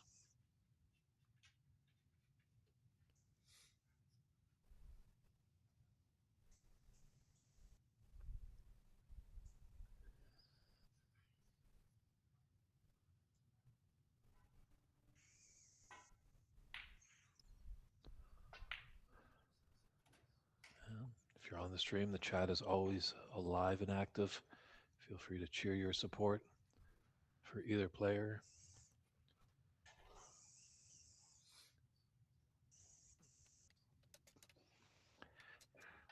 You have any comments or questions you want to fire away?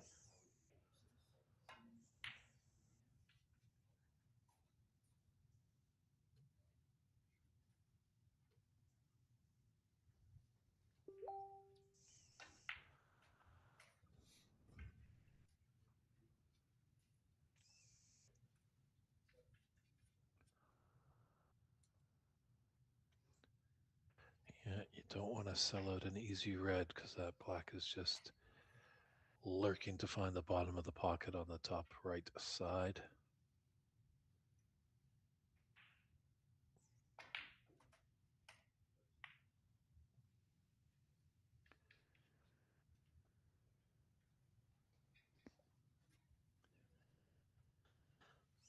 Yeah, there's definitely a long red down the table. Don't know if there's a path with this red that he's close to at the cue ball. I don't think that's going to go into the right middle.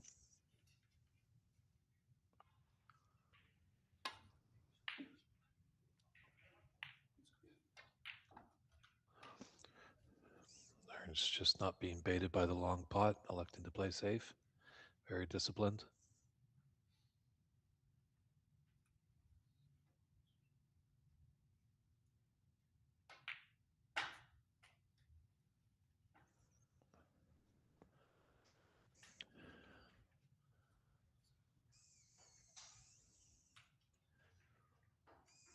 Yeah, Kushna's just got to be mindful, obviously, clipping off that bottom red of the two just below the pink spot.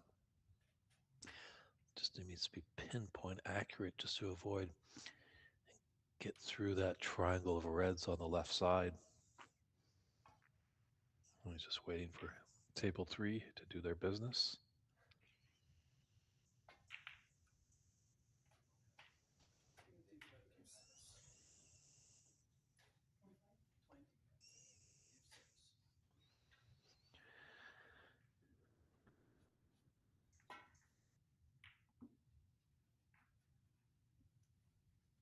Always found a gap. Fortunately, he has left a couple long reds on to the top left corner. Tim Fine Frock 8735 is asking, should he leave his wife and play snooker full time? Well, I'm not going to give any relationship advice on the air here.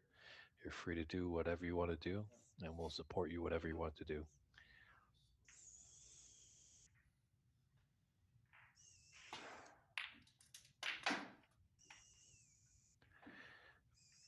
But Tim Fine Frog, how about just playing snooker with your wife full time?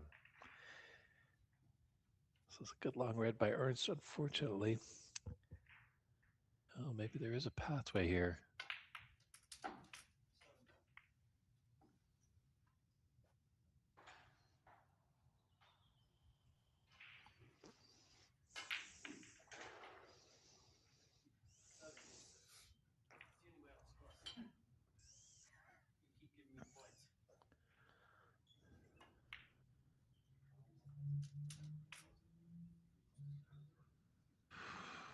Thought about it a lot.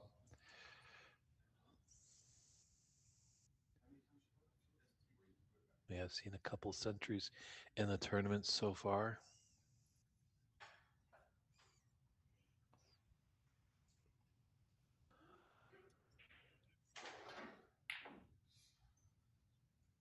Yep. Hamad Al Said has the high break so far of a 1-3-1.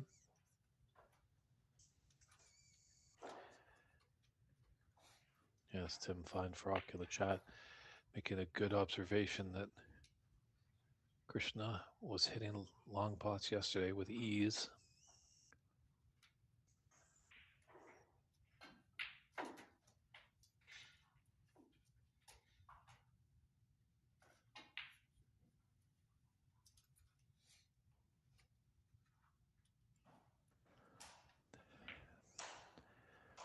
These round of 16 matches are best of fives, as well as the quarterfinals that will be played right after the conclusion of the round of 16 tonight. And then we'll be back here for Championship Sunday, starting at 10 a.m. Mountain Time. It's 10 a.m. Mountain Time.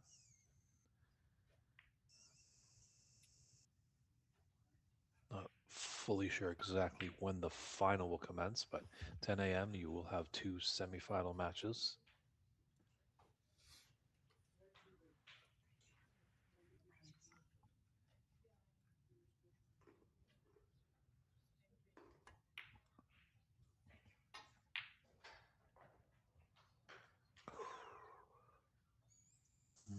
Just caught all the jaws and didn't drop.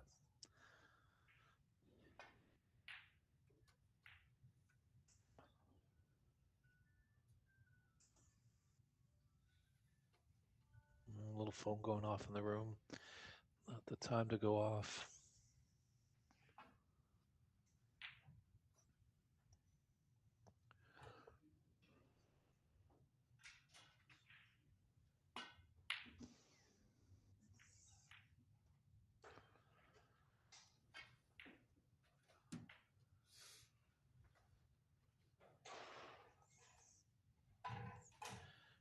Well, he's just got a long red into this top right corner. You can hold for a blue or one of the bulk colors.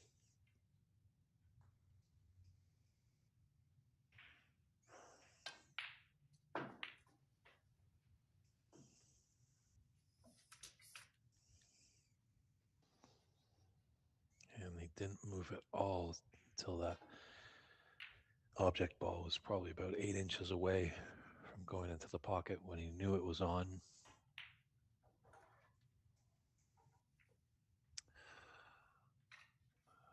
Did all the hard work.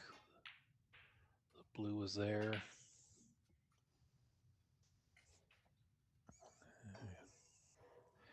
Unhappily strolls back to his seat.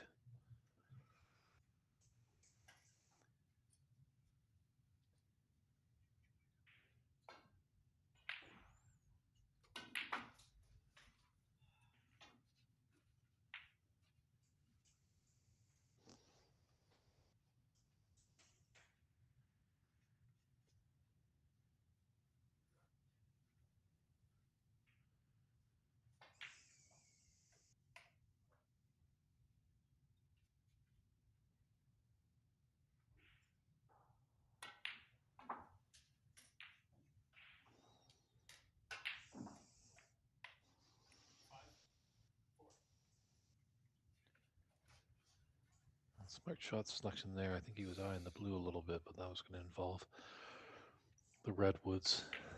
This red, a little tricky as the brown is in his eye line.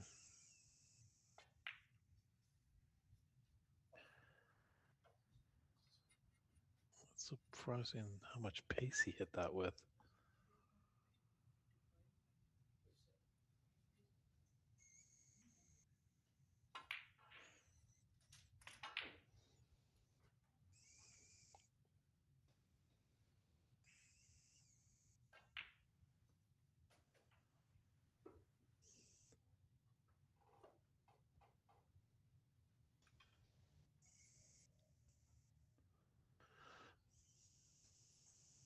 This is a tricky black, but great reward if he is to get it. Yeah, that's hitting the cushion too far before the pocket, not giving it any chance.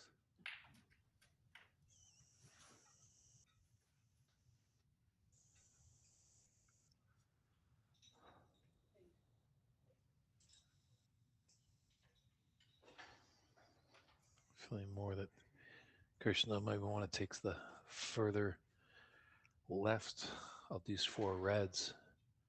As that angle is going to bring him back up table. Just not entirely sure where his color is going to be after this red that he's looked like he's lining up, the one close to the top cushion.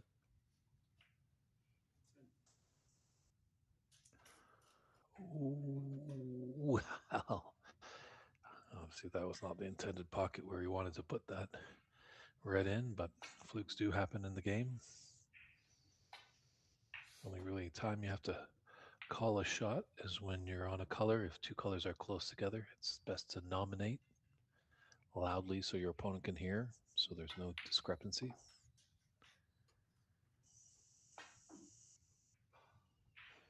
Always good in these matches when there's no referee present and it's just player against player. Announce free balls, touching balls very loudly because sometimes you can come to the table, see a touching ball, and just hit away very quickly and not announce, and your player back might be turned, and then they turn around after the strike of the ball and kind of scratch their head about like, what did you do? And then there's a debate of if it was touching ball or not. So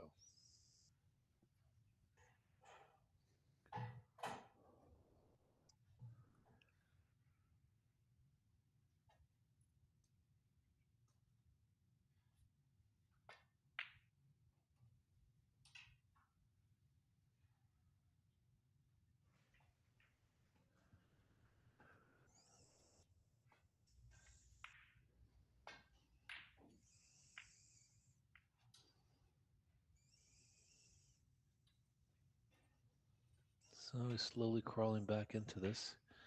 Krishna trailing 2 frames to 0 in the match and trailing by 14 points, but 51 on the table. Still anybody's frame.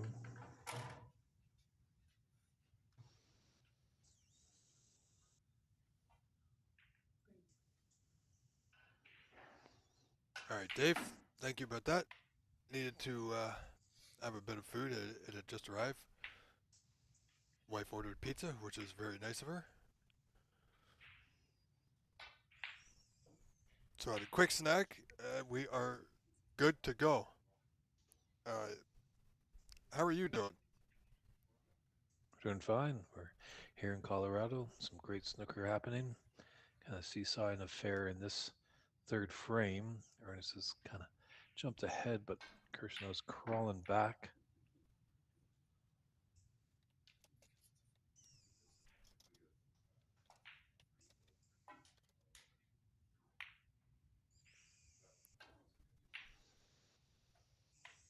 This is definitely going to be an interesting frame, especially if Krishna can somehow win this frame.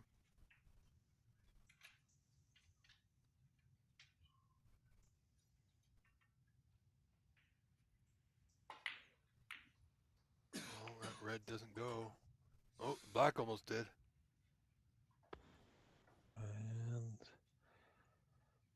And that red has not come up to block the path for this red closest to cue ball.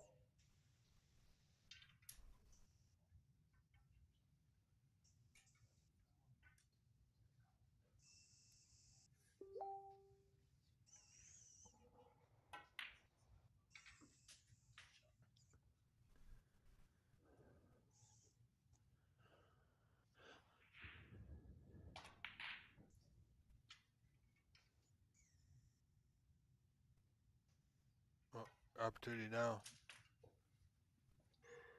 Oh, he's okay. I would have liked to see a little bit higher up, a little bit closer to the red. But yeah, from here it's going to be difficult to get ideally on a color.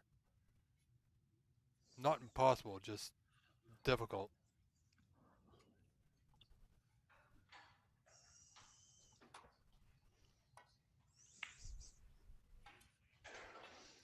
Yeah, exactly. I wonder if he was just thinking of his color, took his mind off that red. That happens a lot on those shots, Dave. I mean, they really want to get positioned that bad that. Oh boy, what's Ernst done there? I think the same thing. He was having thoughts of that black.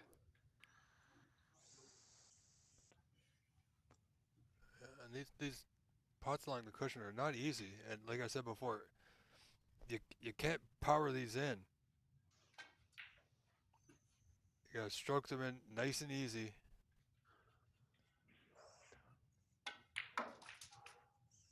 That will do. Sure, especially when they're not glued to those cushions. When there's a little bit of a gap, it just makes it that much more difficult. That's right.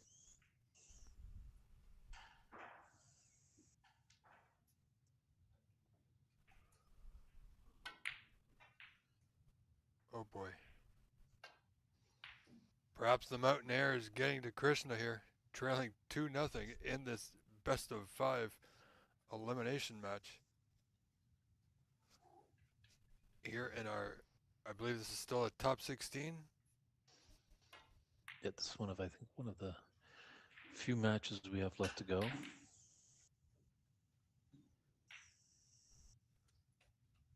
Yeah, see, because there's no. The schedule that we had, Dave, was purely for the group stages, so I don't know where we're at anymore.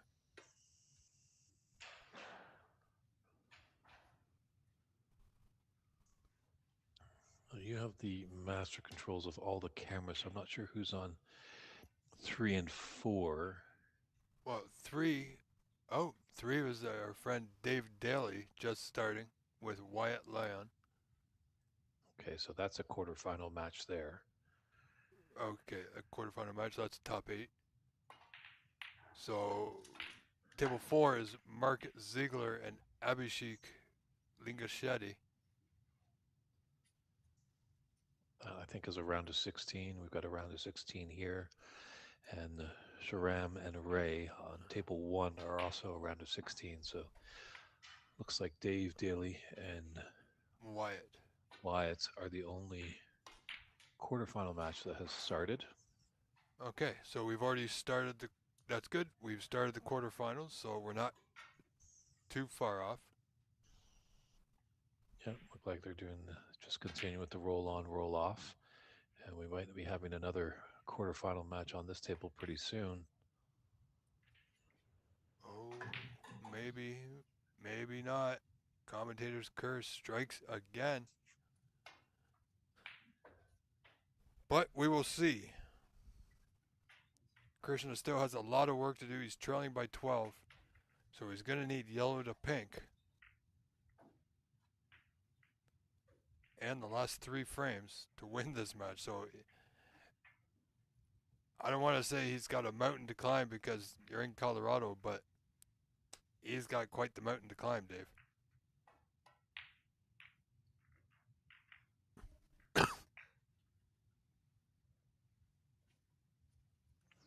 That's going to make that mountain even steeper. Oh, yeah.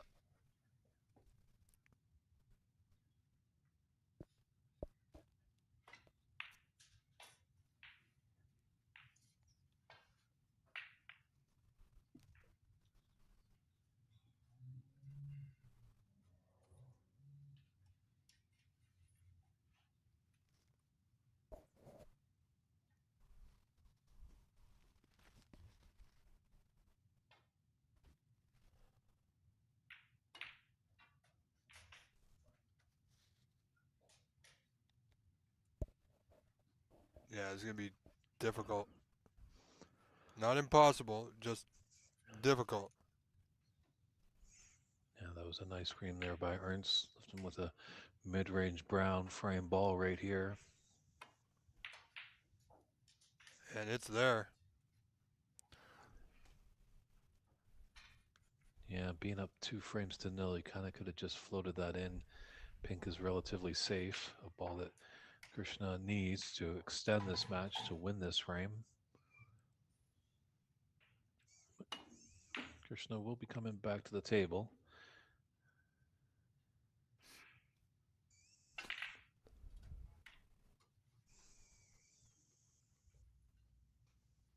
All right, and Sharam Chengizi has taken a 2-0 lead over Ray McCarthy now. So if this match ends here, and Dave, I think it will. Stranger things have happened, of course. We've seen it happen yesterday and this morning. But if it goes to the way of Ernst Besmar 3-0, then we will be able to catch the end or conclusion of Chengizi versus McCarthy. and then quite possibly from there we can pivot over to our good friend Dave Daly and Wyatt Leon, who are just starting in the first frame.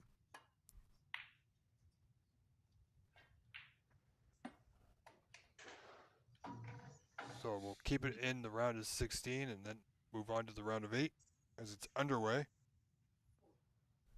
But we're not done here yet.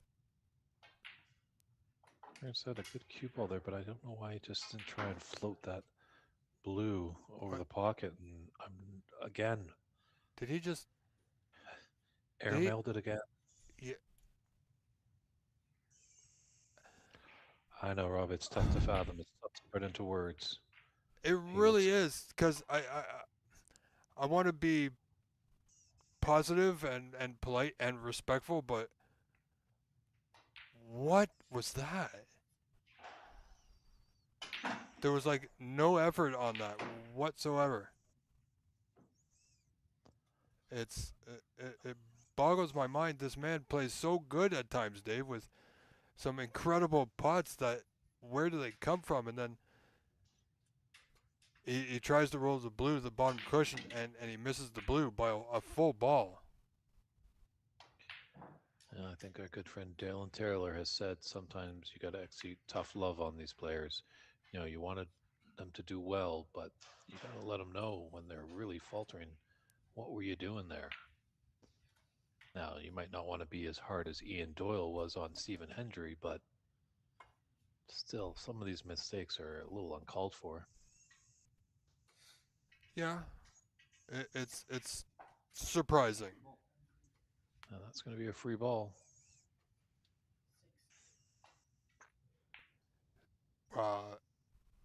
I hope he knows he can't roll up behind the black.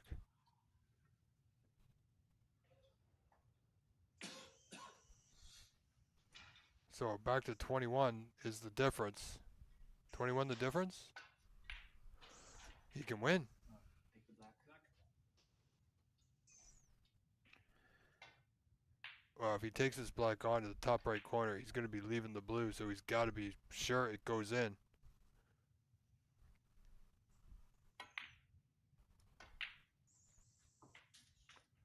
Wow. What a Dave. steal this would be. We're not done yet. That's me knocking on my fake wood desk. You know, I want the best for all the players, but wow. If he can steal this frame after playing that blue like he did. Wow. I think Ernst was just a little careless, but you know, it's getting late in the day. Oh, he's got a good angle on the pink here. But Yeah. you know what? If he tries to hold it for the black into the left corner,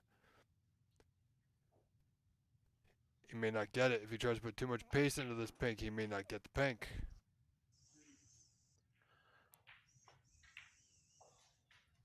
Just like that. And he's giving it back. I think there's a big sigh of relief in the head of Ernst. Yeah, I mean, he would be okay going to another frame, but he had the frame in his hand, and that may have played with his mind a bit. So now a few extra moments he took, pots the pink, and he's got the 3-0 win. Congratulations, Ernst Bezimar over Krishna Sridharan. All right, Dave, so we're going to pivot quickly because it's almost finished on to table 1 now, where Shahram Chengizi's leading Ray McCarthy 2-0, and he's up 57-11 with 51 on. So 46 points in front.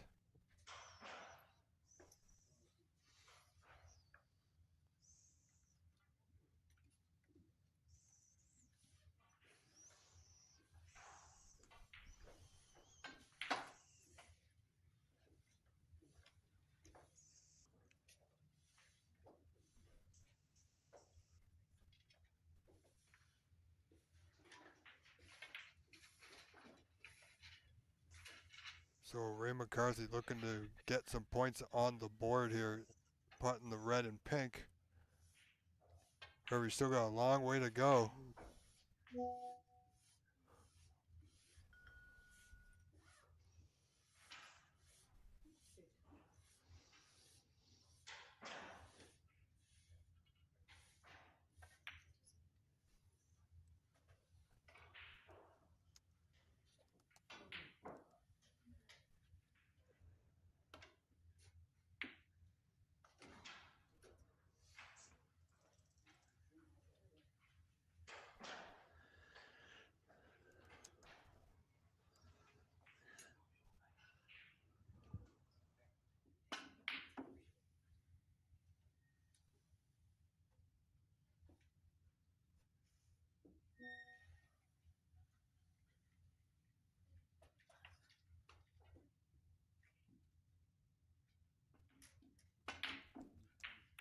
That was guilt.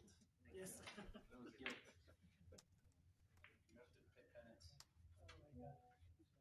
I think that's already 3 snookers, right? 58-25 in front, so he can still play on.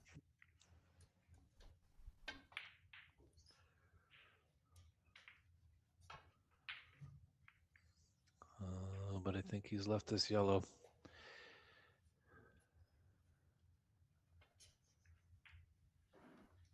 Oh.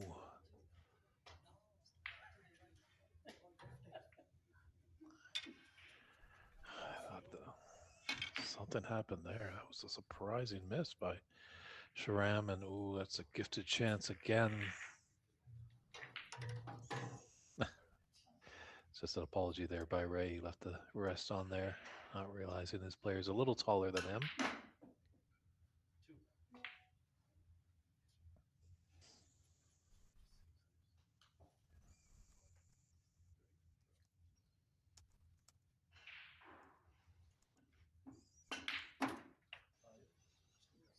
Yeah, he snookered himself, but I don't think that's going to be a problem. Oh, here comes. Oh, it's Both close. have a lap. But handshakes there. There's the So handshake. Shagazi, whitewashing victory over Ray McCarthy. He's into the quarterfinals. And is that where we're going to go now, Rob? Are we going to jump in and take a look and see Yes, what defending champion Dave Daly is doing with Wyatt Leon? we are. Table 3, live 3.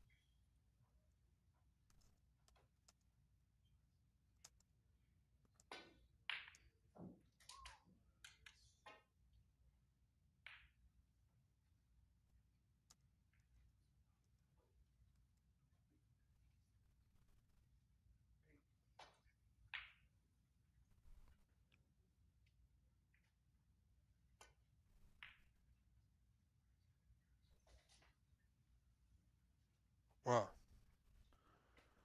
Dave Daly certainly has a hold of this first frame, Dave. But you can't count out the sheriff just yet.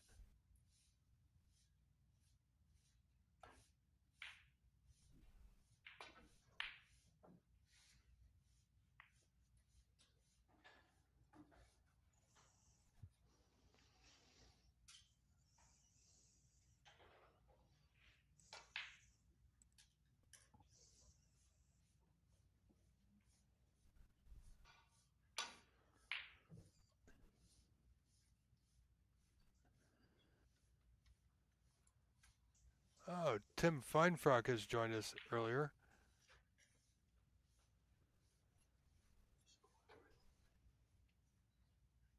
Asking should he leave his wife and play snooker full time.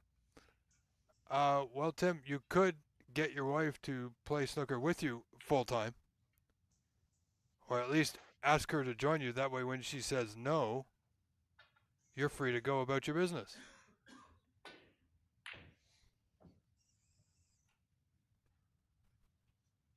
But so 36 the difference, 43 on, Little roll on that cue ball at the end. a little bit.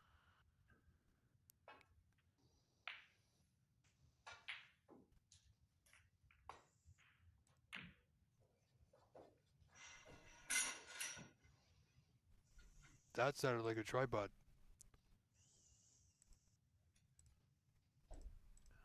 As he baited wide into taking a long red on.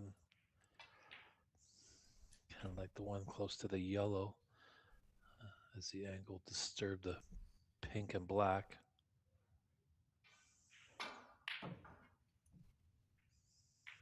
Yeah, so the other match that just started was quarterfinals, Andy McCloskey and Bob Hemnani. Ooh, that's a beauty. That could have been a final. Those are two great competitors.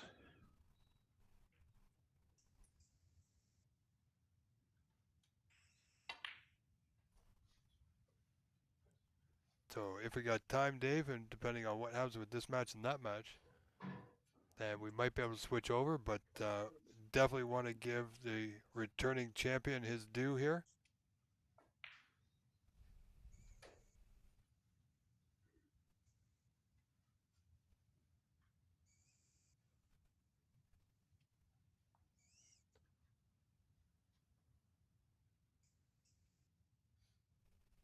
Yeah, I think he might be the only player to come from the Seattle area.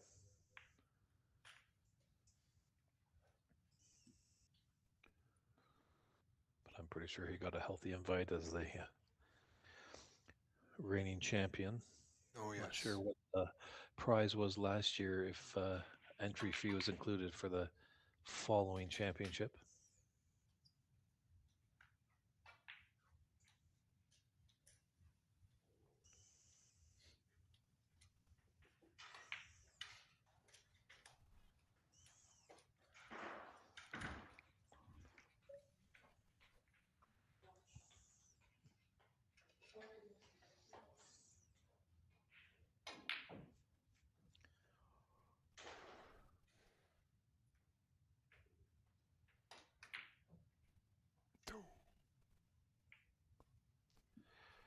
That was Dave's frame ball there. That red had dropped. It would have been a difference with more than 3 snookers needed, so ultimate concession. So. Well, we've been on the air just over 9 hours, Dave, so I think we might be good to hold on to that 12-hour YouTube mark, considering we're on the last few matches.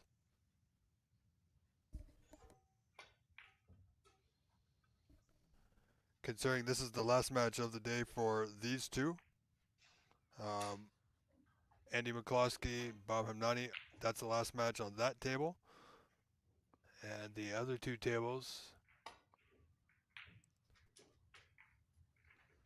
Now, Mark Ziegler and Abhishek Langchetti, did you say that was a 16-round match? That is correct. Kind of surprised that Wyatt tried to cut that red in.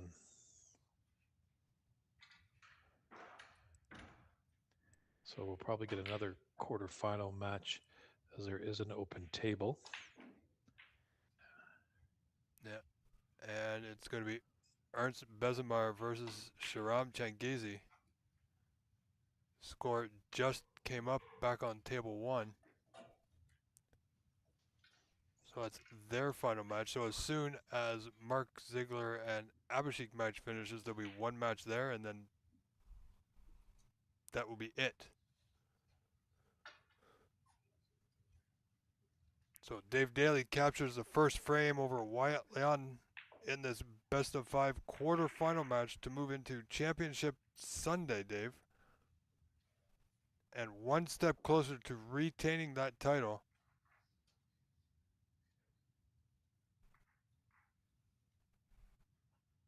And I'll tell you what, he's not too bad on the mic either.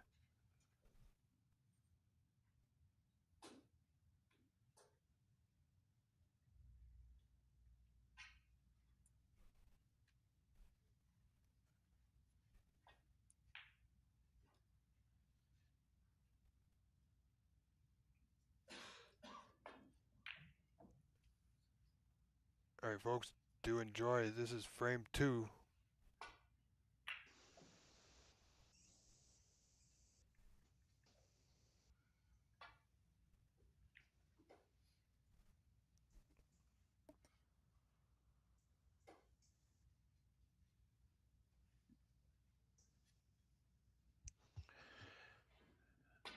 Definitely another thing getting into Championship Sunday, you are going to be in the money, as they have payouts, I believe, for first, second, and the 2 semifinalists.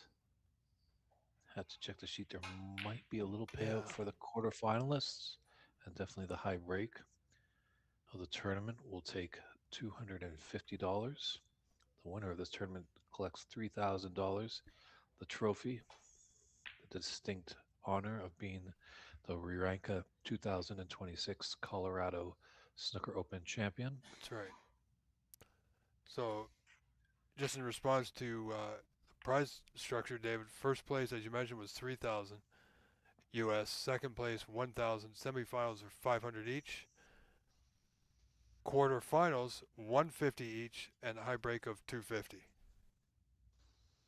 So they're paying out down to the top 8. And that makes sense with a field of 28 players. Yeah, that's not bad. 28 players paying down to the top 8. So you got to make it out your group, and then you got to win a match. Good deal.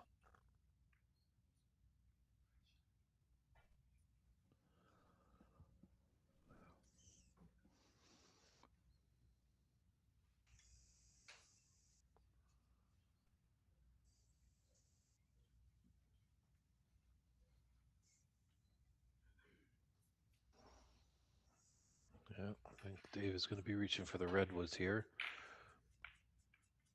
Those 3 reds in a row near the top right. Top should pass by into that corner pocket. And with the angle, it can just delicately come off the cushion and be on the black to the opposite corner, it looks like.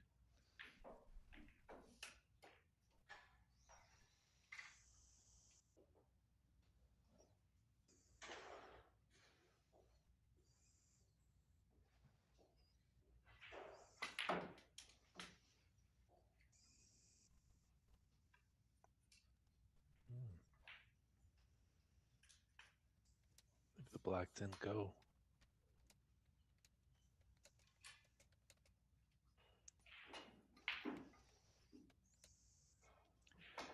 Unfortunately, he's in a position where it really doesn't have a color.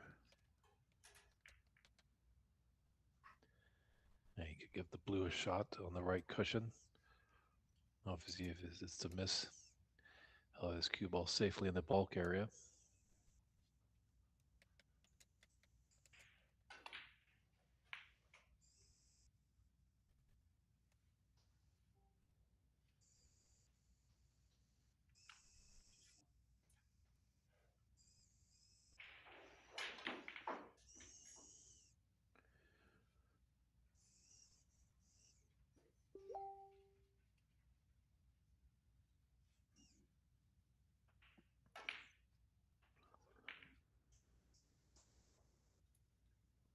Well, Wyatt, it's a bit of an uphill battle. He's only down 1-0, Dave, but Mr. Daly looking for that second title out of 2. I mean, he won the inaugural event last year, of course. Looking to become not only a returning champion, not only the defending champion to win again, to defend his title, but to be the first person to win this event back-to-back years.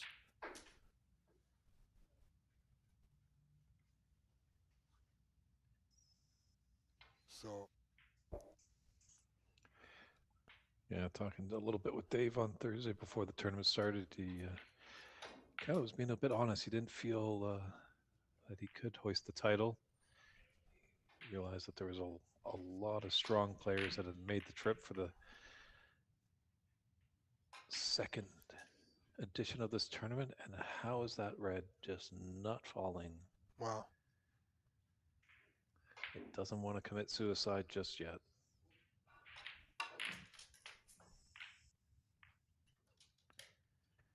Well, that's not going to serve Dave well here. Oh, the black does not go, does it?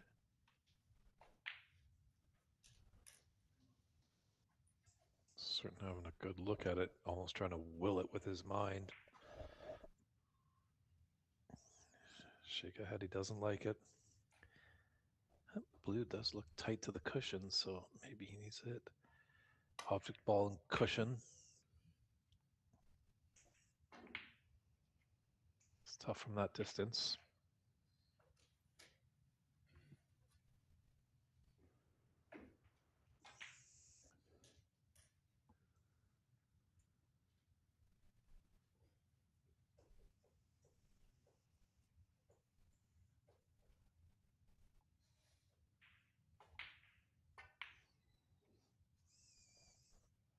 Well, that's not as tight of a snooker as I would have thought it could have been.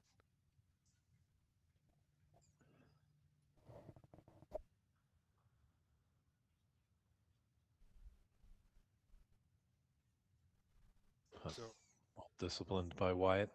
Didn't think anything wild on.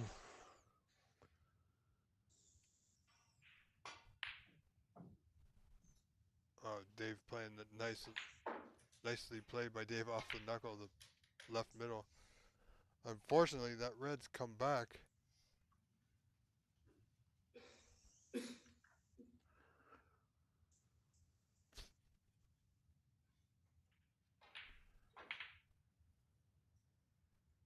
Were you at this event last year, Dave? I was not, no. Wow. It's a very small tournament last year. They actually only had one table that they used. I think they might Okay. have had 16 competitors.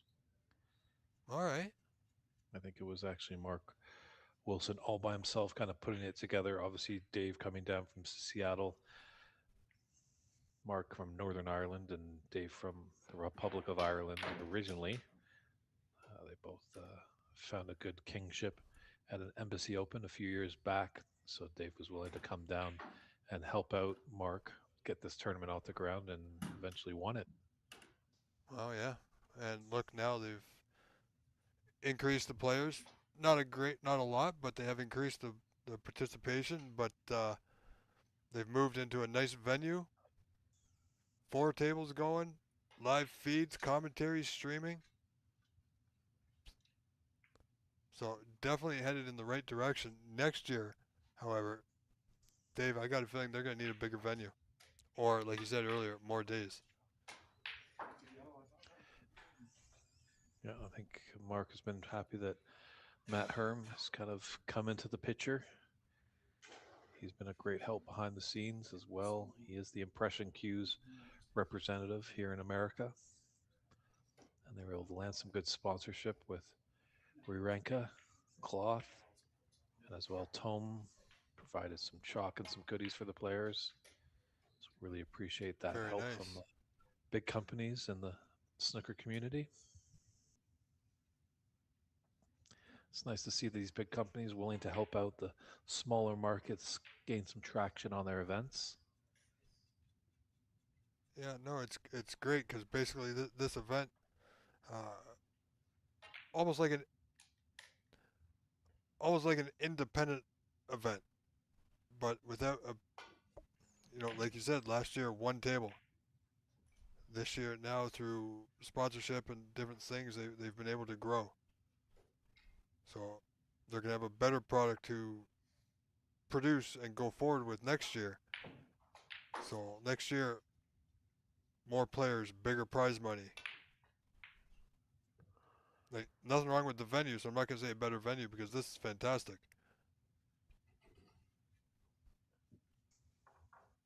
And I like how they're doing it. They're not. They're slowly building the tournament. We see so many times that some promoters and tournament directors, they really come out of the gate wanting to make a big mark, put out a big Yes. payday, and then that tournament just falls apart after the first year. Right. Even Because seen it. yeah, because they think they can get it all done and they don't need to build. They can get the players, and all of a sudden they get barely enough players, and the venue's not that great because they gotta put the money that they have back into the prize money, and it falls flat. See, when you start small, you can do great things with a small field, like they did last year. Right? They created the interest, and that's what they needed to do. This year, they were able to get sponsors because of last year, able to move into this venue, got more players, and they're slowly building it.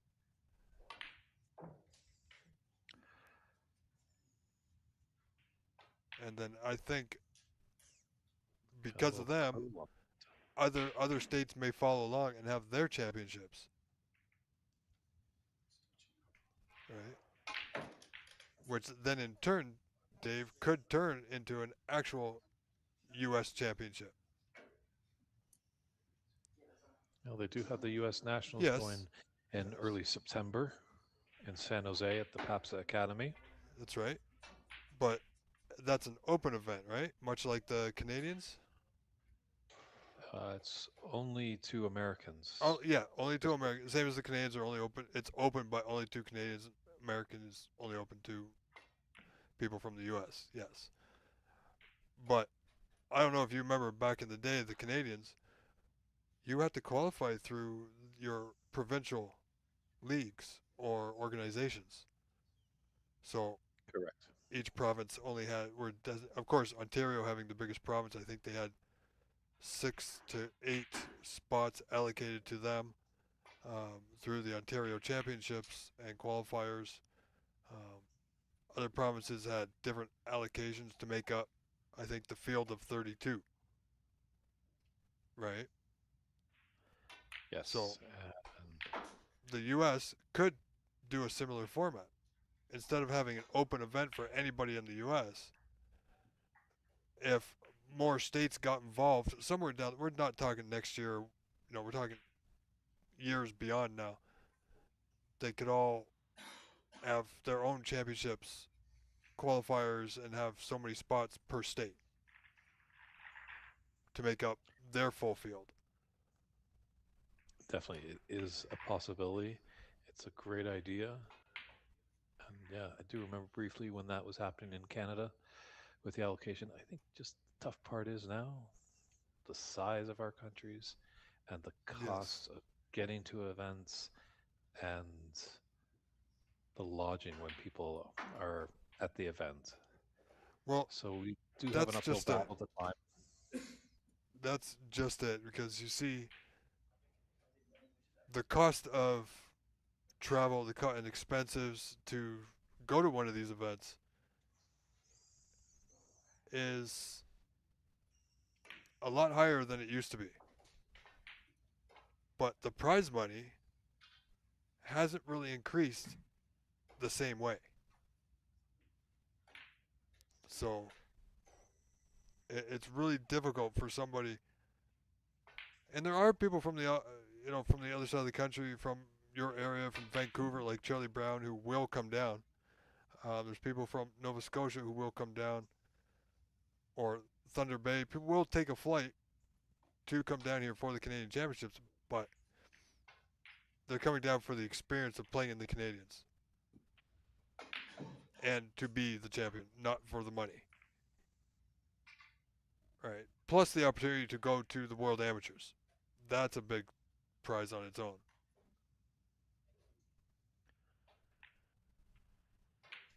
Yeah, it's just tough that some sponsorship has really dried up. In the olden days, Dufferin actually would come to venues and set up the tables and take them down and sponsor the tables all on their own dime. That's So right. that's a huge cost that was able to be averted. But now, unfortunately, we don't have that luxury. But there are becoming more and more table manufacturers. So maybe if in America or Canada they can reach out to maybe one of the smaller market tables that still produce good tables and want to get their name out there, and maybe each other scratches each other's back. That's right. It's a great opportunity for anybody. And I tell you, any one of these organizations, whether it's within Canada or the U.S., if there's anybody that wants to sponsor, just get in touch with somebody in your local area and sponsor an event.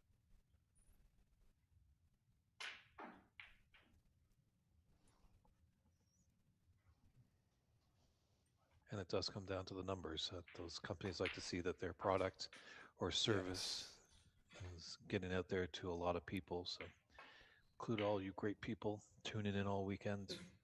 Like and subscribe to Link. Tell your friends. Some matches go a little rusty and stall, and we've seen some great big break building, some nervy frames going all the way down to the final black, and Ahmad Al Said, rattling off a 1-3-1. Quite exciting stuff. Yeah, that was absolutely pure TV, made for TV. That break. He settled in. I don't know how he did it, Dave, but he settled in nicely, right at the right time. So he's got good hope going forward. Let me tell you. Actually, I think he's got another match coming up. True, he's playing the winner of the Mark Ziegler match. Yeah, and that will be table 4.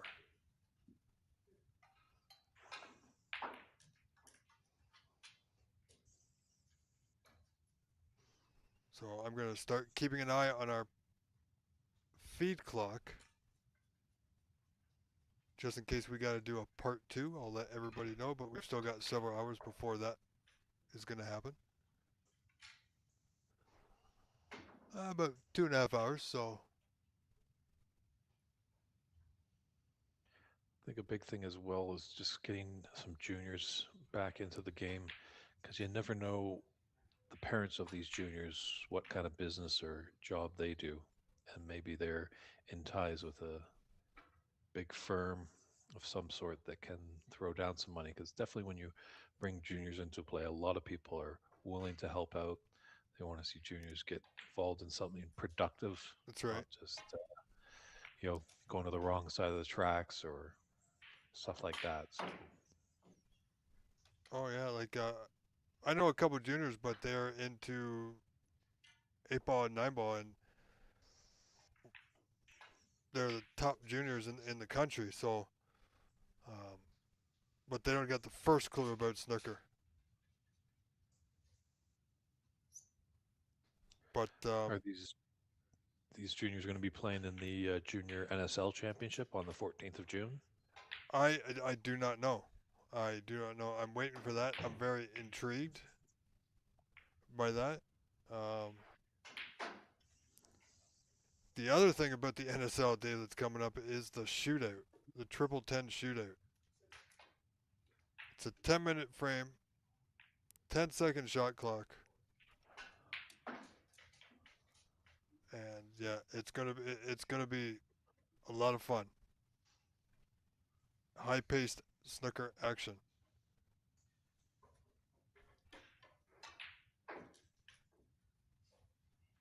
But as for the juniors, yeah, I think we got a couple.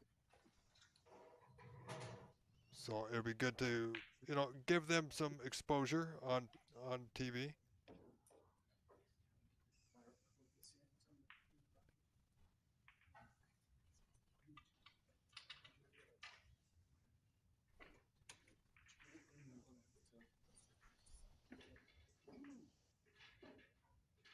So who knows who will join me there? Maybe Cliff will join me in the booth. maybe I can figure out a way. I know to get you on as well, Dave. Um, the cameras there work a little bit differently, so we'll have to see how that goes. Which we can talk later about that. Um, However, before then, we've got the Canadians coming up next week. They're already in play now. They started today, Dave, with the Senior National Championship. And tomorrow will be day 2 of the group stage. I believe the eliminations start on Monday.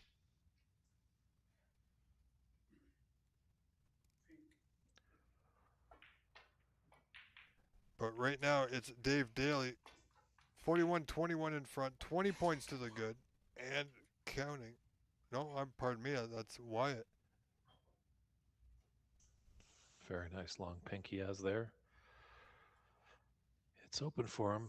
He's going to go around the table a lot here. Obviously, just the high value colors are on their spot. All the bulk colors are off. Yeah. Only 14 points. Still requires 6 remaining colors, however. Oh, he's going to get... Oh, he did. He got him. Little spin. A little bit of side, perhaps. Wow, he's going to need to get Dicey, real high. Dave.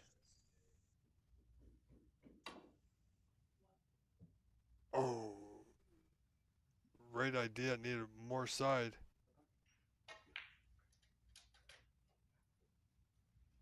Yeah, he's definitely going back. See, this is where you wish your opponent would mark the white. But Dave took one shot at it. He's got a left side cushion. Yeah, see, if he's going that way, Dave, he's got to play low. I think be better off going with some check siding. Just to throw the white, but he's got to make sure he doesn't hit the green when he does it.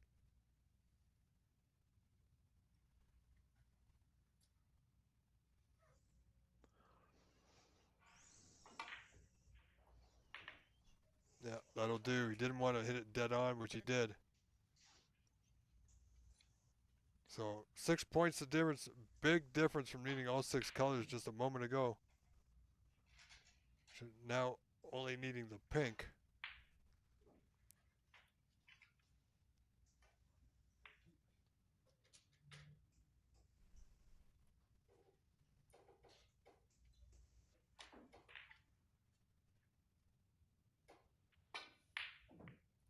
So both of these players are guaranteed some bit of prize money, Dave. True.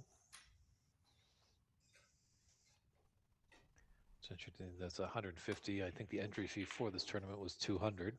Correct. Be nice maybe if you were actually in the money in the quarterfinals, you get your entry fee paid back with maybe a 200 payout for the quarterfinals, but that's not our department. That's the tournament directors, Mark Wilson, and co-director Matt Herm. But the players know that when they sign up. Absolutely. There's documentation about all the rules, all the payouts, and everything. And if you sign up, that's what you signed up for.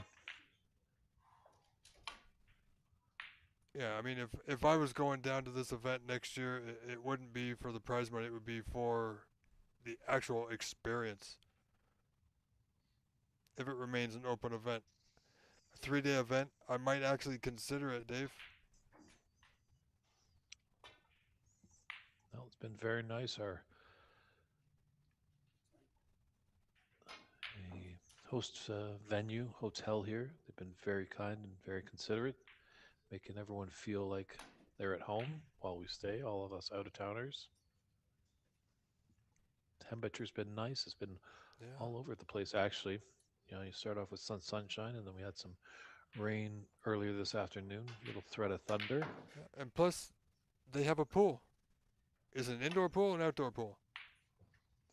It's a non-working pool right now. Oh, really? Oh, that's sad. But they do have an indoor pool at these great facilities. So it's not functioning. Is that a seasonal thing?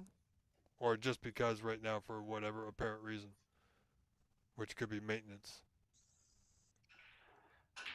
I have not investigated that. I could talk to our staff over there if I remember to ask them at the end of the day today.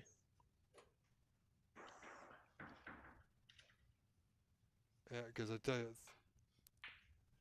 with some of the technical issues we've had, I wish I was on site. Take a little bit of load off the organizers and directors.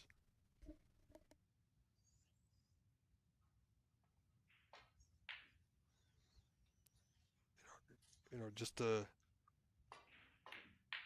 let them do their thing and do it well. Which, because, as you know, Dave, in any tournament, the first thing on a tournament director's mind is not the cameras or anything else, it's the players. Or at least it should be. But I think as we continue to grow and trying to sell the sport Yes. and get that sponsorship, these streams are important. Oh, yeah. And if we can get them more professionally looking as possible, that's going to attract potential sponsors. So I agree with you that there has to be the players. Obviously, if we don't have players, we're just looking at a green table. Correct. But for it to grow, I think we really need to start thinking about everyone involved. There's a lot of great people that will come out, they will spend their time, but how many times can you get people to volunteer? Exactly. That's just it. But like I said, it's a lot of work for the tournament directors and organizers to add technical duties and management to their plate when they're not specifically the best at it. Mm-hmm. So I do commend them for doing their best, and the players are. I mean, it's a wonderful event. They're having a great time, everybody. Um, you know. So we'll see what next year brings, Dave. Perhaps both of us will be in Colorado. Right, we'll see what happens. Who knows how the world will spin, but hopefully in the right direction. But it is true. Sometimes, you may not be thinking about, as you mentioned, Rob, streaming and stuff like that. But if you do get a little thought in the back of your mind, there are some people like ourselves out there that do come and do this, hand the reins off to us, and just know that, like, hey, I've got these guys, it's covered. I can relax and think about something different. Right. Because there's many wheels to turn in a snooker tournament. Yeah, and it's when it's done well, the players don't see those wheels. They don't see the engine. The hood's always closed. But wow, this frame's getting a lot closer, Dave, as we've been chatting. Wyatt's pulled within one.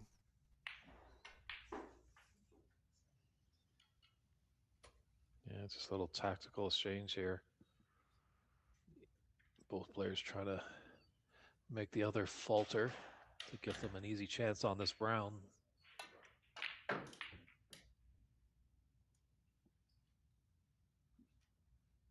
Okay, and a score update. Abhishek Langaschetti leads Mark Ziegler 2-1, and that's a round of 16, so that should be going to a round of 8 match soon, which will be Ahmed Ali. Let's see. Table 2, Andy McCloskey trails Bob Hamnani 1-0.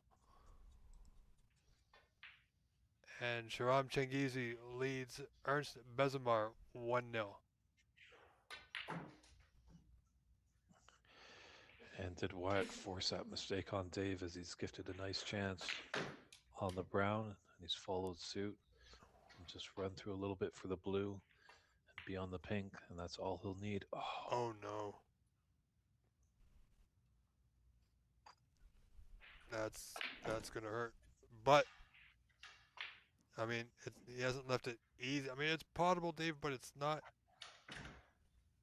It's not sitting over the hole, so to speak.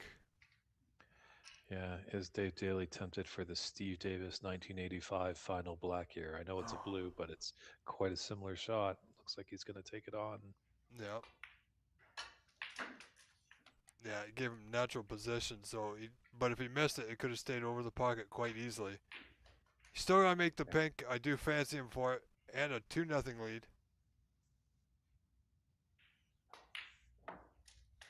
Nicely done. So Dave Daly with that 2-0 lead. Now he's gonna have to think about that one because that one was a little bit too close for him, I would suggest.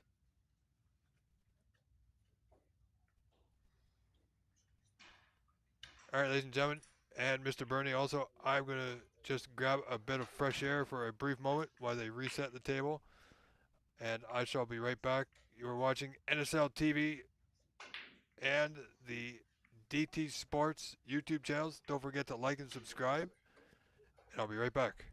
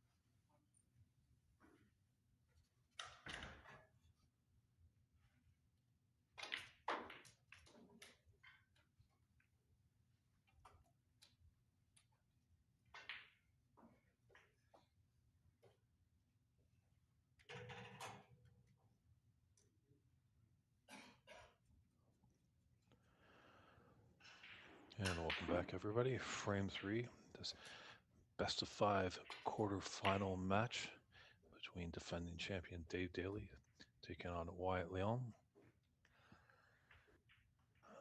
That's kind of a break shot that Wyatt would like to have back. He's gifted an easy red for Dave to get started. Wyatt's got to do something. Trailing 2 frames to 0. Dave right on the verge of getting into Championship Sunday.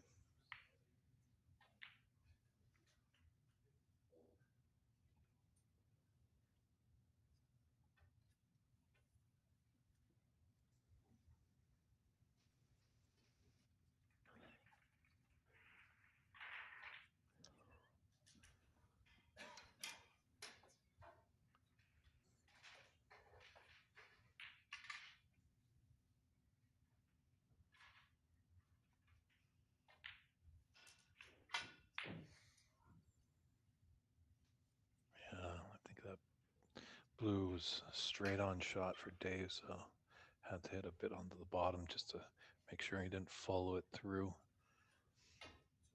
into that green pocket.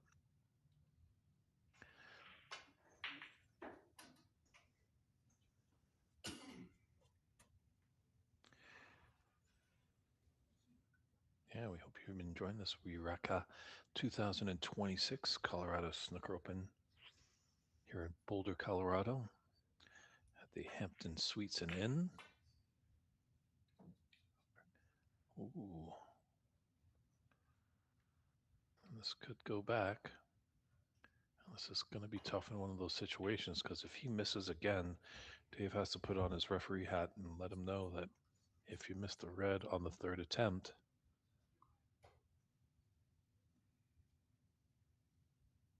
it is a frame concession. No, from where? Oh. I thought you said put it back. I know I said go ahead. That's okay. A little miscommunication there. I think Dave said shoot on from there. Not go ahead and put it on the back. But it's David Burney in the booth. Glad that you're joining us on either the NSL TV or DT Sports stream on YouTube. Feel free to put in your comments and questions. Let us know where you're tuning in from. Cheer some support if you're in the Dave Daly camp or the Wyatt Leon.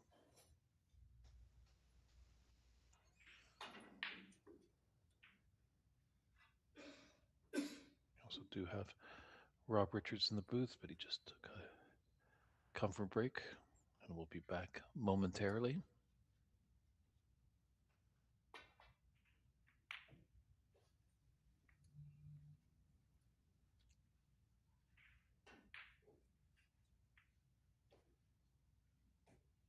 This is the second tour stop on the USA Tour.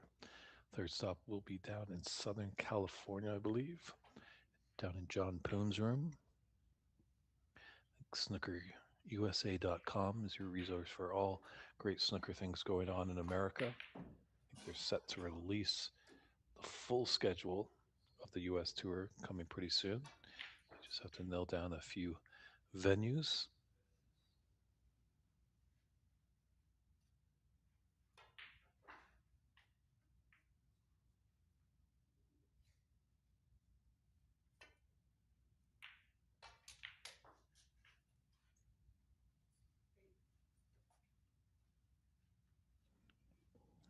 Is he feeling adventurous? Got a good angle to come up and explode those cherries off the tree.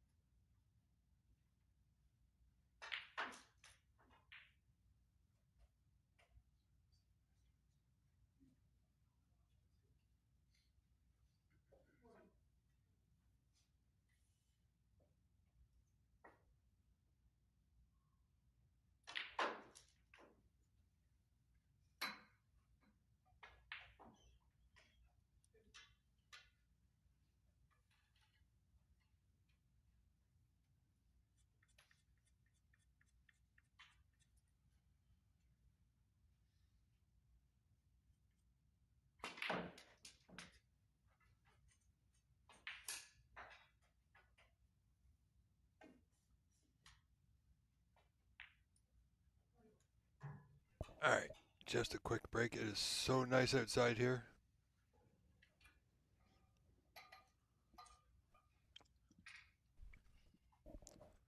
So third frame underway. Dave Daly leading 13-1, 12 points in front, 2-0 up. Wyatt with it all to do now. Had an opportunity the last frame. Just fell a little bit short.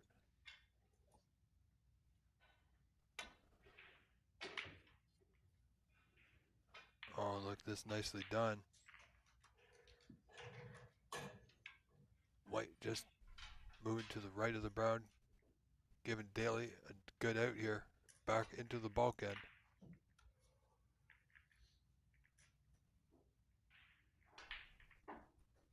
Oh, he's left a putt on here, Dave. It's a long one. Excuse me, it's a long one.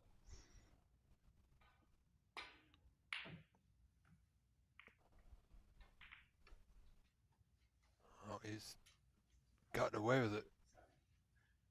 Hit it rather thick, unfortunately.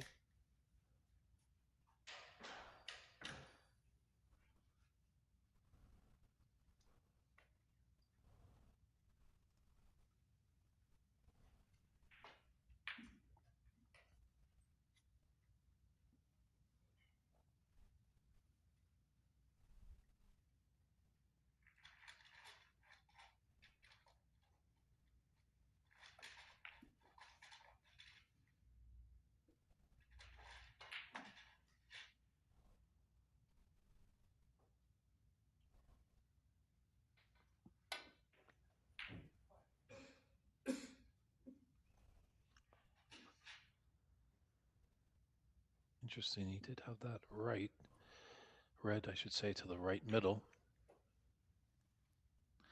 Looks like Day's going to be taking that one on.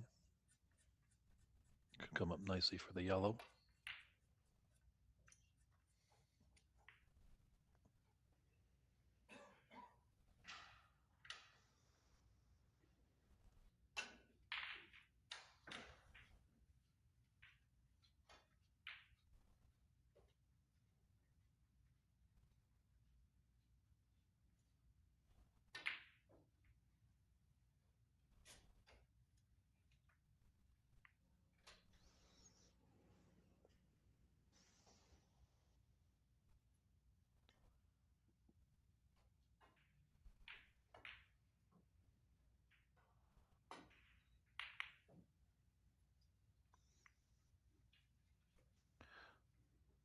Done well to avoid that top right corner with his cue ball, but definitely hitting those cushions really dead in the pace.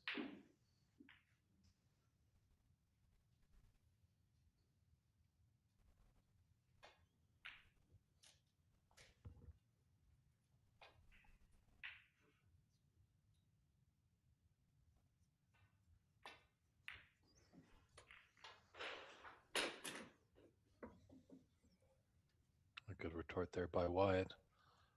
Oh, what a shot. Acknowledged by a tap on the table by his opponent.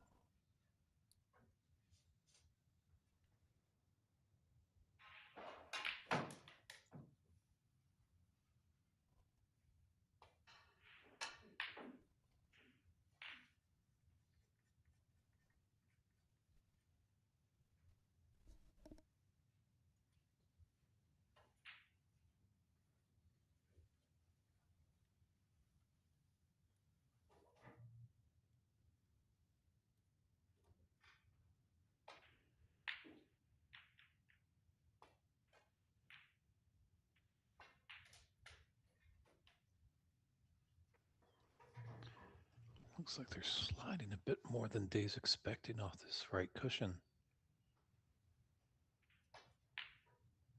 Feel like how he's lining up. He wants to come off the one cushion and into the cluster of reds just ever so gently, just to snuggle up to them.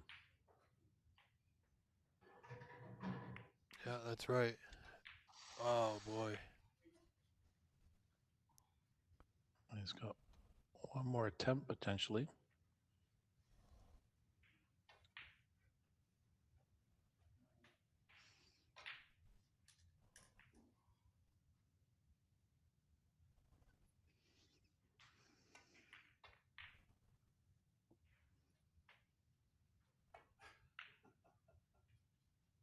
Oh my goodness, boy, did that drift. I know he's going against the nap a bit. Wow. That really curled in there. Oh boy. That's a bit unfortunate at this stage of the tournament. But both players do have to play with these irregularities sometimes that can creep up on a table.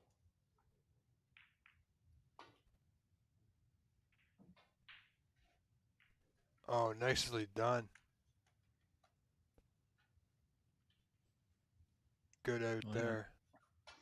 Yeah, I know Dave has got a few lessons from Cliff Thorburn, and that was the patented Cliff shot that he brought over to England when he became a professional. What a nice long red there by Wyatt.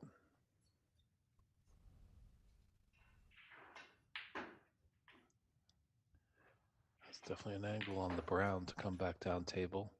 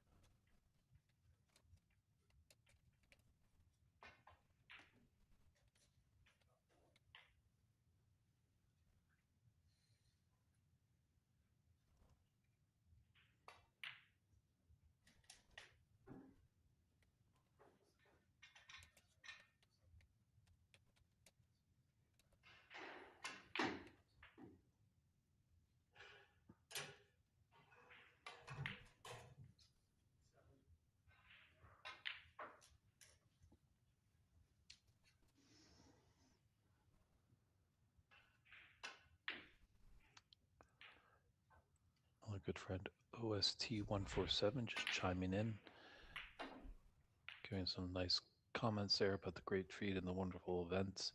And the commentary is excellent. Much appreciated. Thanks for the kind words. Glad that you're enjoying this second edition of the Riranka Colorado Snooker Open.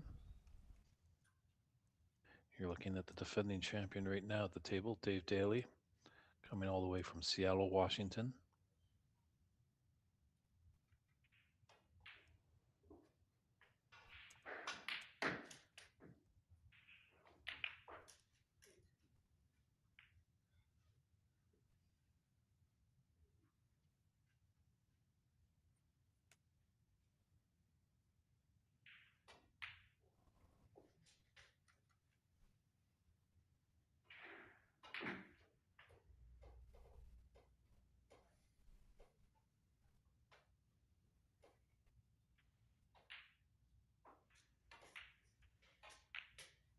Well, look at this. Mr. Daly could be off and running here again. Has a little bit of work to do, of course.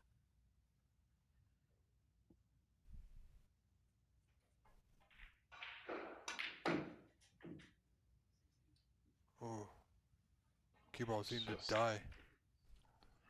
Yeah, as soon as it hit that bulk cushion. Yeah, I don't know, Dave, if you've noticed, I've noticed sometimes when a ball hits that bottom cushion, it sounds like a thud.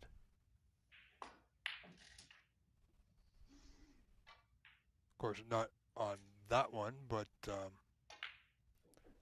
think it's just because the camera and the microphone are just so close that it's picking up actually every little bit of sound.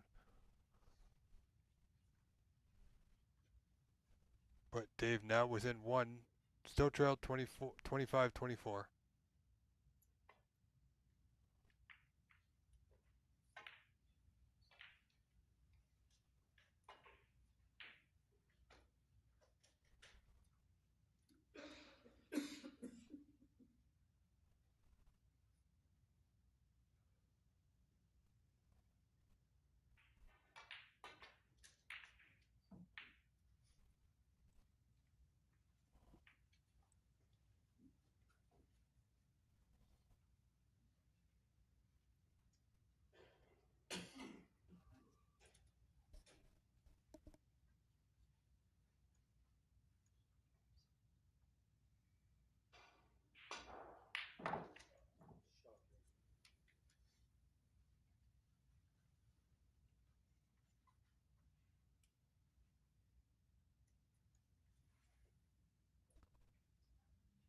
Good putt needed here on this blue. Yeah, the green was always in his way there. Oh no. Oh, he's got the red on the bottom cushion, but getting back to ball probably not going to happen from here. Oh, can he get to the bunch? can. Yeah, he ran into that red though. Opportunity for Wyatt. Trailing by 5 in this important frame for him. Needs to convert this chance into a good scoring opportunity. And looks to be just about perfect on the blue. If it's straight, it won't be too good. Yeah, he had to kind of create his own angle to be on that red near the blue. But he Yeah. does have a red just above the black. Yeah, there is a path between the 2 reds below the pink and the black for that 1 red to go through to that bottom corner. This red just above the blue will pot, of course. It's thin to the right middle. And no danger of leaving too much on should he miss.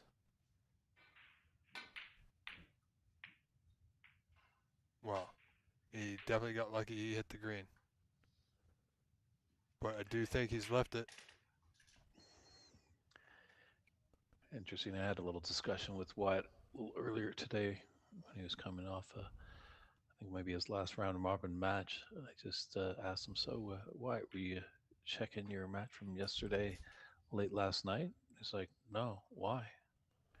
Well, I was telling him about that black that we thought he'd probably Yes. run behind, but didn't, because we saw him playing a lot more tighter snooker today. And his actual response was, there's some good players here, so I had to make a change of plan. Yeah.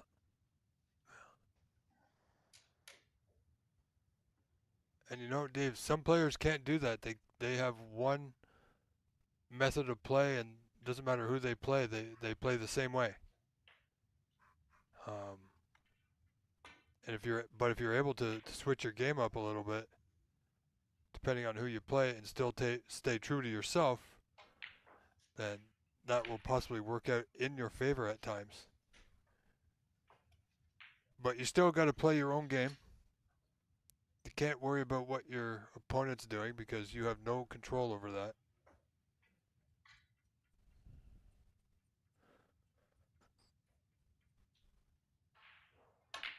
Oh, Dave's got a good starter here. Gonna do well to get on a color though, especially using the rest, but it's close to the pocket and the cushion. But can you play it off the cushion perhaps? Oh, Dave. Yeah. Careless there.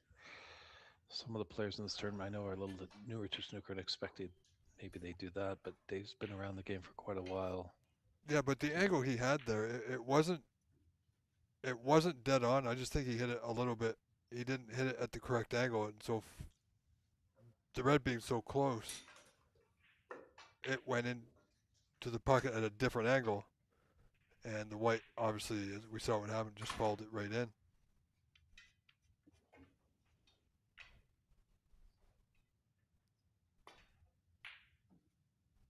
So this frame is going to be a little closer than I think Dave would have liked. You know, Wyatt's a smart player, as you said. He's changed his game up a little bit to accommodate the better play.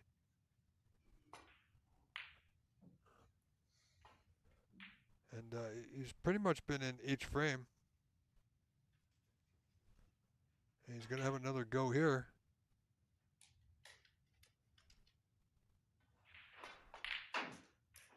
Oh boy. Cued right across that one.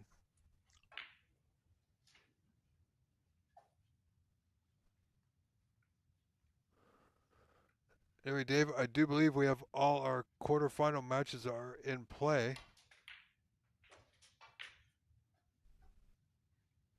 And the last one to start was Mark Ziegler and Abhishek. And that match is Abhishek's 2-1 in front. Dave Daly in this match, of course, 2-0 in front. Andy McCloskey and Bob Hamani are tied at 1-1. And Sharam Chingizi leads So, Ernest 2-0. Actually, there's still one more match to begin, which is Ahmed Ali. Is it? Am I not correct? yes, I believe so. Obviously, we saw him That's move on right. to the quarterfinals with that sensational break of 1-3-1. That's right. So, So I think Mark Ziegler and Abhishek is a round of 16 match. correct.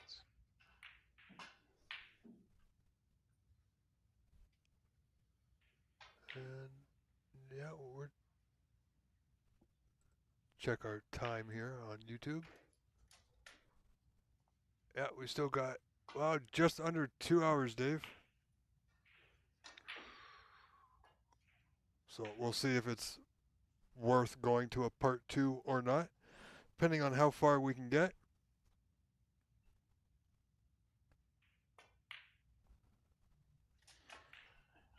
Ooh, we ran Oh, on a bit too much. What? well, Oh, well, he might be lucky hitting that red, but if not, he's got the pink over the top left corner, but it's tough queuing. Long distance, it's easy to put some unwanted side on the white. He's got a 5 point lead, so he doesn't need to pot a color. He could put Dave into some trouble here, though.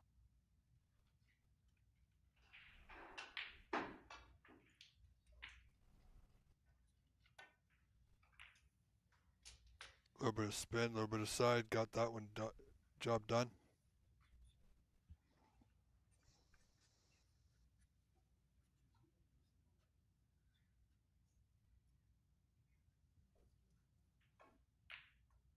big plant right here. Oh, he's gotten away. That was risky. Rather bold to take that on, both on the cushion, and there was a fair amount of distance between them.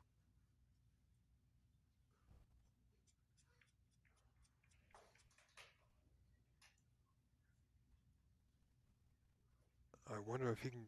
Yeah, I see he's going back to the bulk, but if he went off the left side, he wouldn't be leaving one for Wyatt. Is this going to curl behind the brown? Oh, yeah, it did. A little bit.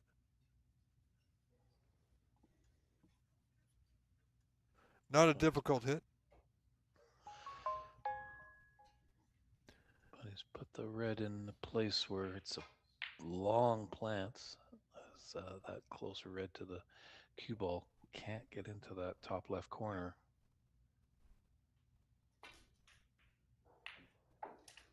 Oh, boy. Oh, and he's brought a red into the bulk end, too. That's absolutely disastrous. The last thing Wyatt was looking for there. Just trying to make contact and went in off.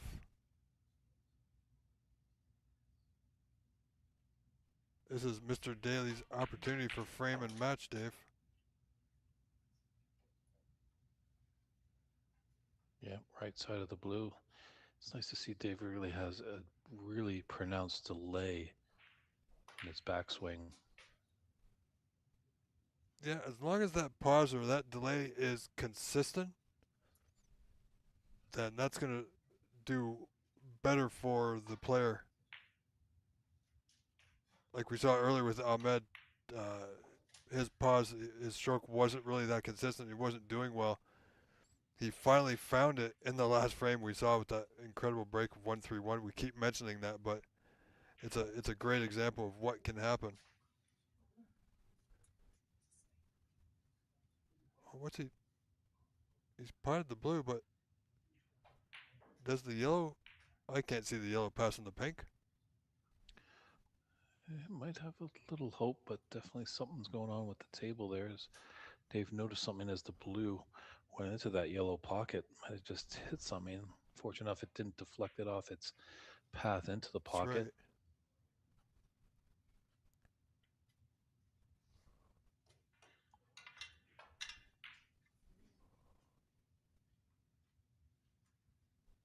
Remember, this is the man that took on Sean Murphy in an exhibition match a while ago. And won, might I add. I believe that was at Ox Billiards, was it not, Dave? Yeah, that was part of the Sean Murphy North American tour. He paid a visit to Calgary, Vancouver, Seattle, and Los Angeles. Yeah, that must have been a good time.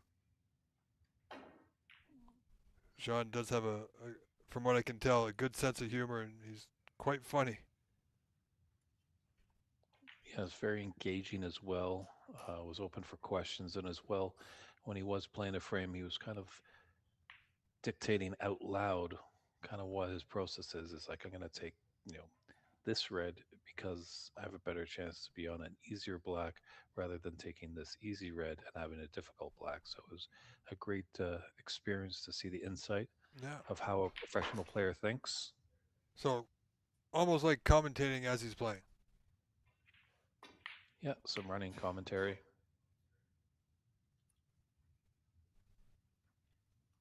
Yeah, no, he's definitely somebody I wouldn't mind sharing the booth with one day.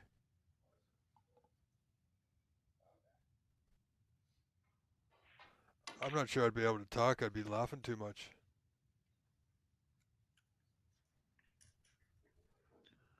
Oh, great shot there by Dave. Very nicely done. He's got Wyatt. Yeah, he's only 4 points up, so he's turning up the dial here.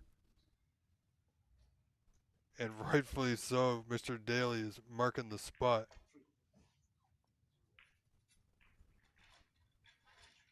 Just a little touch of chalk on the cushion.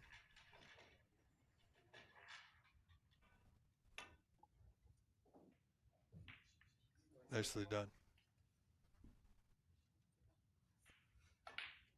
Yeah, you see Dave keeps going over that spot in the table there.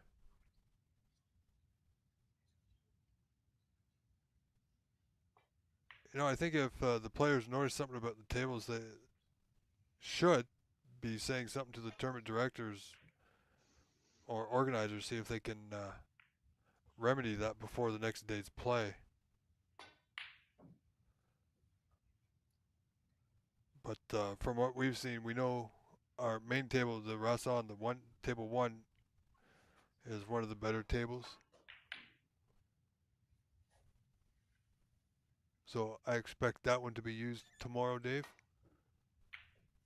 Yeah, I think tables 1 and 2 will be in play for the semifinals. I think the plan is to be on that Rasson table for the final. Correct.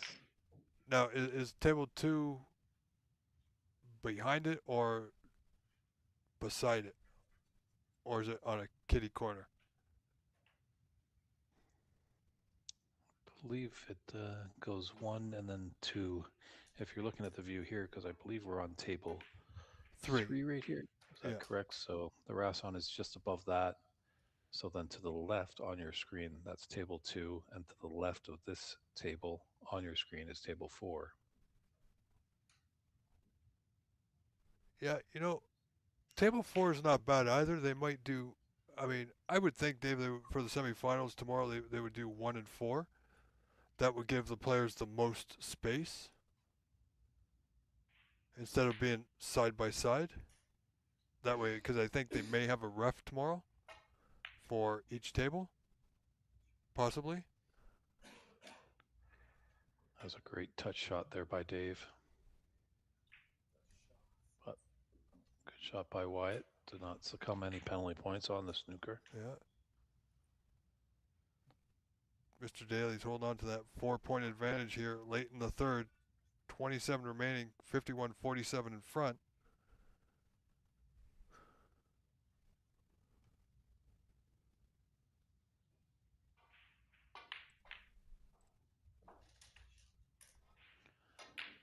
Very nice yellow. It's a tough green. I would have liked to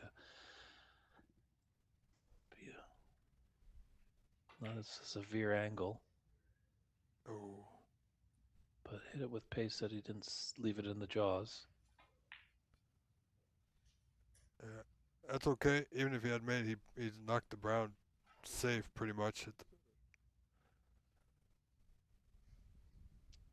But pink is pretty safe on the left side as well as the brown, so these are balls Wyatt does need.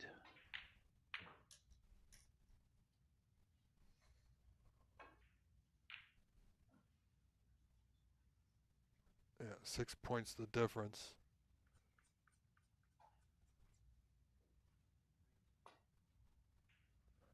And Wyatt does need the pink as well, which is, well, it's on the cushion, but it's on his correct side of the table, Dave. He just has to get the right shot at it.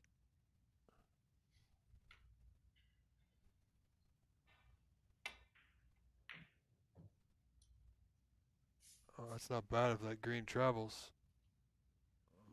Well, I would think this green is on. Not easy, but definitely potable. I mean, if Dave goes off the right side of the green, he's in danger of possibly going in off. Can't see the exact angle he's got, but it's thin to the top right corner. Oh, he didn't take it on. That's not bad. He's got the brown out, which he needs.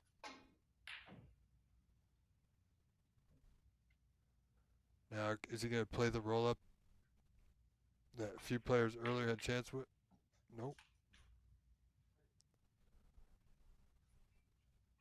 Kind of surprised that he didn't even take an effort at it. Yeah, I mean, he could have just tucked up to it, but I think it was Yeah, cut behind the blue. Ryan earlier.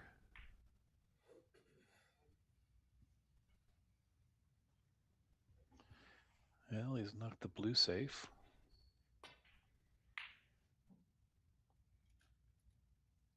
Oh, that was close. Flirting with the double kiss there was Wyatt.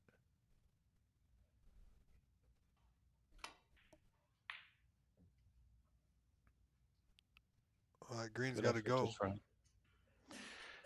Tried to get behind the pink. Decent effort by Dave and didn't sell out the green.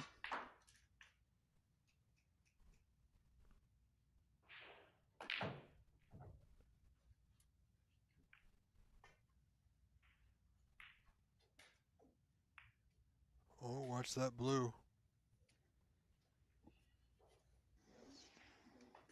Well, blue to pink's going to be an experience, Dave. Should we get that far? Mr. Daly only 53-47 in front. Only requires green, brown, and blue for the match. This could be it right here. Oh, look at this. This frame is now all tied up in a blink of an eye.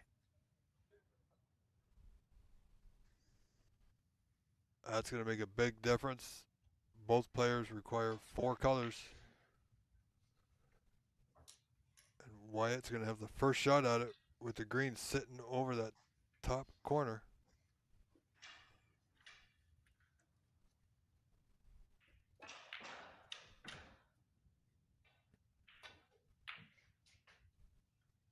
Oh, we need a little bit more pace there. Could have played it stun off the top cushion instead of going 2 cushions and been a little bit closer to the brown for this one. But if he gets this, Dave, oh my word. What are we seeing? Just some lapse in concentration. You know, if he had played that same shot with a touch of draw, would have had no chance of going in, and more than likely made him easier to make the pot.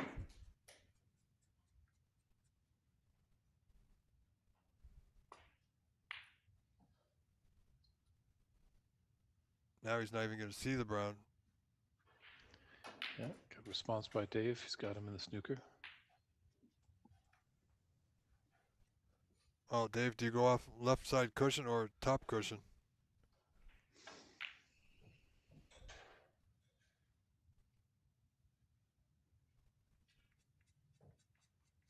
Feeling possibly top cushions. It seems like these side cushions have really, they slide off a bit more than usual. Yeah, if he's going left side cushion, he's got to get close to that left middle.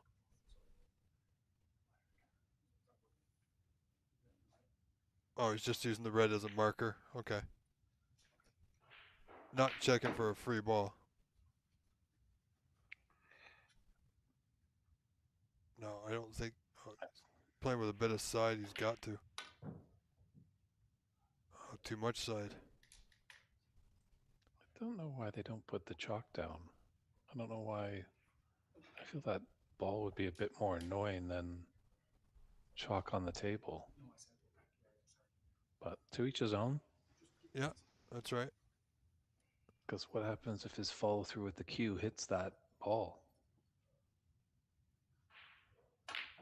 Like it originally wasn't on the table, but what does it do as a marker? Yeah. I know they probably don't want the players to use coins. You know, if used improperly, they could mark the cloth. I'm not sure what their plans are for the cloth after this event, but even you know, you put a touch of chalk on your finger and lightly spot the table and then brush it off when you're done. Especially since they're using the Tom chalk, right? Here comes attempt number 3. This has been costly for Wyatt. You always need to move that red. It's fortunate the blue is over that top right corner, or it'd be an elementary brown for Dave. Yeah, well, if Dave wants to get creative, there's a cross corner here, or a 3 in the side. Yeah, that leaves a nice safe cue ball. Yeah, he's got that 65-56 lead, 9 points to the good. So Wyatt back to requiring the 4 remaining colors now.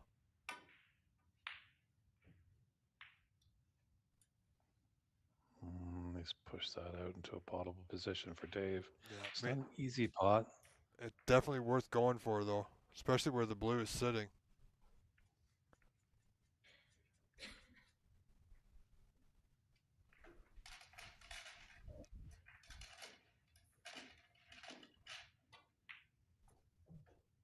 Oh, he played it in the corner. My goodness. Great pot there by Dave. Frame match Lots of ball blues to now. blue. Yeah. See, from my angle, from our angle, from my view, it looked like he was going to play it in the side. Well, there it is. So, defending champion, moving on to championship Sunday. He's 2 match wins away from retaining the championship, but it's definitely going to be a tough go for him. I'm pretty sure he's going to be up against a pretty good player tomorrow in the semifinals.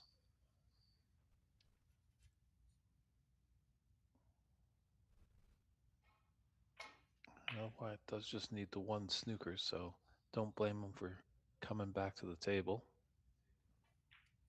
Well, he's got nothing to lose at this point, so the black is, well, it's not in the best position, but look at this effort. What an effort that was. I mean, Unfortunately, all Dave really needs to do is just gently push this over the top right corner, get it into the jaws. If it drops, game over. If not, Wyatt's got a tough ordeal to get it out of the pocket. and there we go. Mr. Daly moving on. Returning champion in the final 4. We'll see him again tomorrow as he takes this match over Wyatt. 3 frames to 0. So let's have a look around. Let's see what we got going on.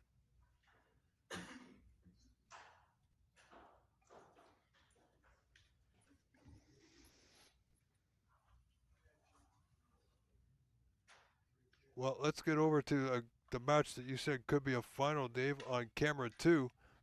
It's Andy McCloskey and Bob Hamnani.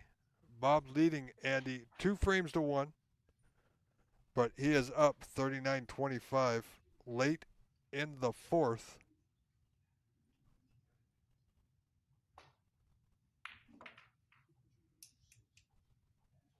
That was a good putt there by Andy.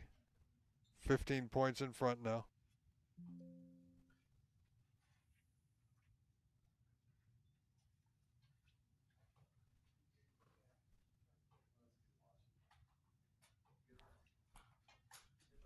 And the last round of 16 match, Mark Ziegler and Abhishek Langashetty.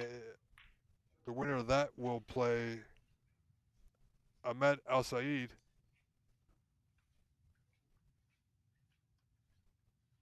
Which, just by happenstance, will be the last match of the day. Oh, where's he down there?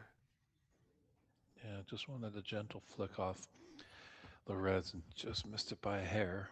You know what? That might be a. Yeah, I think that's going to be a free ball, Dave. Not that there's a whole lot of value to it.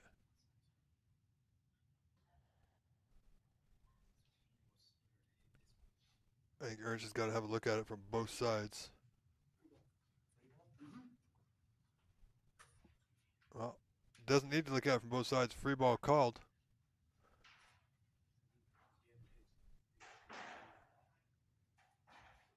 Yeah, rightfully so. He's having Ernst look at it from both sides.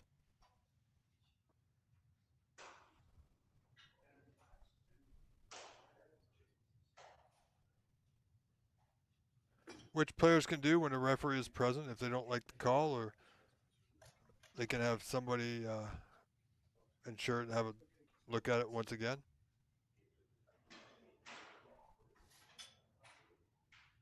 Mark Wilson also there getting involved.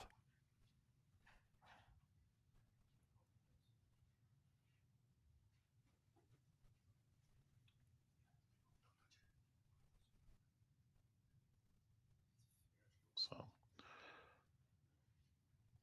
Lawrence is just taking away that red.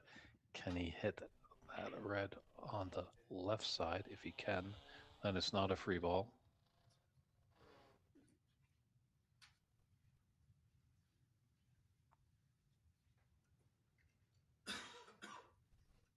Yeah, but he has to be able to hit it clearly. Apparently, free ball was not called.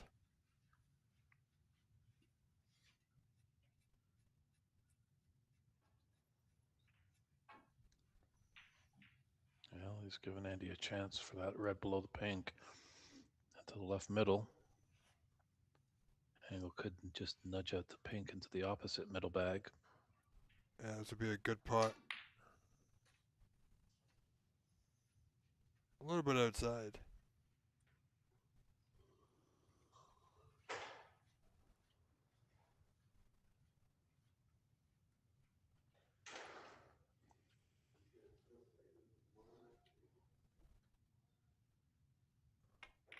So Bob just returning the white into the bulk end. Just catching the jaws. Wasn't in any danger of going in off. Played that a bit thick. I think a bit thinner. He could have come maybe potentially off the bulk cushion and near the right side cushion and maybe sneak behind the blue.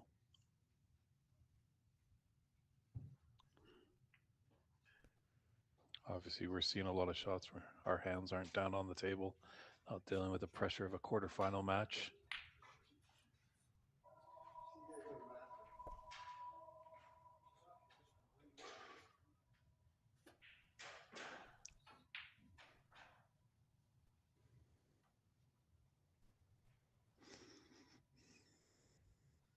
Well, Bob has a red to left middle. Naturally, we'll take him down for the black and another red out in the open.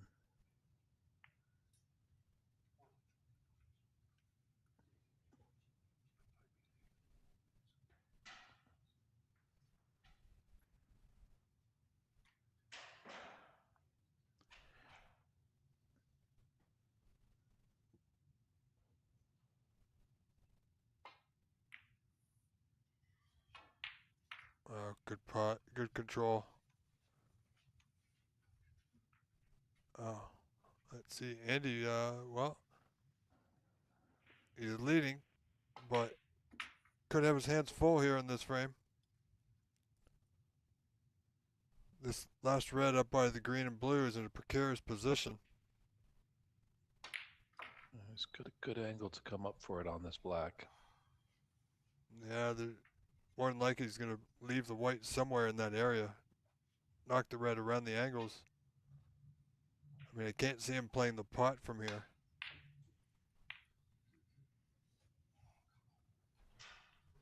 Oh, has he got the snooker? Has he left it? If he's left it, that's rather unlucky.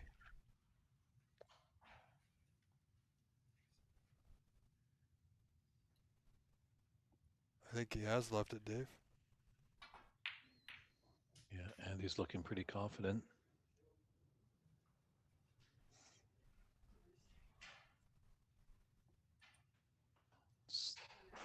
Still not got the frame. A bit of a mess where the colors are not ideal for a clearance at this point.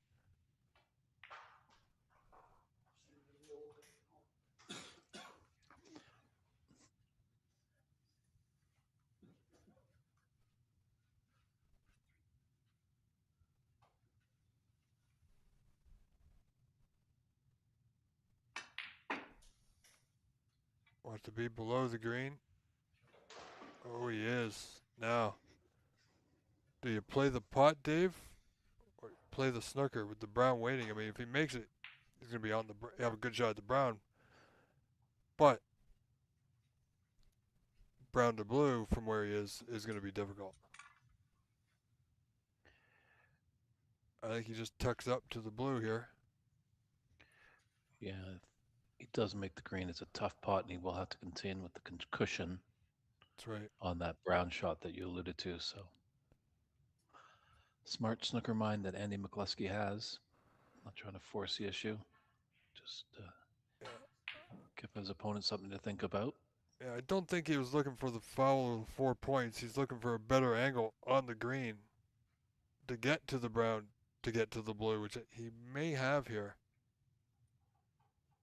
Could be a little bit straight, but yeah, a little forward.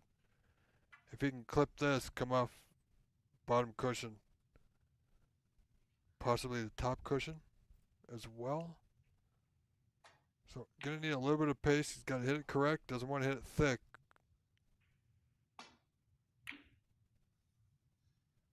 Yeah, didn't want to hit it thick, which he did slightly.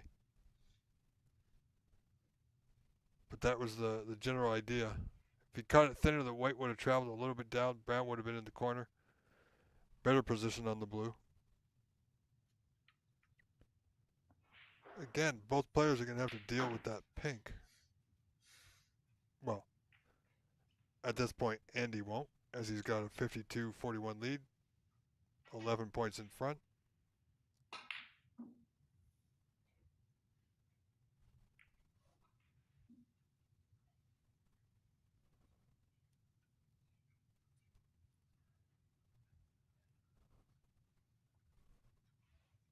I expect Bob to play a little cautious here. He wants to win this frame, end the match, and secure his spot in Championship Sunday in the Final Four.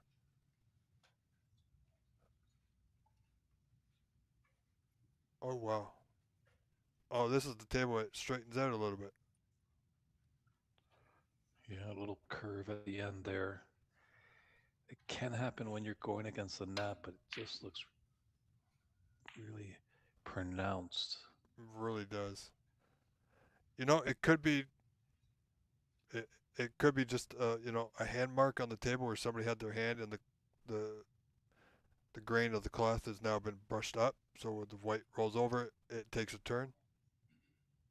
That has been known to happen, or the nap of the cloth rather.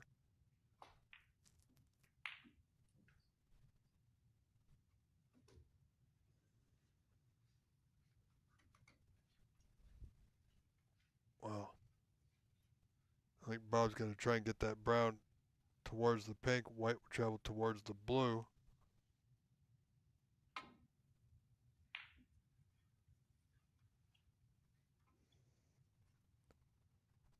Yeah, it didn't quite catch it thin enough.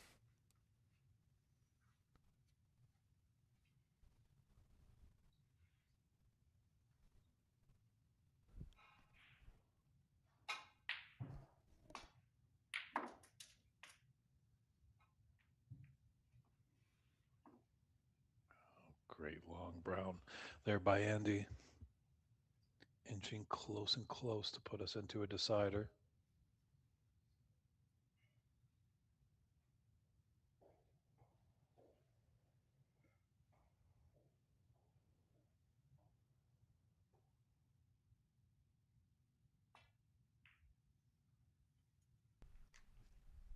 Yeah, it's going to be an interesting finish to this frame.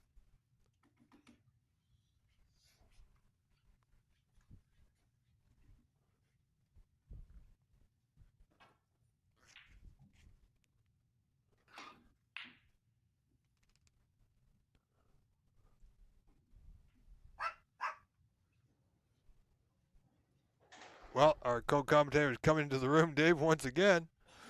My word. Little attention seekers. Well, I think I've insulted him. He just walked and turned his back away from me, Dave.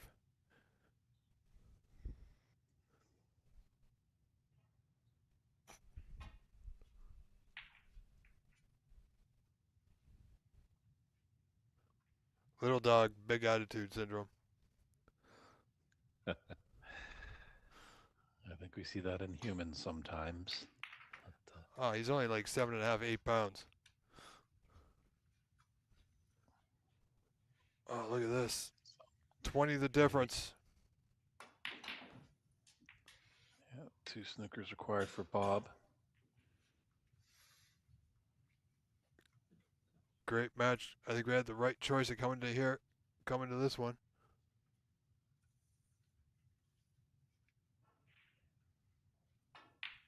I'm just hoping, I'm hoping the Ziggler and Abhishek match ends relatively soon so the next match or the final match can begin. That way we'll be within time. We got about an hour and 20 minutes, Dave, before we'll need to reset and do a part 2, which only takes me about 30 seconds to do. Yeah, I just saw Dave Daly come by my commentating booth. I was wondering if I had Ahmad's phone number because this round of 16 match, he's going to play the winners going quite deep. And they're thinking they might just push that quarterfinal match to 8 a.m. tomorrow morning. Oh, Well, we've got a decider in this one. yes, we do.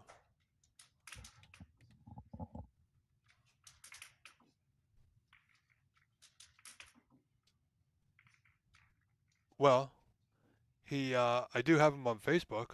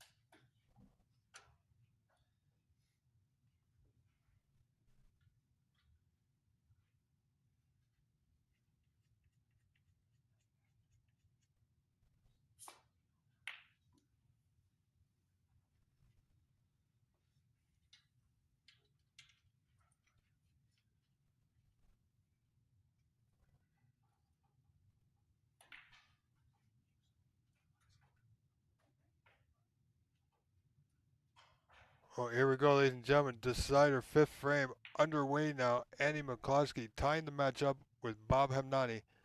2 frames apiece, folks.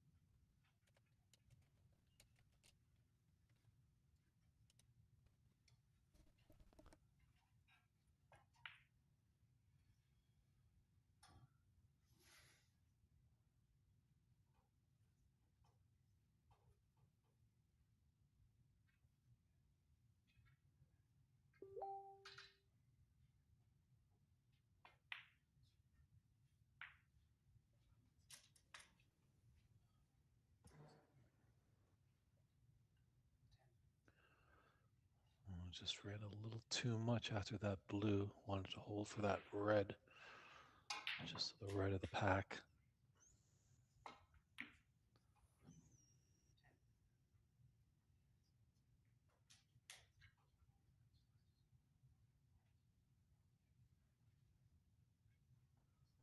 Good cue ball. Interesting red he took there. I thought maybe just coming off the cluster of reds in the middle might have got him a better angle to get behind the green and, or yellow and brown, I should say. But Andy's faltered a little bit on his safety shot here, and he might be sitting for a while.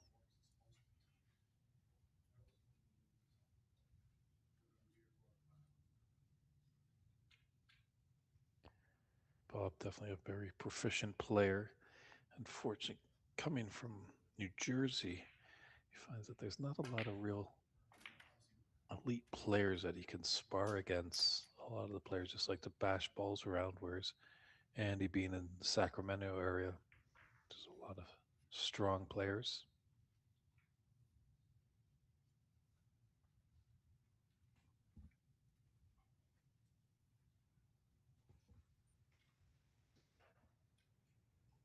So just a scheduling note for everybody out there tuning in. Depending on how that round of 16 match goes, we might push the quarterfinal, that winner of that match going against Ahmad Al Said might go on at 9 a.m. tomorrow morning.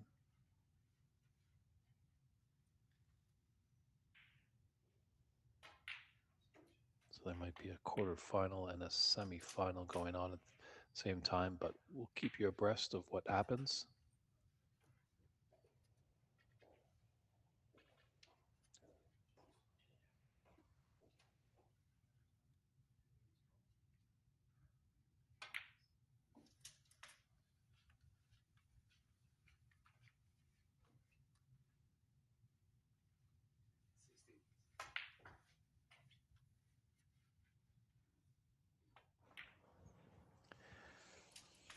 So our good friend Dave Daly's just informed me that that will be the plan.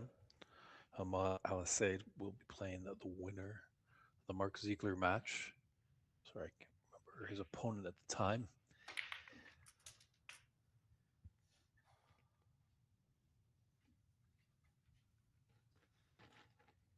And that match will come back at 9 a.m. 9 a.m. Mountain Time. We'll be live here.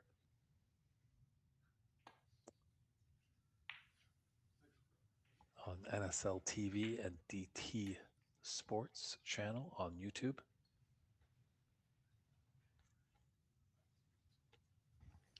Not sure if we're going to start off with that quarterfinal. Probably will, because I think the other semifinal probably will still start at 10.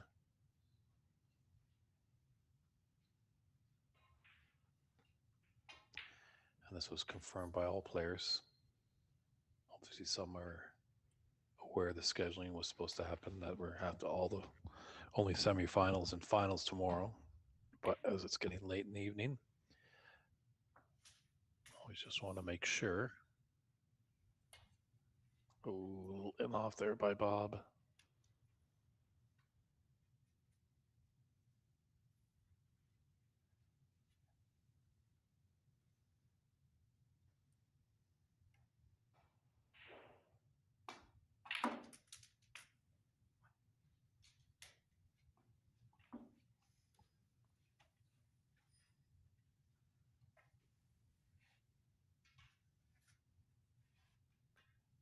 Yeah, so it's Bob Hamdani with a 34-5 advantage, 29 points in front.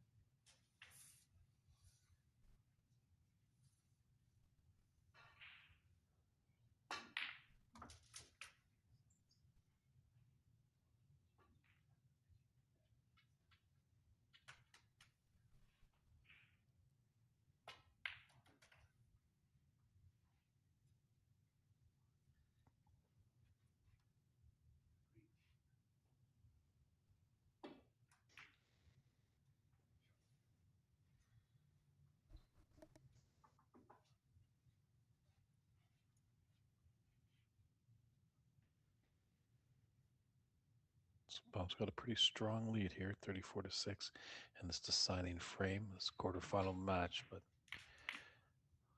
there's still a good number of reds on the table.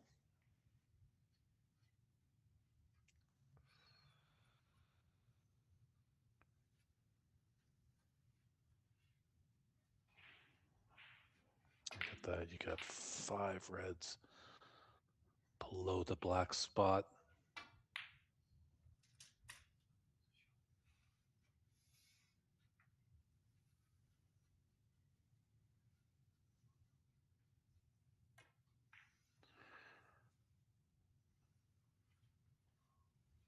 He's not happy. I think he's straight on a bit on the right side of the blue. Natural angle takes him for that red close to the left middle pocket. If he's on the wrong side of the blue, it'll be a natural angle to take him up for that red by the brown. So kind of in no man's land.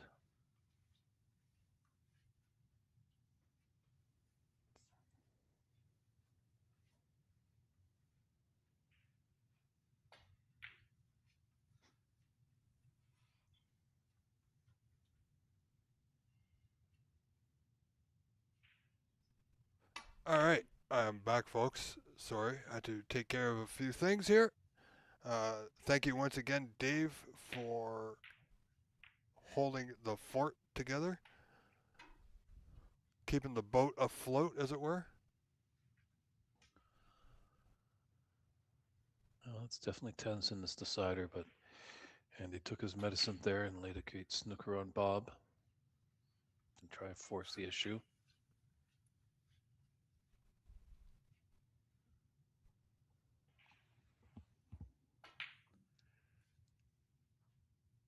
Yeah, so the Ahmed Ali match and whoever wins, Mark or Abhishek, will take place tomorrow morning, 9 a.m.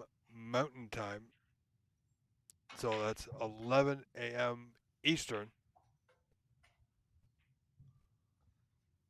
And I believe that's 8 a.m. Pacific. Right, know my time zones. Oh, is he going to get fortunate here? Oh, I think he got it. Just barely, but he got it, Dave.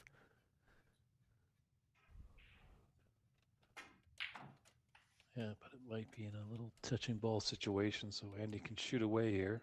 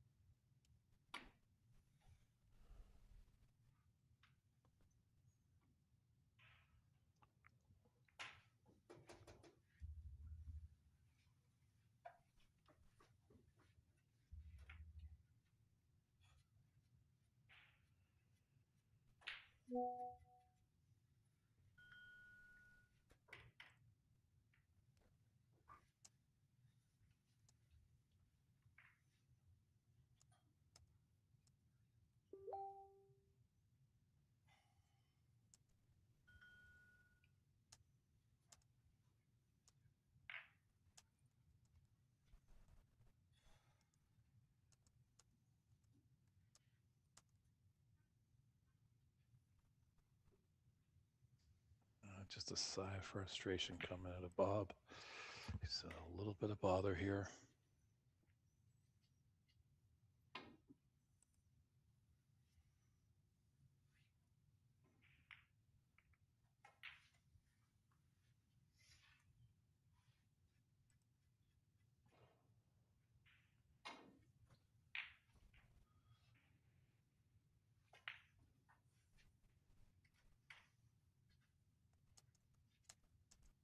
Well, and he does have a red to the right mid or right top right corner pocket.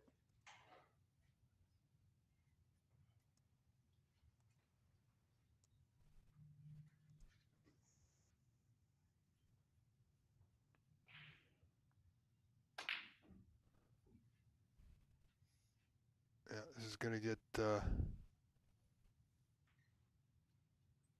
could get a little dicey here for Andy if he doesn't make a move soon. But he's a fairly good defensive player when he needs to. And right now, Dave, trailing 34 to 13, 21 down. Reds are getting picked off slowly but surely. He's definitely going to need to rely on that defensive game. Yeah, he just kind of missed a trick there. A little frustrated as he walked away. He knew he could get behind that green, but didn't execute it. Obviously, Bob doesn't have an easy starter, but Look at allowing this Bob to cross double. Oh my. It's really going to hurt Andy that he missed that trick. Yeah. A good angle on the screen to come down table.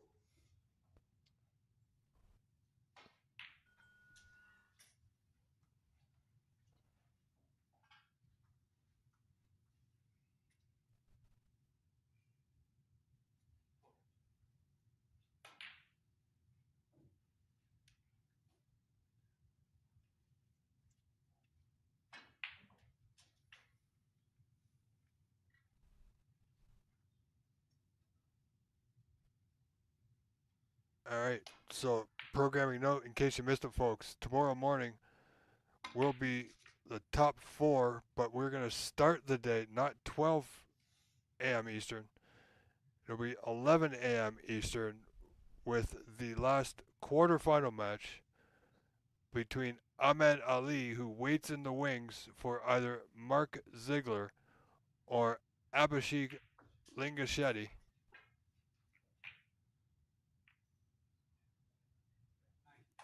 And the other 3 matches will go on as scheduled. Is that correct, Dave? They're still going to go on. The other 3 matches are still scheduled to start at their approximate times of 10 a.m., I believe, Mountain Time.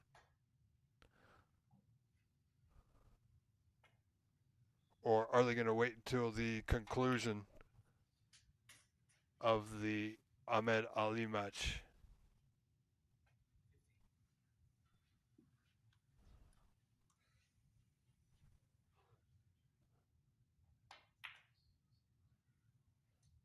So just a brief programming note there for you folks.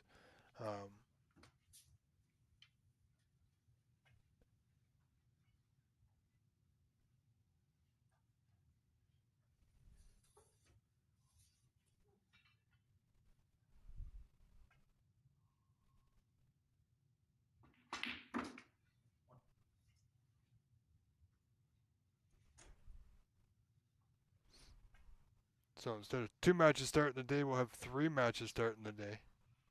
Well, one semifinal might be able to start, but the other one was going to have to wait, of course.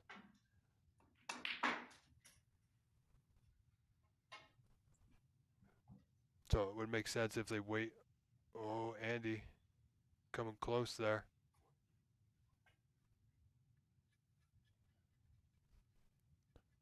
Bob Hamani leading 49-17, 32 in front, 2 reds remaining. Andy well out of position.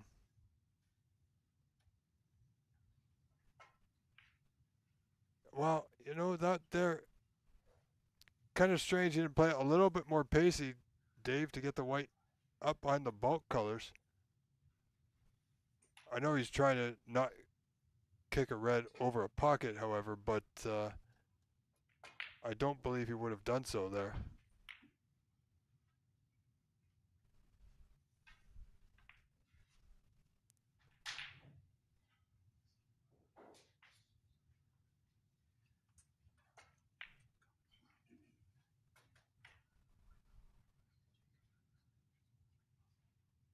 So we are coming very close to the end of our broadcast day here on day 2 from Colorado of the Colorado Open Snooker Championship for 2026.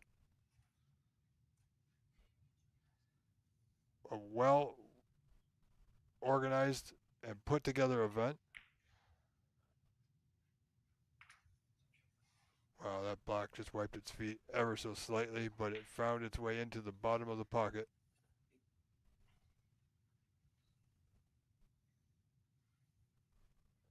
24 down, 1 red remaining now for Mr. McCloskey.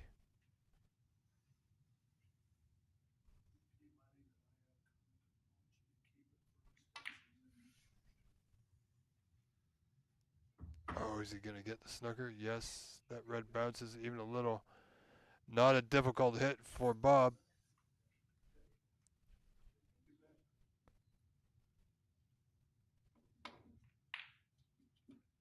Oh, he could actually see the bunting angle. Just came ever so close. Oh, I think if Andy can see this red to the bottom right corner, he's got to, would think he's going to take it on. Not the best shot. Oh, he's fluked it. If it, the white holds up, oh, I think he's on a color on the yellow.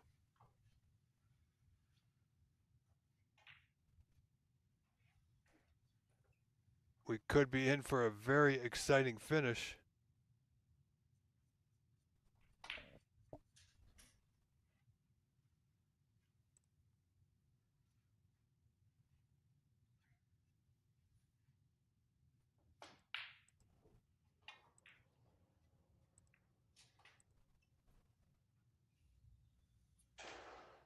So 21 the difference. Andy at the table requires the 6 remaining colors here, folks.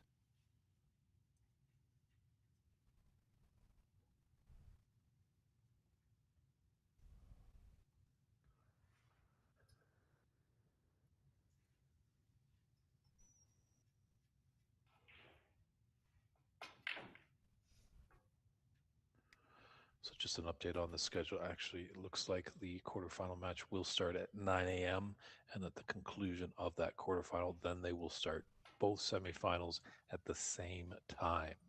Yeah, that makes a little bit more sense instead of starting one semifinal and then having everybody wait.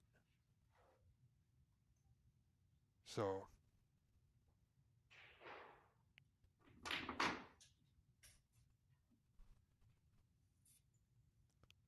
and that'll be nice for Ahmed and his opponent, which it looks at this point might be Mark Ziegler, who leads Abhishek 45-7 in the deciding frame. 3 reds remaining. And Dave, if we can catch the end of that match, then we'll get over to it quick at the conclusion of this one. Oh, Andy looks at the heavens. Did not want to put that green out there. Fortunate that Bob's got to put his bridge hand on the cushion, makes it a little bit more awkward. Cue ball tight to that cushion as well. Yeah, Bob 19 in front. Green for a tie. Oh, where's the green going? No, he's okay.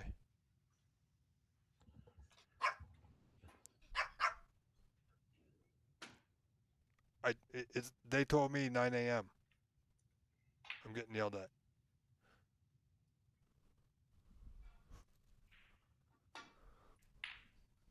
What are you referring to, Bob?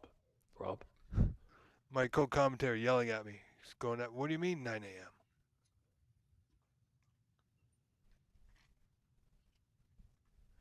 He doesn't understand.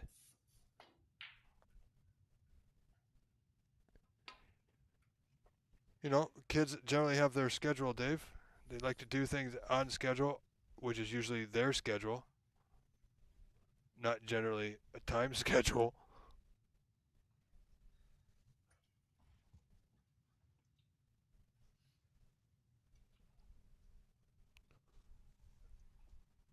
Wow, look at this predicament he's left for Andy. That if Andy's going to win, Dave, it's going to be right here, right now. What a steal it would be. He's not going to get a better opportunity, but he's got to get close to that blue to get down for the pink. Doesn't want to be straight. Wants a slight angle. You know, that's the only real issue ball here for Andy. Can he reach it without the rest? He can't. Oh, and he's a little straight. Well, he's all right being a right-hander. Yeah. No choice. I don't think he can follow through, but he can drop back.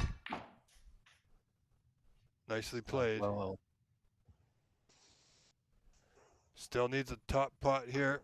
Good cueing still required to maintain cue ball control. He wants an easy putt on the black, of course. Nicely played, Mr. McCloskey. Still got to putt the black. Hopefully he didn't see that match with Mark Allen and Wu Yiza. And he's through. true. A subtle little fist bump, but good hug embraced by both players. What a decider that was. That could have gone either way. Really Yes. commiserations to Bob. It's a tough defeat to take, but congratulations, Andy McCluskey. He's feeling really good there. Just didn't feel like it was in it, but That's right. definitely came back. Gets a good handshake from Ernst Bazemir, so he'll be in the semifinals tomorrow. His fellow Irish Americans, Mark Wilson, Dave Daly, giving a few fist pumps. Yeah, I don't think he can believe it himself. But right now, Dave, we've switched over to camera 4, table 4. The camera's been knocked around a little bit, so it's a little more askew than we would like. But this is the final few moments between Mark Ziegler and Abhishek Lankachetti to get into the top 8 to face Ahmed Al Saeed tomorrow morning, 9 a.m. Mountain Time, and he's got a 39-point lead. Now a 43-point lead with 43 on. Quite the player, this Mr. Ziegler. Yep, runner-up in the Tennessee State Championship at the National Snooker Academy a few weeks ago. Yeah, so he's doing quite well. I would love to see any one of these players that we've seen this weekend come out here for one of our big events like the Master Q Open, things like that, or the NSL Championship next year if they didn't play this year. We know Renette is coming this year for the NSL Championship, June 12th, 13th, 14th. Unless his schedule has changed, of course, which can happen. As you mentioned earlier, it all depends on our work schedules. But Abhishek has a lot of work to do. He's trailing by 43. One red tied up by the left middle and the yellow. 2 blocks to tie.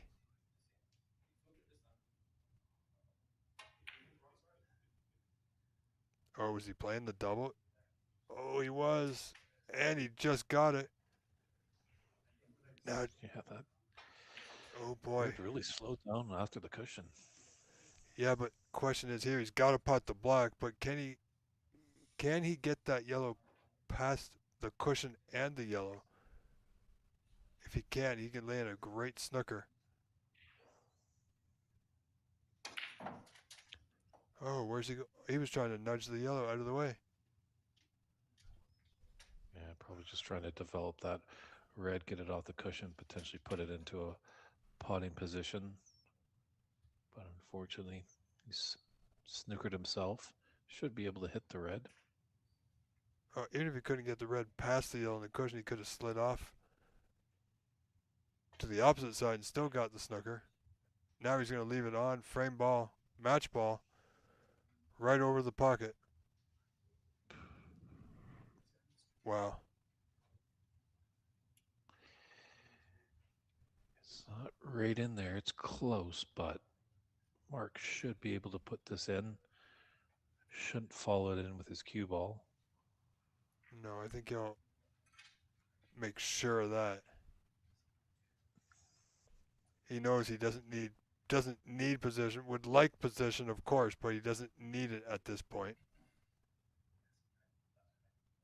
He's 35 in front. That makes 36 with 27 on. So, however, Dave, if this block goes into the right middle or any pocket, frame will be over by score alone.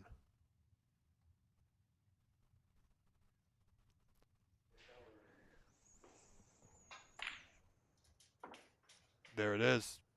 That makes 43. Snooker's required more than 40 points going into the colors by the rules, Dave. This frame is now over. Mark Ziegler is going to be the winner. At the end of his turn, of course. Yeah, just try the double. Don't do anything silly. No. But I don't think even if he fouled there that it would matter.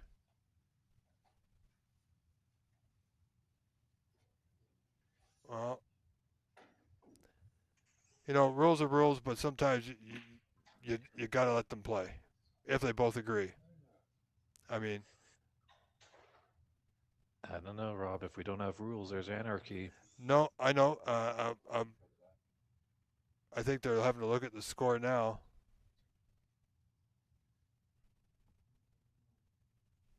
Score should be 43 in front, but he's 42 in front by the score, Dave. Still above that 40 mark.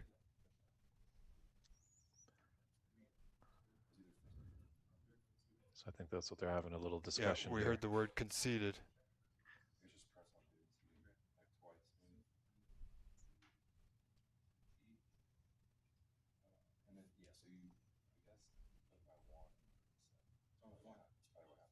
See if we can hear something. A little bit of eavesdropping.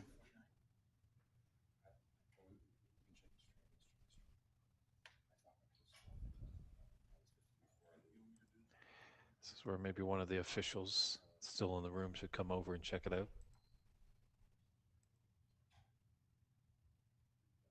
Okay, so table one is looking up at the sky, I think, or the ground. It's kind of fallen over, I guess. Table two is Eddie McCloskey winning over Bob Hamnani. So nothing happening there. Table three is empty. So Dave, this is our last match of the day, sir. Just waiting for the official conclusion. But at this point, it does appear that Mark Ziegler is the winner and will face Ahmed Al Saeed tomorrow morning. Yeah, here comes Mark Wilson and Dave Daly.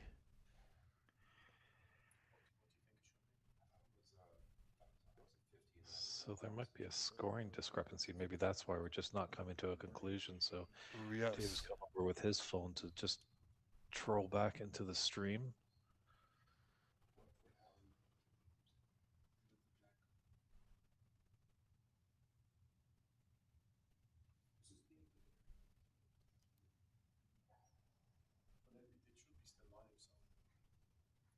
Yes, we're still live. Dave, we're still live, right? You're live. I'm live. We are live and kicking. Might be a little tired, but no worse for wear. Well, a little funny question for you, because I know somebody out there wants to know. Did you have your scrambled eggs this morning? Yep, they're back. A staple of any snooker tournament. Apparently, that was something from Brazil. I've been told that it was scrambled eggs. Apparently, every day. Unfortunately. Yeah, it was our meal with James Power, the meeting of minds. We had some good talks over the lovely Brazilian scrambled eggs. But now finding as I'm traveling to many tournaments, it seems to be a staple at the hotels that they have the scrambled eggs, different choice of meat, whether sausage or bacon, and some pan-fried potatoes. Ah, very But good. good substance, good meal that you need to get going because they are long days at these events. Yeah, I noticed that when I stayed in Markham for the Canadians a couple years ago. Definitely, I'm not a morning person. I'm not a breakfast person per se. I normally just get my coffee or tea and go. But definitely had to have breakfast in the morning. So yeah, totally get it.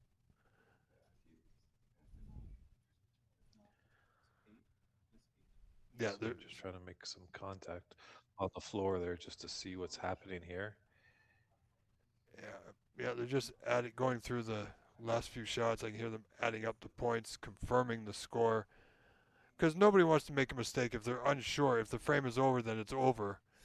But if there's any chance that it's not, and we're talking about 3 points here, which could mean whether the frame's over or Abhishek still has an opportunity to play snookers. But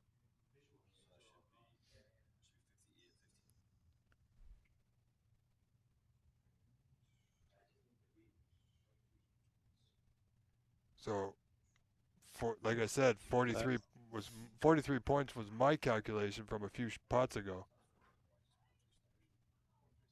So if that is a score by the rules, more than 3 snookers required, it is a concession Right. in these leading up to the semifinals. Semifinals and finals, obviously, that ruling will be removed, as well as the 4 attempts, 3 putbacks on a foul Yeah. miss situation. Yeah. Also, the dress code rule: players must wear a bow tie, no exceptions. It says for And there the we go. semifinals and final.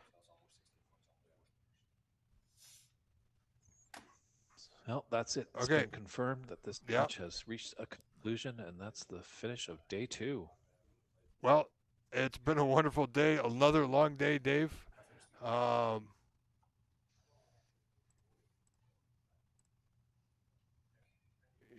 Okay. We'll So see everybody tomorrow at 9 a.m. We'll be live on NSL TV and DT Sports YouTube channel. We're at the Hampton Suites and Inn in Boulder, Colorado. So if you want to come down and check the action live, admission is free. It's been lots of fun. I'm David Burney, Rob Richards as well in the booth. We're glad that you tuned in wherever you found us. And it's going to get exciting because Championship Sunday, we'll find out if Dave Daly can retain the championship or will we have a new title holder winner here in Boulder. well, ladies and gentlemen, Dave said it all. Dave, thank you again for a wonderful day. Ladies and gentlemen, that's it for me as well. Have a wonderful evening. See y'all tomorrow. Again, start time 9 a.m. Mountain Time, 11 a.m. Eastern Time.